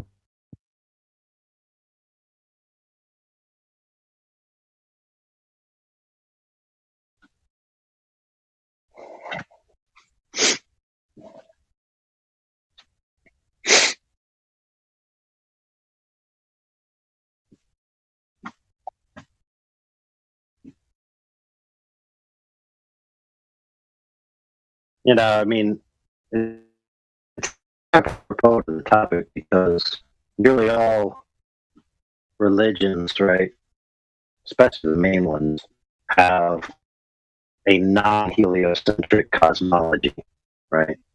And you might say, oh, well, it's irrelevant what religions say because the earth measures flat. Okay, fair. However, it is interesting to note that ancient cultures pretty much en masse, interpreted the world as it presents itself, as generally flat and stationary. Everything revolves around us. We're the center of the universe. We're the pinnacle of quote-unquote gods or whatever realm or spirit that they believed in creation, etc. Like, nobody had this idea that we're just a speck of dust floating through infinite space that's absolutely meaningless and pointless and just a series of happy accidents. It's like that never entered anyone's mind. Until it finally did one day. And why did that happen? Well, the answer is because there was an apparatus known as the scientific pursuits and the endeavors, right? That occurred in the past. And let's be clear, many people nowadays will say, oh, religion hasn't given us anything. Look at all science has given us. Well, if you go back in time, the scientific pursuits were all founded by religious men, right? The very premise of science and the rational pursuit of knowledge of the natural world was based on the premise that it's an intelligible world, specifically designed or created. Then, lo and behold, it gets out of hand, and people take advantage of it, and they start to say, "Oh, I see material causes don't need supernatural causes anymore." And so they said to themselves, "Wow, we've created an apparatus here where we can prove that we don't need any higher dimensional source for anything. Everything we have is within the world itself." And lo and behold, the age of quote-unquote reason, or whatever you want to call it, was born, where they said, oh, we don't need God anymore. We don't need metaphysical causes. We don't need supernatural causes. Everything's material. Everything's physical. Everything's dominoes. Everything's cause and effect.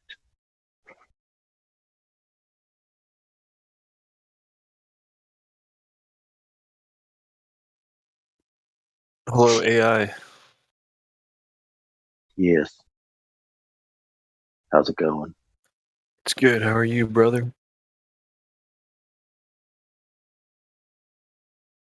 I just turned on the electricity in my shed that I've been working on, and the light bulbs went off, and it's right above my head at the moment.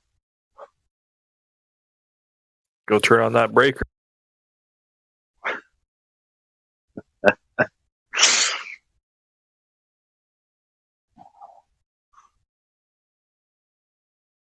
You have a question? No, I'm just. Everybody's dying for me to get off my. Everyone's dying for me to get off my religious segue diatribe to get back to the brass tacks of the flat smacks. Don't worry.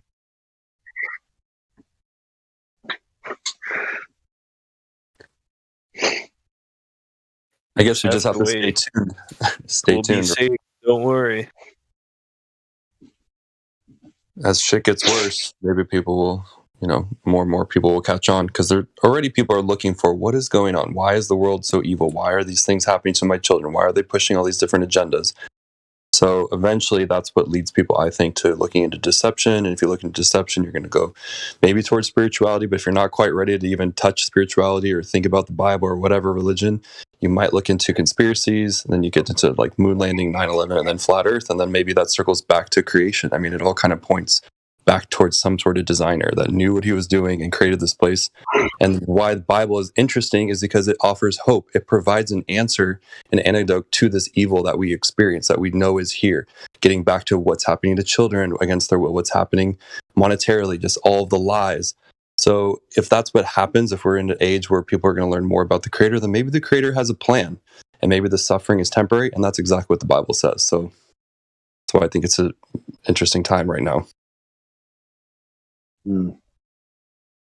Yes, that is interesting.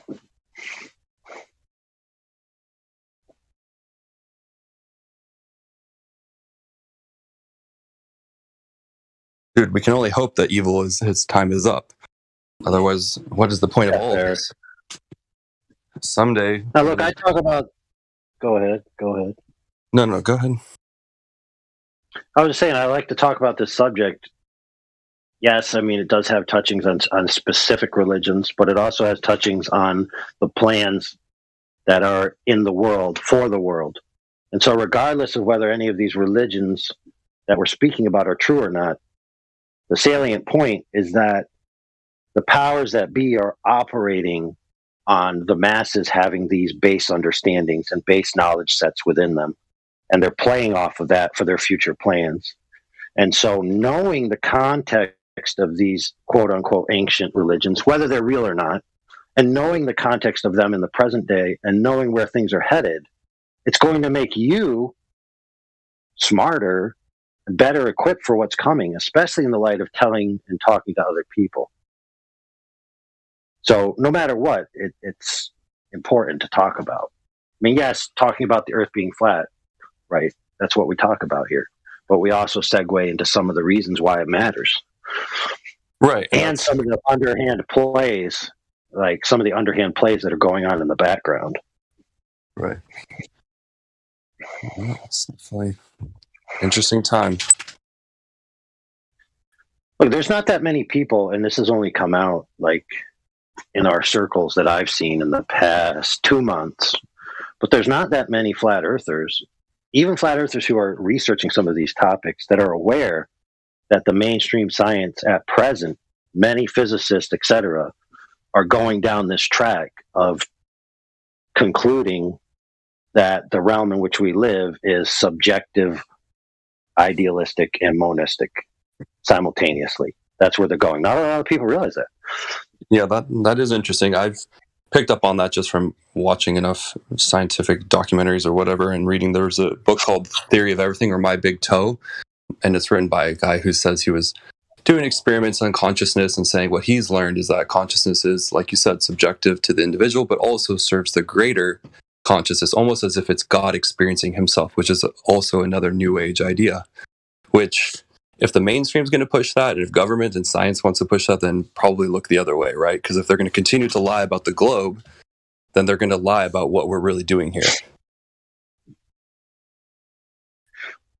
Right, which is the answer to the other guy's question, which is a lot of people in Flat Earth have said this before, and they've made good arguments about it, don't get me wrong, but this idea that the whole purpose of heliocentrism is to hide the fact that we're in a creation, or to hide the fact that there's a creator. But simultaneously, majority of Earth believes in those two premises. So they're failing miserably at their task if that's their goal. It seems to be that their goal is to muddy the waters, right? So the true creation and the true creator are never known. So that they can, check this out now, so that they can slip theirs in the back door. Yeah. Well, it's right? happening.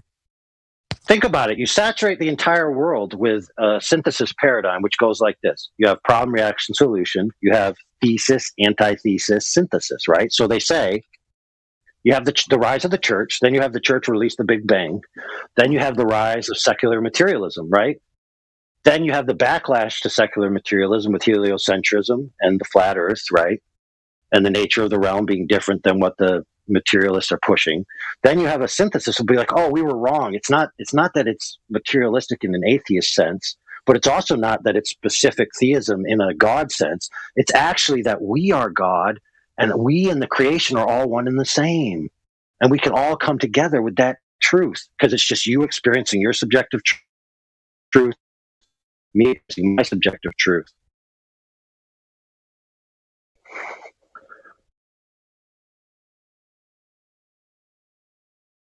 It's that old saying, but it goes like this, which is, people will say, oh, Satan doesn't want people to believe in God, right? And these are just concepts at this point. You know, people don't have to get butthurt that I mentioned characters from a story that they don't like. So Satan doesn't want people to believe that God exists. Okay, let's take that.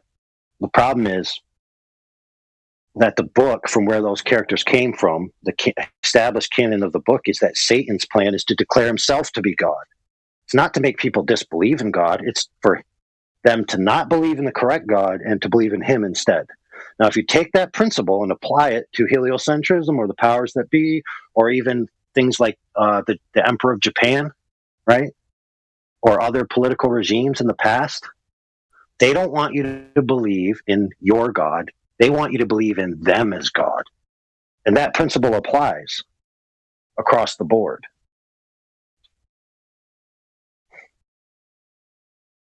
Yeah, it's interesting because, yeah, I mean, I like what you're saying.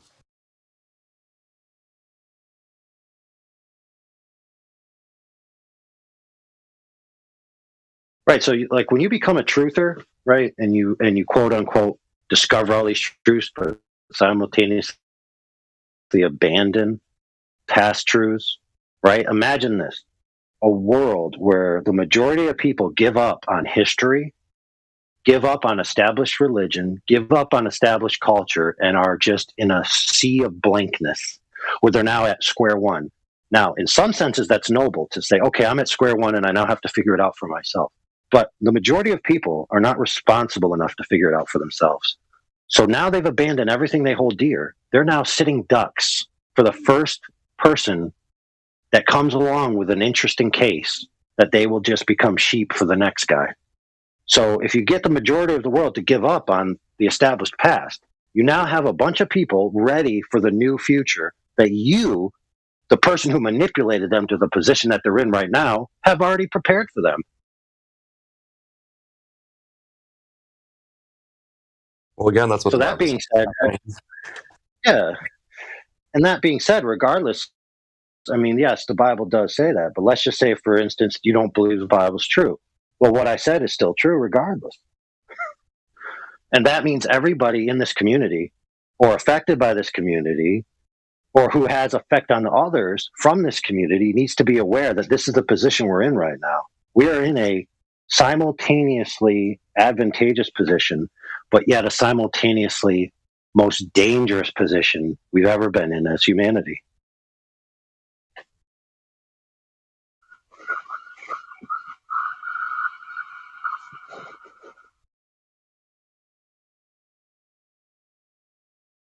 Well, that's why this Discord is important and also helpful and interesting, because it gives people more perspective of things that they're just not maybe have been exposed to yet, or can look into themselves and, you know, look for answers. But I feel like you're on the right track as far as what I understand of what could be going on.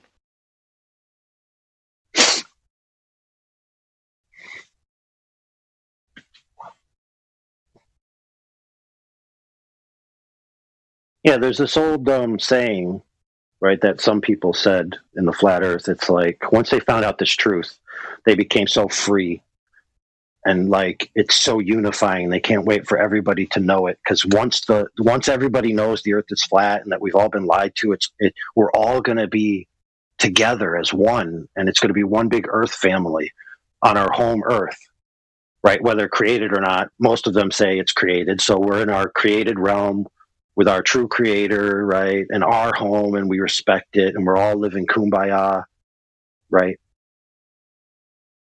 But lo and behold, even within flat earth, there's factions. There's people who don't agree with each other. There's people who disagree politely. And then there's people who go out of their way to be vitriolic to the other party. So I thought if flat earth was supposed to be peace on earth, but it clearly isn't, even within our own community. So how can we expect it to be if we give it to the whole earth? There's always something more going on behind the scenes than what's just at face value. And that's the number one thing that I want all quote unquote flat earthers, or water worlders, or level earthers, right? Or whatever else you want to say, because you don't want to say flat earth. All you guys are included. I want you all to understand, to be prepared for the backhanded slight that's coming. Right. Well, and that's why listening in is important, and it might be very useful, because if these end times prophecies continue to pan out, and there's this book that claims to have the answers, and so far, you know, many would argue that it hasn't been wrong yet. Well, it says that things are going to get worse, and it's going to get worse pretty fast. Maybe in our lifetime, I don't know. I don't want to make a claim, but could it be? Absolutely.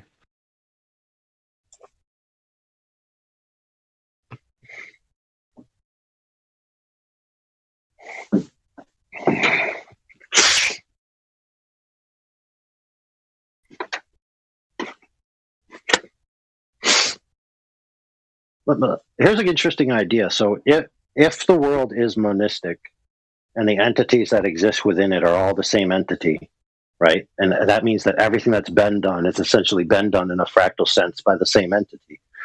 Then that means that the Bible and all the other historical books, whatever they are, were written by that entity for whatever reason, either to be a foretelling, a piece of knowledge, or an idea to reject. It doesn't matter. So they're all worthwhile at that point.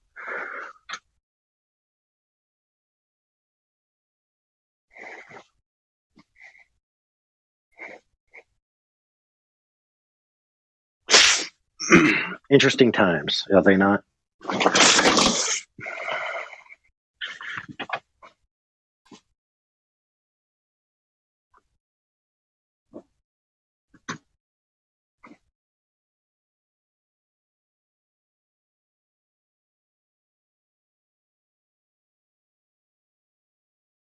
After this conversation, when whoever's in charge of it wants to move on to something, I have a question about astrophotography and everything. As far as, I mean, I have a friend who has telescopes. He has one that he controls from New Mexico, where it's just, you know, darkest sky he talks about, and he takes these amazing pictures of galaxies, Andromeda. But it was interesting because I asked him, like, well, why can't you take pictures of the planets? He's like, well, it's very difficult.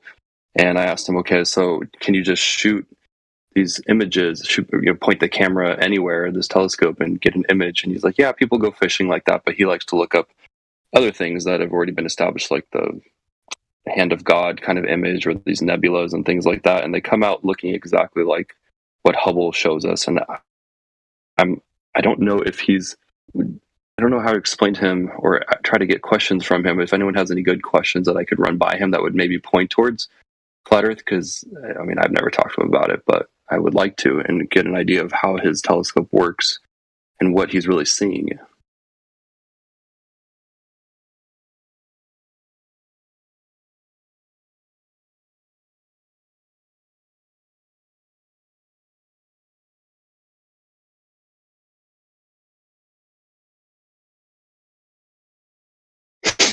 Well, let's just say, for sake of better argument, that he's looking into the sky and seeing things that exist within the sky.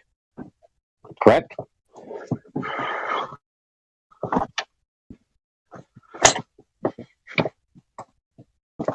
Like, I don't think we'd have any disagreement there. He's looking into the sky and seeing things that exist within the sky.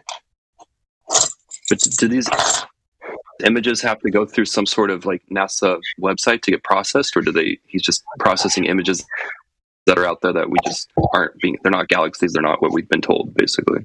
That's what I'm trying to figure out, I guess, too. Because what are all these people with telescopes doing across the world if they're looking at things that they don't even, it's not what we've been told? And then as far as, is the Earth spinning or not, how do they not realize that it's not spinning if they're pointing their telescopes all day long and taking time lapse or taking taking panoramic images? I mean, it just seems kind of obvious that it's not, the Earth isn't spinning, and then these images are coming through. I don't know. Just was wanting to hear the group's thoughts on it.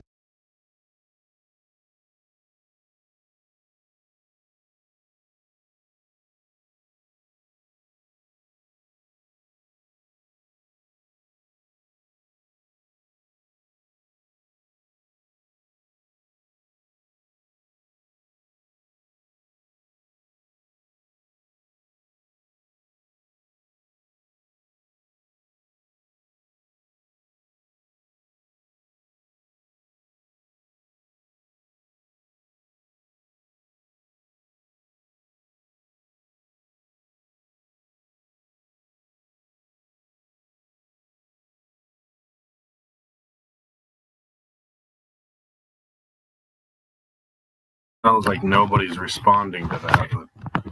Well, I was just going to say, unless anyone has responded, I do astrophotography all the time, time lapse, all of it, love it. But the problem is that it's just you're pointing the camera up in the sky. This is how NASA gets away with it, because they can point the telescopes in the same place that everyone else wants to point the telescope, and they declare something about what we're seeing. as if it's true, and then see, as long as you see it, that makes it true. Well, just because everyone can point their telescopes at the sun in the east accurately every time, but then if NASA tells us it's 93 million miles away, just because I can point my telescope at it and see it, that doesn't mean that it's 93 million miles away. It's made up of fusion, blah blah blah.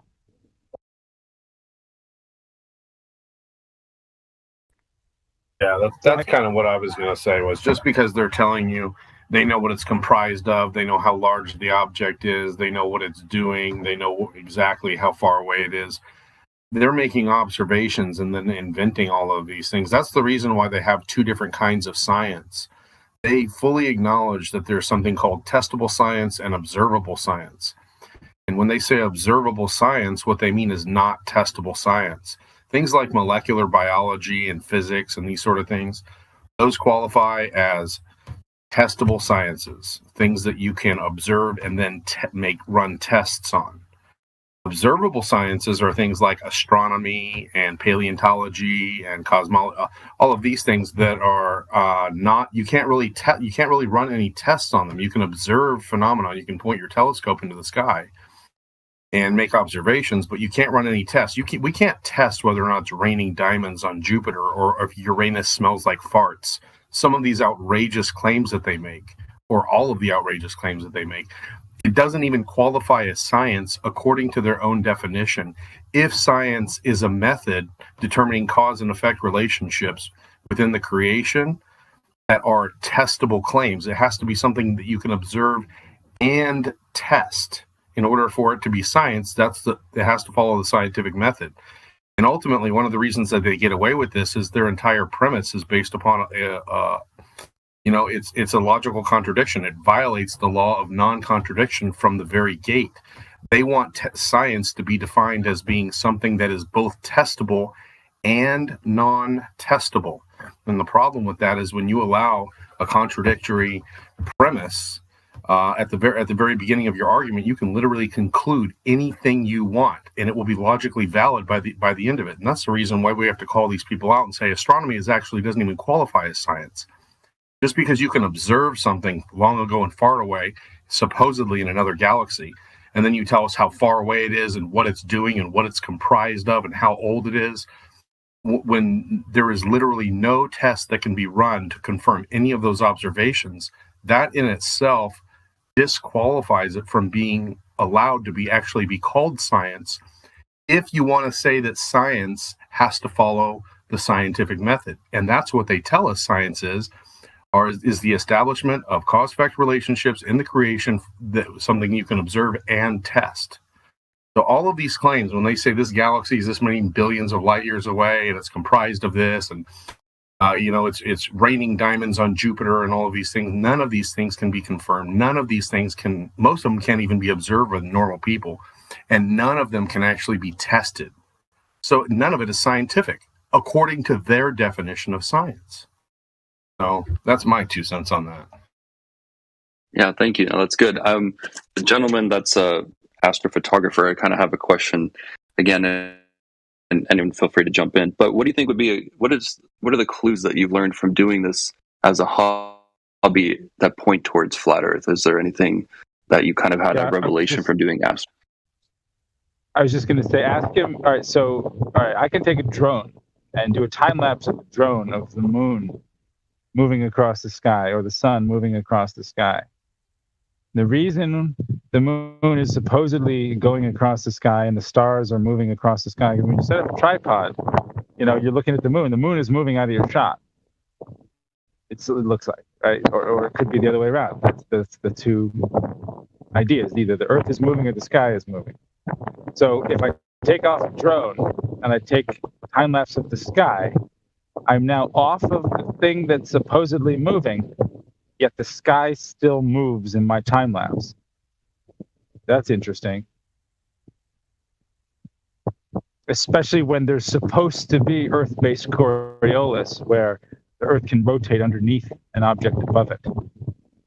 So if that's the case, why is the sky still moving if my drone is off the surface?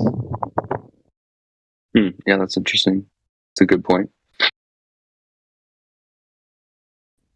And then they'll immediately say, well, because the atmosphere is moving along with the, you know, with the Earth. And it's like, well, but how then? So you're saying there's no Earth-based Coriolis then? Right. They immediately paint themselves into a corner. And when you watch time-lapse videos of the Milky Way kind of rising and moving through the sky, is that in one night, or is that? It looks like it when I watch them. It looks like it's sunrise, sunset, and then the Milky Way kind of pops into view and it moves across the sky at maybe 25 degrees, and then it gets light again. And yeah, never does one full revolution. It never does one. If we're really spinning on a ball and we're doing a 24-hour circle, it doesn't show that in these videos. I mean, it's hard because the Milky Way isn't always visible per se, or you have to set your camera certain ways to, you know, or if the moon is too bright, then it's hard to see the Milky Way, or it's hard to expose for it. So to get the Milky Way, you know, in several days of succession, it's probably out there, but that's kind of a tall order to also be able to expose for the daylight. Because if you're going to expose for only the Milky Way, then all your daytime shots are going to be pure white, and then eventually, when it gets dark enough, it might, you know, it'll fade from dark white or from bright white to, you know, exposed again for the Milky Way. But to adjust the settings to go from bright daylight to Milky Way in several day succession is a real tall order for a good time lapse. It's like the holy grail of time lapses is to be able to go day to night, especially with the Milky Way. Oh boy. And then several days of that's three holy grails in one. Oh wow. So how much is it moving though in a time lapse, would you say, across the sky? Well, they try to explain this. Your lens, right? Like, if I have a really zoomed in lens, you know, within 5 to 10, you know, 10 to 15 minutes, depending on how you place this moon in your shot, the moon will then be out of your frame within just a few minutes. If you have a really, really big wide lens, then it takes a lot longer for this, you know, for it to go across your frame. And so it's all moving at the same rate that it's doing, but it sort of depends on how zoomed in you are to it, and also how many frames of it you take. If you take a frame every 5 seconds as opposed to a shot every 1 second or every 20 seconds or 30, you know, it's going to move faster across the sky, as opposed to if you take, you know, just regular recording of it, it's going to go real slow.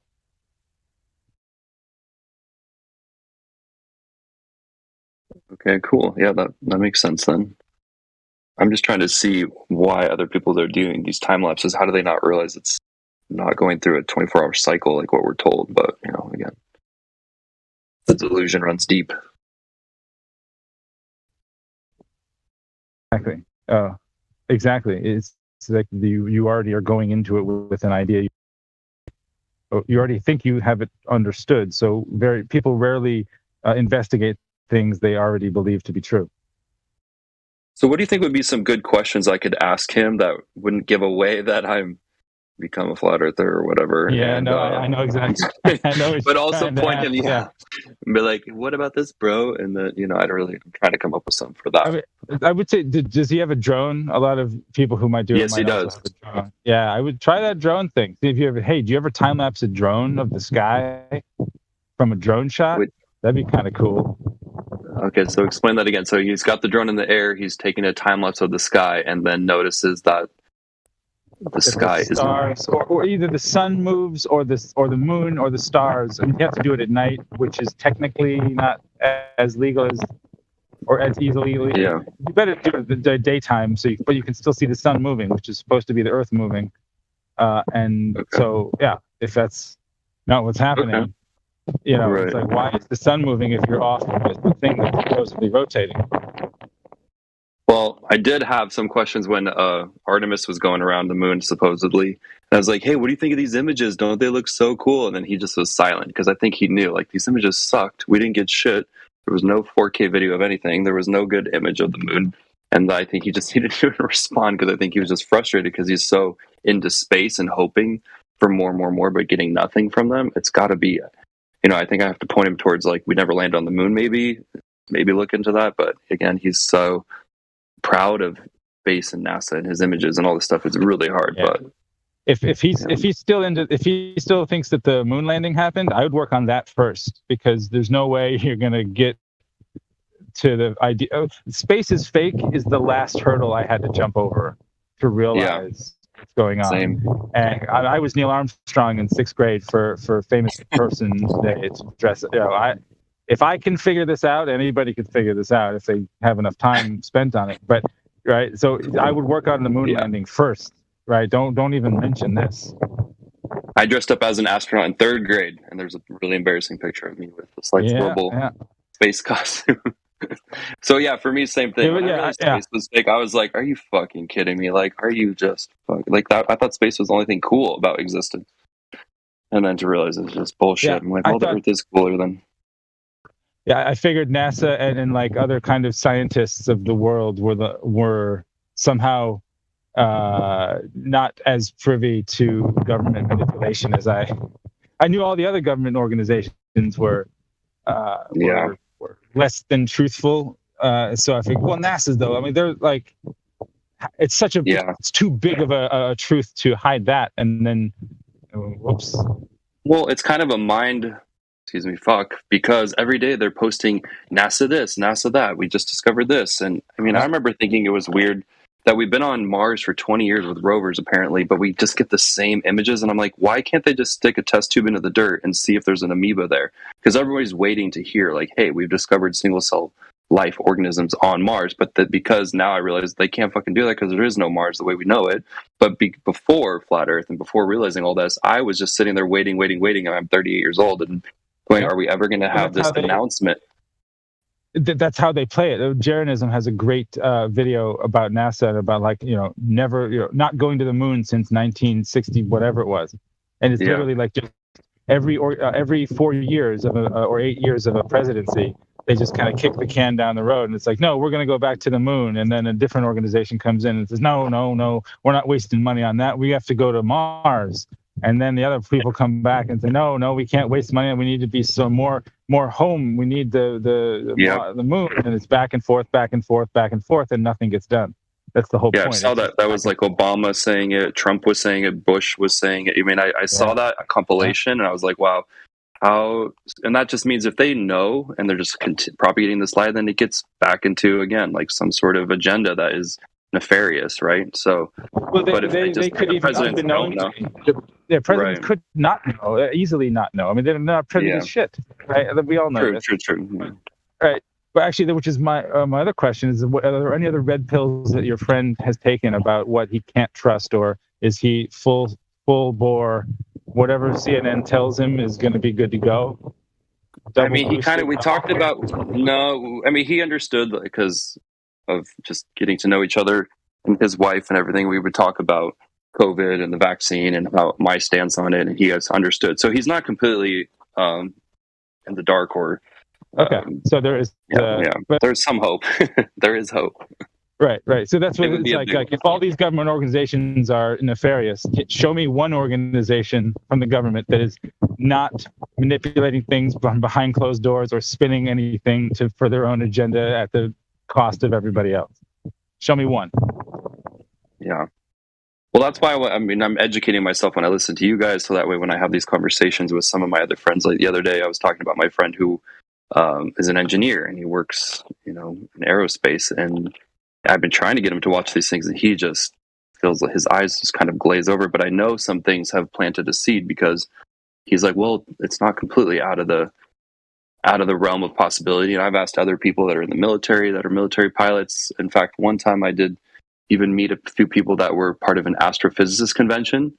And I was just sitting I was in a resort, and I'll try to make the story short, but I got to ask him, like, hey, well, what do you think of satellites? How are they up there and not getting bombarded day in and day out by meteors or whatever? And he was like, well, that's a good question. He's like, it must be a lot of space. And this other astrophysicist lady was like, well, that's because they're size of grains of sand.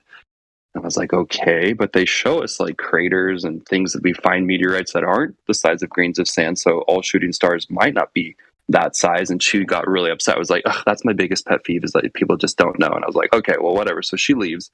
The other guy who I was talking to about satellites he goes, well, what is interesting about them is that they can only last like 2, 3, 4 years up there, then they have to come down. And I was like, really? Why is that? And he's like, oh, you know, but we don't ever hear about that. And it could be like the Satelloons. It could be that they're not doing what he even thinks they're doing. And so it was just a very interesting conversation that I had randomly one day. Ask him what alloy was used on the spacecraft that flew so close to the sun that it went through the corona. You know, what metal can withstand that kind of heat? And what, you know, come on, because if they're going to say that the difference of 1,000 miles or so of the sunlight stretched out over the globe Earth is what causes winter and warming, and so a distance of 1,000 miles, and now you're saying if even just 1,000,000 miles closer to that heat source, tell me the alloy that is surviving that all the time. Like, just, and then that would have been good.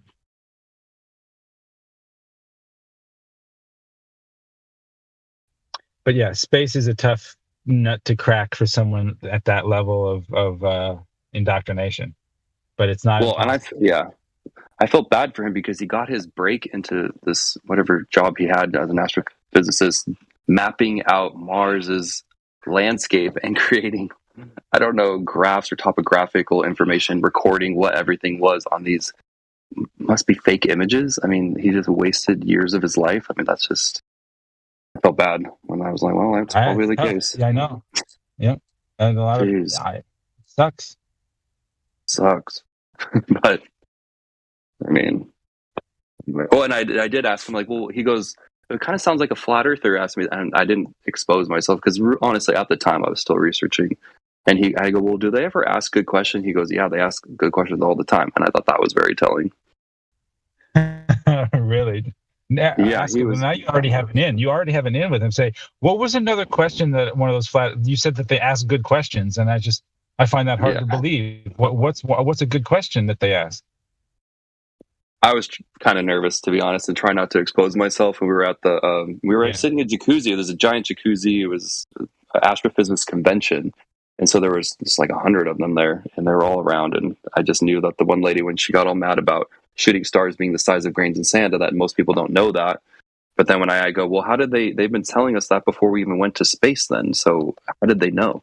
And she just did not like that answer. And she didn't like I'm like, well, how do these satellites withstand, you know, they say when there's a meteor shower, there's 23 million meteoroids flying through the Earth and burning up in our atmosphere. What kind of machine, if these are flying at 17,000 miles an hour or more, according to what the speeds are in space, flying into satellites that are up there, there would be mass destruction daily. So it just was, more I've learned about this shit, the more my mind is blown. So it's because there's nothing up there. Yeah, no, if you were like deep into enemy territory at that point, so that's you know, play it safe on that. Yeah, I hear you. But I was like, next time you're like alone with him or something like. Yeah, right.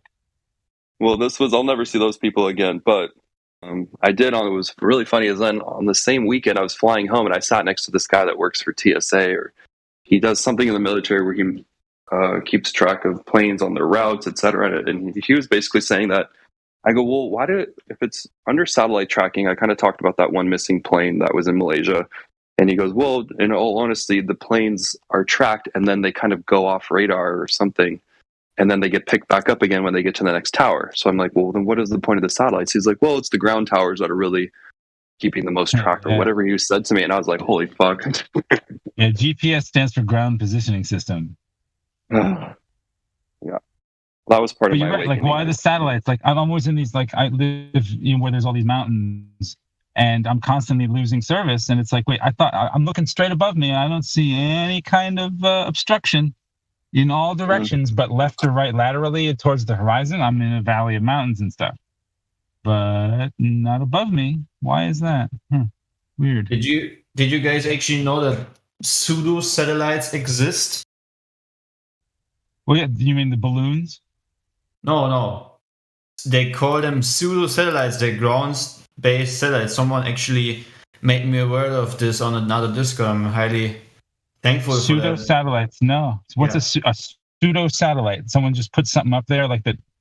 I have no idea. I will give you I will read it to you. 1 second. So this is from Wikipedia. Pseudolite.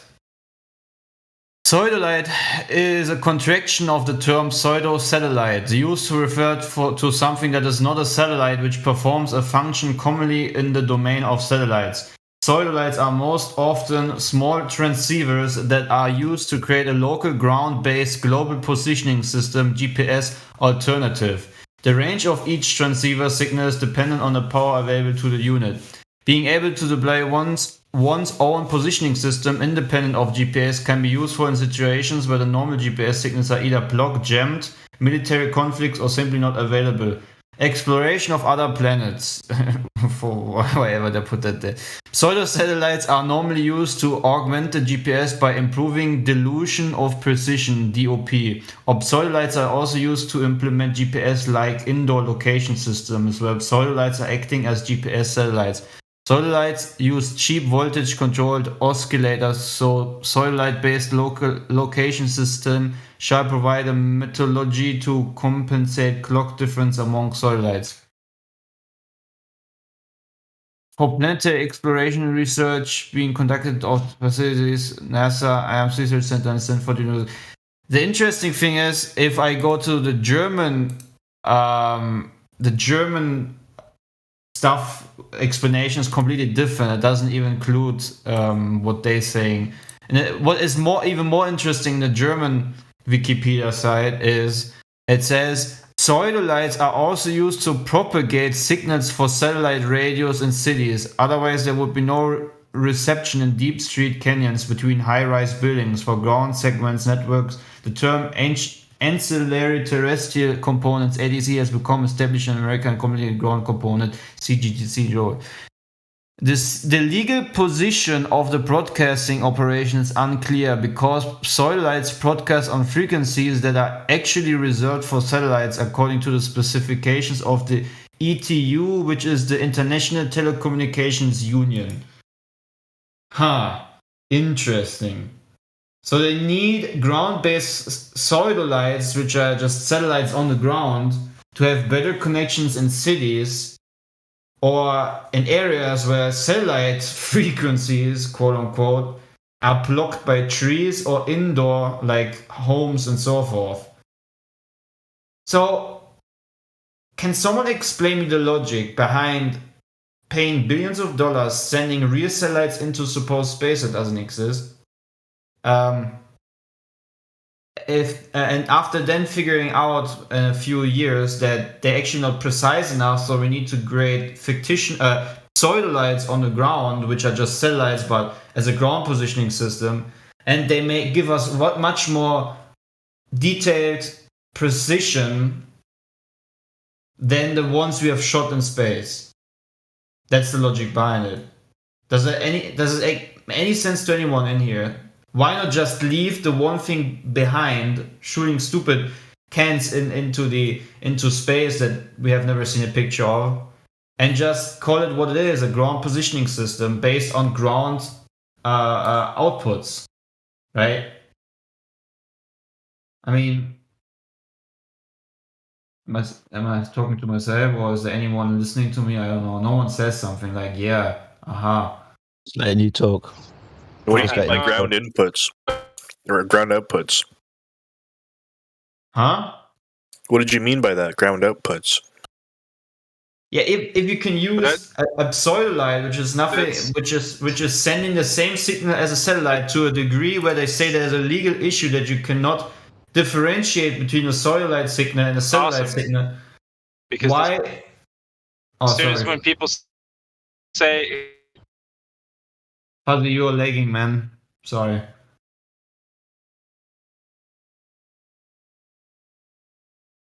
So, why is it that why are not satellites in itself just obsolete, man? If everything can work on a ground-based scale, which it actually did before satellites, regarding looking at the aviation industry with VORs and so forth, that even a Concorde could fly over the...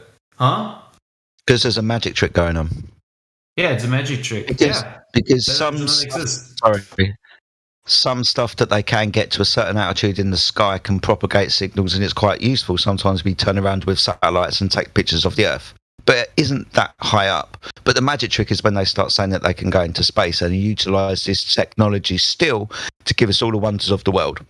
But you are right, it falls flat on its face because ultimately the technology is stupid. I think it was Arthur C. Clarke who first put the idea of having a satellite go around the Earth. I mean, that was just fiction, right? But then we had satellites going around the Earth and giving us fear. But yeah, you are right. I'll give you that. There is no actual point to even putting satellites in the sky because it wouldn't fucking work anyway. Yeah, but especially when they're now going out nowadays and say we need more ground-based satellites to actually compensate for the lack of accuracy in cities, in areas where the signal from the real satellites in space are being blocked. What? I mean, this is completely ridiculous. Like, I mean, if you can make it a ground-based system anyways, why bother and shoot rockets in the air to do something that is completely useful also as a ground-based system? And even more precise, but by their own standard. Because you got to keep it real in the hearts and minds of the people. You got to keep it real. Like right. I got to go, but I was going to say Arthur C. Clarke, right? My dad, right? The person who taught me the heliocentric model back in the day, wrote a letter to Arthur C. Clarke back in the 70s or whatever it was, before email. Wrote a letter to Arthur C. Clarke telling him he was incorrect about certain things, and Arthur C. Clarke wrote him back and said, "Yeah, you're right. Yeah." So that's the level of indoctrination I've been growing up with. So if I can figure it out, again, your friend hopefully can figure it out too.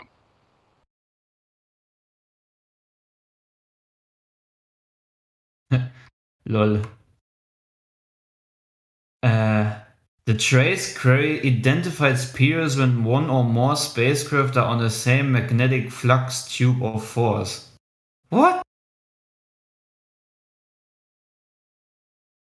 That sounded like a pile of oh shit.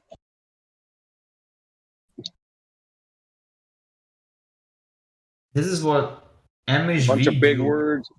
Bunch of big words, you know. It sounds like science fiction, man. Yep. When one or more spacecraft are on the same magnetic flux tube or force. When one or more spacecraft. Oh, you want to talk about the electric flux, huh? Mm-hmm. We do. Let's talk about the magnetic flux tube of force according to NASA. Or periods when one or more spacecraft occupy a field line which traces down to a specific ground station. That's ridiculous. Wow, man.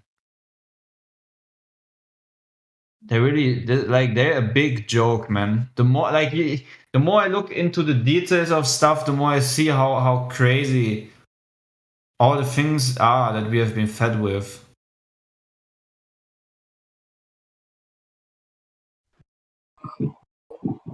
That's a great find on the pseudo satellites or whatever they call them. Yeah, I forgot the person who actually pointed out to me the Wikipedia with pseudo satellites. And then I looked deeper into it. And Absolutely it's crazy. Great find, man. We got to look into that a little bit more. That's good. Good stuff. Yeah, because according to Wikipedia, it says that there is the legal position of the broadcasting operation is unclear because satellites broadcast on frequencies that are actually reserved for satellites according to the specifications of the ITU, which is the International Telecommunications Union. That means when you're in a city and you connect your drone or your iPhone or whatever to GPS, you don't even know if there's any frequency coming from space. It can all just be from a satellite that is broadcasting on the frequencies that is actually reserved for satellites. So actually everything can be just satellites masquerading as satellites. That's what they're basically telling you. Yeah, that's the way I've understood it for years. Like, they're just using the ground-based stuff and calling it satellites. I get that. Uh-oh. What happened? There we go. Sorry, the music's a little loud here.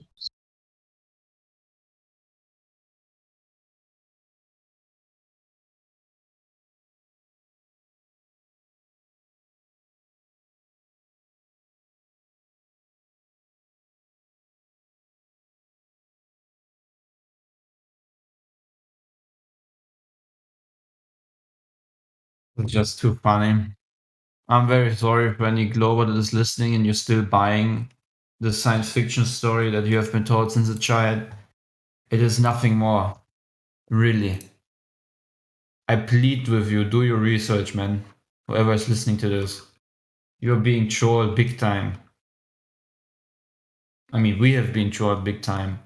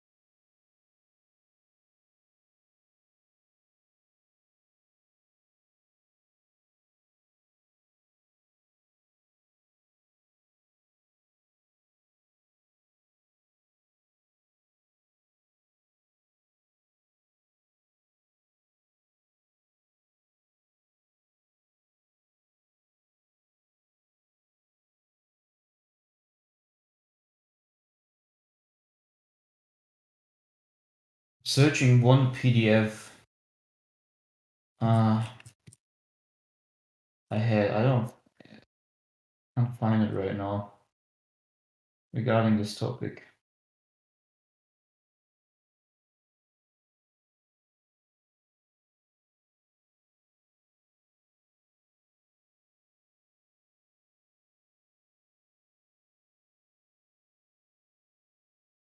Oh, I found it. Haha. So this is from from NATO, okay? Navigation using satellites, beacons, and signals of opportunity. It's from NATO and from S&T organization. John F. Rakey, Air Force Institute of Technology, United States of America. So from the Air Force Institute of Technology, written by John F. Rakey or whatever. Okay, so what is he saying in his PDFs? Let's see. A pseudolite-based navigation. Pseudolites are defined as RF transmitters that emit GNS-like signals. Pseudolites can be placed in locations where they can either augment or replace GNS signals coming from satellites. The signals are sufficiently similar to GNSS signals that GNS receivers can use them with minimal modification. Beacon-based navigation. If the GPS signal is not adequate for navigation in a particular environment, it is possible to transmit an additional signal or signals that are specifically designed for navigation purpose but that are different from standard GNS signals. Examples of beacon-based navigation system for indoor navigation can be found in 2 and 3. Navigation using signals of opportunity. Signals of opportunity, as defined in this paper, are radio frequencies, RF signals that are not intended for navigation. Some examples of previous uses include digital television, analog television. But there was actually something more interesting. Yeah, why GPS has been this is the introduction line. Why GPS has been the driving factor behind most of these trends. There are limitations to GPS. There are limitations to GPS that have become more evident over time as we have increasingly come to rely on navigation. The shortfalls in GPS could be called the navigation gap, as depicted notionally in Figure 1. The horizontal axis in this figure represents the continuum between urban, indoor, and rural open environments. The vertical axis roughly represents altitude from ground level all the way up to space. GPS does a great job of covering much of this two-dimensional trade space, indicated by solid blue shape. But GPS... Now it's interesting. Now it is.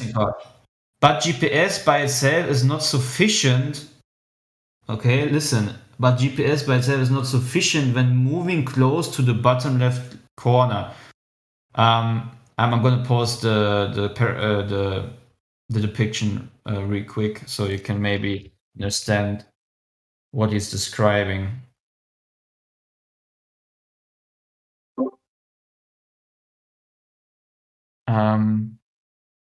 Okay, it's gone.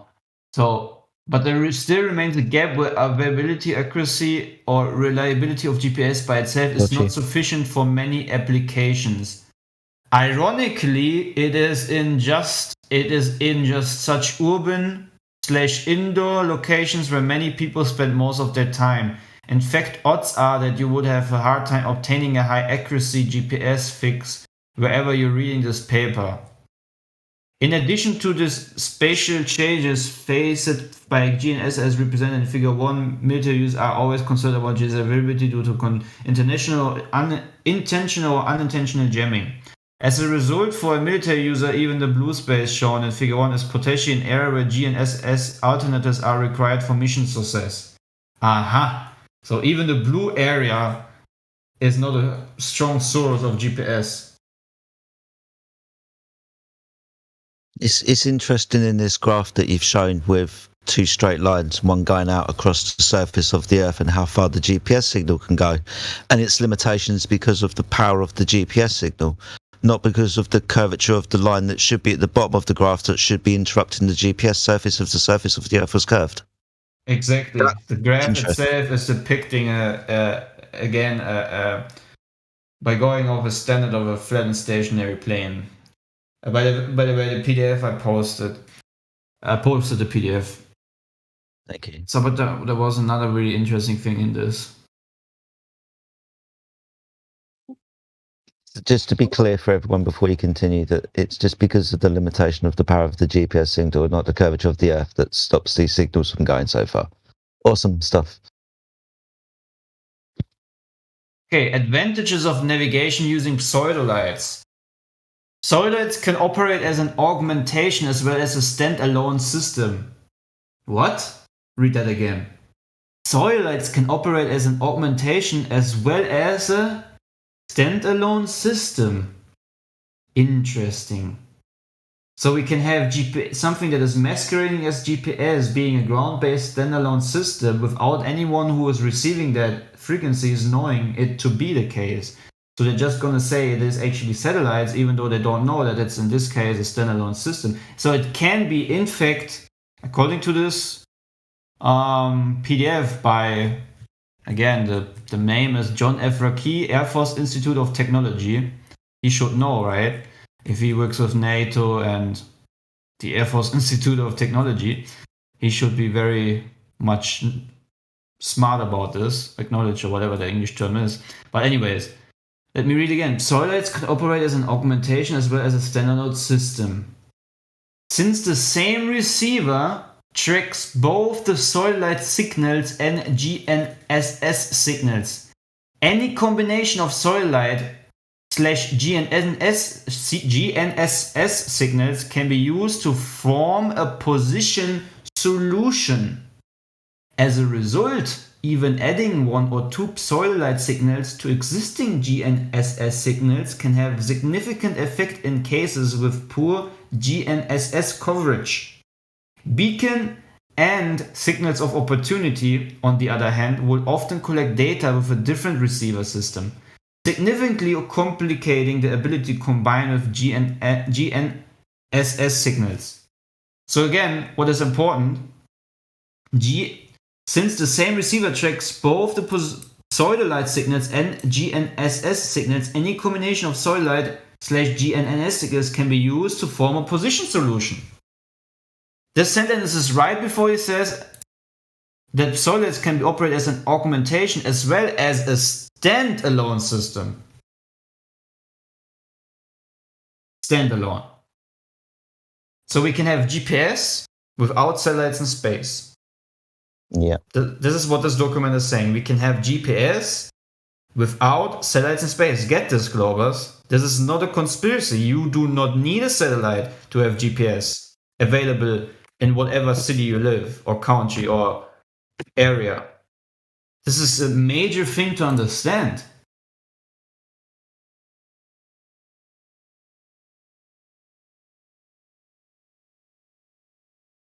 Oh, it's a great document. It's a great find. Well done.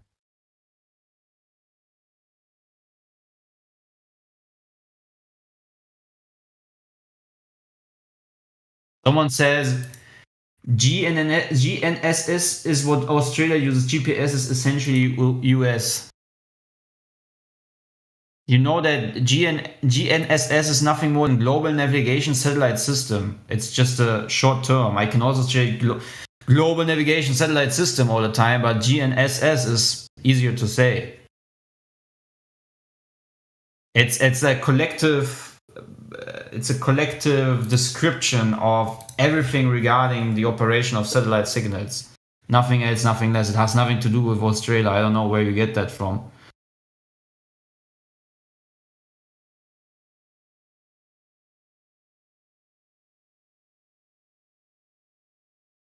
But yeah, I gotta admit, you're saying that the US uses GPS. That's true. Yes, the US Army uses GPS heavily. And I have also a PDF showing how they have a depiction of how they use ground-based GPS. Let me see. I think it was in the same document, actually. Yeah, I think it was in this document. Ah, yeah, here. Pseudolite example. In 1995, the 740th Test Squadron at Human Air Force Base was attempting to develop a flight reference system that would be immune or at least resistant to jamming broadcasts toward a flying aircraft. The thought was to build a system like that shown in Figure 7, in which a mobile pseudolite on an aircraft is received by several receivers on the ground in order to determine the position of the aircraft. Note that there was a need for a reference pseudolite in order to remove the effect of clock errors in each of the receivers through a differencing method. Let me also pause this nice diagram.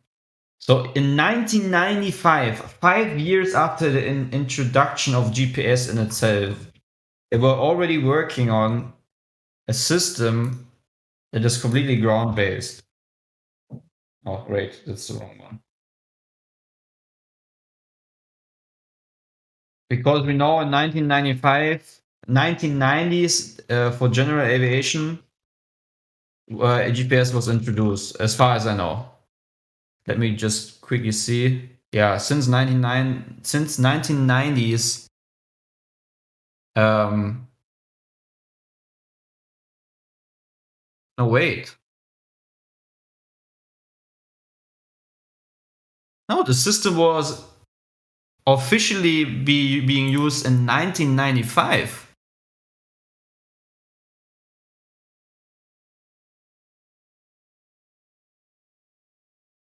Wait a second.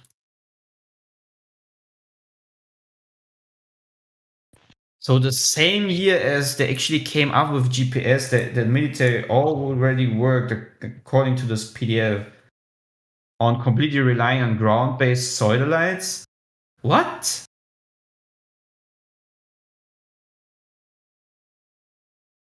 Isn't that interesting? Sorry, you did say ground-based satellites then, didn't you? Yeah, pseudolites, yeah.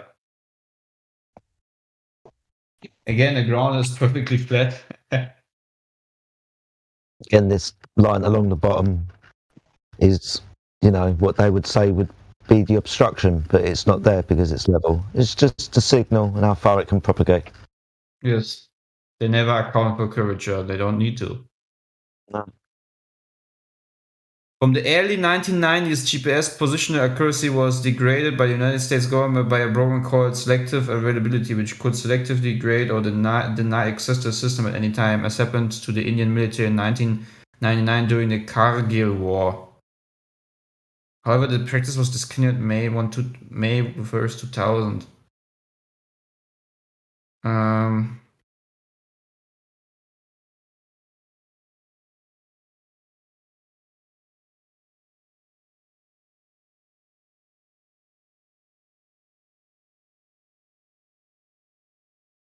US Department of Defense developed a system which originally used 24 satellites for use by the United States military and became fully operational in 1995. Civilian use was also allowed from the 1980s. Roger of the Research Laboratory and Aerospace Communication Platforms are credited with inventing it. The work on this instrument developed communication techniques detecting satellite positions with precision needed for GPS. The design of GPS is based partly on the similar ground.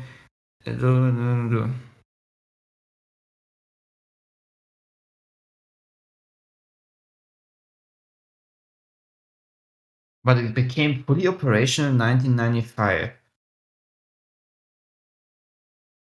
Wait, this is like contradicting each other. When was GPS used in public? 1993, the US Secretary of Defense opens a global positioning system to civilian use. Huh? Why is Wikipedia saying it is... Huh?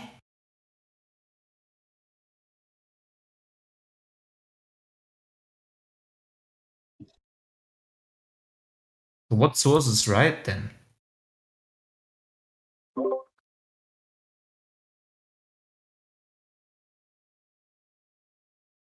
This is weird. Great find, my brother. Thank you. Great find. I can't wait to drop that one on some people, man. Soil lights. Get the fuck out of here. Oh, shit. That's too good, man. Crazy. The Earth is good. Yeah, great find on that one for sure. The Earth is navigated. In fact, we are using GPS, ground-based positioning systems, to navigate across the Earth. The technology that we are using is not interrupted by the curvature of the Earth. It is utilised because it goes in straight lines until the power of it runs out. The curvature of the Earth literally doesn't appear in this graph. So they're going to tell me what's going to be stopping us from the ability to receive these signals at distances. So navigatably, even when this technology fails, you're probably going to end up pulling out a sextant to navigate across the Earth, utilising the flatness of the Earth because you're going to be measuring angles. So navigatably, the Earth must practically be flat for the devices and technology we use upon it. Is that a correct statement? Yeah, exactly. Which furthermore proves the point and underlines what I was probably saying a couple of days ago, that how is it that we had a fully functioning ground-based navigation system, which was VOR, and we still use that nowadays, but it's more for private aviation use, because they now use GPS all the time. But we could use a Concorde, which flies faster than a bullet, over the ocean, and it would perfectly navigate from New York to Germany without any problem using a ground-based system.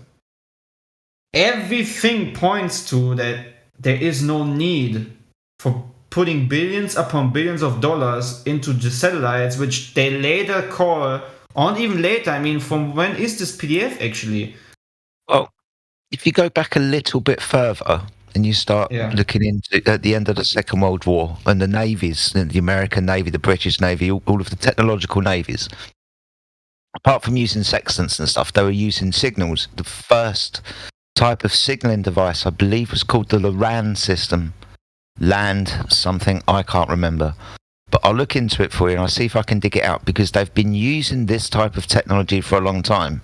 Propagating propagating signals across the Earth to one, communicate with each other, radio signals, right? We can go back to Marconi, and then to navigate across the Earth because it's quite fucking handy to do so, because the stuff propagates in straight lines until the power runs out.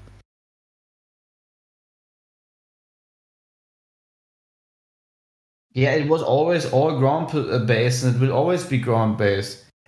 Like, literally, they just inserted this little story with satellites that we know do not exist.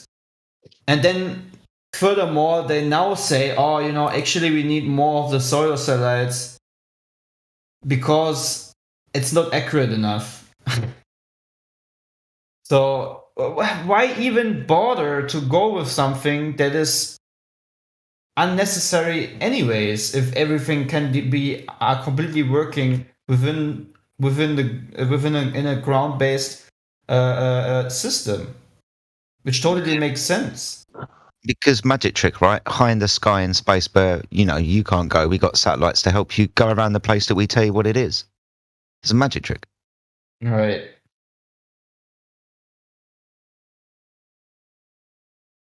Technology like we discovered earlier wouldn't be applicable because the idea is bloody ridiculous, and they compensate for this by giving us the technology that has always been applicable and tell us that we do this now. The old idea, or the second idea of putting satellites into space, doesn't really work. It's not that good, but we still need it anyway because, you know, satellites in space and pictures from space and space.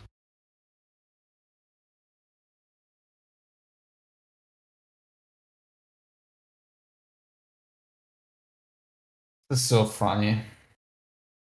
Here, Amish guy posted MILSTAR, Military Strategic and Tactical Relay, is a constellation of military communication satellites in geosynchronous orbit, which are operated by the United States Space Force and provided secure and jam-resistant worldwide communications to meet the requirements of the Armed Forces of the United States. 6 spacecraft were launched between 1994 and 2003, of which 5 are currently operational. The third launch failed, both damaging the satellite and leaving it in an unusable orbit.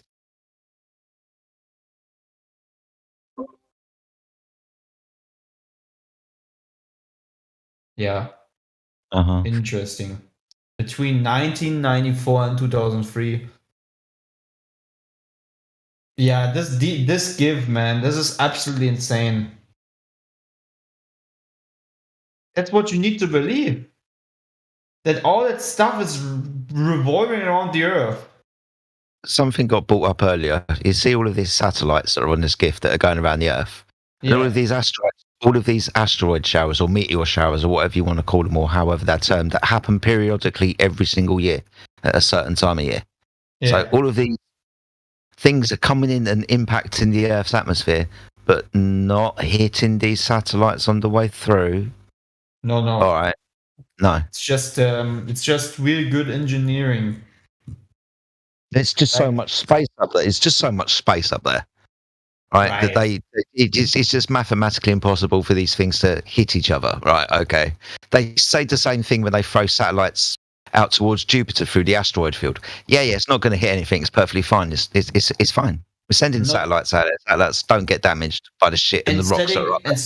And setting aside the possibility that the ISS, if it would be hit by just 1 centimeter piece, by the speed of, what is the ISS flying? I think 23,000 kilometers per hour, right? Yeah. 28,000 kilometers per hour. Imagine just one particle in that so-called space of a diameter of 0.5 millimeters, for example, smaller than any bullet, would hit this thing with 28,000 kilometers per hour. They give you that and then take it away at the same time. They say that, micro meteors, no bigger than a grain of sand. Small holes in the International Space Station that you can plug with your fucking finger. If you go 28,000 kilometers per hour, that thing would just completely shed the whole thing would implode instantly because of the pressure difference. One little hole, every space movie is showing us, once you have a little scratch in your spacecraft, everything will just fly out in space, That's how we get That's how we get rid of the aliens in Alien. Sorry, the alien in Aliens at the end. We open the bay doors and suck the thing out into the vacuum of space because, you know, we've removed the container. So there goes the alien.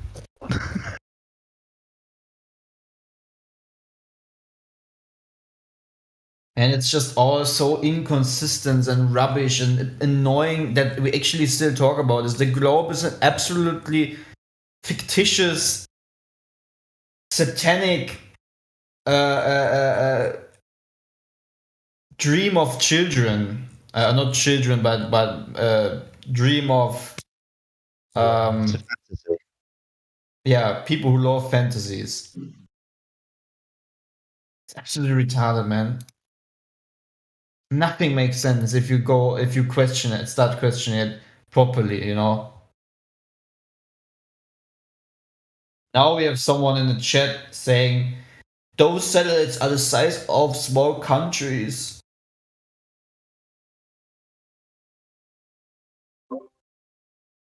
Wow. What? Yeah, he's basically trying to tell you that what ESA is showing you, see, the GIF is not made by us, but again, it's now the Glober saying that the European Space Agency has created a wrong GIF regarding the scales of these satellites that they're showing in their animation. And now we're the ones who are stupid for using this because the scales are wrong, according to the Glober. See the mind-blown ridiculousness that is within these people? That they now attack you because you're using a source of the very people who actually should get it in a correct representation and tell you why you use this as a representation, even though it's made by the ones that he believes to be the one that are consistent and logical and giving real information. Yeah, dude, you're mocking a gift that is created by the institution that you would be willing to pay for, or that you actually believe is doing the right thing, is telling true stories, is doing science. Like, it's absolutely unlogical to attack the GIF, man, if it's by the institutions that you need to apply to. And if you do not accept what the European Space Agency is showing you, then welcome on board, man.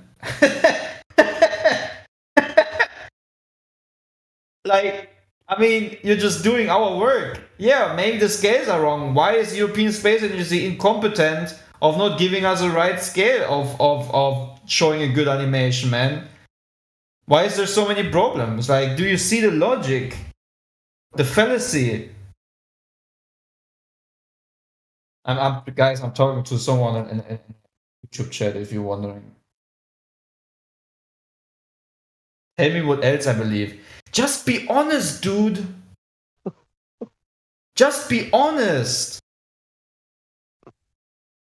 You made the first comment with nice scale, smiley face. Those sellers are the size of states or small countries, attacking the gift that is literally by the source of the European Space Agency. And now you cannot be intellectually honest enough to realize that you're attacking the very thing you think is serious.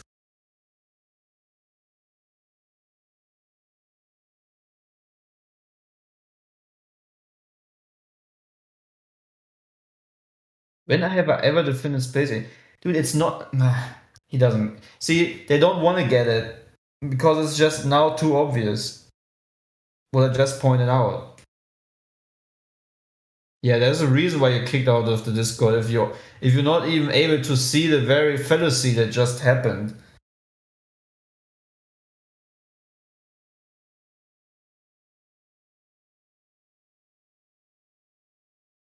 Okay, go reach out to European Space Agency and correct them about the very things they're showing us. So why are they putting out misinformation if the scales are not correct? It's not our responsibility that the shit that you believe in, sorry for my language, I'm really sorry.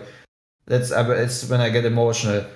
That the stuff you believe in is not correct according to your own standards of belief system. I do not apply to the globe, so why do you attack us who give you source from the very people that propose the globe instead of attacking them who are standing for the globe? Like, this is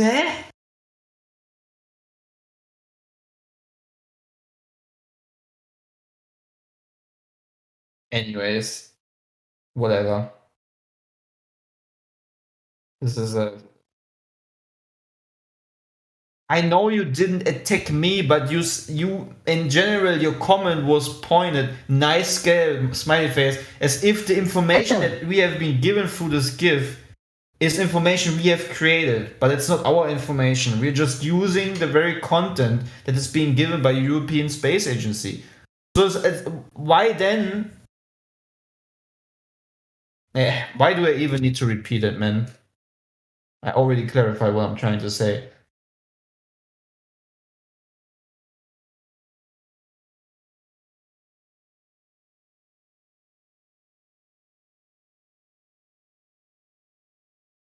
Clay, who are you talking to, bro? To the chat on YouTube. Oh, right. Awesome stuff. But thank you for asking. I was unsure who you were talking to as well. You're not talking to somebody in here. You're talking to somebody in the live chat, in the live stream voice text.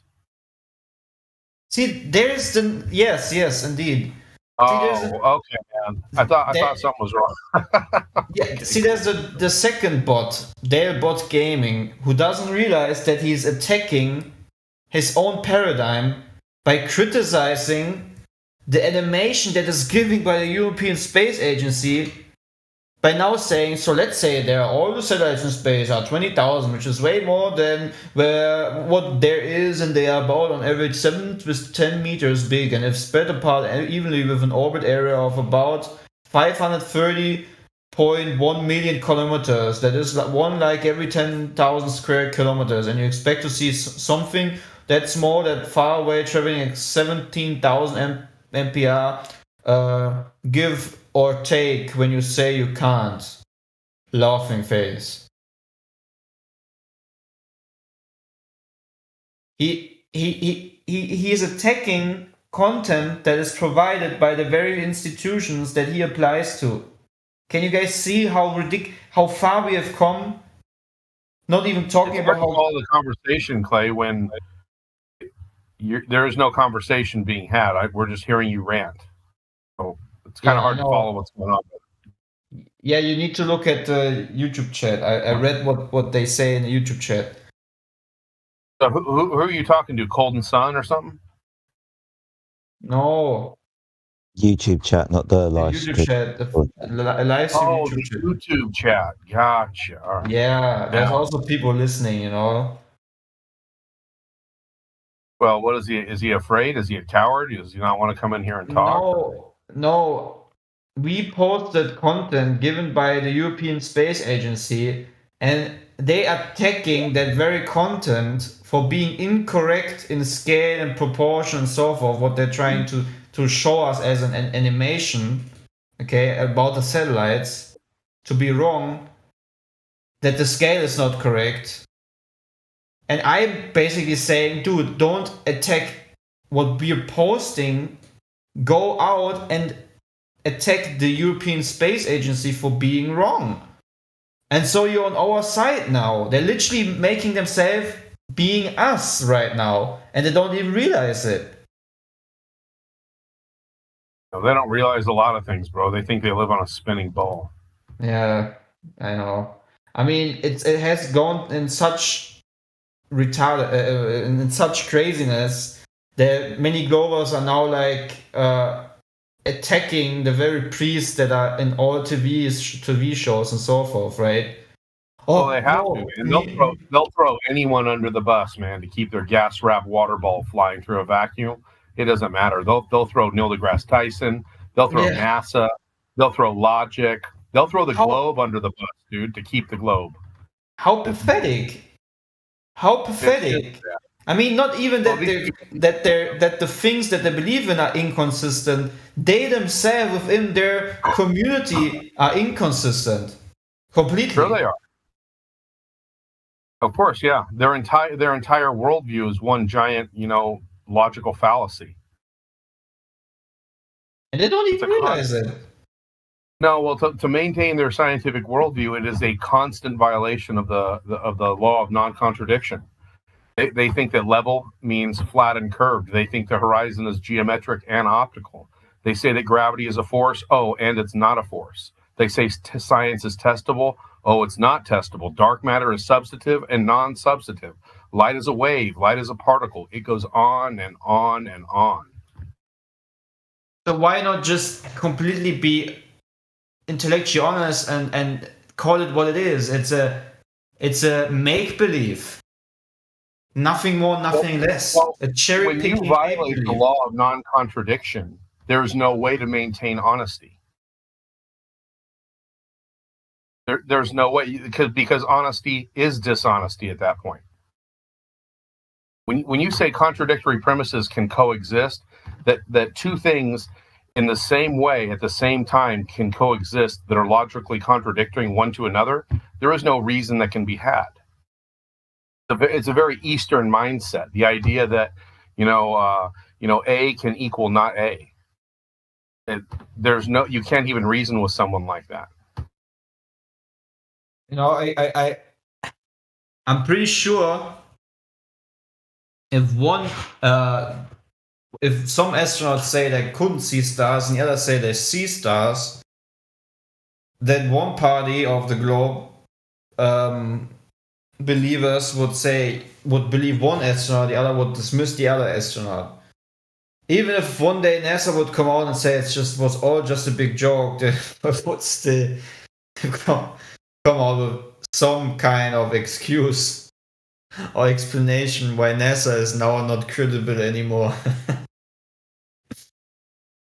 Yeah, Matthew Learns was asked that one day in the live chat about a month ago, and I really respect Matthew. I really like Matthew. But he was asked that point blank, if in a hypothetical question, is if NASA came out tomorrow and admitted that they've been lying to everyone and that the Earth is flat and there actually is a firmament and you don't live on a spinning water ball wrapped in gas flying through a vacuum, would you believe them? And Matthew said no. Even the entire worldview is predicated upon the fact that they are giving him true information. If they were to come out and tell him the opposite, he'd say no. Isn't that sad? Yeah, so he's radically inconsistently consistent. Yeah.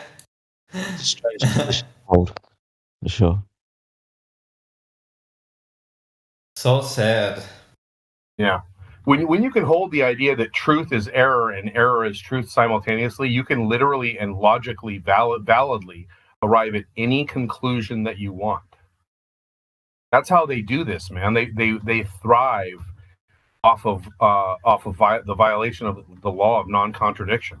Because when you hold two contradictory premises, you can literally prove validly, you can demonstrate logically and validly anything you want. And that's why they have to keep, Newtonian gravity and Einsteinian relativity together, even though they're juxtaposed and that they teach opposite things and they cannot possibly coexist. They need both for their worldview to function. They can't let either one of them go, even though they publicly acknowledge that Einsteinian relativity has superseded and invalidated Newtonian physics. They still keep Newton around because they have to in order for their worldview to move forward at all. Does that make sense? Yeah. You can literally prove anything. Like if I told my wife like this, if I said I am your husband and I am not your husband, then I can literally prove I can do anything I want. I can demand the duties of a wife, and I can go out and cheat on her without being her husband at the same time. Why are you angry? I didn't cheat on you. I'm not married to you. And this is what they do.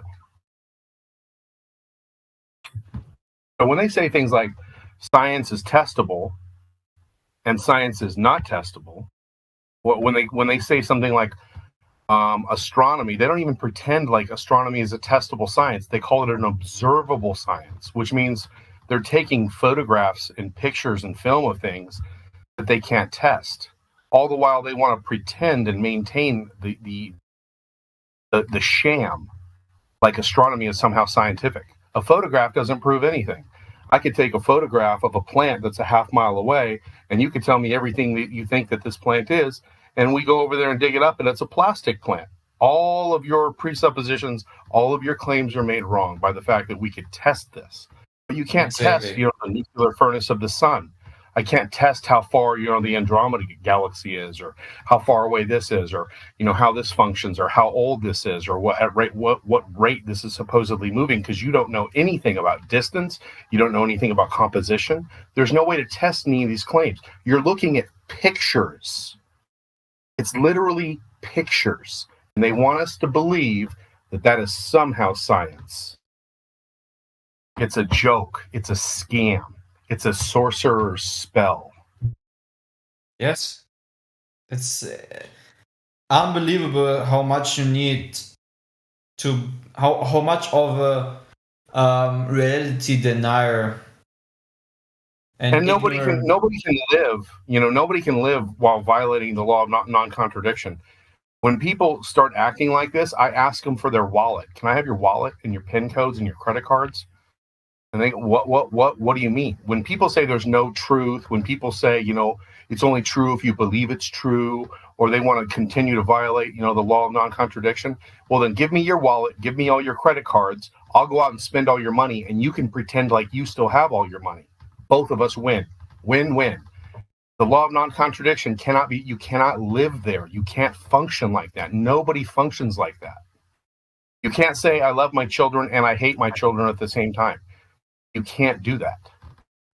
You either love them and provide for them, or you hate them and abandon them.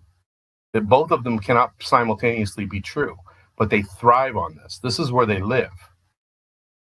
The cat can't simultaneously be alive and dead in the box at the same time. That's right. That's exactly right. They wanted to be dead and alive at the same time. And they're like, in theory, it works. Oh, okay, great. Let's, put some skin on that. Let's see that function in real life. So many times when I listen to a Globe, I have the feeling these people have a lack, like they don't want to seek truth. They have no love for the truth. Well, you can't seek truth when you simultaneously hold the idea that truth could be a lie. True. Yeah. They're confused, man. Confused by confusion through confusion. Well, that's part of the magic trick in itself, isn't it? I mean, we go to school and we get educated, and if we want to go into understanding as much as we can about the world around us, we go to universities and such. And when we get there, they tell us what we already know. So the Earth's a ball in space. And that's where the magic trick begins, because, we gain our knowledge from those who give it to us.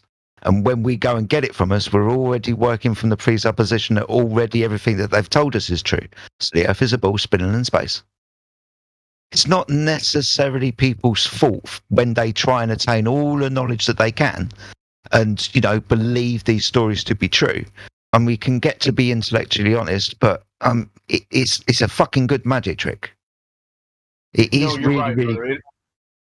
It really is a magic trick. A lot of these experiments they do, like when I was in third grade and the teacher told me that water was living on the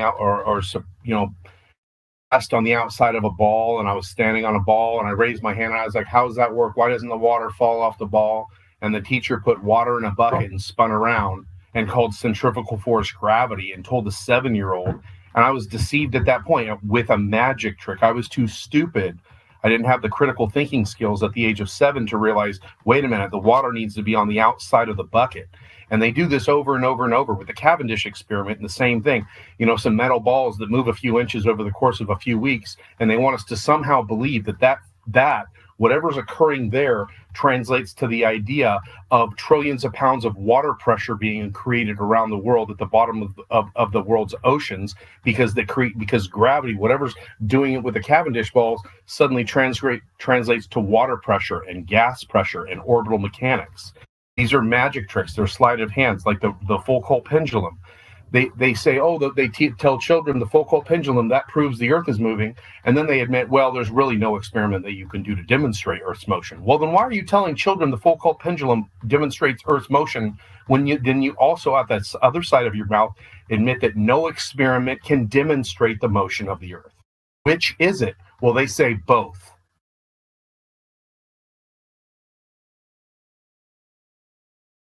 It's magic. Right. And you're right. It is magic, dude. It's sorcery and it's magic tricks. Yeah. It shows the very roots of this evil perversion that has been built upon the foundation of geocentrism. I literally have an astronomy book that my brother gave me as a joke for Christmas. And when you read into introduction of it, they literally tell you, if I can just compromise it, that the heliocentric model was built upon the fundamental understanding of the celestial dome and the foundation of the Earth given by a geocentric established system that the civilization of that current time was well aware of, could also use this for navigation and determining seasons and science and so forth regarding the sky. They literally go introducing that first, and then are over into, then a few men came up with the idea by measuring the sky with their own eyes. One guy was burned for it, and the second guy, creating basically stories upon that foundation that has already worked. You see, it's the same analogy with the GPS satellites we have talked about beforehand. Perverting a foundation that was already established, well established, to an understanding of where people could literally build huge what nowadays we call them huge ancient buildings and areas which point to the sky. For example, the pyramids that are pointing to the same star constellation, because these people had a well knowledge of the constellation of stars, and they knew when a certain constellation would appear again, when it's time for the Nile to flood the place and make it more fruitful and so forth. So there was a well-established foundation of the understanding of the geocentristic realm that we live upon. And literally in that to go back to the book, in that book they introduce you to this being the foundation back in the time, and then a few people came up with a great story and built a perverted story upon that foundation, and through this perverted magician sorcery sludge of disgustingness that just completely put a layer above a foundation that was already given and build upon a new idea that is completely fantasy. Yep. And what we are doing, as said others, we're like digging through that disgustingness and filthiness of sorcery, and letting the true foundation come through again, that was once perfectly placed by prior civilizations. And that's what makes me so angry, right? They're not even trying to hide it, right? They don't try to hide the roots of sorcery and religion, fundamentalists being the very introducers of the heliocentric religion, where the sun is the center of everything. Yeah. See, but you can't. These sentences that I just said, that is something a global can't understand. I think it's because of a high fluoride consumption and other things, because of high toxicity within their brain. They are not able to process a lengthy sentence or conversation and put the dots together. They already forget what I've said prior to 3 minutes ago, probably. So they never see the picture of the point that is actually trying to be made. You can see this in the debates that Whitsitt is having most of the time, right? He makes long sentences, and then you see how the Glober most of the time can only point out the last few things being said, either in the beginning or the mid or the end of the conversation, but cannot see the full sentence or meaning behind the very reason why someone speaks for 3 minutes, for example. You know, they just point out one thing, like they hear one thing that the flat earther said, and then they just completely shut off their brain. You know, they're not able to be a normal human being able to logically think and consume a sentence that is longer than 10 seconds. Well, yeah, it's not one thing. It's not just the fluoride and the chemicals and the shots and all those sort of things. You know, one of the foundational elements of the early school system, at least in the United States, was logic. They were teaching logic, as early as second and third grade. Just very basic principles like the law of non-contradiction upon which all of reality is based.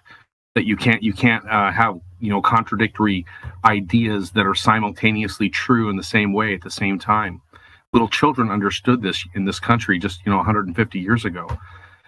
So it begins with the education system. The fact they took logic out of school was not an accident. The fact that children are being basically lied to from kindergarten on.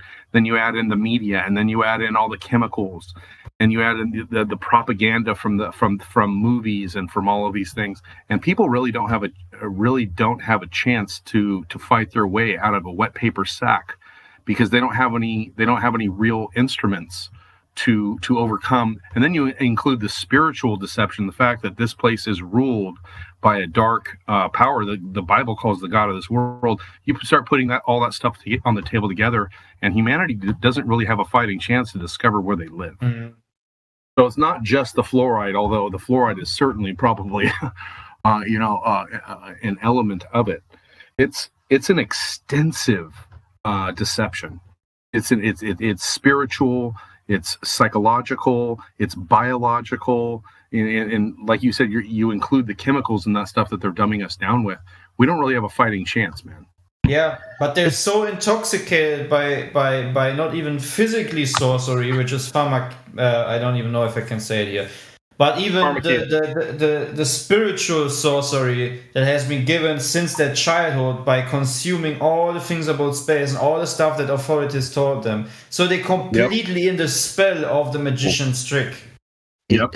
So quite a lot of this is subconscious, right? So we take in this information without even thinking about it. Sit in front of a TV, we kind of follow the story, but the story's in space because space exists. Subconsciously, that's what's going on. So it's not necessarily our fault, is it? Just subconsciously seeps into our subconscious. I really am starting to think, well, the Bible always comes up here and here anyways. But, it says that the great whore of Babylon, that she deceived the world through her sorceries. And a lot of people have a lot of ideas about what that is. But lately, I've been looking into the scrying mirror and the television and what the occult believes and what sorcerers believe scrying mirrors are able to accomplish, their purposes, how they're used, and that sort of thing. And when I started reading about the scrying mirror from occultic sources, about what they think it is and about how they relate to it, and what the type of meditative trances and that sort of thing that they have to get their mind and their spirits into in order to utilize these things to benefit from them in the way that they claim those things work. And then you go actually read the patents on these plasma screen televisions and that sort of thing, and what they do to the human mind. It is uncanny, the overlap. And I'm really starting to think, when it says in the Bible, where it says that she deceived the world through her sorceries, I'm thinking that the scrying mirror, the television set, is right at this, is the centerpiece of that. That the television, the screen, these scrying mirrors that we carry around in our pockets, these laptops and tablets and televisions, are the greatest weapon that has ever been wielded against mankind, period. Television is modern day sorcery.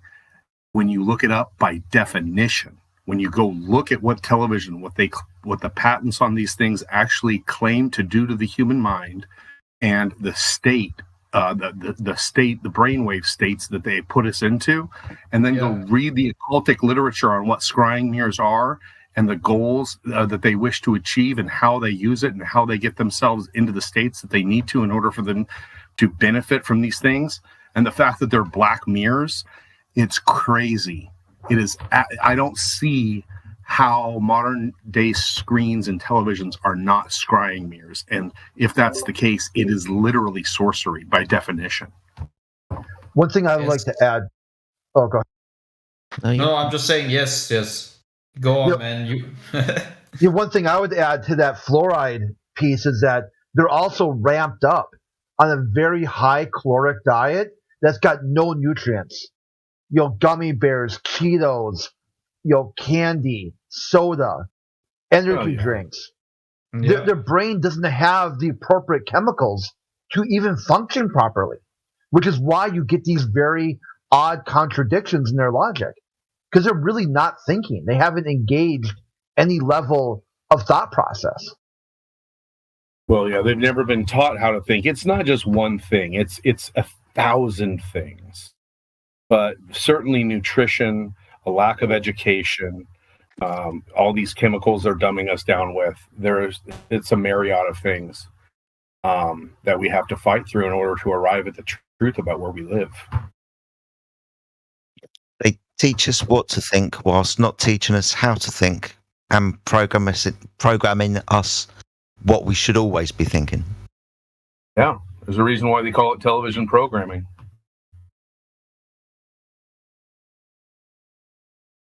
So what do you think the component is that would drag somebody out of this? Because, I mean, we're all here, and we were all subject to all of the same things. Truth. Yeah. Is there another component, you think? Removing your... There's a few. Stop taking part in the programming, but you'd have to understand the truth of why you would have to start taking part in the programming. It's all a process, right? Then you have to start learning how to ask questions, how to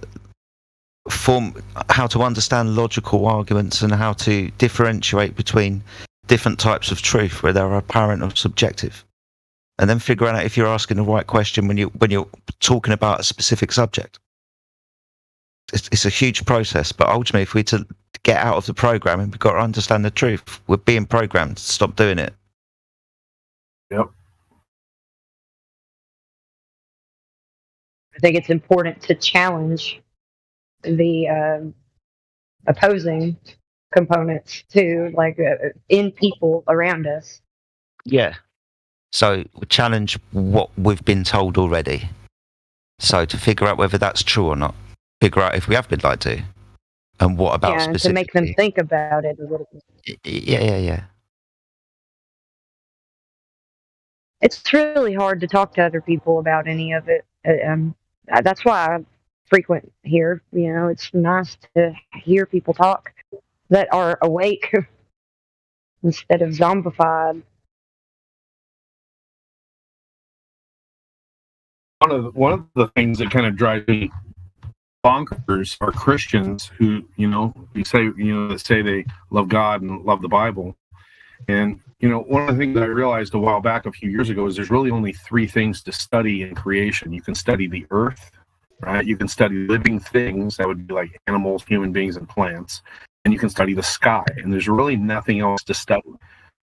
Study the physical rocks and the water and the ecosystems and the oceans. You can study living things, and you can study the sky. And outside of that, there's nothing else to study, that's physical. And so we know that they have lied to us about the rocks. We know that they have lied to us about the great deluge, the great flood. We know that they've lied to us about our Earth's history. We know that they're lying to us about biology. They're trying to tell us that we came from monkeys. They're trying to tell us that there's no biological difference between boys and girls. But somehow we let them off the hook with the sky. Supposedly, they're telling us the truth about the sky when we've caught them lying to us about every single other area of science. Yeah. Why the hell would you assume that they're telling the truth about the sky? They've lied about the rocks and everything else. Because that's pretty much the first lie that they ever tell us, whether they tell us directly or indirectly, subconsciously or not. So the Earth is a ball spinning in space. Crack on with your day. There you go. We'll start from that premise, because that's what reality is, because we figured all that out. So when you come to us, because you've got no choice, because you're a small child, when you go to any authority, that's what it is then. Unless you're lucky enough to have parents who say, no, it isn't what it is and you shouldn't believe what you've been told. But ultimately, that's how they get away with it. As soon as we're young enough, as soon as we're here, the Earth's a ball spinning in space, everyone. That's what it is. Everything else, you can read the newspapers and not trust journalists. We can all agree that the governments lie about certain stuff. Yeah, they might be mistaken about, I don't know, history, what the pyramids are made out of and why they're there. They can lie about all of this stuff, but the Earth's a ball spinning in space. Obviously. Obviously. Why would they lie? Yeah. The first fundamental truth, right? Where we are. Voltaire said best: if they can make you believe an absurdity, you'll commit atrocity. You're a monkey on the lava, on a water-covered lava ball. So bomb third world countries for their natural resources.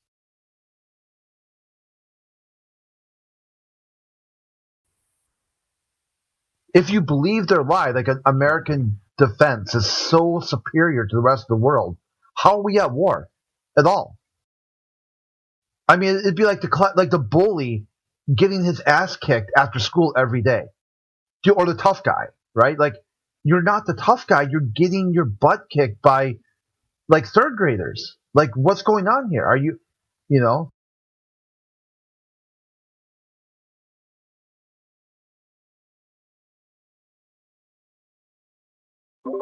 But again, this is part of the magic trick. So we do get taught at school a few fundamental things that we should know about our reality and how we utilize it. But ultimately, because the Earth's a ball spinning in space, it must work somehow. And even though we don't understand it, the Earth's still a ball spinning in space. There's always a jump where we know what something is, and we just have to accept the Earth for being a ball. For example, yeah, we don't feel any emotion. All right, but it does, and it all takes care of itself, so it makes us feel like we're completely still all the time. And the Earth acts that way. But we are moving. We just have to believe the story, because the Earth's a ball spinning in space. It has to be that way.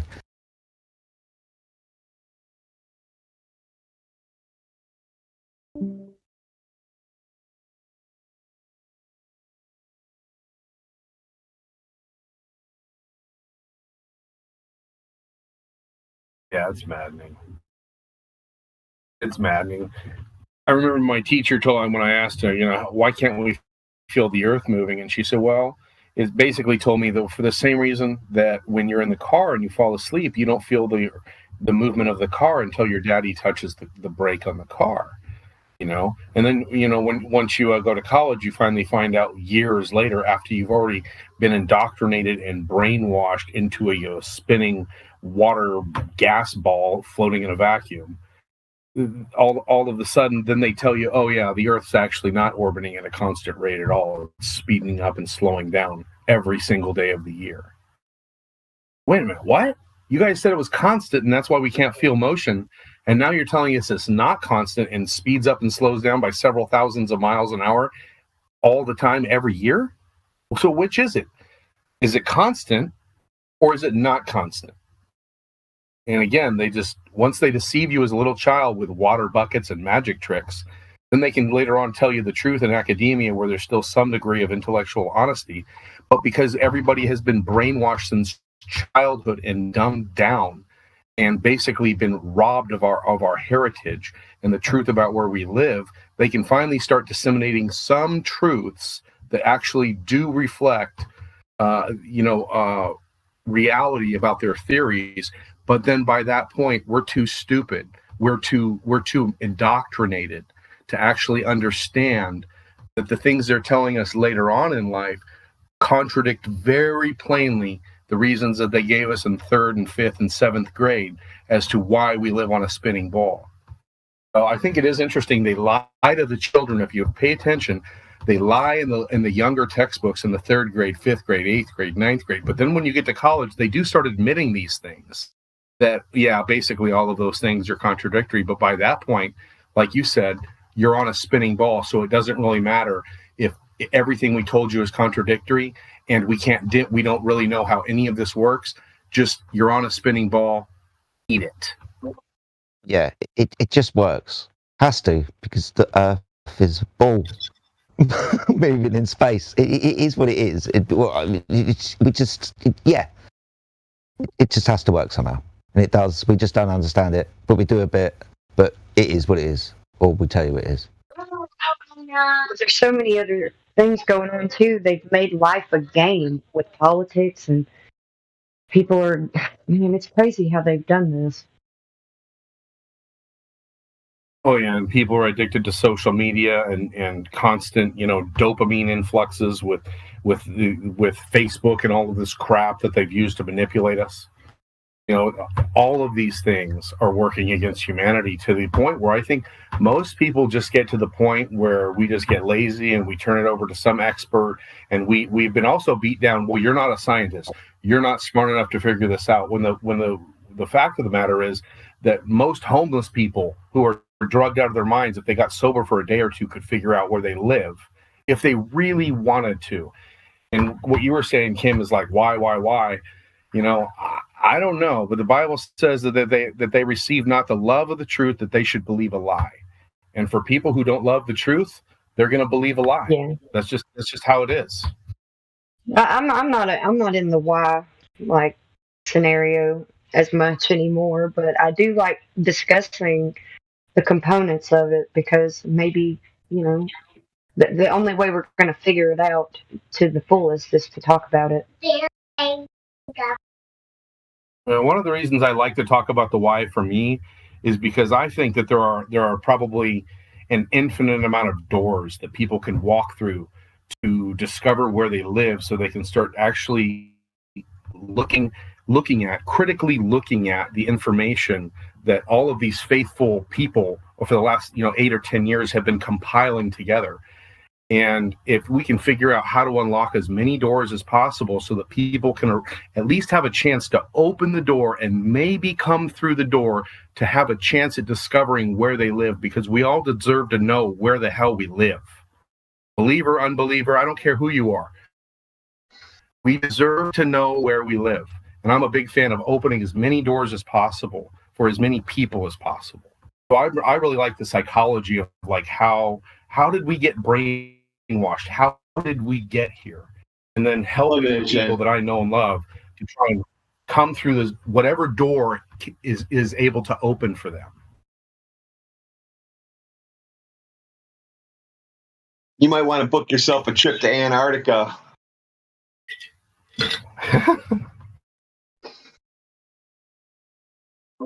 Well, I just feel like the reason why I came to the conclusion that sorry, my son's being loud. Is some nudge. I had a nudge, and definitely ended up loving the truth. At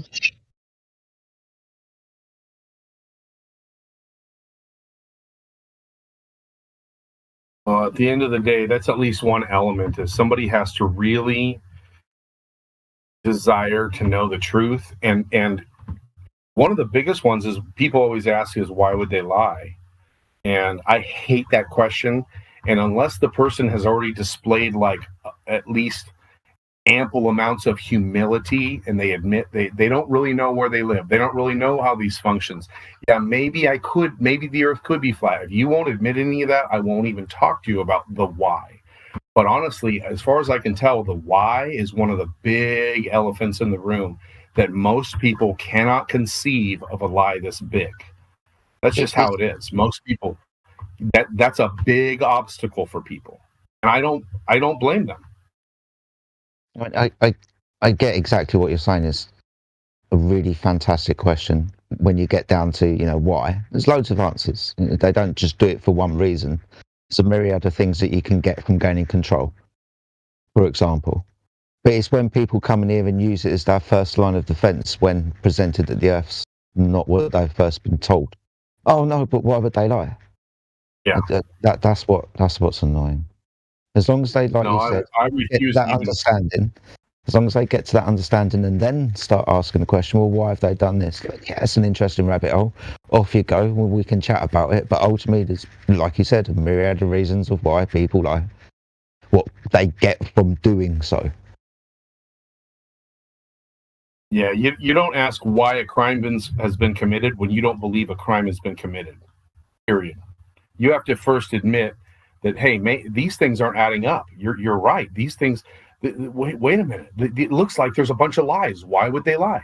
If that's their first question, I brush it off. I won't even answer it now, because multiple people have actually used that as a weapon formed against me. They use it, and I answer them very honestly, with 2 or 3 different things, and say, well, I'm not the one that's lying, but it could be this or this or this, or all of those things, and then they just use it to laugh at you. They just, in multiple occasions, they've used those answers to literally laugh at me. And it's like, oh, okay, I see what you're doing. So now I refuse to even answer that question until they show some degree of humility and admit you don't know where the hell you live. Once they admit that, the answer, why would they lie, to me has some degree of legitimacy.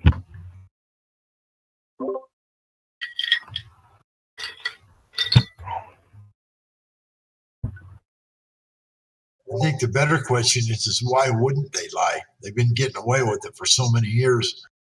It's their number one tool against humanity. Why wouldn't they? They use it because it works, for hell's sakes.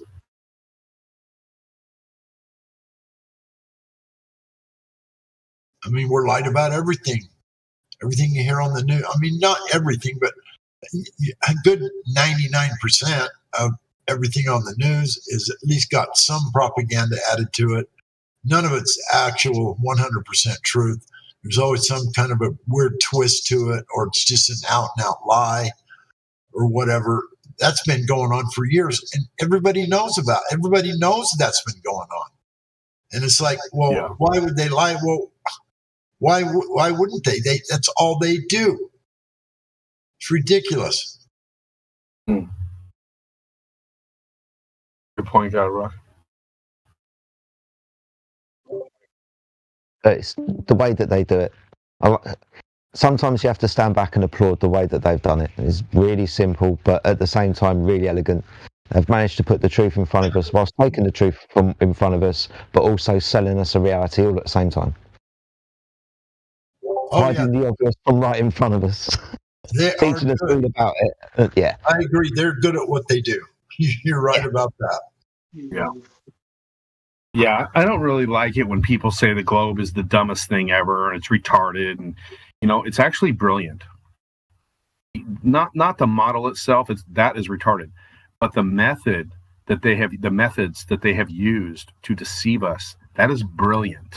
That is next level stuff. As someone told them how to take all of the easiest to fool parts of a human and accentuate it.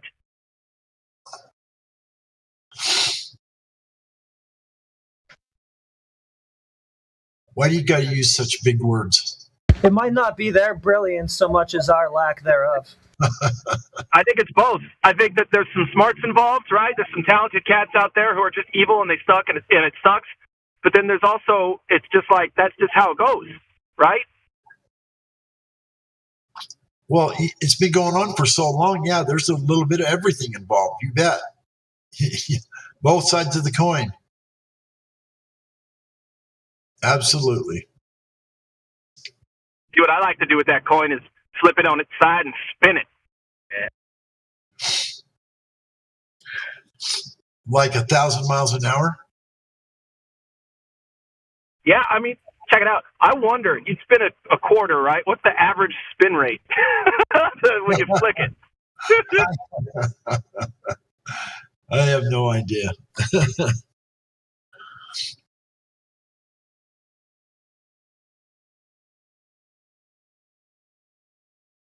So how's everybody doing today? I just signed in. Been at Mom's all morning.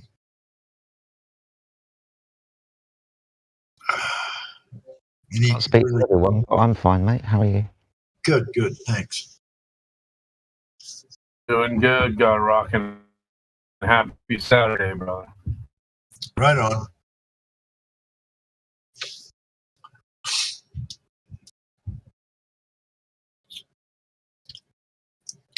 I just have to give thanks to all you guys. You guys have all been so good to me over the years. Just absolutely no complaints whatsoever. I mean, you guys are just the best. That's all I can say. You really are. I concur.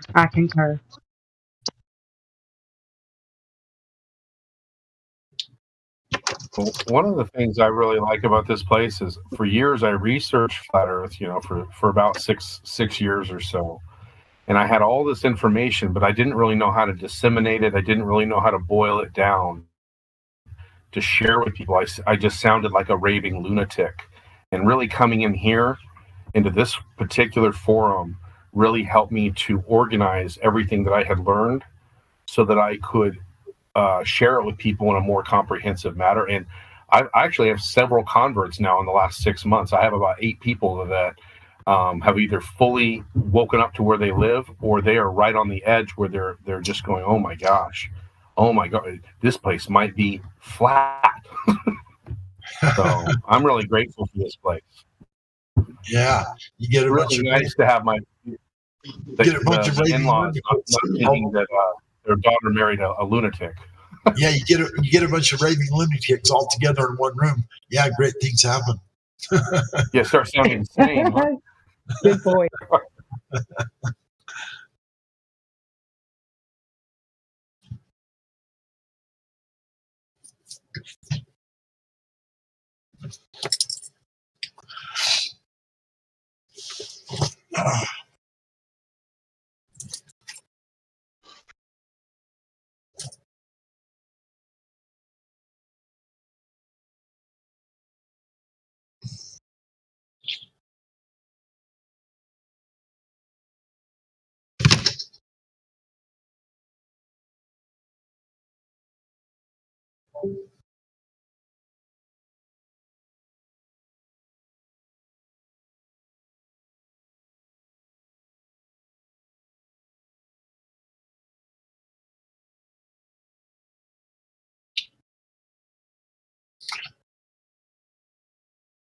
What's going on, Niles?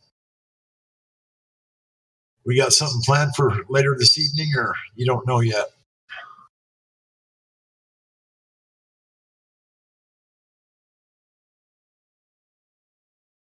Yeah, maybe. Yeah. Haven't heard him go. Yeah.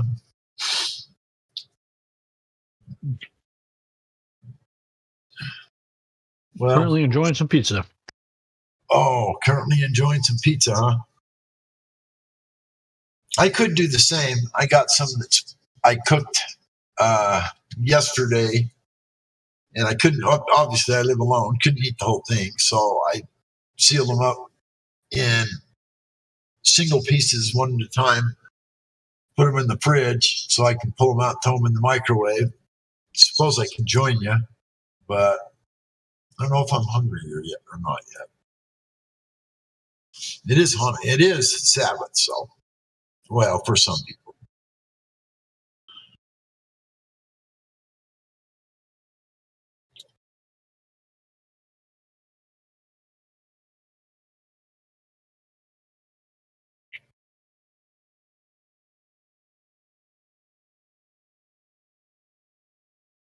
I think fasting is going to be one of the main things on my agenda. I've put on like 13 or 14 pounds this winter.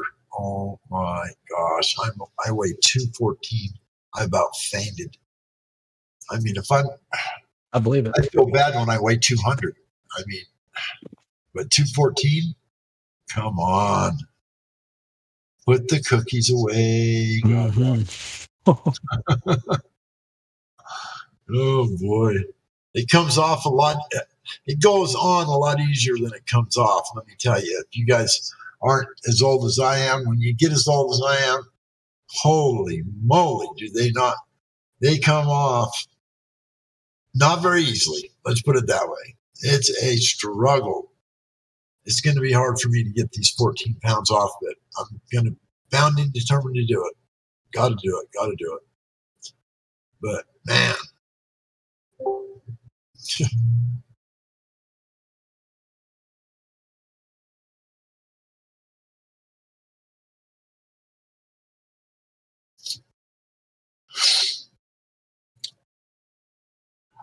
So I guess nobody else gained any weight over the holidays, huh? You were all just really good little, whatever you want to call yourselves, and you didn't eat too many cookies or extra helpings at Christmas dinner or Thanksgiving dinner, or all the candy that was made by Grandma and Mom. That's the problem I have. My mom's grandma, oh my goodness, talk about candy. Homemade this and homemade that, banana bread, poppy seed bread, homemade what's that stuff called with caramel and chocolate and nuts? Oh, homemade everything.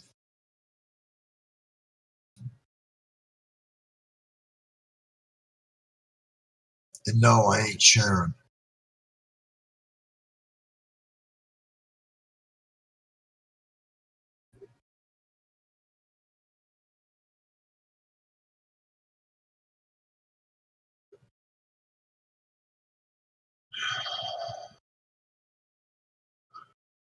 Jeez, talk about dead air.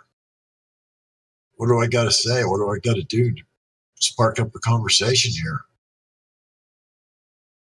Usually something stupid and pretend to be usually something stupid or pretend to be a baller that's seen the curvature of the earth or something. That usually sparks people into action. I am here, buddy. I'm just doing stuff in the background. I have a hard time believing that if I start asking for, flat Earth proofs, that people are going to go, okay, what's he up to now? I'd have to change my name and all that for that kind of. Too many people know. I already know where we live.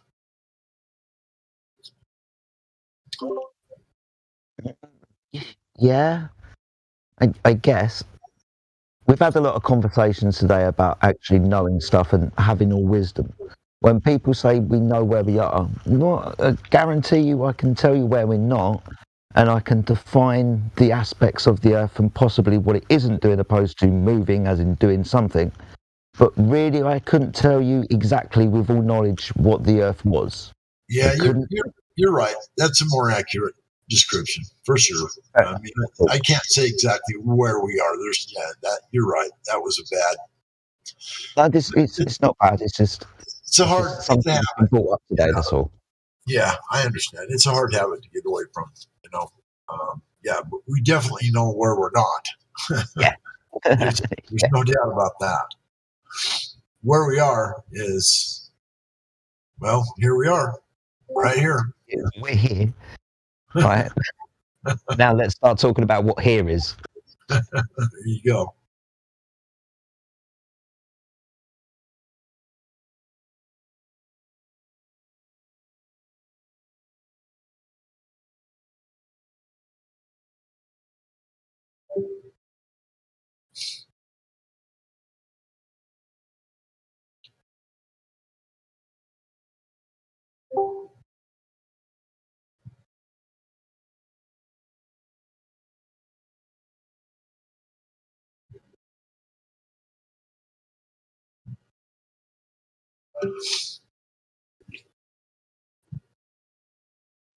I guess I can tell you that I live in a place where there's this really weird lake that's got so much salt in it that nothing lives in it. And right next to it, there's what they call the salt flats. And it's so flat for so many miles that they use it to try and set the world land speed record. They've been trying to set the world speed record there for years and years and years. So there must be a reason why they use that place. I mean, obviously, because it's flat, you can't be going 700 plus miles an hour on a curved surface or something that has a drop rate or whatever. You probably need to be on a flat surface. So that's where I live. I live near a place like that. That's what tells me. Here's a question for you. Understand? Sure.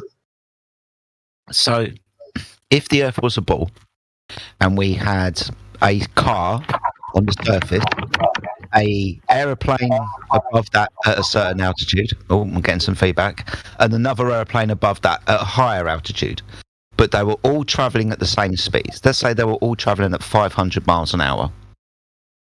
And at the end of, let's say, the course, the distance that they were going to go, there was a marker. Which one would get there first if you're on a ball? If they're all travelling the same speed? The bottom one. Yes, spot on. Because the top one would have to go a further distance because it's got a bigger curve, obviously a bigger ball to go round. Right. Right? Interesting.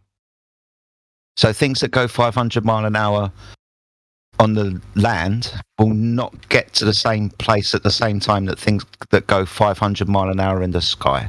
I know I've taken air turbulence out of it and jet streams and all things like that, but theoretically, if it was possible and you could do that, then ultimately something in the sky would not get there before the car. Yeah, but it's not going to anyway, because we know that it's flat, or at least, it would be the same distance, at least in my opinion. Yeah. We know that it's flat, but if we were to do this on a ball, then the car would win. Right. We do it on a flat surface, and everything that travels at 500 mile an hour, I presume, gets to the same kind of distance marker at the same time, because it's traveling at 500 mile an hour. Yeah. Because it's flat. Yeah. Sorry. Yep. Just an interesting side note, mate. That's all. I wonder how much distance difference it would be. Obviously, it would matter depending on how far apart you were. Like, if you're only 100 feet above compared to just keep going, is what satellites do, isn't it? Huh? Just keep going, and it's supposedly what satellites do, isn't it? Yeah. Yeah. But they go really, really fast. Well, apparently they have to. Yeah. I don't know what the speed would be. I guess you could actually calculate how fast a satellite would have to go to follow. If my math is correct, I just did the math on it, guys. It would only really increase a ball with a 3959 radius by 34 miles. That's not a huge amount, is it? 34 miles an hour is all? No. It would increase the circumference of the Earth by 44 miles. Or no, wait, 44 miles. I'm sorry, 44 miles. It's not a huge distance. Of course it's not, because the technology that we use can only get above a certain height. Sorry, only get to a certain height above the surface of the Earth. We never get that high above the 7 miles. What, do jetliners go about 35,000 feet? Mm-hmm. Yeah, it's about 7 miles. So I calculated 7 miles. You add 14 miles, to the overall diameter of the Earth, times pi, and it came out to 24,919 miles instead of the 24,875 miles. So it's really, it's not much. It's not much at all, but still measurable if it applied. Still a good thought. I hadn't thought about that until you said it. So I'm glad you did the calculation for that. It also goes to show that, mate, we never get that high above the surface of the Earth, right? No, not really. We've only got 60 miles really when we fly in high altitude airplanes.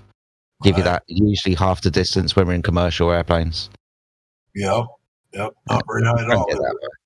No, not really. But if the Earth was a ball, with distance away from that ball, that distance you would have to travel would increase. Yeah, for sure. Or a couple, 2 or 3 people in here with no roles. Have we spoken to them? Wave Mixer and Dr. Wah, and there was another guy in here. I think he left actually. Have we talked to any of those people or introduced them? I don't know. I just got here. We might as well ask them. Hit them up. You've been around for a while. I haven't got any mod powers, mate, so I didn't want to interrupt the conversation. But they've been around for a little while. Have they? Well, let's hit them up again and see if they've changed their mind. Somebody ask them.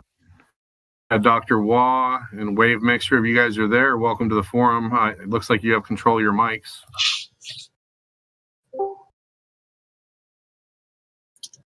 At least say hi. How's that? Just out of courtesy, just say hi. How you doing? We'd like to greet you to the server, and the friendly thing to do would be to say hi back, please. Thank you. Hi. Hello, guys. Hi.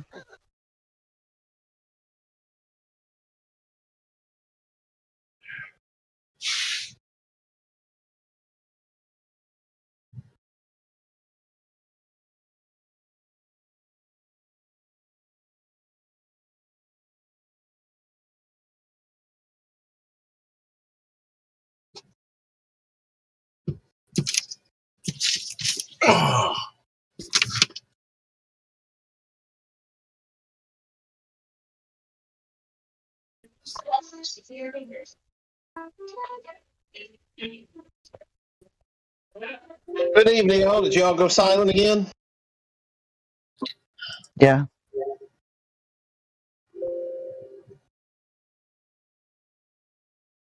Hello there again, Mr. Elijah. Hello, hello. Yeah, Elijah's back. How are you guys this evening? Really well, thank you, mate. How's yourself? Oh, quite all right. Just burning some boxes outside and watching them get good and hot.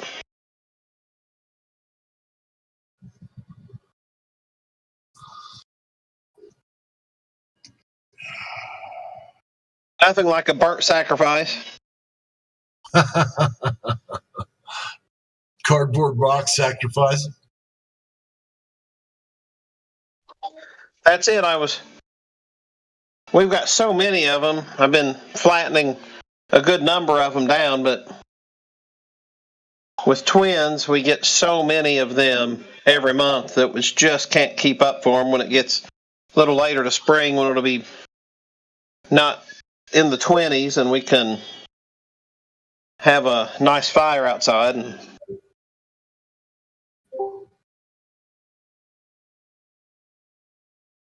But now we just had so many, we just had to go ahead and sacrifice some of them rather than use them for what they're intended for.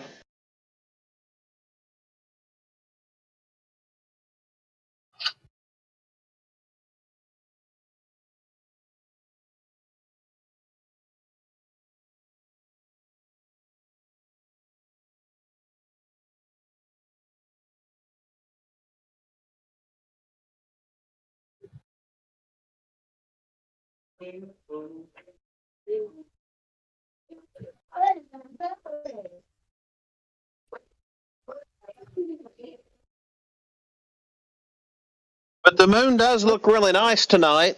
That with the Earth revolving around the moon, that's just such a nice thing. Sorry, did you say the Earth revolving around the moon? Oh yes, it revolves around the moon Yeah, don't you feel 365 it? times in a day. Don't yeah? Can't you feel it? Man. You I can't didn't feel realize. that shit. We're fucking flying, bro. Doesn't make sense. You know, when I go outside, for some reason my hair all stands up and it goes the direction of wherever the moon is at that time because as the Earth is rotating around the moon so fast that and that gravity that can pull millions and millions of tons of water, that gravity also pulls my hair, so it's always pointing the direction of the moon. Okay. What a Goldilocks set of events. I love this shit. It's just a bit where you said the Earth revolves around the moon. I thought it was the moon that revolved around the Earth. No, the Earth revolves around the moon about 365 times a day. That's why we get this vertigo every time we stand up. You mean 365 times a year, not a day? And no, the Earth revolves around the moon about 365 times a day. Oh. Sorry. You know, that's how come we can feel the movement of the Earth. Oh. You are obviously mocking, right? Huh. Oh yeah, that's how we know it's moving because it feels so stationary. See? Right, exactly. It's so It feels so stationary that we know that it's moving. It's also like the Earth. It looks so flat that we know that it's curved. Right.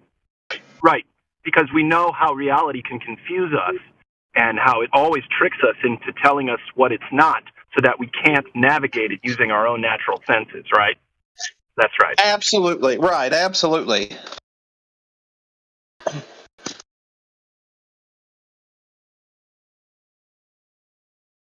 And with the pole, since the pole gets up and moves, and it moves around, and if we were to take your compass to the north, and you were just to keep going, gosh, it would be such a, you wouldn't get to the North Pole because the North Pole has moved.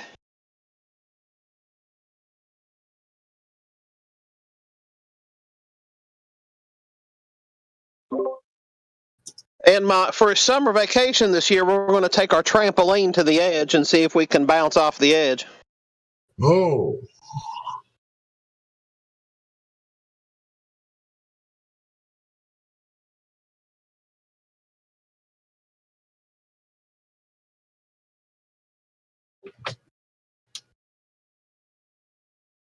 I put together this really cool camper on a snowmobile.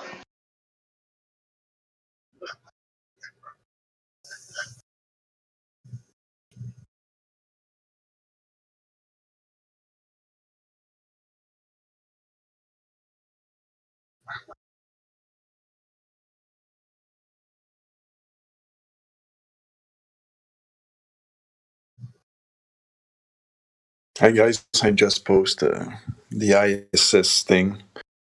I'm not sure what is your take on that. Now, I'd like to see that. I'd like to see that camper on a snowmobile. That'd be a sight to see. Can you please post a picture of that? I tell you what, I promise you that I will post a picture of the snowmobile before they post a picture, a real authentic picture of our beautiful round Earth.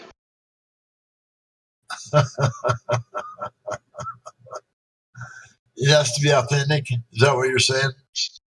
Well, like I say, we'll post the picture of the camper on the snowmobile before they post that picture. Yeah, that leaves all of eternity for time for you to do that. You realize that, right? That's why you said that. Well, it'll get, yeah. We'll post it eventually. We'll get around to it. You know, and then if just somebody asks why it looks so fake, I'm just going to say, well, it is Photoshop because it has to be. Boy, Robert Simmons must be your brother. Just no, not my brother, but my hero. Okay. Oh boy. And we've actually found out that the hairspray that they use on the International Space Station is actually very flammable as well. So we're actually going to use that as our fuel to power the modified camper snowmobile.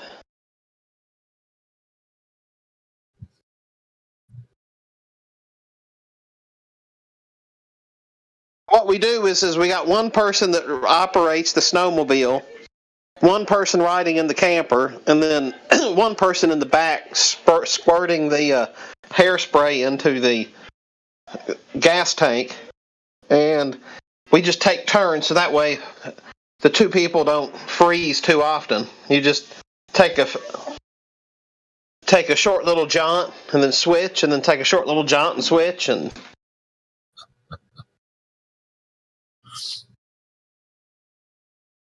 the suits that we're using are really cool. They're made of aluminum foil.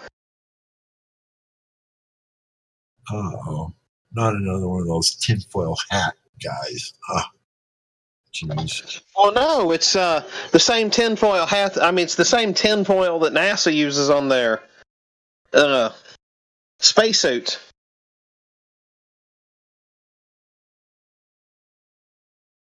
It took them to the moon. I mean, they made a wonderful lunar lander with aluminum foil, so we figure it can get us to the edge.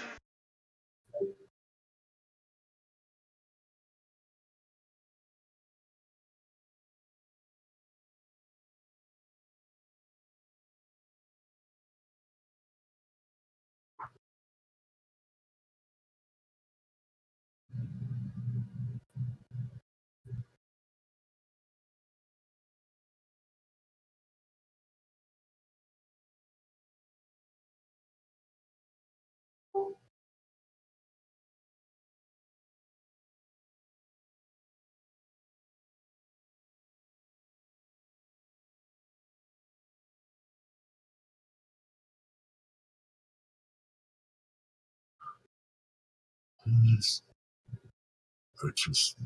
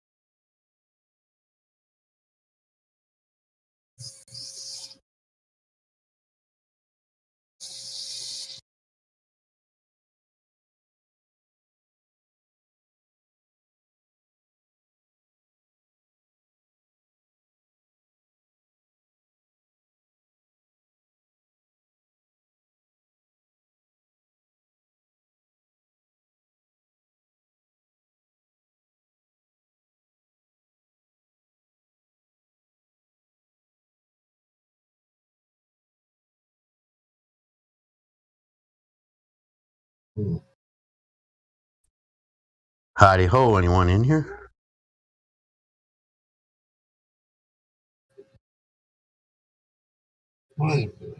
I'm here. Just wanted to ask the most rhetorical question. I think I have the answer because we're still up and running. Still no proof of curvature, right? That's why we're still here. I've been busy lately, so I haven't been spending too much time here.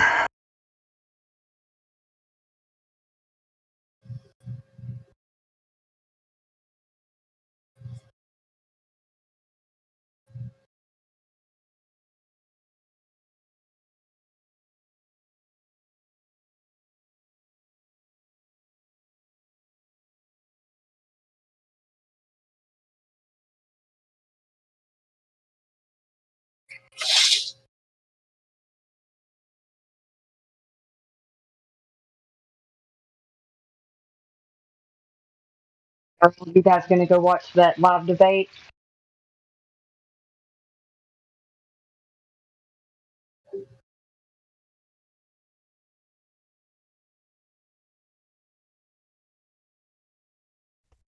Sorry, I didn't get that. Witsit was in here earlier today. I know that. I was watching on YouTube. There's a debate to listen to?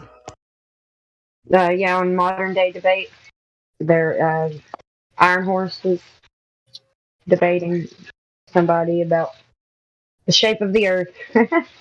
Oh, that's where everyone is right now? Okay, I'll go check it out. It may be actually. That's why I was asking, because it's not started yet. It's going through in a few minutes. Okay. I'll keep my eye open. I just smacked my bad leg Figure we up. could go support a brother trying to tell somebody about where we live.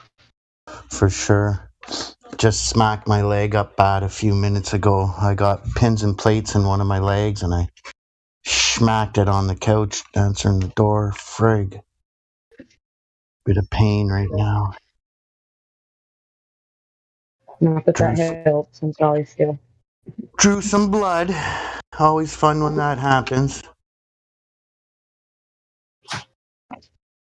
You're just being a good little old wife and making dinner, talking to you guys. There you go. One day I might meet a lady that'll put up with my BS and do that for me too.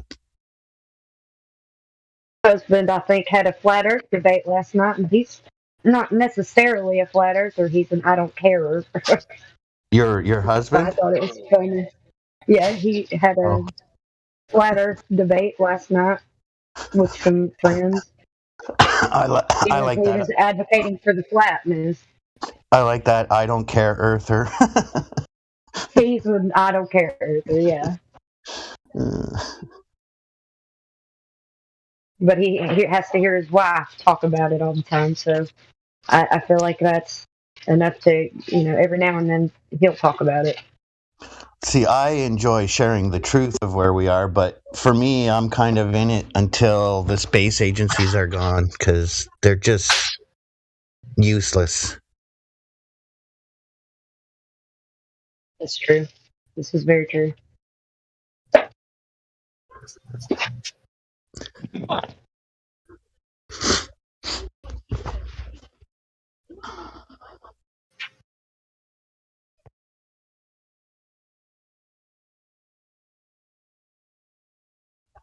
Watched Dana Carvey on Netflix last night with Mom, and it was a little over an hour. It was so hilarious.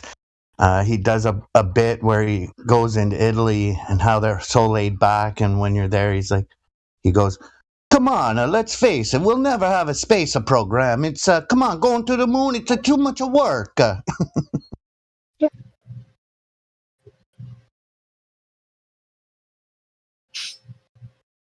What a crazy world we live in, where people don't even know the shape of the earth.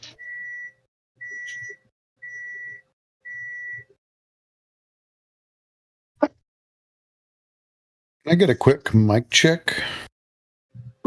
Hear you loud and clear. Great, thank you.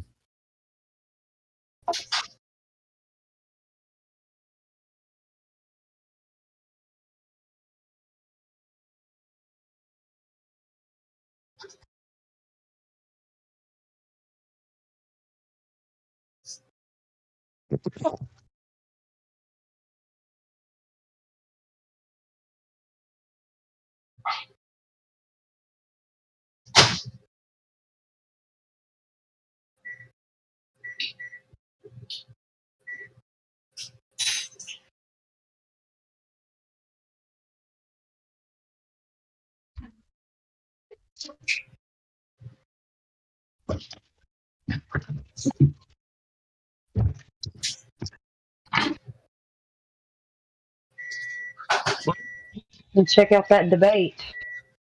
Be hollering at you guys soon, I'm sure.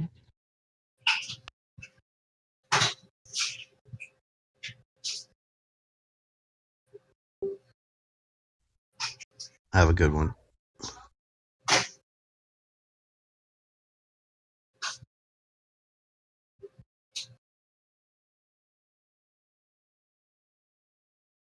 I don't really watch the debates anymore. I don't like the format. It just seems like a lot of. It seems like nobody ever gets to make their point, if that makes sense. As I understand it, the way that we have debates in this particular topic is not the way it should be done. Nobody calls out logical fallacies. Nobody gets cut off if they commit one. It seems kind of pointless.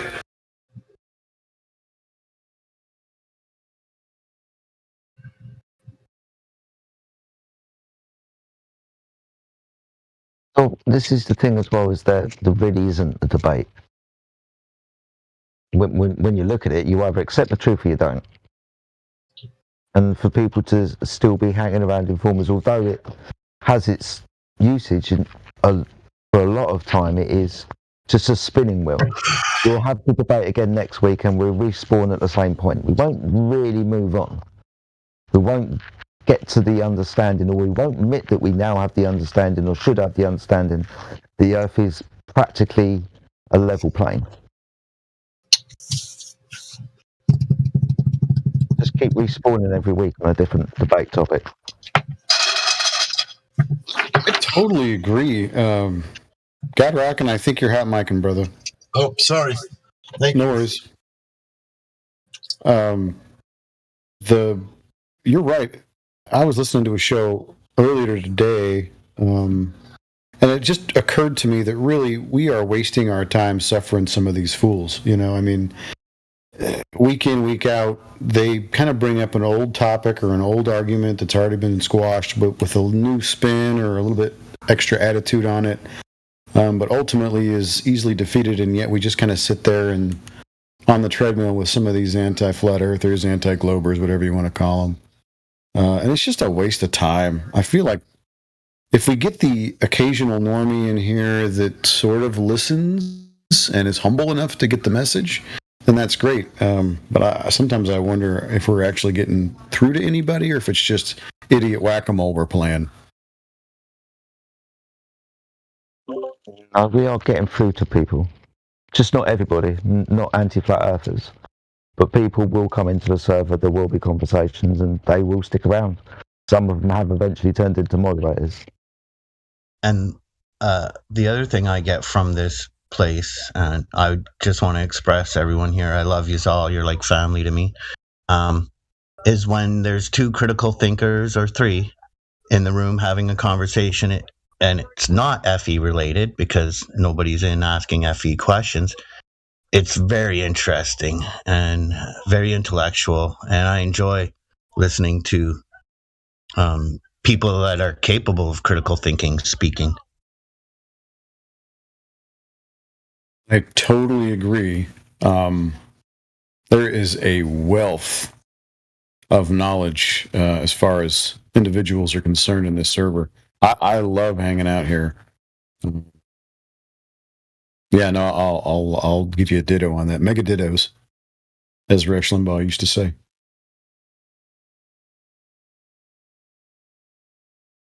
And I know it happens from time to time. It's even happened with me. Sometimes it gets heated between a couple of ourselves, and I kind of would like to see that subside a little bit, but I mean, can't control everything. It happens. Yeah, although it's been addressed a lot, right? Whether it's interruption or whatever. It's an intense topic, and it covers a lot of, you know how you go, they say in the bar that you're really not supposed to talk about religion or politics. Well, this particular topic includes both of those pretty heavily, so it's sort of unavoidable, and then people's biases or beliefs come out. Sometimes people get triggered or hurt feelings or scared because they come into contact with new knowledge, and it's just kind of unavoidable. I think I've gotten used to it. However, yeah, there are some times when it gets a little bit out of hand, but I'm all right with it. I like this bar.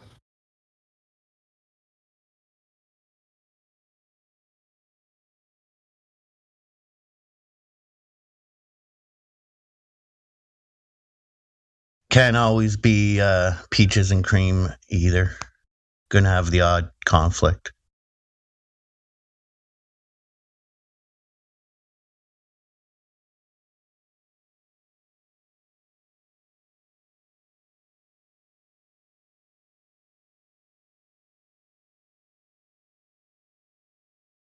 Do you guys know about this series called Forget About It?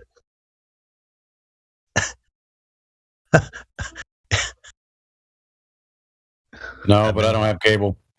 It's hilarious. It's on YouTube. It's every episode like one after the other, like on a loop. It's so hilarious. It's about it's a cartoon about a capo in the Gambino family, and the boss was going to whack his Uncle Cheech, so he throws the boss from the 19th floor suite and ends up, the mob wanted him dead, so he becomes a snitch for the feds, and they move him up to Canada in Regina.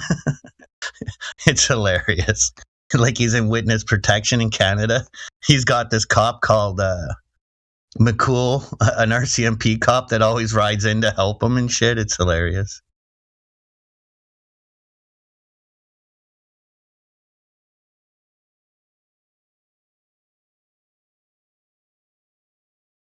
His youngest daughter's named Gina, and she's hardcore in the old ways and keeps, "You're not going soft on me, are you?"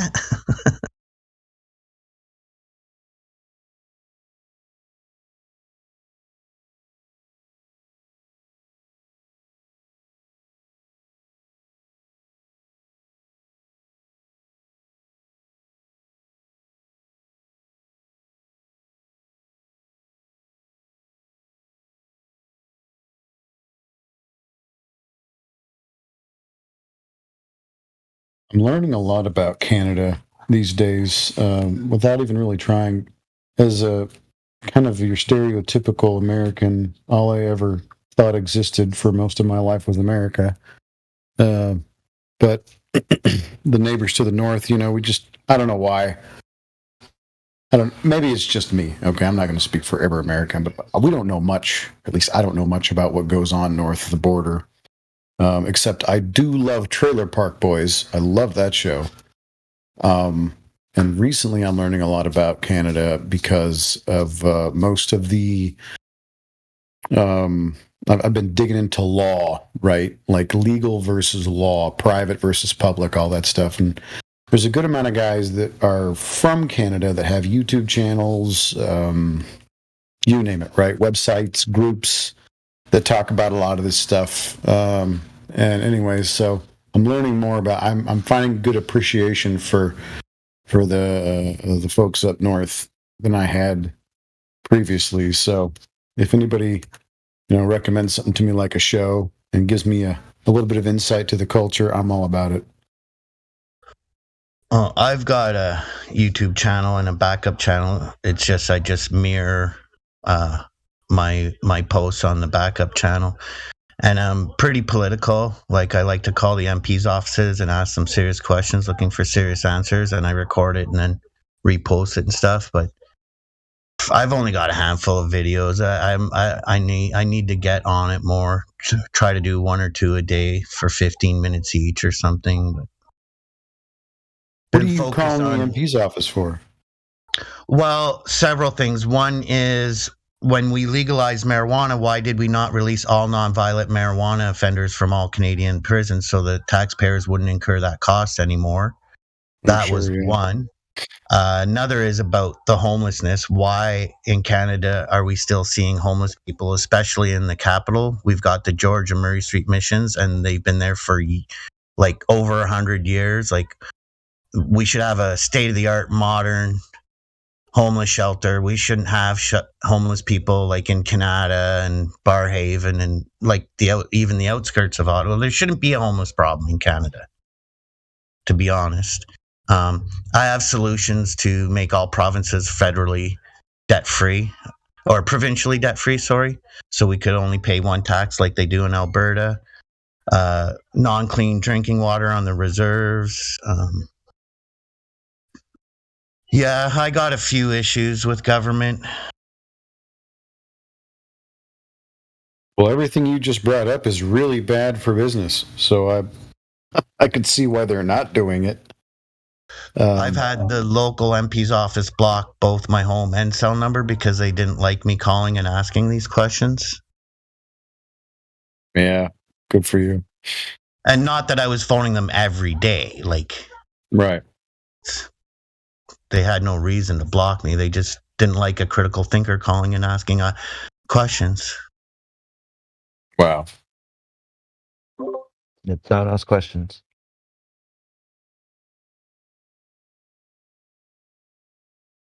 And now we're in an area where they're pretty much about to, if they haven't already, decided you can have anything in your pocket under a certain amount and there'll be no jail time.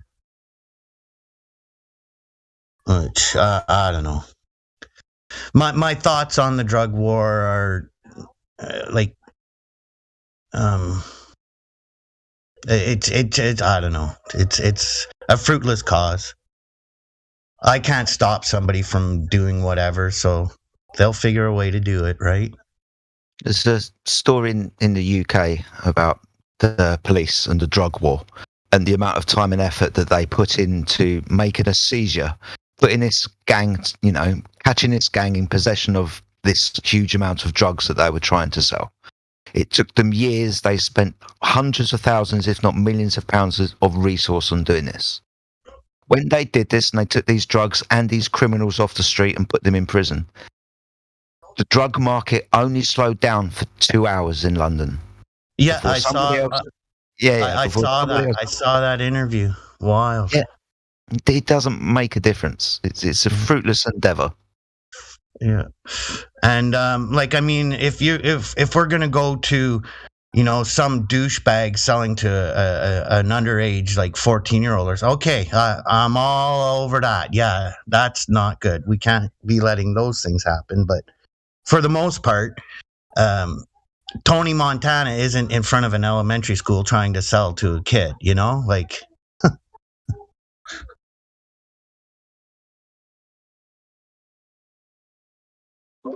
No, it's kids selling to kids. Yeah, like if the youth are into something, they have their own scene about it. Yeah. I'll tell you what, when I was young, 14 years old, 15 years old, I started smoking weed.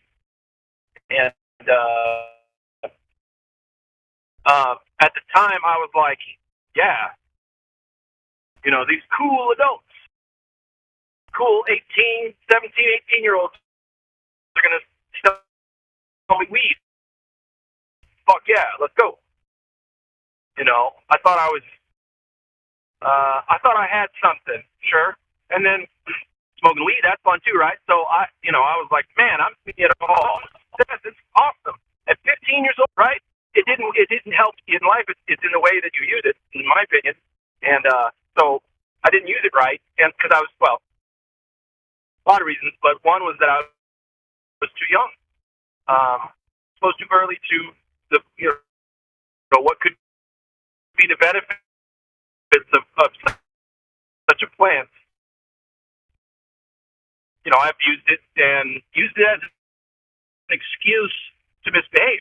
But it's interesting because I'm the critical thinker I am today for all the reasons that took to get me here. But that's part of it. Part of it was adults helping me smoke pot so I could sit around and ponder shit and kind of see through some stuff. People are going to be like, you know what, man? You sound like a fucking pothead. That's all that is. You just got stoned and thought that you're better and different. And no, it's a plant. Just like all plants are, they got their uses and benefits and such. It's just another one of those. So I don't know if I would be a better, more capable, discerning human.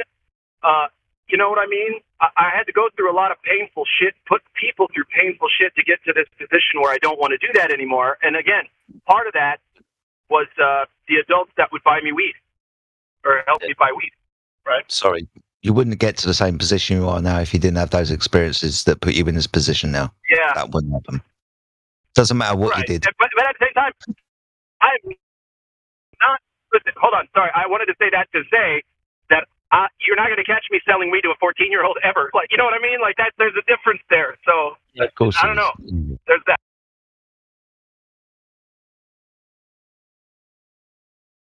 Up here in Canada, there could be people that young with marijuana, but it's prescribed. They do get it from the medical industry. They don't get it from the streets. Well, I'm not saying there aren't young people that get it from the streets. I'm saying there's actual legalized cannabis consumers in Canada that are under 18. But they're all legal with their doctor and everything. And some of it is all CBD, no THC at all. It could be for their epilepsy or something. I don't believe that these things are inherently good and they can only be used for good purposes. Right? With all things, right? There's good and there's bad side. We can talk about other plants that we utilize that, we shouldn't be consuming, for example, that are known as poisons. Right? There are lots of things that can put us in different states, for example. It's interesting when we start talking about things like addiction and then further how they manage to, let's say, dumb society down, or in some circumstances wake society up.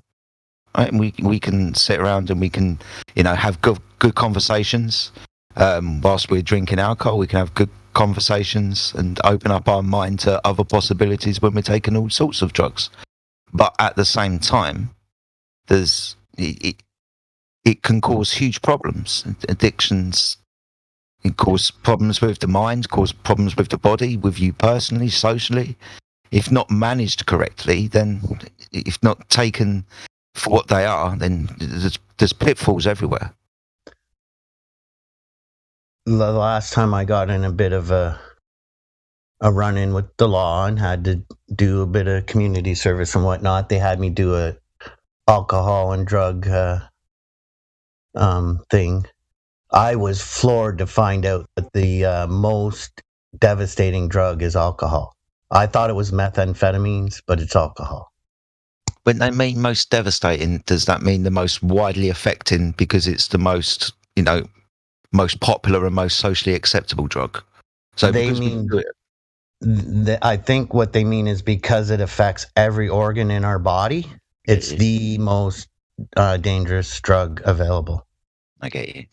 I've worked with people in the past that because their alcohol addiction has been so high, they have to consume alcohol now to stay alive. If they Yes. stop drinking alcohol, that's it. Give it a few days, they'd be dead. Their body wouldn't be able to handle it. Yeah, Now, one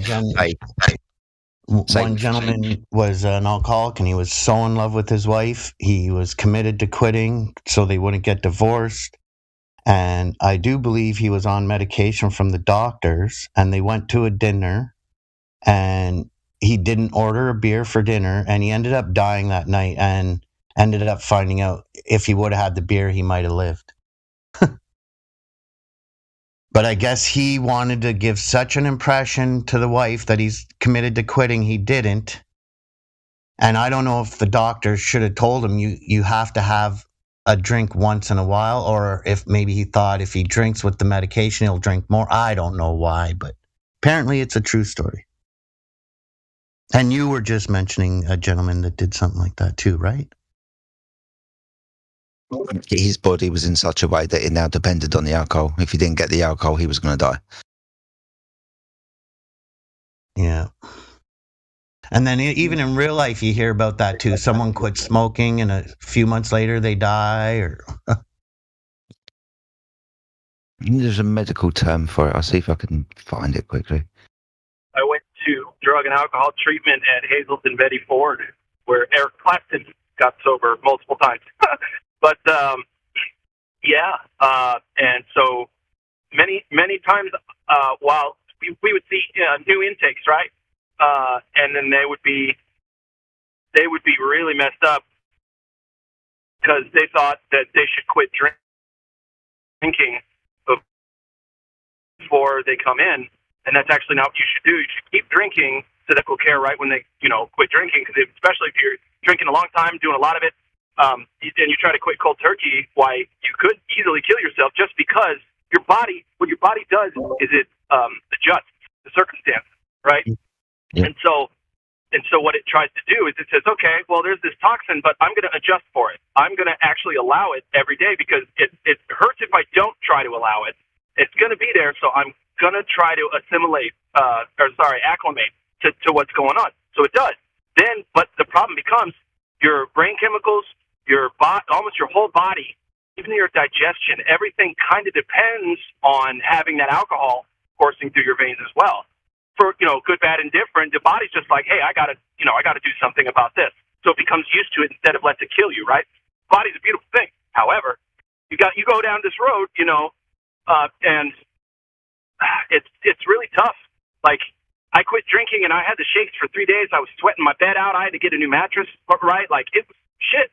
When you really drink hard and then you try to quit hard, it sucks. You feel like, yeah, this could kill me if I let it go. If I didn't have quit now, it probably could have killed me. Anyway, it's just interesting to see it's interesting to see people, different strokes, struggle through that kind of thing, and each time it's something different. But each time it's just the body trying to right itself from the damage that you're doing to it. You know what I mean? I don't know why the fuck I even on that. I'm just almost home. I'm driving home, guys. I love you.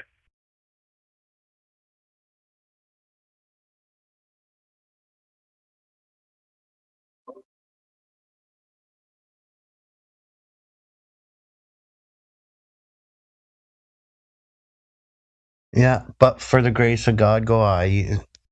All in moderation. Try to control yourself. Don't drink the whole 2-6er. Right? Yeah.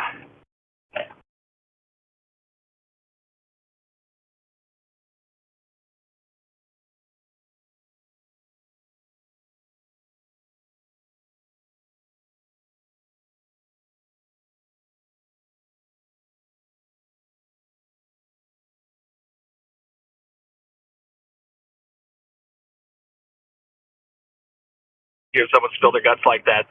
Someone's like, "Oh, man, are we in an AA meeting or something? Fuck is this bullshit? I thought this was flat Earth." Let me tell you, folks, people struggle through real life shit and still become flat earthers. Do you know why? Because it's the truth.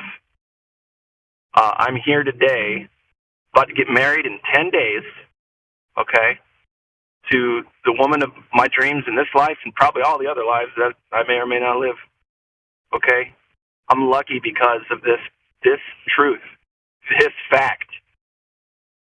And if I were lying about this, I doubt I would be experiencing these benefits. Call me crazy, right? Call me nutsoid. But since I started being honest about everything I say, think, and do, with myself first and then others, why, it's improved greatly for me.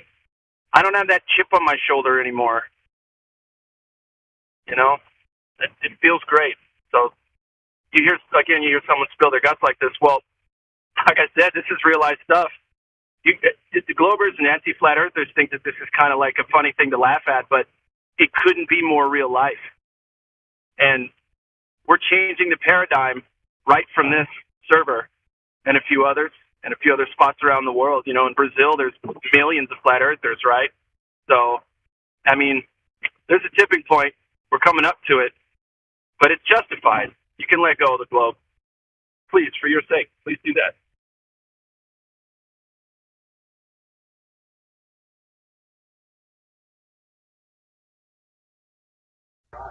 Congratulations, brother. Thanks, dude. It's y'all's fault, but a lot of y'all's fault.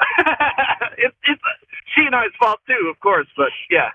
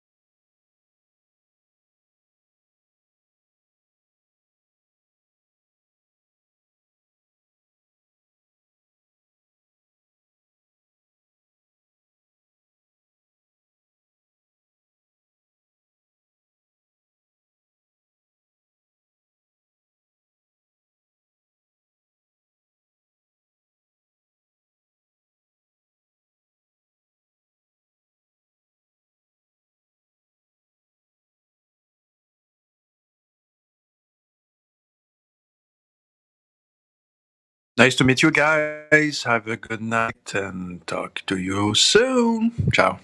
Bye.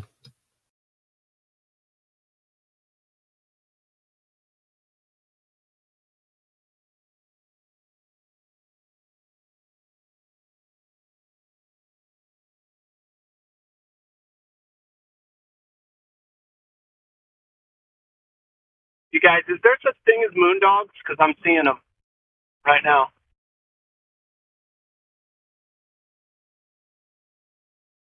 I gotta pull over and get a picture of this. No shit. You guys ever seen moon dogs? Stand by.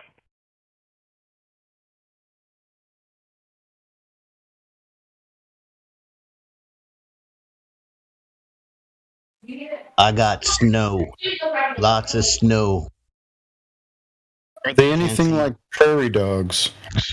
Can't see the sky.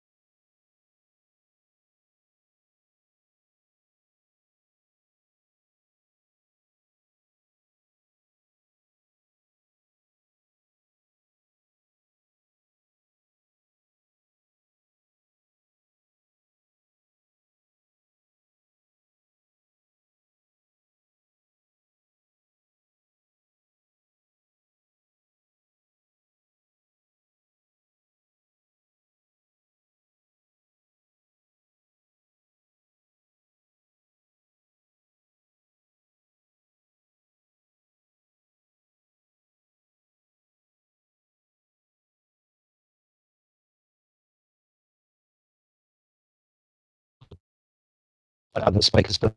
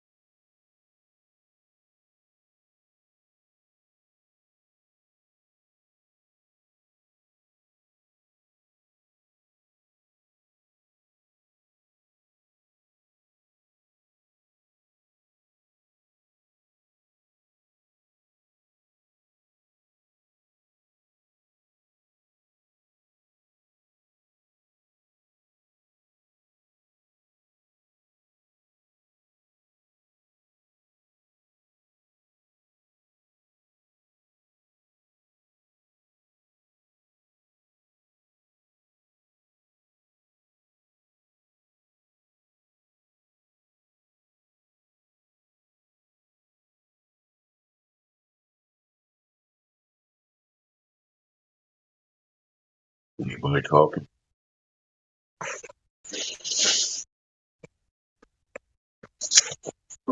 No, David, just you now. It's been very quiet for the last 5-10 minutes. fair enough. Yeah, bit late for you. Rough late. You're a bit robot-y. Sorry, buddy. What did you say? I said you're up late. You're in England still, right? I don't know. 1:30 in the morning's late, I guess. But it's quite usual for me. It's late for an old man like me, I'm saying. Mm-hmm. Did we talk to God fearing the VC verified? No, I did notice that he popped in a couple of moments ago, mate. But I didn't know if you wanted to unmute him and see. I'm BC, yeah. How's it going? Welcome to the server. What's up? Just hanging out.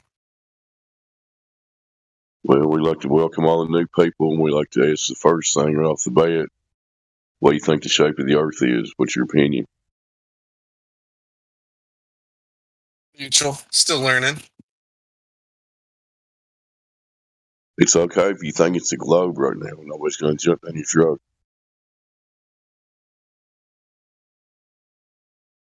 That's all we want. Go ahead. Just taking a back seat on this.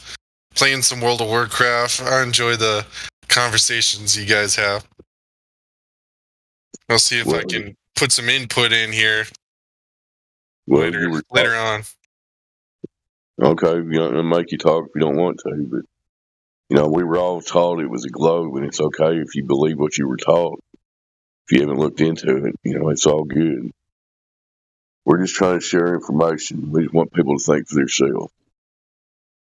But if you don't want to talk right now, I'm not going to make you. So, anybody else in here, Jedi? Not really. Well, there's loads of people in here. Yeah, no new people. It's a bunch of globe deniers, looks like. Crazy. What other people? What's wrong with these people?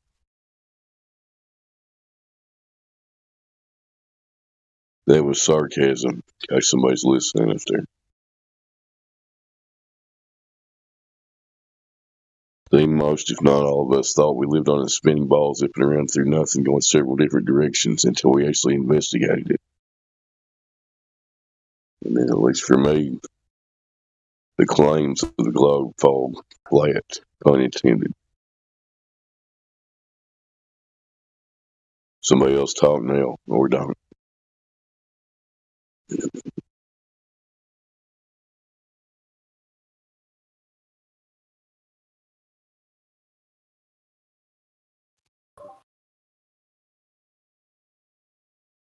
Yeah, when you talk about it like that, Dave, it is kind of crazy that they were able to pull this off on such a large scale, in fact, as well. It's hard to think, was it a good scam or was it a bad scam, or was it just the way they executed it? Are we that predictable, right? Was the lie really that good, or were we just that stupid? Sometimes I think about that. That's a good question, man. It's probably a mixture of both, somewhere in the middle there. I mean, I give them credit for the creativity of the whole story and everything. It is a pretty good BS story, But people are also gullible. And the sad part is, they get us mostly when we're 5 or 6 years old before we have a chance to think about it. But anyway, go ahead.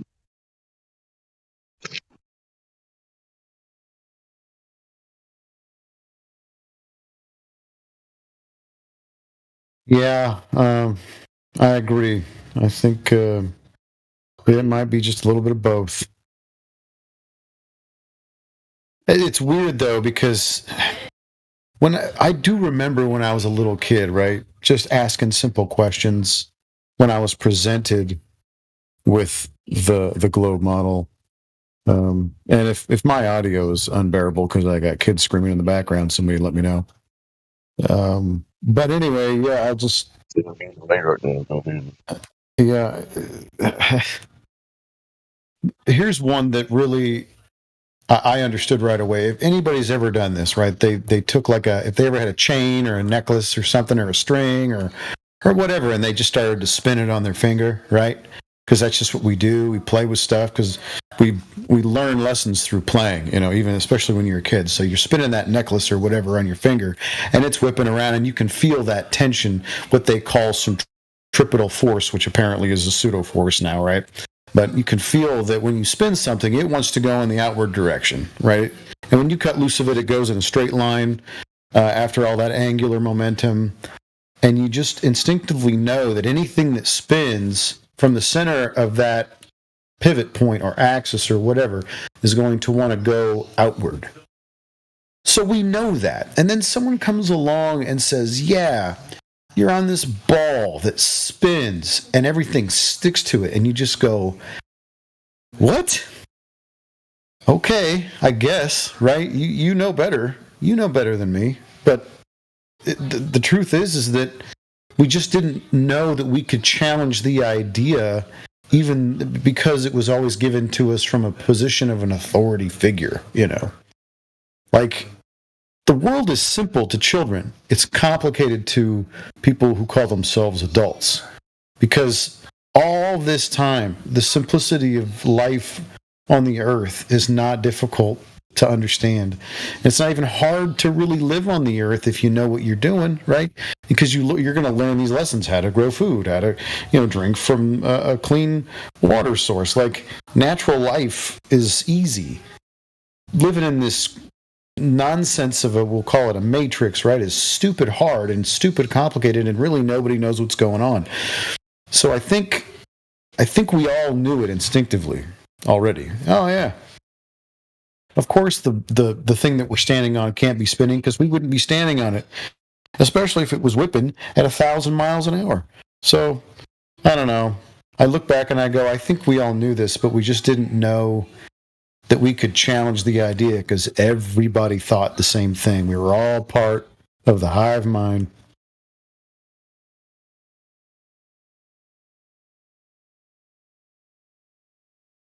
Well said, Sensei. It's the thing that, they've literally got us believing the exact opposite of what our senses are telling us. It was so simple, and they made it so complicated, right? Why they got to make things so complicated? I think there was a song like that. Avril Lavigne. I wish I didn't know this. That's right. Oh, you had it. Nice pull.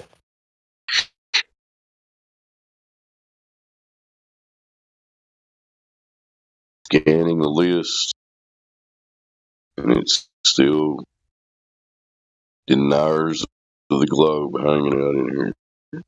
What's wrong with you people?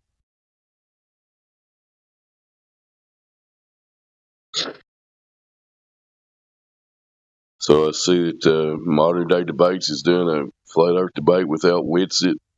What's up with that? And I had to quit. Were you listening to it, Jay? Oh my God, I could only take about 3 minutes of it 2 different times. It's awful. Don't tell me he's not representing the subject very well. I can't. I'm not even sure that I'm qualified to say that portion of it. He had the first go, and he literally just took the defensive position right away, and then and it's just like word vomit. One. I mean, like he started off just reading from some prepared script, and it was just awful word vomit, and then they just now they're just kind of going back and forth, raging at each other. Well, I don't want to pick on anybody in particular, but it's like Mickey says, this is an offensive position. You're challenging the globe claims. They're the one making the positive claim. You should not get them off of that if you're going to debate this, And this other guy's got all these pictures, and he's claiming like 3 or 4 things that are obvious photoshops, like somebody. And he's the Glober's got pictures of a fisheye lens of stars, taken from different places. So and so of course Oh, Sorry. it's, I've it's, just flicked onto it's awful it. all the way around. Who's this Iron Horse guy? Has anybody ever heard of him? I don't know him, Jedi. Is anybody else? Has anyone heard of him? I know he was on a debate. He was Witz's partner in one last year, but that's the first time I've seen him. And he didn't say much about it when he was sitting in a hot tub the whole debate. But he seems like one that, you know, he definitely didn't sound like he was taking the offensive position. Yeah. I mean, he's just started talking about the Earth cannot be in a vacuum. I mean, I'll give him that. It's just I find sometimes if we're talking about the Earth and having the debate, I don't know this guy from Adam. I don't know who this Iron Horse is, but to start with, he didn't make a lot of sense, and now he's slowly starting to maybe get somewhere. It's interesting sometimes that maybe some people think they can debate this subject to a high level, but really, really can't. I only asked who he was because possibly if nobody really knows who he is, but maybe somebody does, then only because the idea of, hey, look, you can have stooges in place, right? Here's a flat earther, but he's actually not, and he's going to sound ridiculous for a bit. But he's also going to make some points that I'm going to have a script that I can just kind of easily decimate, and he's not really going to hold my toes to the fire on anything, so it's just going to be that type of thing. It's I'm not accusing him of being this, but maybe he's, I don't know, not as well versed in the things that maybe he should be to make a debate a real debate. Yeah, and I'll give you an example here. A moment ago, the Globey was saying that you can throw a ball up in an airplane, and then you can throw it up, and then you can catch it in your hand, and that you don't feel motion in an airplane unless it's speeding up and slowing down. I'm like, the hell you don't. And then he was going on, and then that'd have been a perfect time to have introduced, you know, I'm glad you mentioned the container that's in the airplane. You know, the airplane is a container, and you know, you can't have gas pressure without containment.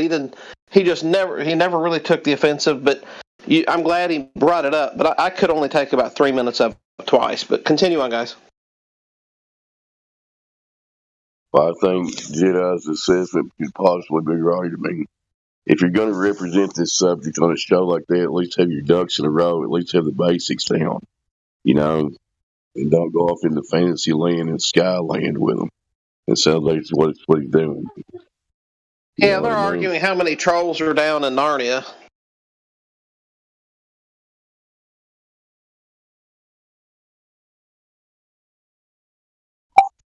They wouldn't like me if I was on that show. I would be talking about drop over distance the whole hour and a half or whatever. Show me a demonstration, drop over distance, 10 miles. Where's it at? Come on. And I'm again jumping into the debate. Sorry, let me get my words right. I'm again jumping into the debate, and the subject's changed. We're now talking about eclipses. This happens quite a lot, right? The subject gets moved around very quickly, so we don't isolate one point. We don't stick to it. We just move around from point to point, start arbitrarily making claims, talking about it for a bit until we, I don't know, get sidetracked and start talking about something else. Are you saying the Globers gish gallop into different subjects? They never do that, Jeff. Come on, man. I think it's yes, I would agree with that. Yeah, Glober does do that. It is a good tactic, and sometimes it's what some flat earthers get pulled into. There's lots of things, so let's start talking about lots of things, but not specifically talking about lots of things and how they apply to really just one or two arguments. We can just boil this argument down to two salient things. One, you can't have gas pressure without a container, so there's all your pictures from Space God and all your stories about it, and the physical curvature of the Earth. Well, practically, we require the surface of the Earth to be level to use the devices that we use upon it to map it, as in, you know, figure out where we are, cartography using angles, navigate across it using sextants, using angles, and utilizing the surface of the Earth as a level plane to transmit signals across it. Because if there was a curvature of the Earth, we wouldn't be transmitting signals across it.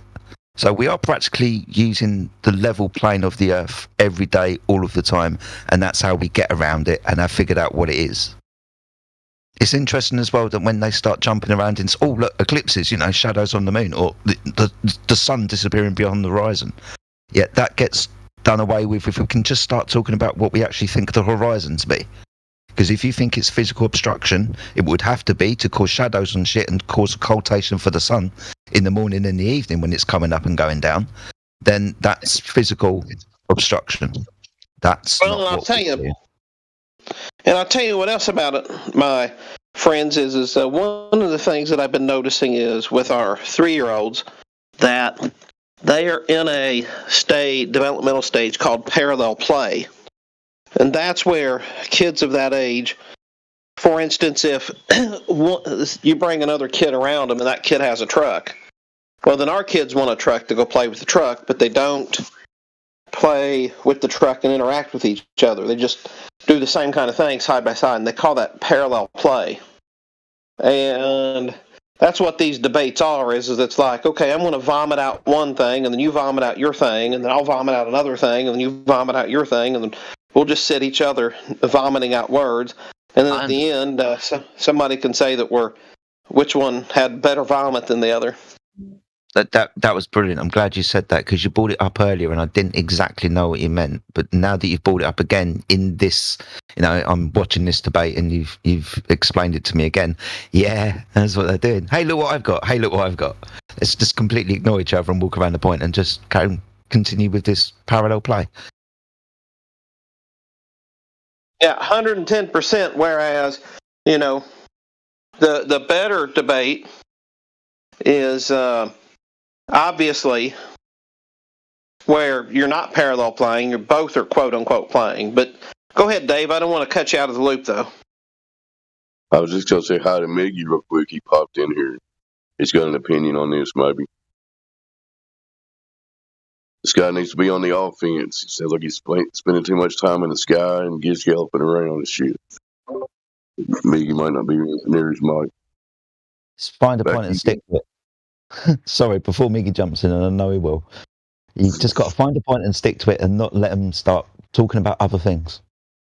Well, that little rant you just did there, Jeff, that's the basic point. We treat the Earth as level.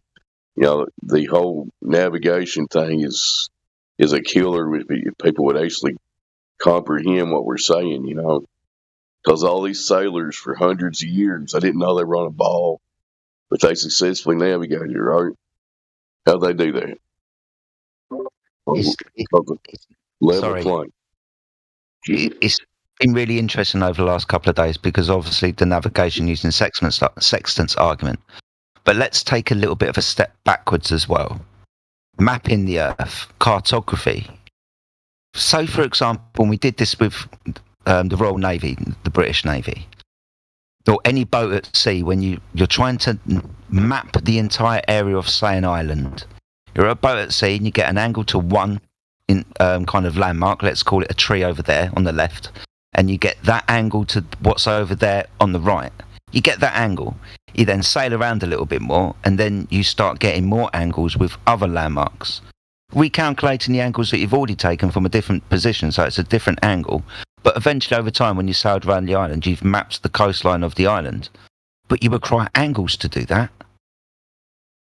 Now, if you're on a curved surface, you're not going to be using angle measuring devices. You're not going to be able to do cartography in the way that it was done. So mapping the Earth using cartography, that destroys it. So when we navigate around the Earth, we can use something else. We can use the stars, and we'll be using angle measuring devices to do that as well. We've mapped the Earth using angle measuring devices. Now we're going to navigate around the Earth using angle measuring devices, requiring the Earth to be a level plane. It is required. Excellent point, for real.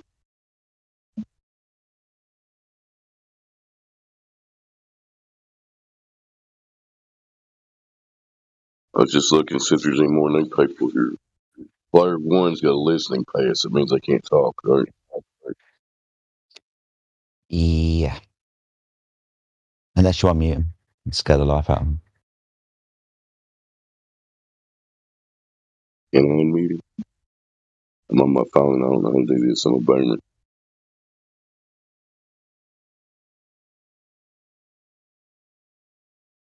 But yeah, those are solid points about can't do anything measuring angles with a curve adjacent, can you?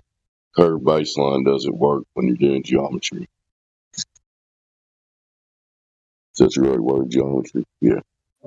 Yeah, it's a perfect word. It's what we're doing. Geometry, shapes and shit. Measuring the angles within shapes and shit. Yeah. And if I can go back to my parallel play a moment here idea,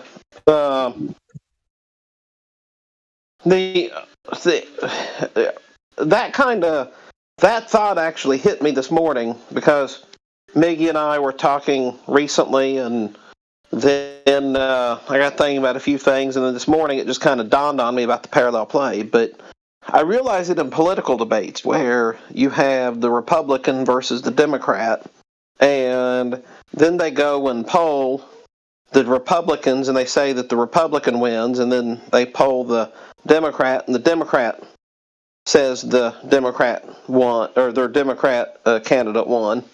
And so it's considered, I guess, a win-win scenario when you can do that in politics. And so I guess, why is it any different anywhere else? But it's you made some very, very solid points of, just start off on the defense. I'm sorry, just start off on the offense.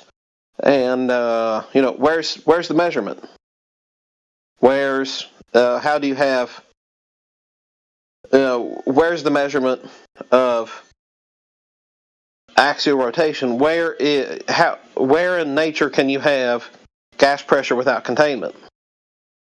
I expect you as the Glober to answer all three of those questions. Your turn. You didn't need 10 minutes of word vomit.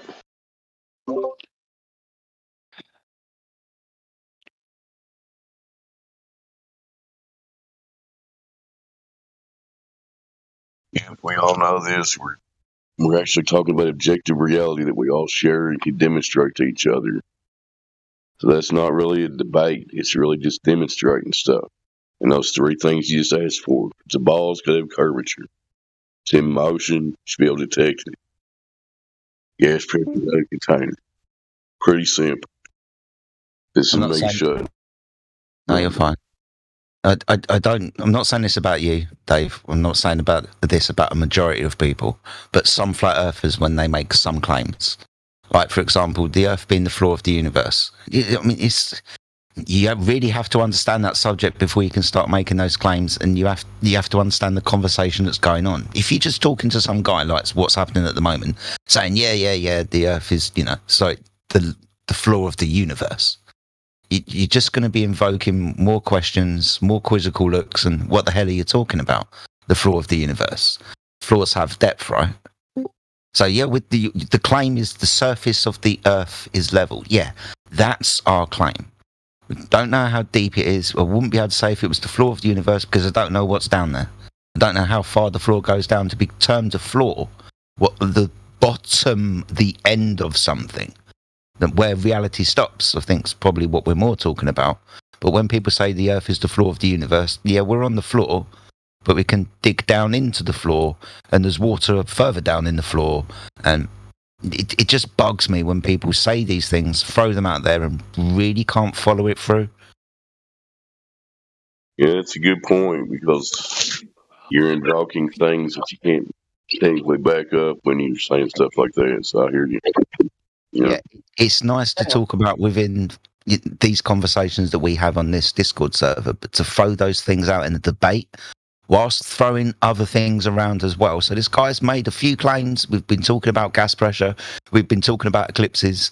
We've tried to talk about this, and we've tried to talk about... He said a few things, but he hasn't really gone anywhere. And the things that he's brought up, he hasn't really been able to back up. And some of those things that he hasn't been able to back up are really dangerous. He shouldn't really do so. Not in a debate, right? We're trying to get to a level understanding about something. Here is the question. What's the answer? At the moment, there's like loads of questions out there. There's no real answers. We're just talking through each other. We've got one guy trying to explain one thing to another guy trying to explain his thing to another, and they're not listening to each other or not wanting to listen to each other. One's trying to get through to the other one's trying to get through to the other, but from different standpoints. It's not a debate. It's just two people randomly chatting about it. Badly. Be asking pointed questions, holding the Glober to their claims. You know what I mean? It should be on offense, but that's just my opinion. We can't move off of one subject until we've completely gone through that subject, right? We can't just hand wave it away onto another subject. We can't then make more claims that we think are associated with the claims that we just made, but we haven't demonstrated either to be true just yet. Need to do that shit first. Now, if I can also skip back a moment there too, and you're absolutely correct. You can't just, the other thing that I call the parallel play is I call it whack-a-mole. So, like, if you ever played whack-a-mole at the county fair, you just can't play whack-a-mole there. Now, you kind of opened the door just a little bit, Dave. Earlier, the conversation of the subjective versus objective morality was just like listening to nails on a chalkboard. I hate to say it, but that the only thing I just want to add on that real quick is I don't understand how morality could be a subjective thing. To me, it seems like it's very objective that the things that you wouldn't want to have happen to you. You wouldn't want somebody to cause a negative externality to you. So, with that, that it is objectively wrong to do those things to someone else. And I just, I will say, I didn't exactly understand the whole subjective thing about it earlier. Was there a valid point to that I might have missed? It was a big conversation, and it brought in a load of different things to do with truth, and actual truth and apparent truths, and then it started bringing in morality. How we feel about things and where we get those. I don't know, that moral standard from. I think that's the conversation we're referring to. But it was huge. It did go off in different tangents. Yeah, I was around for that conversation, and I just wanted to recap on my own point of view, which is, isn't it just simply for God, morality is objective, and then for a human being, morality has to be subjective? And then you can do your best to match your morality to God's morality, but it's, this isn't saying that morality isn't objective. If we live in a created universe, then God has a desire, and therefore like a teleological, value system. And so therefore morality is objective. It's just the role of the human being to try to map his being to God's morality. So it's not really, I don't see it too big as why it should be so argumented, or I don't know why it's such an argument. Because eventually you end up there when we are speaking about very certain specific things, especially when we're talking about truth, and then how we obtain truth, and if we can obtain the amount of wisdom that God holds.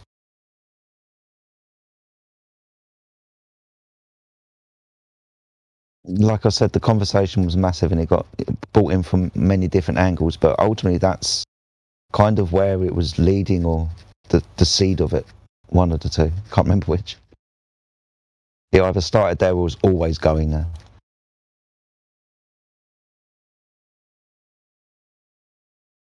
It's not a simple topic, and you can't really relegate it. Okay, let me back up a second.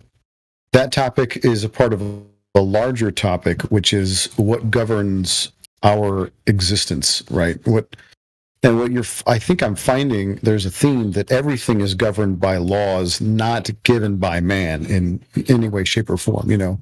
We have obviously laws of nature that are never violated. We call them laws because they just are, right? In the same way that if you're going to make a system, right? If you're going to create if we acknowledge that there is a creator, then the creator made it for himself and for his good pleasure. And if you create anything out of your good pleasure, you will create it in the way that you want it to be, and it will function the way that you want it to function.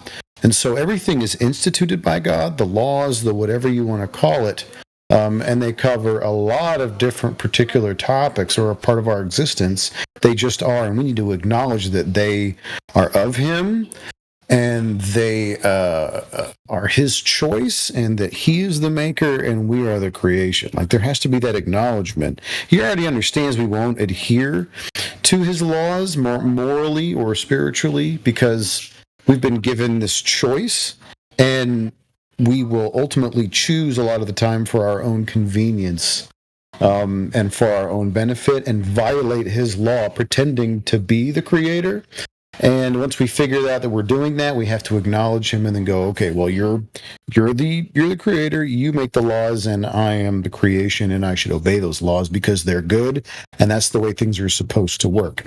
Now, obviously, the Bible and spirituality, as far as the Christian end goes, involves a lot more like relationship between the actual created thing and the creator itself. So the man is in this creation, this relationship with the creator. And there's a whole lot more dynamic going on there, but ultimately it's centered around this idea of love. But anyway, I don't think that God really is shocked that we don't match or follow His law perfectly. I think He just wants us to acknowledge that we are not God and we are rebelling against His law.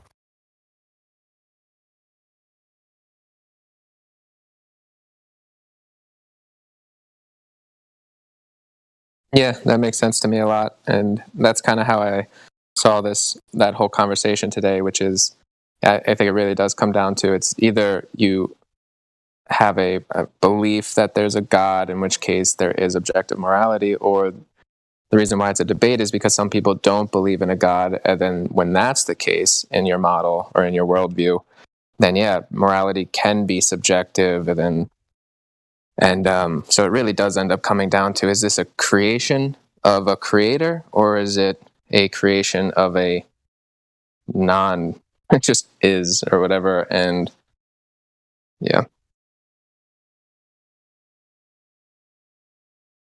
I was telling my wife last night, in case anybody is curious, and it should be obvious, but I'm of the Christian persuasion, right?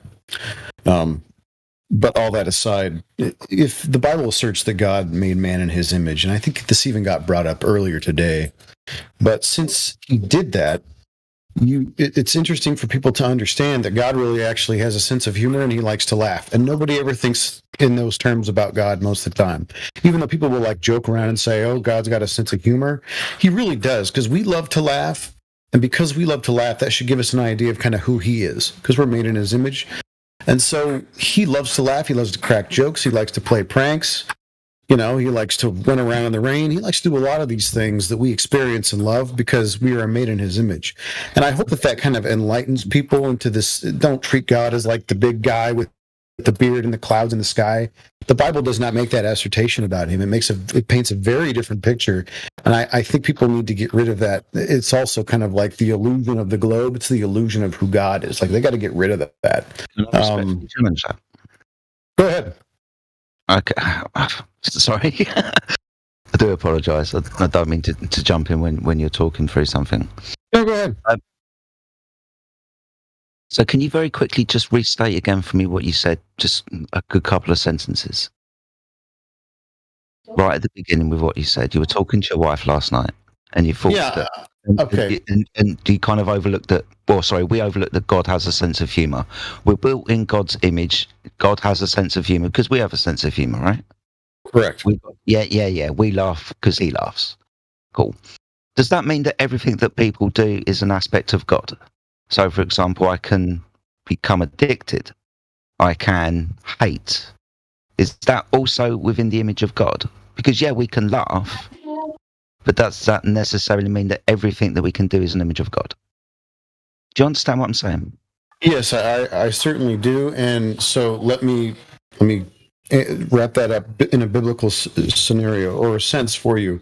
Yeah, everything that we do, does not reflect the glory of God. It's the things that we do outside of his image that actually end up being the thing that gives the biggest black eye to God and both us. Because he gave us an opportunity to go ahead and this is the thing about God, he gave us freedom.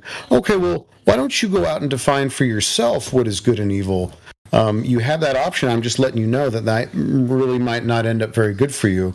And so man chose to walk in that, right? In rebellion and go, okay, well, if I'm God, how would I live my life since it's me? I'm God. And so in a lot of the things that we do outside of the will and the image of God are actually what goes ahead and proves that his law is perfect and that he instituted it. Does that make sense? Yes. Thank you. I like the introduction of laughter and a sense of humor. I remember reading somewhere, I couldn't tell you where, but that laughter is caused by a dual impression on the amygdala, which it's sort of like the pleasure-pain center of the brain.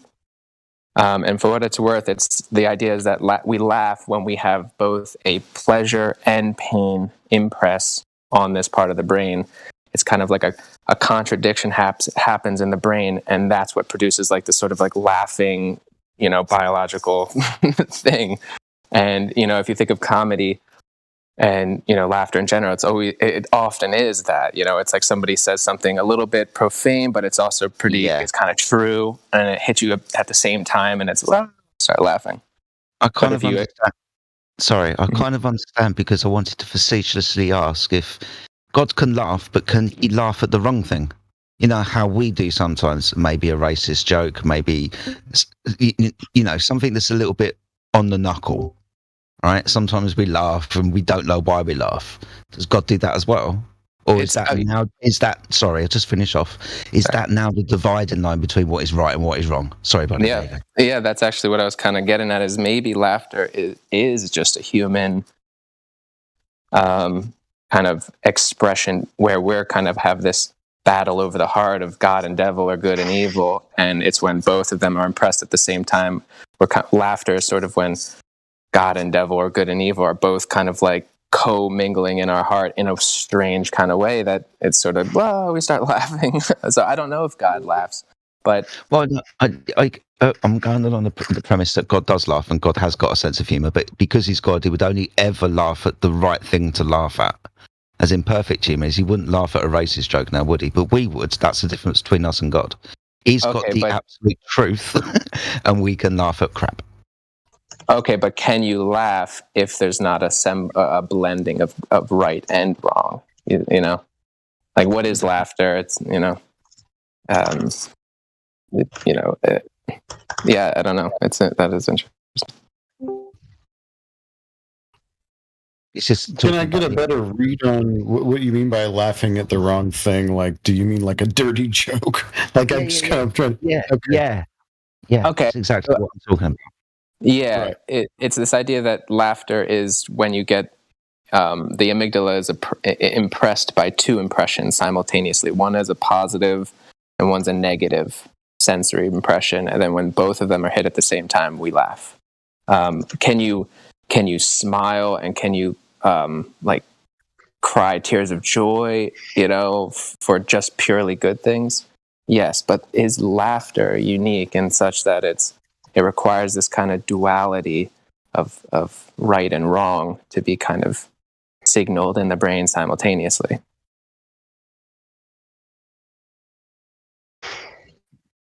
The expression of laughter happens in a lot of different cases for man. It doesn't come from necessarily a joke. Sometimes it comes from just exceeding joy, like when a kid goes down a water slide, right? And so, obviously most of us are dopamine addicts, and so we really love to have this feeling of euphoric joy and the expression of laughter. And just, I think if I say it that way, people know what I'm talking about. So ultimately, the idea of feeling good is something that we're really excited about. But interestingly enough, you find that people in this life and in this world are also in some ways very addicted to pain, which is very bizarre, and drama and like melancholy sadness. Like people are just, they get stuck in that rut and they can't get out of it. I think you bring up an interesting point. Yeah, even as I think about like kids laughing, going down a slide, or tickles, you're getting tickled. Both of those kind of come with this sort of, well, in the slide sense, it's like you're afraid, you're going down at high speeds or whatever. But getting tickled, it's sort of like, there's tickle torture. It's a bit like, it's like sensory impression overload. It doesn't feel good, but at the same time, the positive outweighs the negative. But even though both impressions are happening, and so laughter wins out. It's almost like saying laughter is the proof that good wins out over this duality of good and evil. The laughter is definitely a beautiful thing. And then as to the point of joy or bliss, God's joy is probably something different in my mind. He can have a unbelievable sense, or I should say, embodiment of joy, and that's that.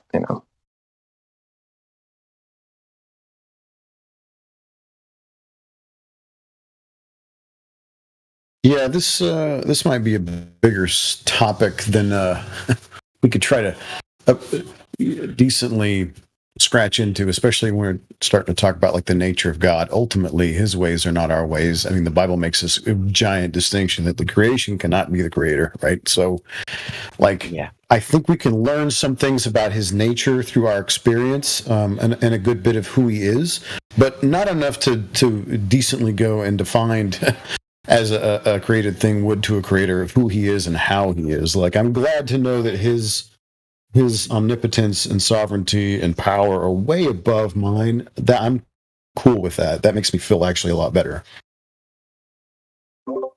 It's just where some of the conversations have gone today. It's an interesting thing when people talk about being created in the image of God. Some people seem to get really confused with that idea, and I actually think that because we are made in the image of God, we're actually like God eventually somehow, if we practice hard enough, spirituality and whatnot. But eventually we could attain some kind of wisdom like God and be like God. But God wouldn't be God anymore. We'd all be God. It's just interesting when we start talking about the image. I get the idea that we have attributes like God. We have humour, we have the capability to love, we have the capability to hate, which I believe would be attributes of God. But our sense of those and our feeling of those is completely different to what God's would be. Not completely different, obviously it's similar. We're still talking about the same subjects.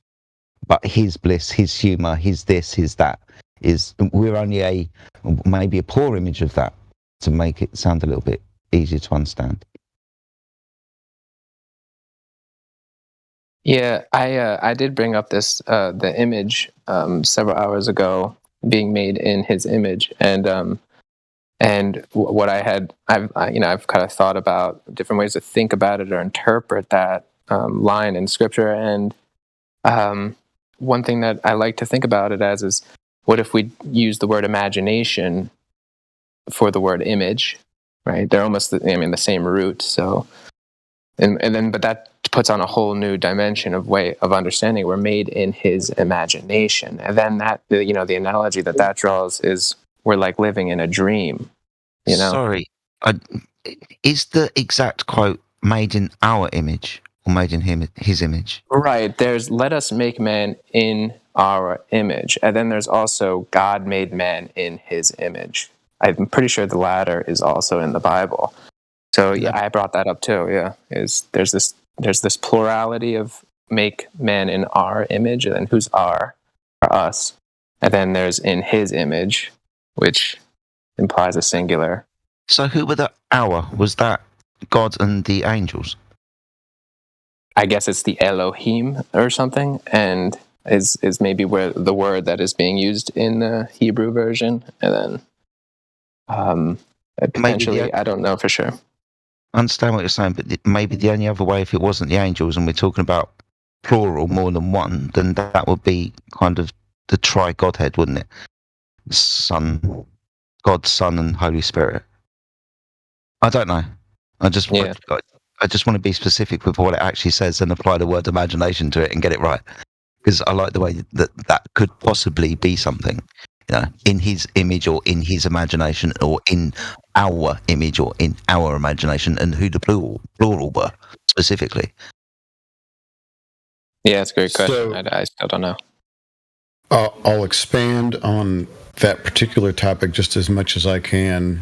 I know some about that, but so the word image there, if you open that up, like in the Greek and the Hebrew, the context is likeness and image. It's kind of a complex little thing going on there. So it's kind of like a likeness is in the term of your kids look like you. Does that make sense? And also the nature of who you are. So there is sort of this idea going on that how your kids look like a little bit like your wife and a little bit like you or whoever, the mom is. But anyway, so then, and if I got this background noise is driving you crazy, I'll stop. But No, it's not bad. It's not bad. Okay, it's noisy in here. I don't like it. Anyway, the hour, that plurality is not. I don't want people to go down like the Trinitarian route, and I know there's a big debate about it. So I'll try to not appease both sides, but hopefully clear up a little distinction. Like there is nowhere in the Bible where the word Trinity or the idea of three things becoming one actually exists in the Bible. Okay, so it talks about three unique individual aspects of what we would call the Godhead, but you can't lump them all together. There's a spirit that is supposed to be given to man as a helper and a counselor, right? And so then there is the Father that is supposed to be, treated as a father paternal figure and kind of the master and Lord of all. And then there's the Son who has all the attributes of the Father, but is still separate and is also this figure that is sort of the creator of all things, and all things were made for him, right? And he is the savior and the hero and the brother and the priest, and he's all these things. So it's not fair to kind of all unify that and call it this thing called the Trinity. People always get messed up with this idea of Trinity, and that's a Babylonian doctrine. It's a mystic cabal kind of stuff. It's not, has nothing to do with the Bible. So I don't want people to get too bogged down, and nobody who thinks great about the Trinity is going to come up and get mad at me because they know I'm right. There's nothing about the Trinity in the Bible. It's three different expressions, or whatever you want to call it, God, like that. You're not going to fit it into your head, so forget about it. And then, so don't argue about that. But anyways, that's kind of what's going on there. The plurality is not even fair to you could make the speculation that it's all three of them or whatever if you want, but so far in the Old Testament, all you really kind of experience is the two powers, the Father and the Son. So anyway. So would that be our image that he's talking about then? It's too vague. The interesting thing is about that plurality is too vague. So you're dealing with spiritual consciousness in the plural sense. Okay, there's two beings there at least, right? You have to just say at least. It doesn't say two, it doesn't say three, it says our. So that's a whole nother thing. So we can only speculate. Yeah, I was just trying to figure out whose image we were made in. The context of that first chapter is that it is the Spirit of God, right? It's Elohim. So we're made in the image and the likeness of Elohim, and that's kind of what it is. Do you guys ever read or pay value to the Nag Hammadi Gnostic texts, the so-called rejected Gospels and those kinds of texts, supposedly written back in 300 AD or maybe 200 AD, buried in Nag Hammadi and discovered in 1954 or something, 46 maybe or something like that. But they kind of have elaborations that seem very similar to biblical scripture texts, but obviously offering different takes and different kind of perspectives on, these kinds of questions. But I was just wondering, do you read that at all, or? I've looked into it. Yeah. Yeah. I know what you're talking about. I mean, not specifically. I mean, I wouldn't be able to go in depth with you, but I know vaguely what you're talking about, for sure. Yeah. There's like the Apocryphon of John, Apocryphon of some other people. I don't know it too well, but I do know like some of the pictures that have been painted from the Nag Hammadi library as it's been read and interpreted over the years. And there's definitely room for interpretation for any text or whatever, but some people would say that in our image is referring to the archons. Now, the word archon is a word that comes from the Nag Hammadi library, and it means ruler or authority, and it's referring to the demiurge, which I suppose could translate to the devil or Satan or the adversary in the Bible. But these archons were supposedly malformations in the universe or in the creation event, and were very jealous about the idea of humanity, jealous over humanity, and also very arrogant, believing themselves to be the creators of the universe or the creators of this creation, and they've kind of finagled and messed around in this divine experiment in their own way, and potentially they wanted to create a man in their image, just as God created man in his image, and they're like, oh, let us create a man in our image. Okay. And because the archons are this plural kind of manifestation.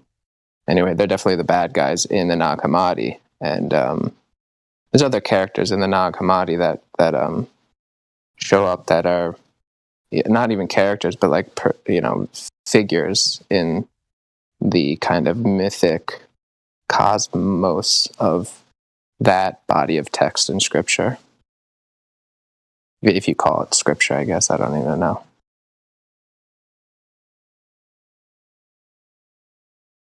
Anyways, yeah, there's definitely lots to think about with these kind of old ideas. And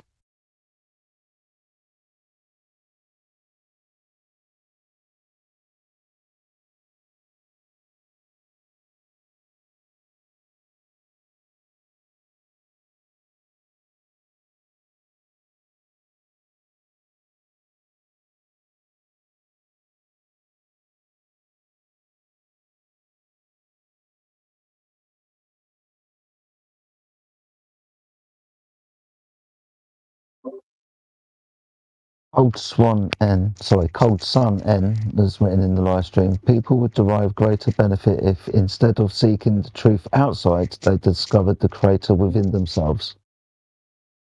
Did you want to elaborate on that, Cold Sun?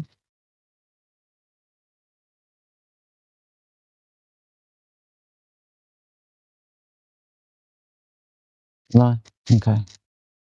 She's been writing a lot of stuff in the live stream recently. You can talk if you want, I presume.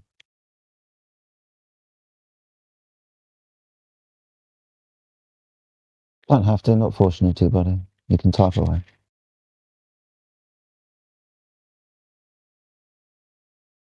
yeah, he looks like a deep thinker. He reminds me of myself. That's how I think about this along these lines.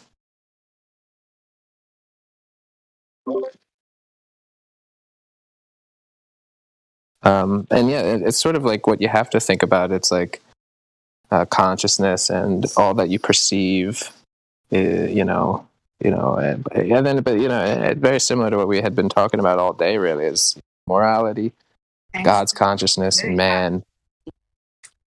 All right. So, what do you think? Is that Cold Sun?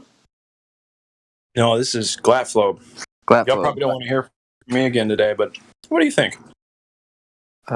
Me or anybody? You, sir. About what? Well, let's start from the top. Is there a creator? Are there multiple creators, like in our image? Or what are we doing? What's this place about? Oh, okay. I think, yes, one singular creator, definitely.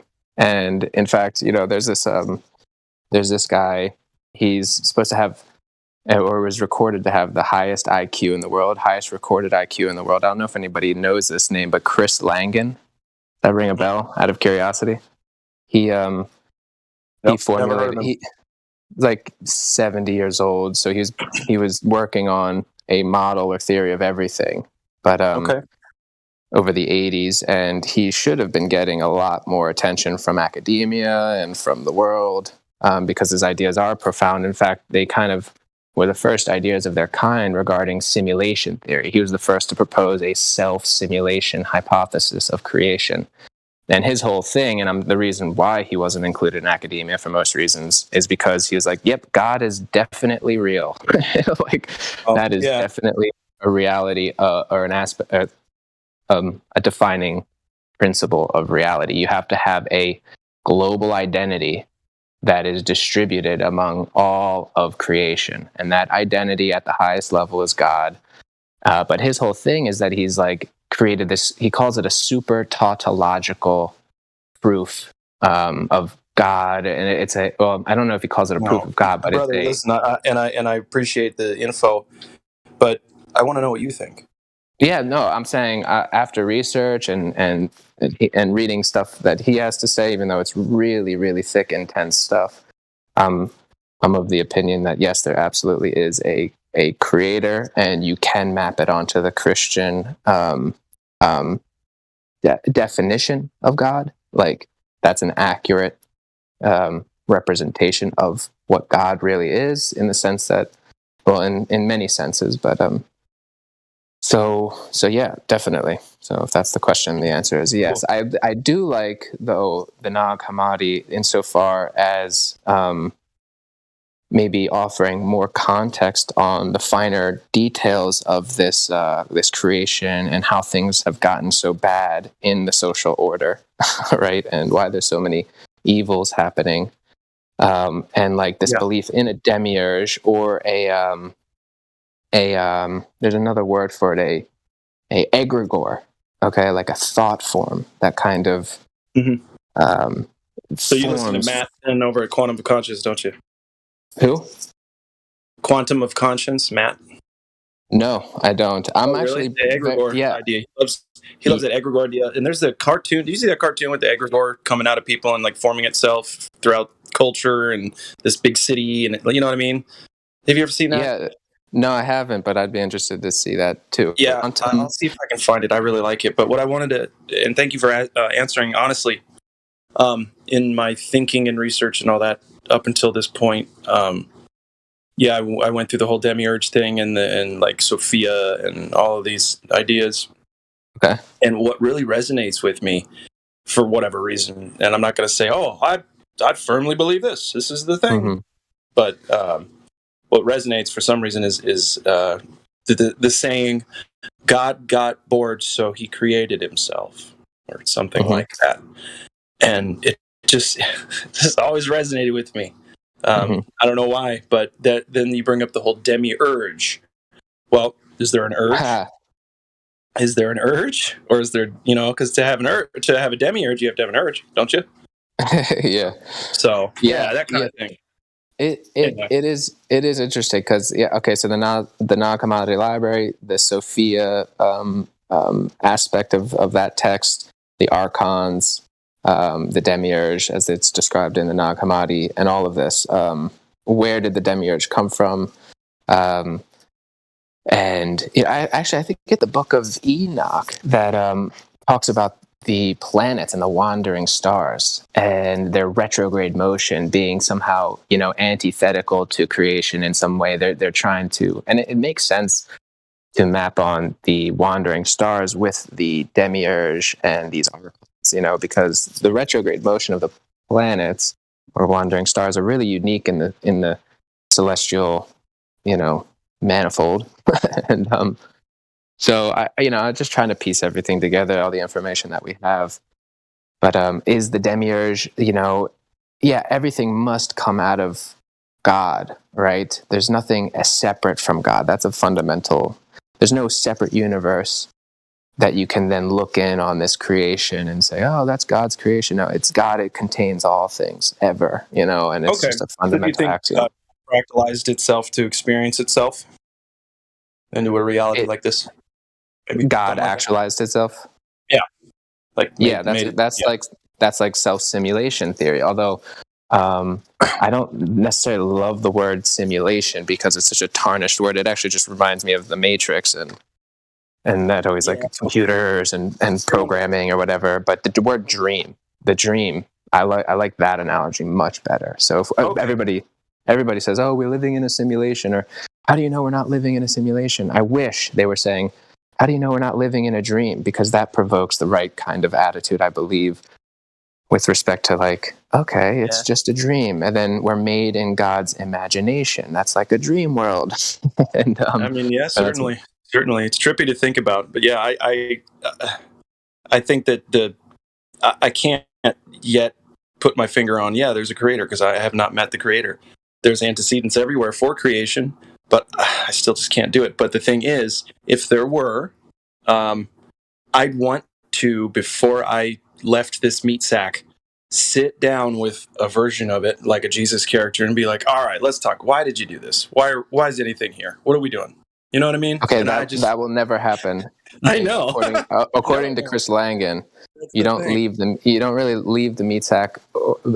There are levels and different ways of experience, but really you're always going to be an experiencing consciousness. You know, you're always going to have experience. And think about it the way that I was saying. I'm sorry to interrupt. That's fine. Because I have to get it out before I forget it. If you think about it the way I'm thinking about it, it's like, how would I sit down with myself, inside of myself, to talk to myself? Wait, what? Okay. And that's kind of the trippy part of it. Anyway, go ahead. Well, yeah, and again, so I'm glad you put that up because it reminds me of dreams, because it's almost as if we have a simulation at night when we have a dream during sleep, you know? And, I've never had a dream of being something other than who I am. Okay, I don't know if other people have had a dream of being like an ant or being but they probably have the sense of I am here, right? That sense that's there when they wake up, you know? So we have this sense in the dream world of being, I am here, I'm the center of this dream, but at the same time, everything that's happening in the dream, from the people that are there to the experiences that you're having, they're all really kind of being produced by you, from you. But it seems like they're their own individuals, you know? You can laugh with people in dreams, you can cry with people in dreams. And it's almost as if those people are their own entities, but it's your dream, you know, you're having this dream. So it's a very good analogy, I think, like, to the how maybe creation can be, you know, summarized. It's God's dream, and that's like, you know, incomprehensible, but who God is, or how, but here we are experiencing perhaps a dream reality produced by his imagination, and so it's so vivid and real. You cut it and it bleeds, you know, like the hand, you know, or like so there's just it's just a very sensory, vivid experience, but it's similar. It could be mappable to a dream, you know. Cool, man. I dig it. It's a great conversation, great topic. I appreciate your input. I like your style. Cool. Thanks for talking to me. Yeah, no problem. I'm not one to like be like, oh, you got to believe in God, you know. At least I was never like that, you know. And it's not. I don't think it's so much your beliefs, but it's where your heart is at, and then your actions in life. You know, that's really the most important thing is, where's your heart at? What are your actions? And because there's so many reasons in our modern culture not to believe in God. And the first reason is the most influential. And it's because the authority structure that runs our society doesn't want you to believe in God. And so if you want to have success in this authority structure, you probably shouldn't go around saying, God is real. And so that's just a horrible reality that we have to, you know, deal with. Is like there's an incentive to be a kind of degenerate in a moral sense, and also in a like theological sense of our belief sets. And atheism is very hip. You know, I remember I was in college and I wouldn't ever have called myself an atheist, but I was influenced by atheists because they seem to represent the science, and they seem to represent the kind of the, you know, the spirit of discovery and truth and objectivity and all these really wonderful words that do not belong to that group. But Now looking back on it, but so it's not like a vociferous belief in God. That's really it. It could be. I mean, I really think it can change an individual on every level to like find and connect, and then fall into that union of belief.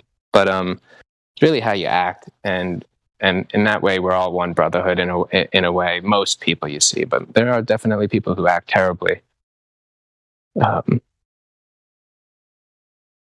So yeah, I mean, kind of lost my train of thought, but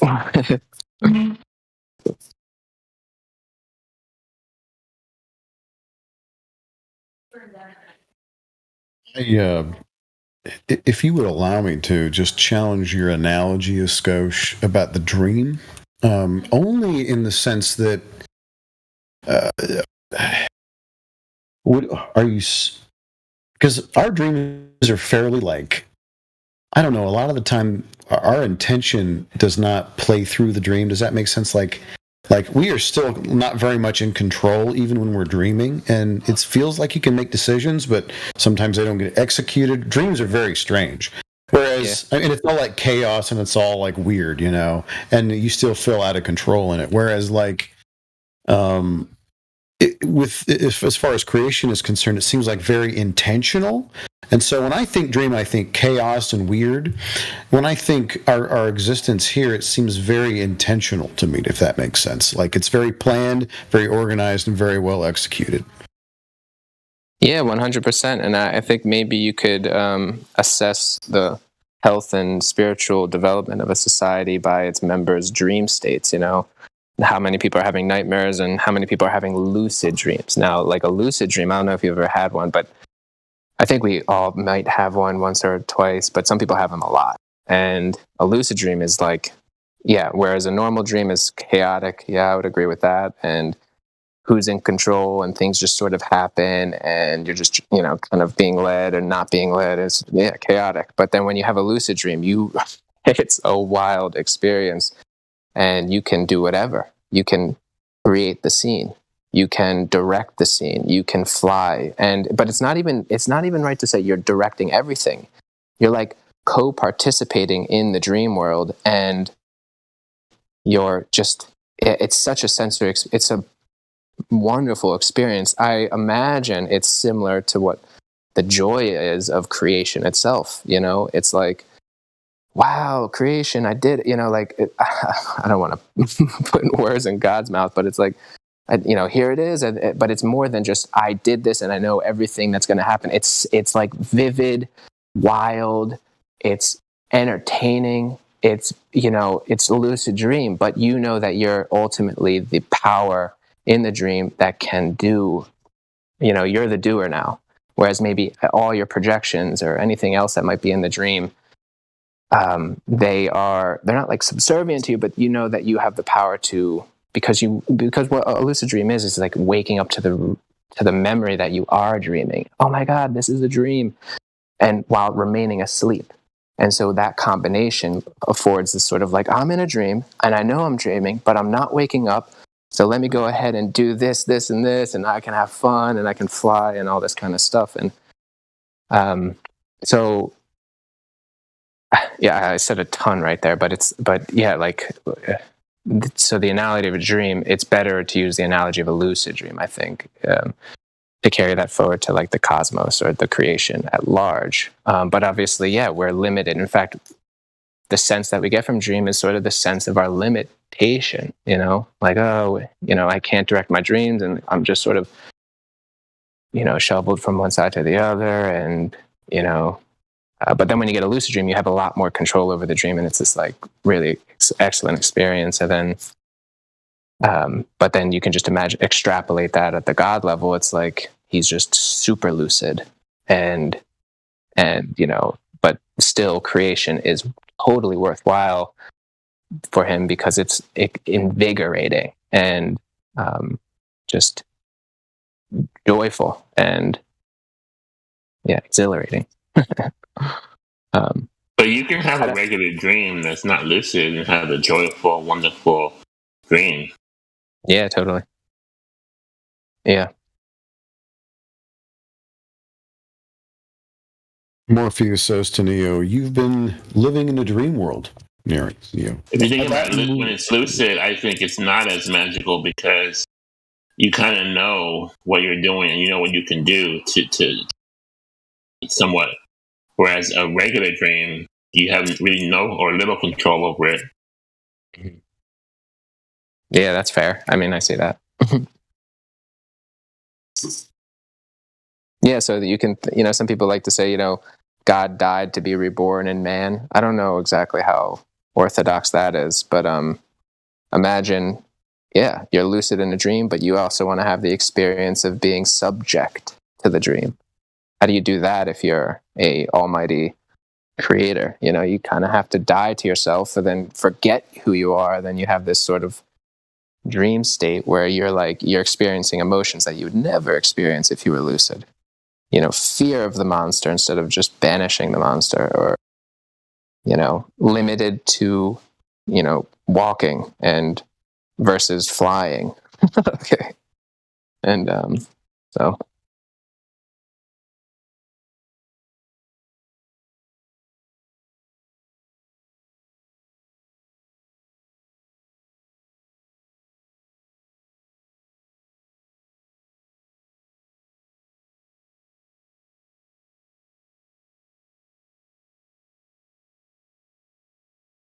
But the dream analogy that goes back a long time. There's Hindu, and you have Vishnu, the god, and he's having a dream. That's how they depict God in Hinduism. And I guess you have Shiva and Shakti.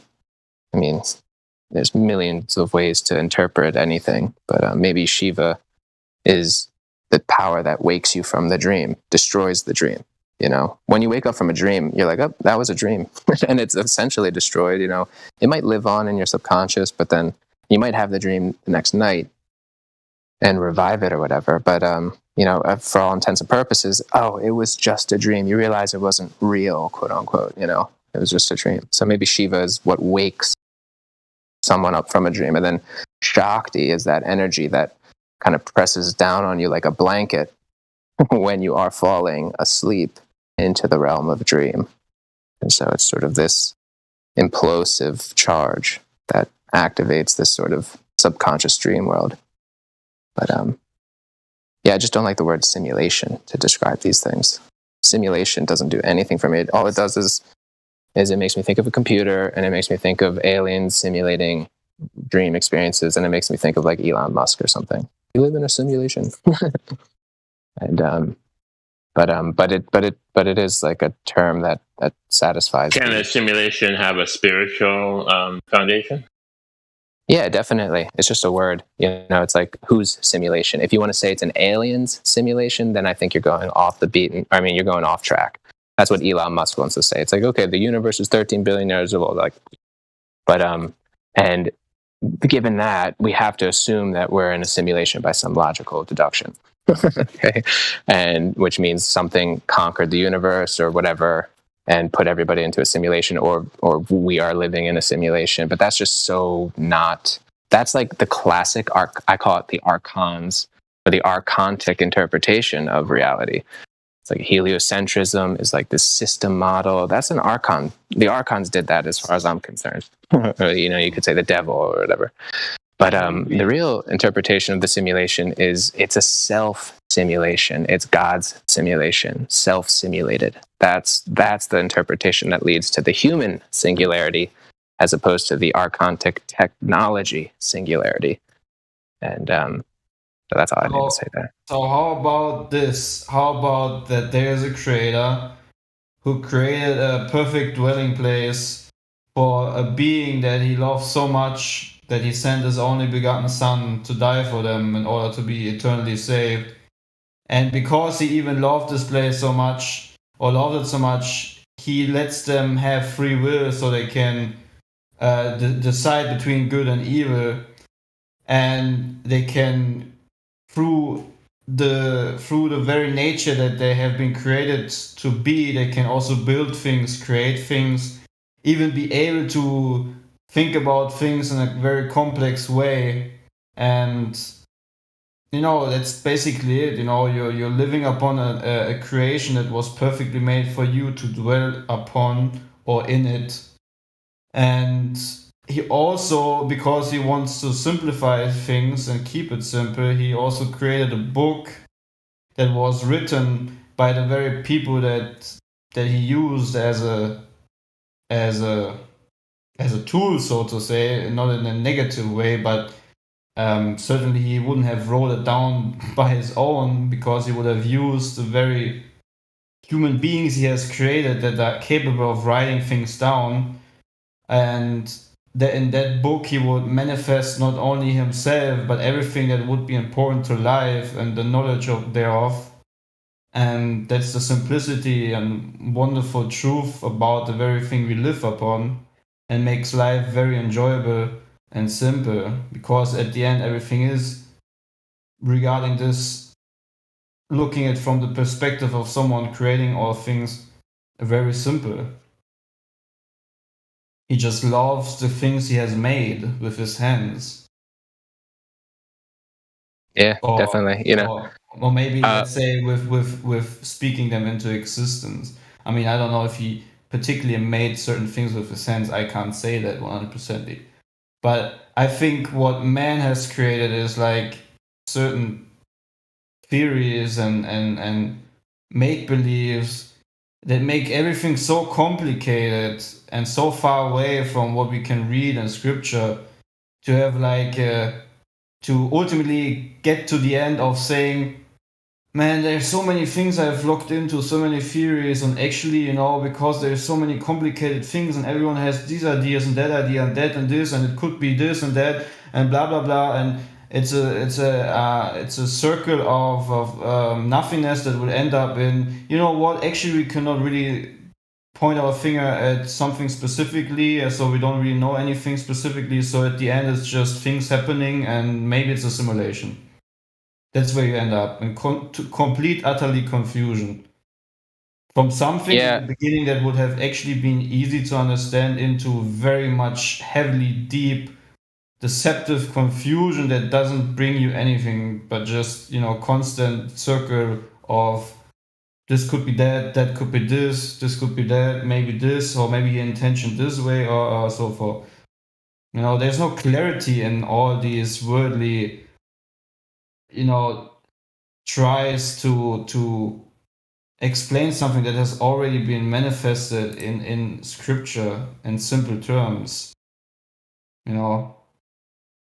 Yeah, I mean, I would want that to be the case. And you're probably right. It is probably way more simple than we would ever imagine. Like it's probably, one way to look at it is it's unbelievably simple. It's too simple for our minds to wrap around it. Like, that's probably the case, but this is such a deep conversation. It goes into, the meaning of the life that we're experiencing, and is this creation for us, the created, or is it for the creator?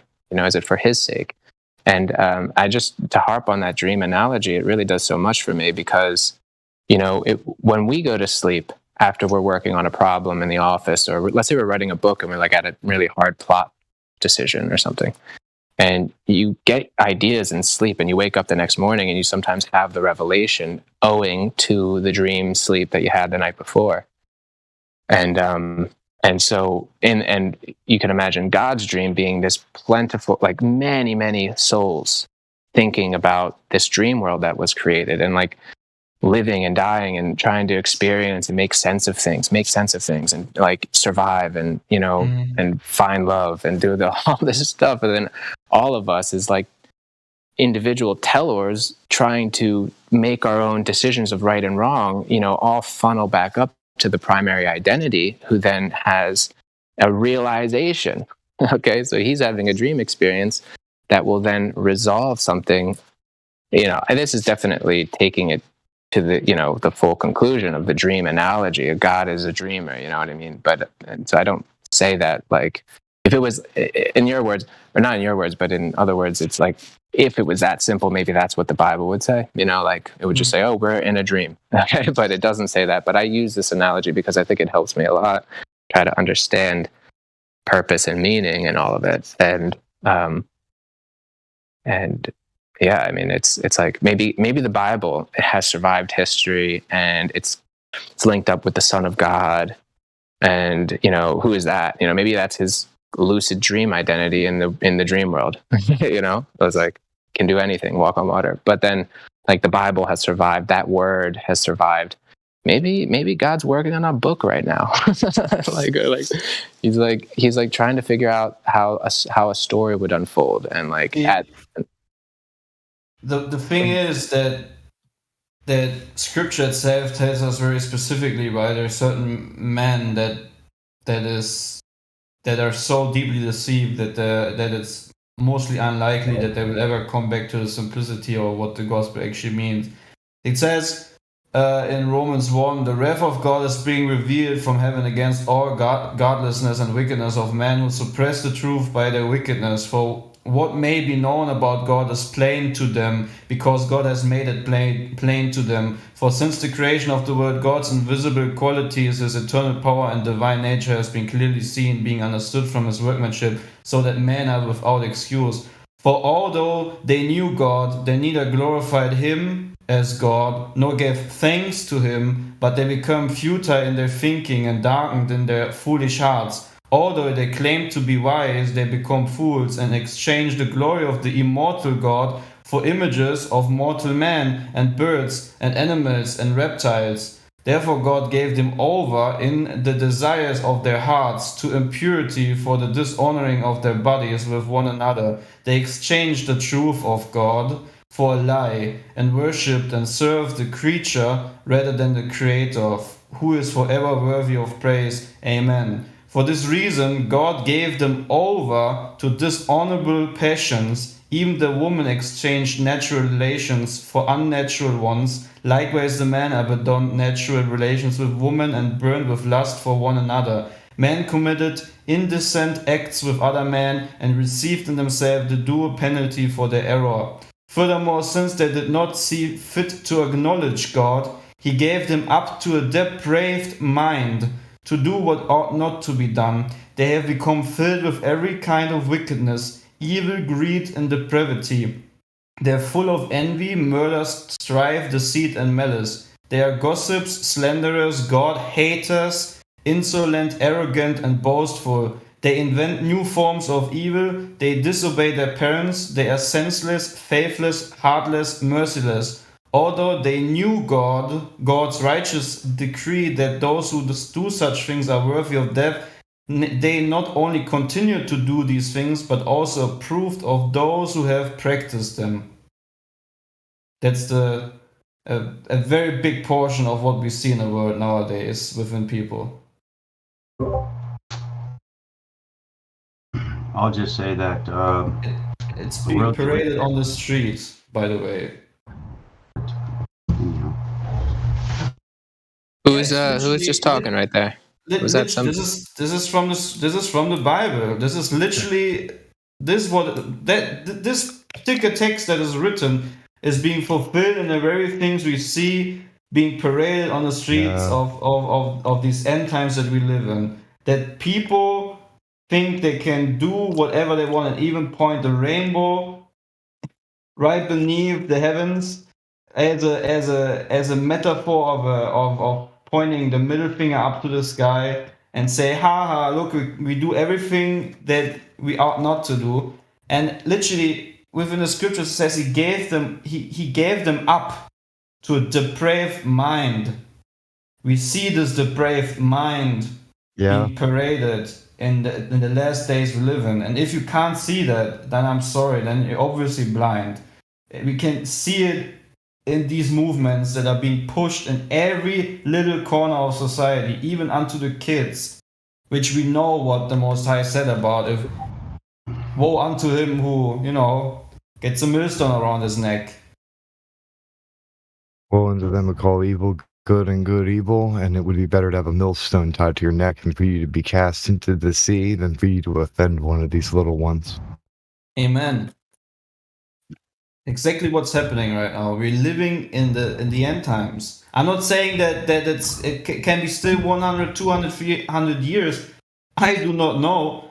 But literally, what has been described here in Scripture is being fulfilled. We see man giving themselves up into a depraved mind, or the Most High giving them up into a depraved mind. Man with man, woman with woman, man becoming a woman, if that's even possible, or the other way around. It's people wanting to be as animals.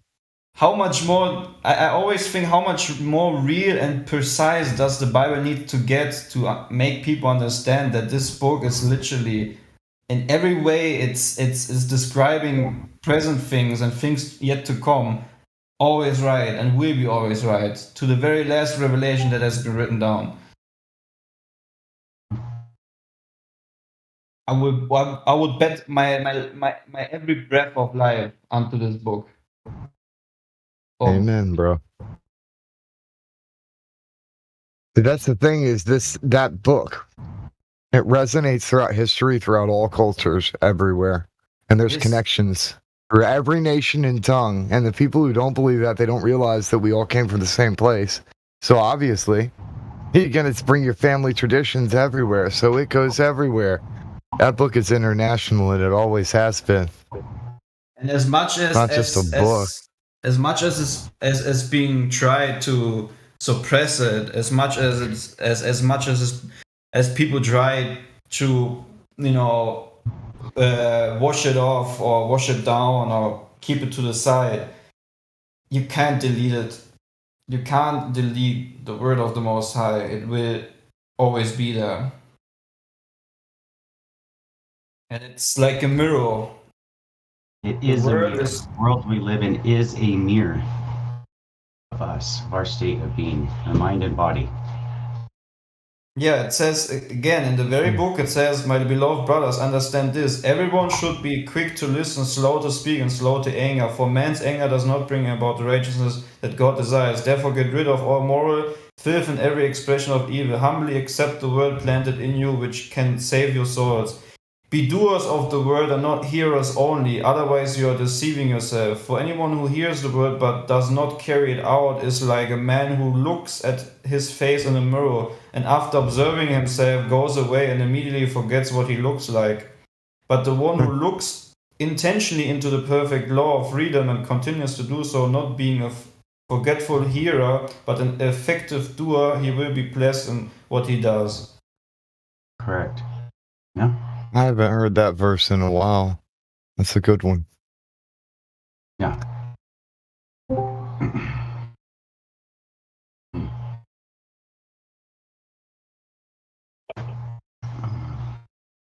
But this realm that we're in, like, that's the thing, is I don't really like dream conversations, but I must admit this.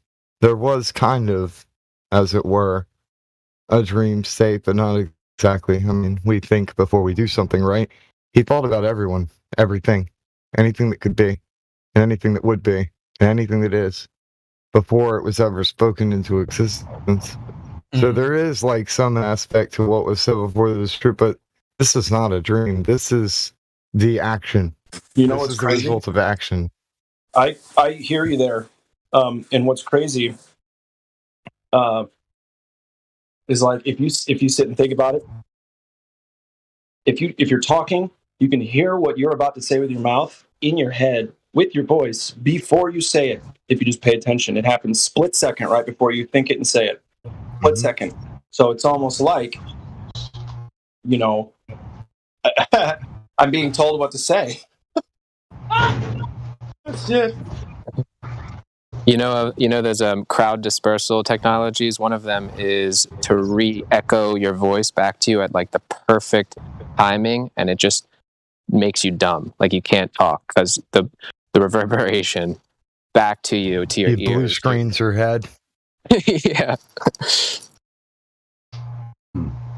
So they got a weapon for that one too,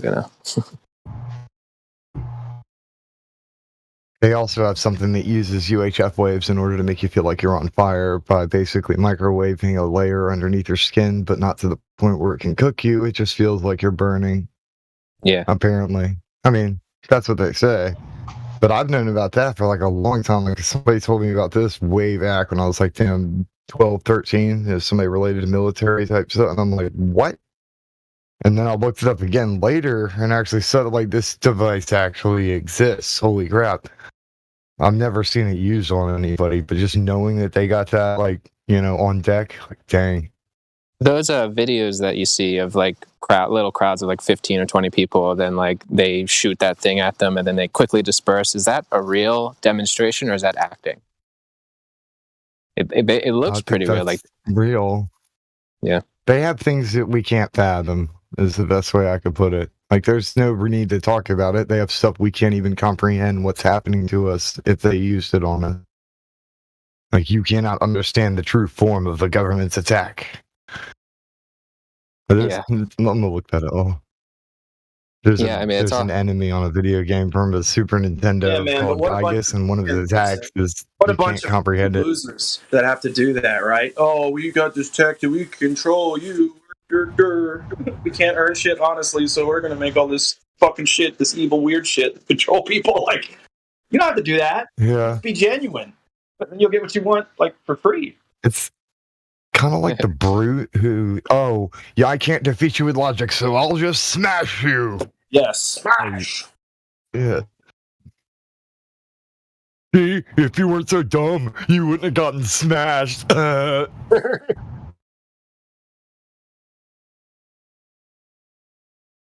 Really, though, it is very brutish.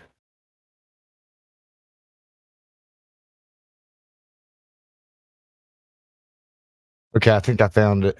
You cannot grasp the true form of Gygus attack.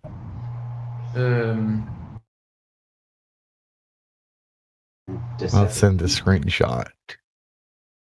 You know, like part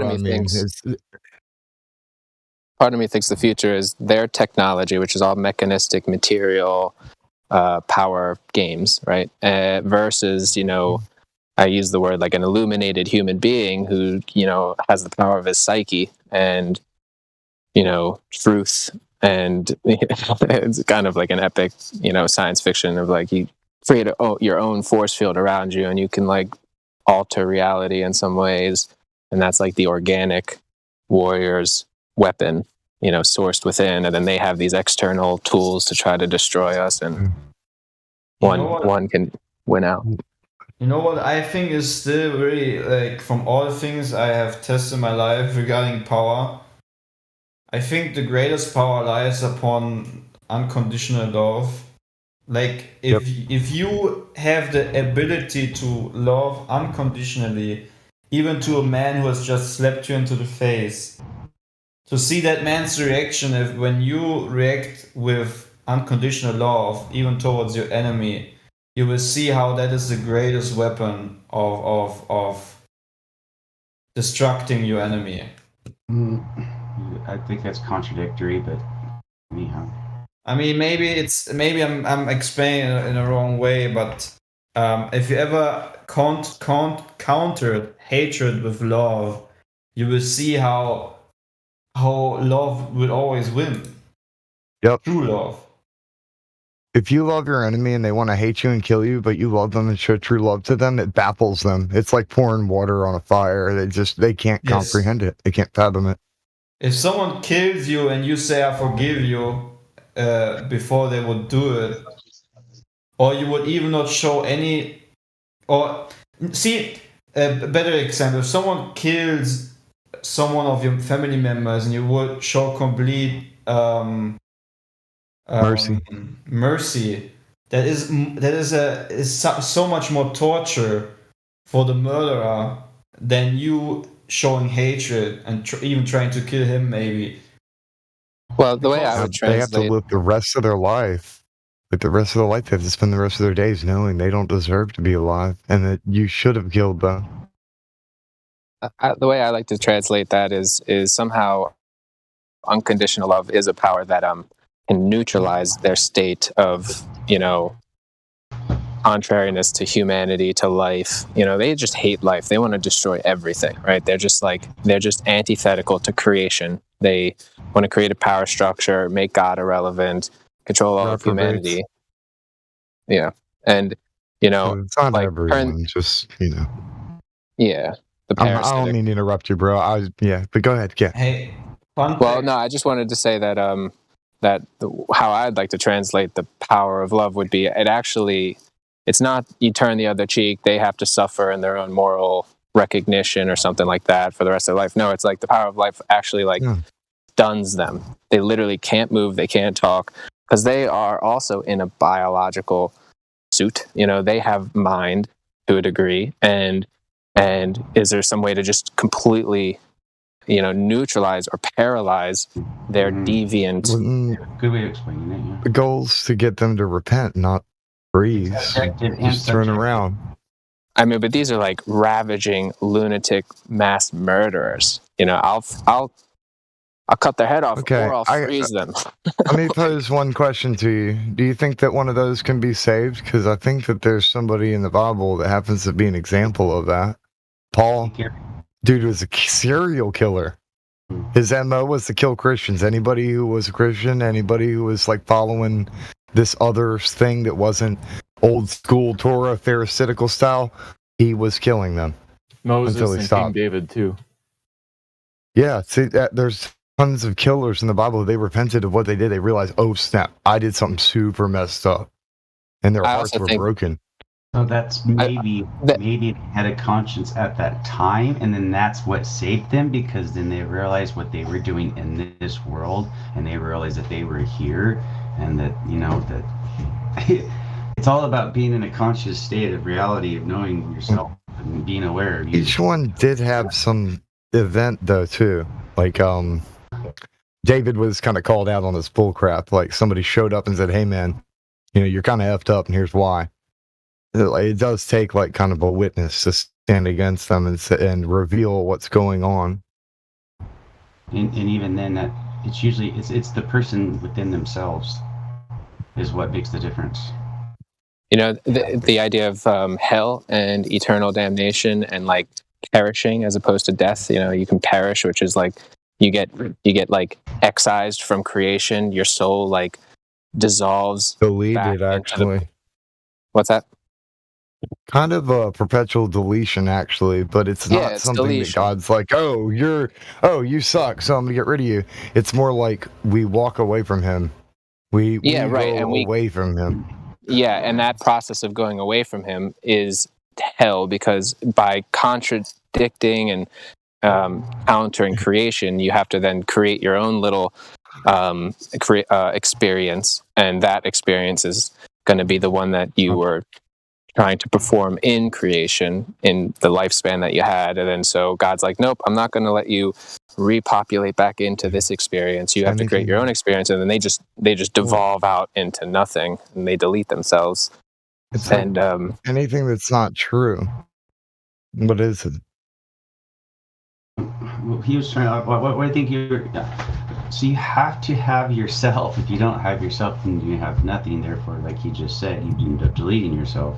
So if you don't create anything for yourself, and you give yourself to a God that they speak of in this world, in a sense, they're speaking in a third person on top of this God that you're supposed to give yourself to, or you subject yourself to into worship, when really it should be you that you should be creating, not some it doesn't exist. So you're literally making yourself not exist by worshiping this God that you don't even know of, that you're supposed to be putting faith into. That's false. Well, that goes back to the objective, subjective morality, and then this is a created world, and so there's objective morality, and then humans are trying to live in harmony with the plan, let's say, or God's creation. And if they don't, right, and there's a lot of room for, discovering and, thinking about that, traveling. But if you're antithetical to the teleological purpose of creation, then God's going to be like, nope, you're out of here. And then you create your own little world, and it's a hellish world. And then you eventually just, delete yourself. You go through a self-deletion process, which is a very painful thing. And voila, you're no longer a soul. You're no longer a self. And I mean, there's certain stages that happen between that, but it does end up in outer darkness. And that's the thing, though. You get we are eternal beings. You're not meant to die. And existence is like the most traumatic thing that can even happen to you. So you got to get over that to begin with. Like, holy crap, I exist. Like, this wasn't supposed to happen. But, well, actually it was, but it doesn't feel like it should. Especially when you are meant to be eternal. Like, you're not supposed to experience death, pain, all this other stuff. That was not originally part of the plan. So experiencing all of these things, it just ends up kind of being, super overwhelming. Causes a lot of people to get really bitter. Yeah, bitter and, And, hate God, hate creation. there's a source. Yeah. Yeah, that's another thing I was going to say, though, is there's multiple deities in this realm. There's not just one. There is one source creator, yes. But then there's other entities that do things. And there's one that people refer to, like, okay, there is God, like the ultimate creator, whatever. But then there's Gad, which is a different deity. And it's a deity of fortune, destiny, and whatever. Like, you can look it up. It's a pan-Semitic deity of fortune. And so people try and cast their lots with... Well, does, but doesn't. It has no control or bearing over anything, and you don't want to worship something that's just going to eat your failures. Well, basically eat you, all your energy. It's like these things are parasites, man. They're not real gods. They're not something you'd want to worship. They just feed off of people. And so people chase this dollar bill, and they try and seek this false version of the creator, right? And they think that they're going after, but no, they're going after a dollar with the name of a pan-Semitic deity on it, and they think they're going after the true God. But then what happens? Another deception. And they never end up happy. Yeah, so that's why they want to create AI there where they can upload their consciousness, because once they lose the mortal body, they know they're not coming back into this mortal world. So they have this idea, we'll live forever. It's that transhumanist kind of ideal where you can upload your content. Right. And it's just, there's no basis for that. They're just completely deluding themselves, or maybe they know it and they're just trying to delude the world, but that's not how reality works. You don't upload consciousness into a computer. Oh, dude, they love their life unto death. They're afraid of death. They're afraid of the truth, and they love their life unto death. Yep, that's right. That's deception. But yeah. Of course. Finding yourself is key. They're materialists, though. Yeah. So without things, they don't feel like they are themselves. Like they can't be themselves without stuff to be themselves. They think the stuff is them. More stuff I have, the more me I am. Me. And then they try and get this gravitational crap where everything orbits around them and sticks to them. And it's a self-centric view. Yeah, 100%. That's why it's so clarifying to realize the religion, the heliocentric religion. It's gravity is God for them. And, it's this weakest force. It's the cause of all creation. They invented it because they couldn't bear the alternative, which is this is creation. There is a creator. There's a teleological purpose. And, you have free will, but you can't just, point your middle fingers at the situation. And they're just like going into a dead end. The problem is they're bringing the human race with them, because their power structure gives them this incredible microphone that they can try to influence people. And a lot of people are like being swooped up by their religion with their God. They call it gravity. And see, most people make up their own religion too. It's the gravity of deception. The gravity of the situation. Yeah, and even if you look at the word gravity, the grave, it's gravity. It's like they're even speaking it. They're going to their grave, but it's an eternal one, and it's like they're trying to bring everybody into it. They come in and mock us, right? They'd be like, you guys don't believe in gravity. And I'm like, dude, we believe in the weight and seriousness of persons, place, and things. That exists. Think about it. They say, wait a minute, you don't believe in gravity? And then it's like, well, what is it? And it's like, well, I can't tell you what it is, but I know that it exists. It's the materialists' religious vocabulary. It's like, this is what Christians would do, or God believers would do. It's like, I believe in God. I can't tell you what he is. I don't know the full scope of it. I just know that he is here, and that he exists. That's what they do with gravity. Yeah. It's like the moment you perceive that the reality is separate from the one that, from yours, then you lose the experience as becoming a creator, and then you fall victim of your own creation. You know what I'm saying? So, I think that if they stop believing in gravity, they'll float away. Like on Mary Poppins, when they weren't serious and they started floating to the top of the room during the tea party and they're laughing and stuff. They think they'll just float away and they'll be gone. Okay, so maybe this is a good time to segue, because I kind of jumped on here because I had a couple questions about gas pressure, and I was gonna derail the conversation to that an hour ago, but I love that. All right, good. So I was watching Flat Earth Dave talking about not Professor Dave.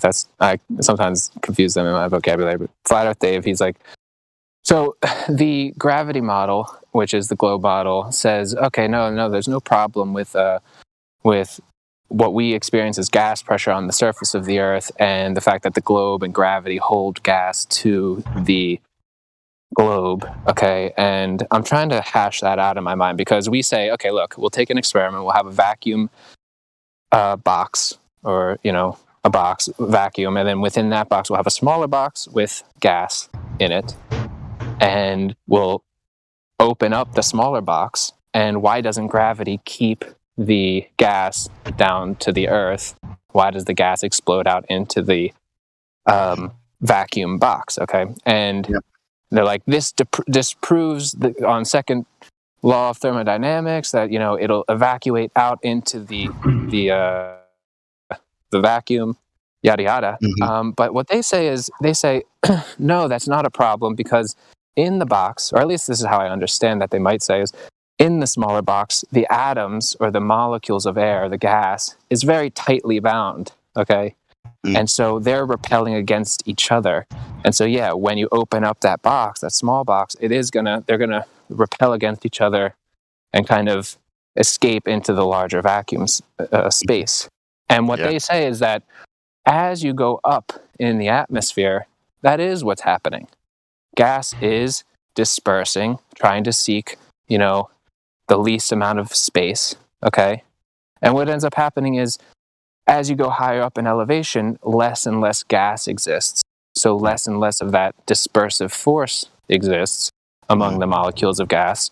And that just keeps going on and on and on for miles and miles and miles, until finally you reach a state where the gas is so dispersed that there is no power to the second law, and there is no dispersive force. And that's why it works. So I'm like running that through my mind. I'm thinking, all right, I mean, there's logic there. I guess it could work in this gravity model, but it's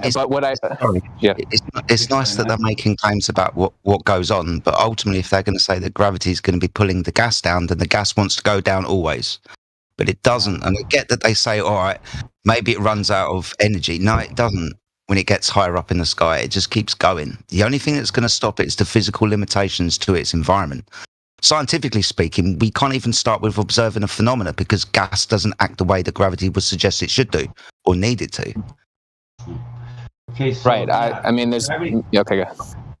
Can I try to explain? So gravity would, if that was the case, gravity would have certain properties, which would be tangible or intangible properties. That means you'd have to explain each one of those properties to each process that it belongs to. That is that's inacting or acting, or tangible or intangible in the process of which you're speaking of. Right. I guess what I was hearing was the proponent was saying, there's things like ideal gases. I haven't looked into that or what that is, but where, with temperature increase, normal gases, increase in temperature leads to greater pressure and more dispersal force.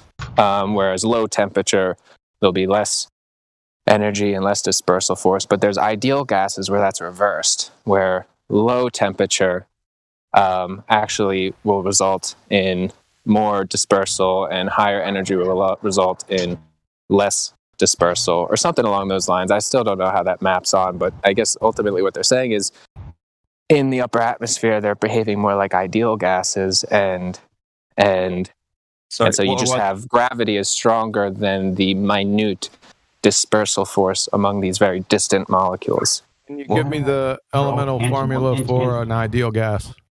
I have no idea. The ideal gases don't exist. Yeah, that's what my suspicion was. That was just a construct. Yeah, they don't exist. Also, you said something about logic. What type of logic are they using? The logic of their little model. Yeah. Speaking of which, do you have a copy of that you can post to everyone? The logic of their model. No, not the logic. We're moving on to the model because they have no logic. Let's see if they got a model. I want to see the globe Earth model or the heliocentric model in text chat. I would love to too. It would be the first time in 7 years that anyone has ever seen it. So let's see it. Not from. I'm not scolding you. You said it though. So I have a question. Yeah, no, it's definitely. Yeah, go ahead. So I posed this new question I keep on asking, and I want to know, at what point does it go from horizon to oblate spheroid? Like, when can I, get it in focus and take a picture of the oblate? Like, there should be a general mileage that I can get. That's what I want to know. I want to know what that number is. You can't. You're also jumping topics. So no. Like, oblate spheroid. Number one, I'm going with what you're saying. Thank you. AG, hold up for me, brother. Holy shit, man. Okay, I'm gonna mute me. I'm muting myself. BRB. Do you got something to say? I thought you were done. So there is no oblate spheroid, whatever the hell that is.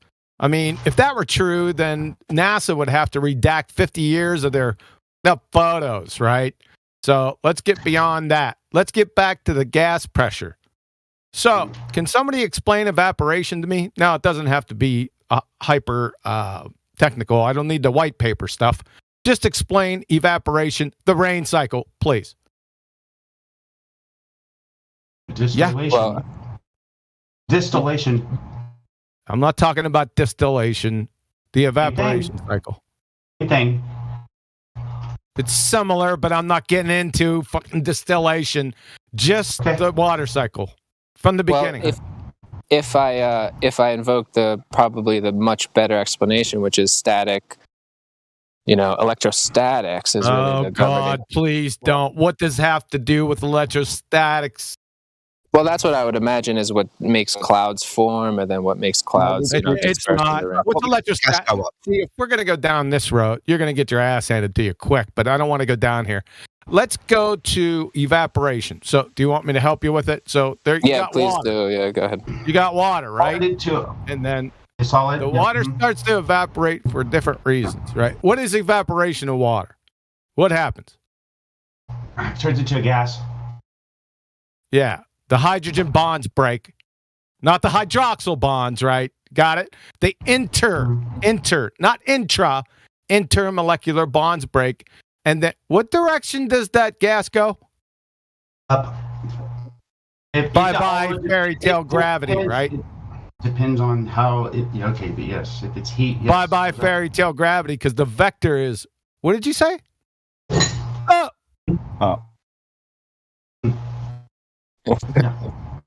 And can you show me gas pressure without a container? One example, please, in reality. When I fart. When you fart? You're the container.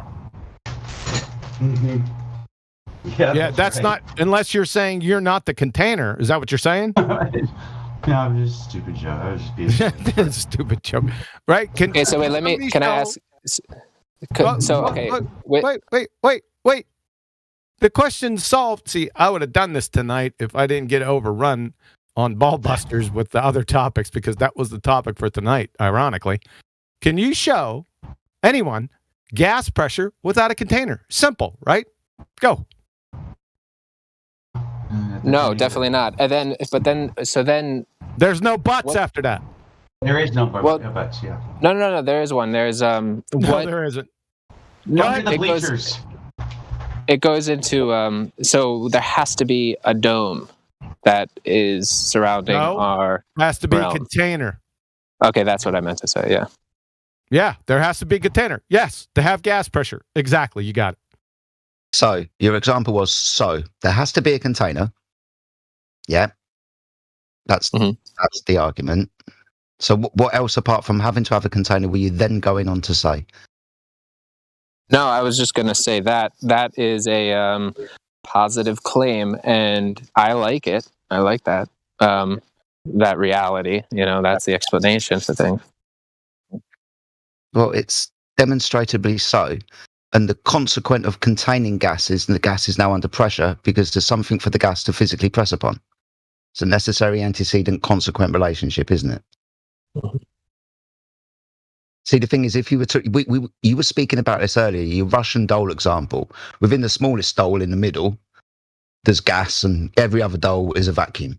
You magically remove the small doll, and it expands into the next doll. You magically remove that doll, and it expands into the next doll. Yeah, you keep doing this infinitum, and the gas is just going to fill the next environment that it's going to clash into, the walls of that next container. Although, let's say the Earth is like stationary, and it would go on all. And let's assume that gravity exists. It would go on and on and on until the force of gravity. Why? Until the force of. Because when we're looking at gas, it doesn't act, as in we don't have the phenomena that gravity says that it should do, as in going down. Gravity's only down, or inwards if you want to be more specific, but the vector's down. Gas is going up. It will go down. It will go down. It will go in all directions. Until the force of the whatever's pushing it in all directions is weaker than the force that would have it attract to the center. So where's predominantly, if not all, apart from the ozone layer, where's all the gas made on Earth? We were talking about the water cycle earlier, so that would be the surface of the Earth, that would be the water. But where's the rest of the gas made? Biological cycles, chemical cycles, all of those things. Where's the gas made? Mm-hmm. The answer to that question is in the Earth. Yeah. So the thing that's said to be attracting the gas to it is obviously not because the gas is going away from it. Only because the molecules are tightly woven together, or I should say, are compressed together, and so the force of expansion is greater than the force of gravity. Right. Okay. So they've now got a space right at the bottom of the Earth, right at surface level. Gravity isn't able to stop it from going from there, so it's going to get further away from the Earth and then magically turn round because gravity is now able to attract it. Yeah, right. Because gravity will affect infinitely away, whereas these gas pressures. I mean, you could say the gas pressure is infinite. They'll push away infinitely, but at a certain point, the energy of one will become less than the energy of the other. So gas is always like moving around, isn't it? And it's always under the impact of some kind of energy. Let's start with heat and so on, cold, hot, whatever. But it still moves around. In fact, up there it gets really, really fast, right? In all directions, multiple of hundreds of miles an hour. The gas at multiple temperatures is flying around. But ultimately, if we forget all that, it's going to come back because the mass of the Earth can pull it back. No, the mass of the Earth is holding the gas, and the energy is letting the gas go away. It's obviously not going towards the Earth. Gravity's just and only down. Yeah, I'm not really. I'm like playing devil's advocate, really, and like the fact that there's so much pressure at the surface that wouldn't exist. You know what I mean? Like, why would gravity let anything remain in? Why would there be a differential of pressure on the Earth? If it was just gravity and gas molecules, exciting each other away from each other, it would be much more uniform. Now that we got that squared away, after you're done with that, then we're going to get into gravity. How about that? All right, sure. Yeah. So are we done with? So you can't. I'm saying you as the royal you. You can't show gas pressure without a container. So we'll get into gravity, and you keep on saying force. Gravity hasn't been a force for 107 years. Pseudo force. Well, pseudo force or a force, it hasn't been that. So, you're right. An actual force. Yeah, so it's not a force. So okay, so that has sciency. It feels sciency to me. What's the observed natural phenomena, and then the hypothesis for gravity, please? Okay, so as to the observed natural phenomenon, that would be a tough one. Like I said, it's more like a God level argument. It's like it just exists. But then the question is there any way from that standpoint to demonstrate its existence? Do you know what phenomena means? Well, yeah, like an observed natural experience. So something happening. Yeah, and there's mental phenomenon, and there's. So we're talking about natural phenomena, not mental phenomena, physical and natural phenomena. I don't know. Is the mind not natural? This probably doesn't go on. No. You don't need to go down here. It's got to be a natural phenomenon. Well, you probably do, because I just said that the gravity is a God level hypothesis. Yeah. Okay, I'm admitting that much. It's not. It's a God level. I'm sorry. Did you say God level hypothesis? Yeah. No, I really didn't. I didn't really mean to say a hypothesis, but that's what I said. But that's what came out. Fair enough. Could you formulate that God level hypothesis for me, please? I'm sorry. What'd you say? Could you formulate that God-given that God level hypothesis? What is the hypothesis? Exists. It exists. That's not a hypothesis. No, true. That's true. That. Show you the effect. So show you the effect of. It exists. Which one is that within your hypothesis? Is it the cause or is it the effect? The phenomena. Is it exists the phenomena? Well, okay. Let me throw that back at you. God, is that a cause or an effect? We're off the reservation, QE. Yeah, we're way off there. Both, let's stick with gravity. If you need God hypothesis, you can go to my website and get into that. Let's stick with gravity. Which one are you talking about, by the way? Well, all I'm saying is, if I were to argue for gravity, it wouldn't be from a naturalistic phenomenon point of view, where you have an independent variable that you can then isolate and then test. Yeah, that would have to be gravity. Yep. But it exists. So it exists. Yeah, it doesn't exist. It never existed.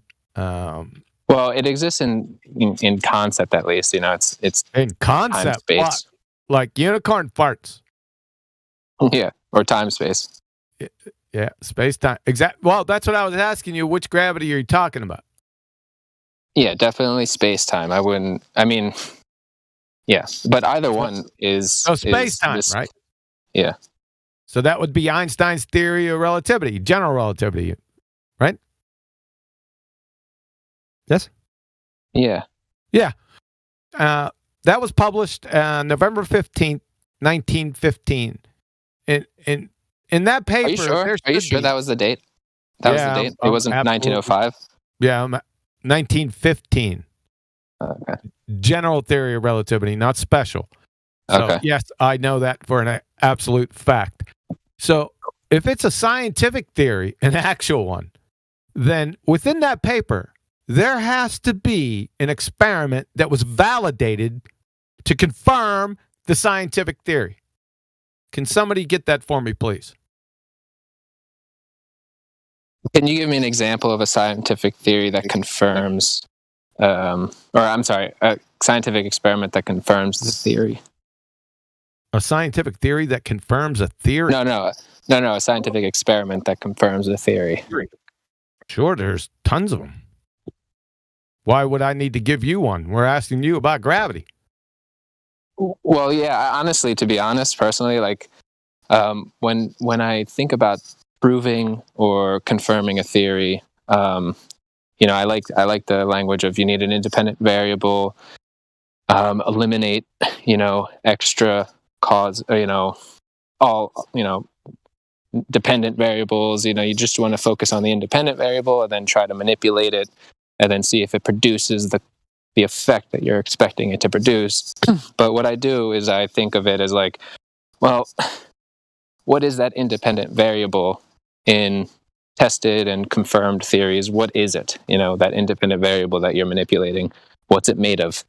And how does it exist in the first place? And sooner or later you get to the point of like, well, shit, what am I even dealing with? And you quickly get to this point of like, well, how do you prove anything? Obviously, you can get... That's too easy. So we'll go with plant growth theory. Water causes plants to grow. But how do you limit, or how do you take away all the other variables in that? You don't take them away. You keep everything else constant and then manipulate that. Just add water to plant. Or take away. Right, but if you want to say, water caused the plant to grow, I'll say, what is water? And you'll say, okay, it's molecules of hydrogen and oxygen. Yeah. And I'll say, okay, what are those things? And then before you know it, what causes plants to grow again? Yeah, water. Yeah, but what is that? Yeah, H2O. You don't know what water is? No, but I don't know what hydrogen really is, or oxygen at a certain level, because no.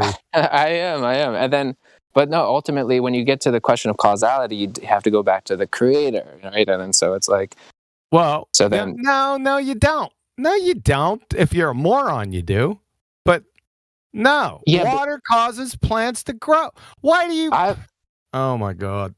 I bet you God or the creator could cause a plant to grow under any circumstances. Sure he could. Of course, that's totally outside. Doesn't matter. Are you on shrooms or something? Perhaps, but you're the one. I'm asking what we're trying to figure out what causes plants to grow. You see? Yeah, that's right. So we're going to go one at a time to get to plant growth theory. I'm suggesting of course, you won't shut the fuck up, right? Right. So water causes plants to grow. We're talking about a theory. So it's a series. It could be one, but there's mostly a series of hypotheses. Yeah, sorry about that, honey. There's a series of hypotheses because that's not the only thing that causes plants to grow. Right? Yes? Right, yeah. So that would be one hypothesis. Sunlight is probably another one. Micronutrients is probably another one. The pH of the soil is probably another one, right? So I can go on and on for quite some time here. Yeah, in fact, you could go on ad infinitum.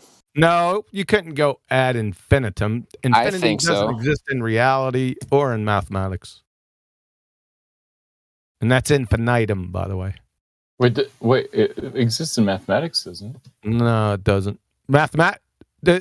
So mathematics exists really in reality? Show me a 5 when you walk outside.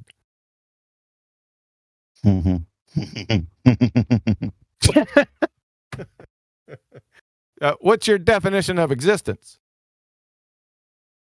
Yeah, I guess mathematical concepts aren't Oh, shut the reality. fuck up! Is this Matthew? Shut the fuck up! How about that? Okay, but how many times I gotta logic? hand you your ass before you just learn to just when I'm around, just shut up. If you say math is logic, and then maybe you could make a case logic exists in reality, right? Obviously. Really? What's the chemical structure? Charge, momentum, or spin, or milli-electron volts, kcals, or kilojoules of logic? Well, if you want to say logic doesn't exist, then I think you'd be negating yourself, formulating negating myself an idea. Because you haven't defined existence yet. We're talking about science, right? The natural world, yes? Doesn't exist naturally. Do you know what that... Yeah, I see the problem.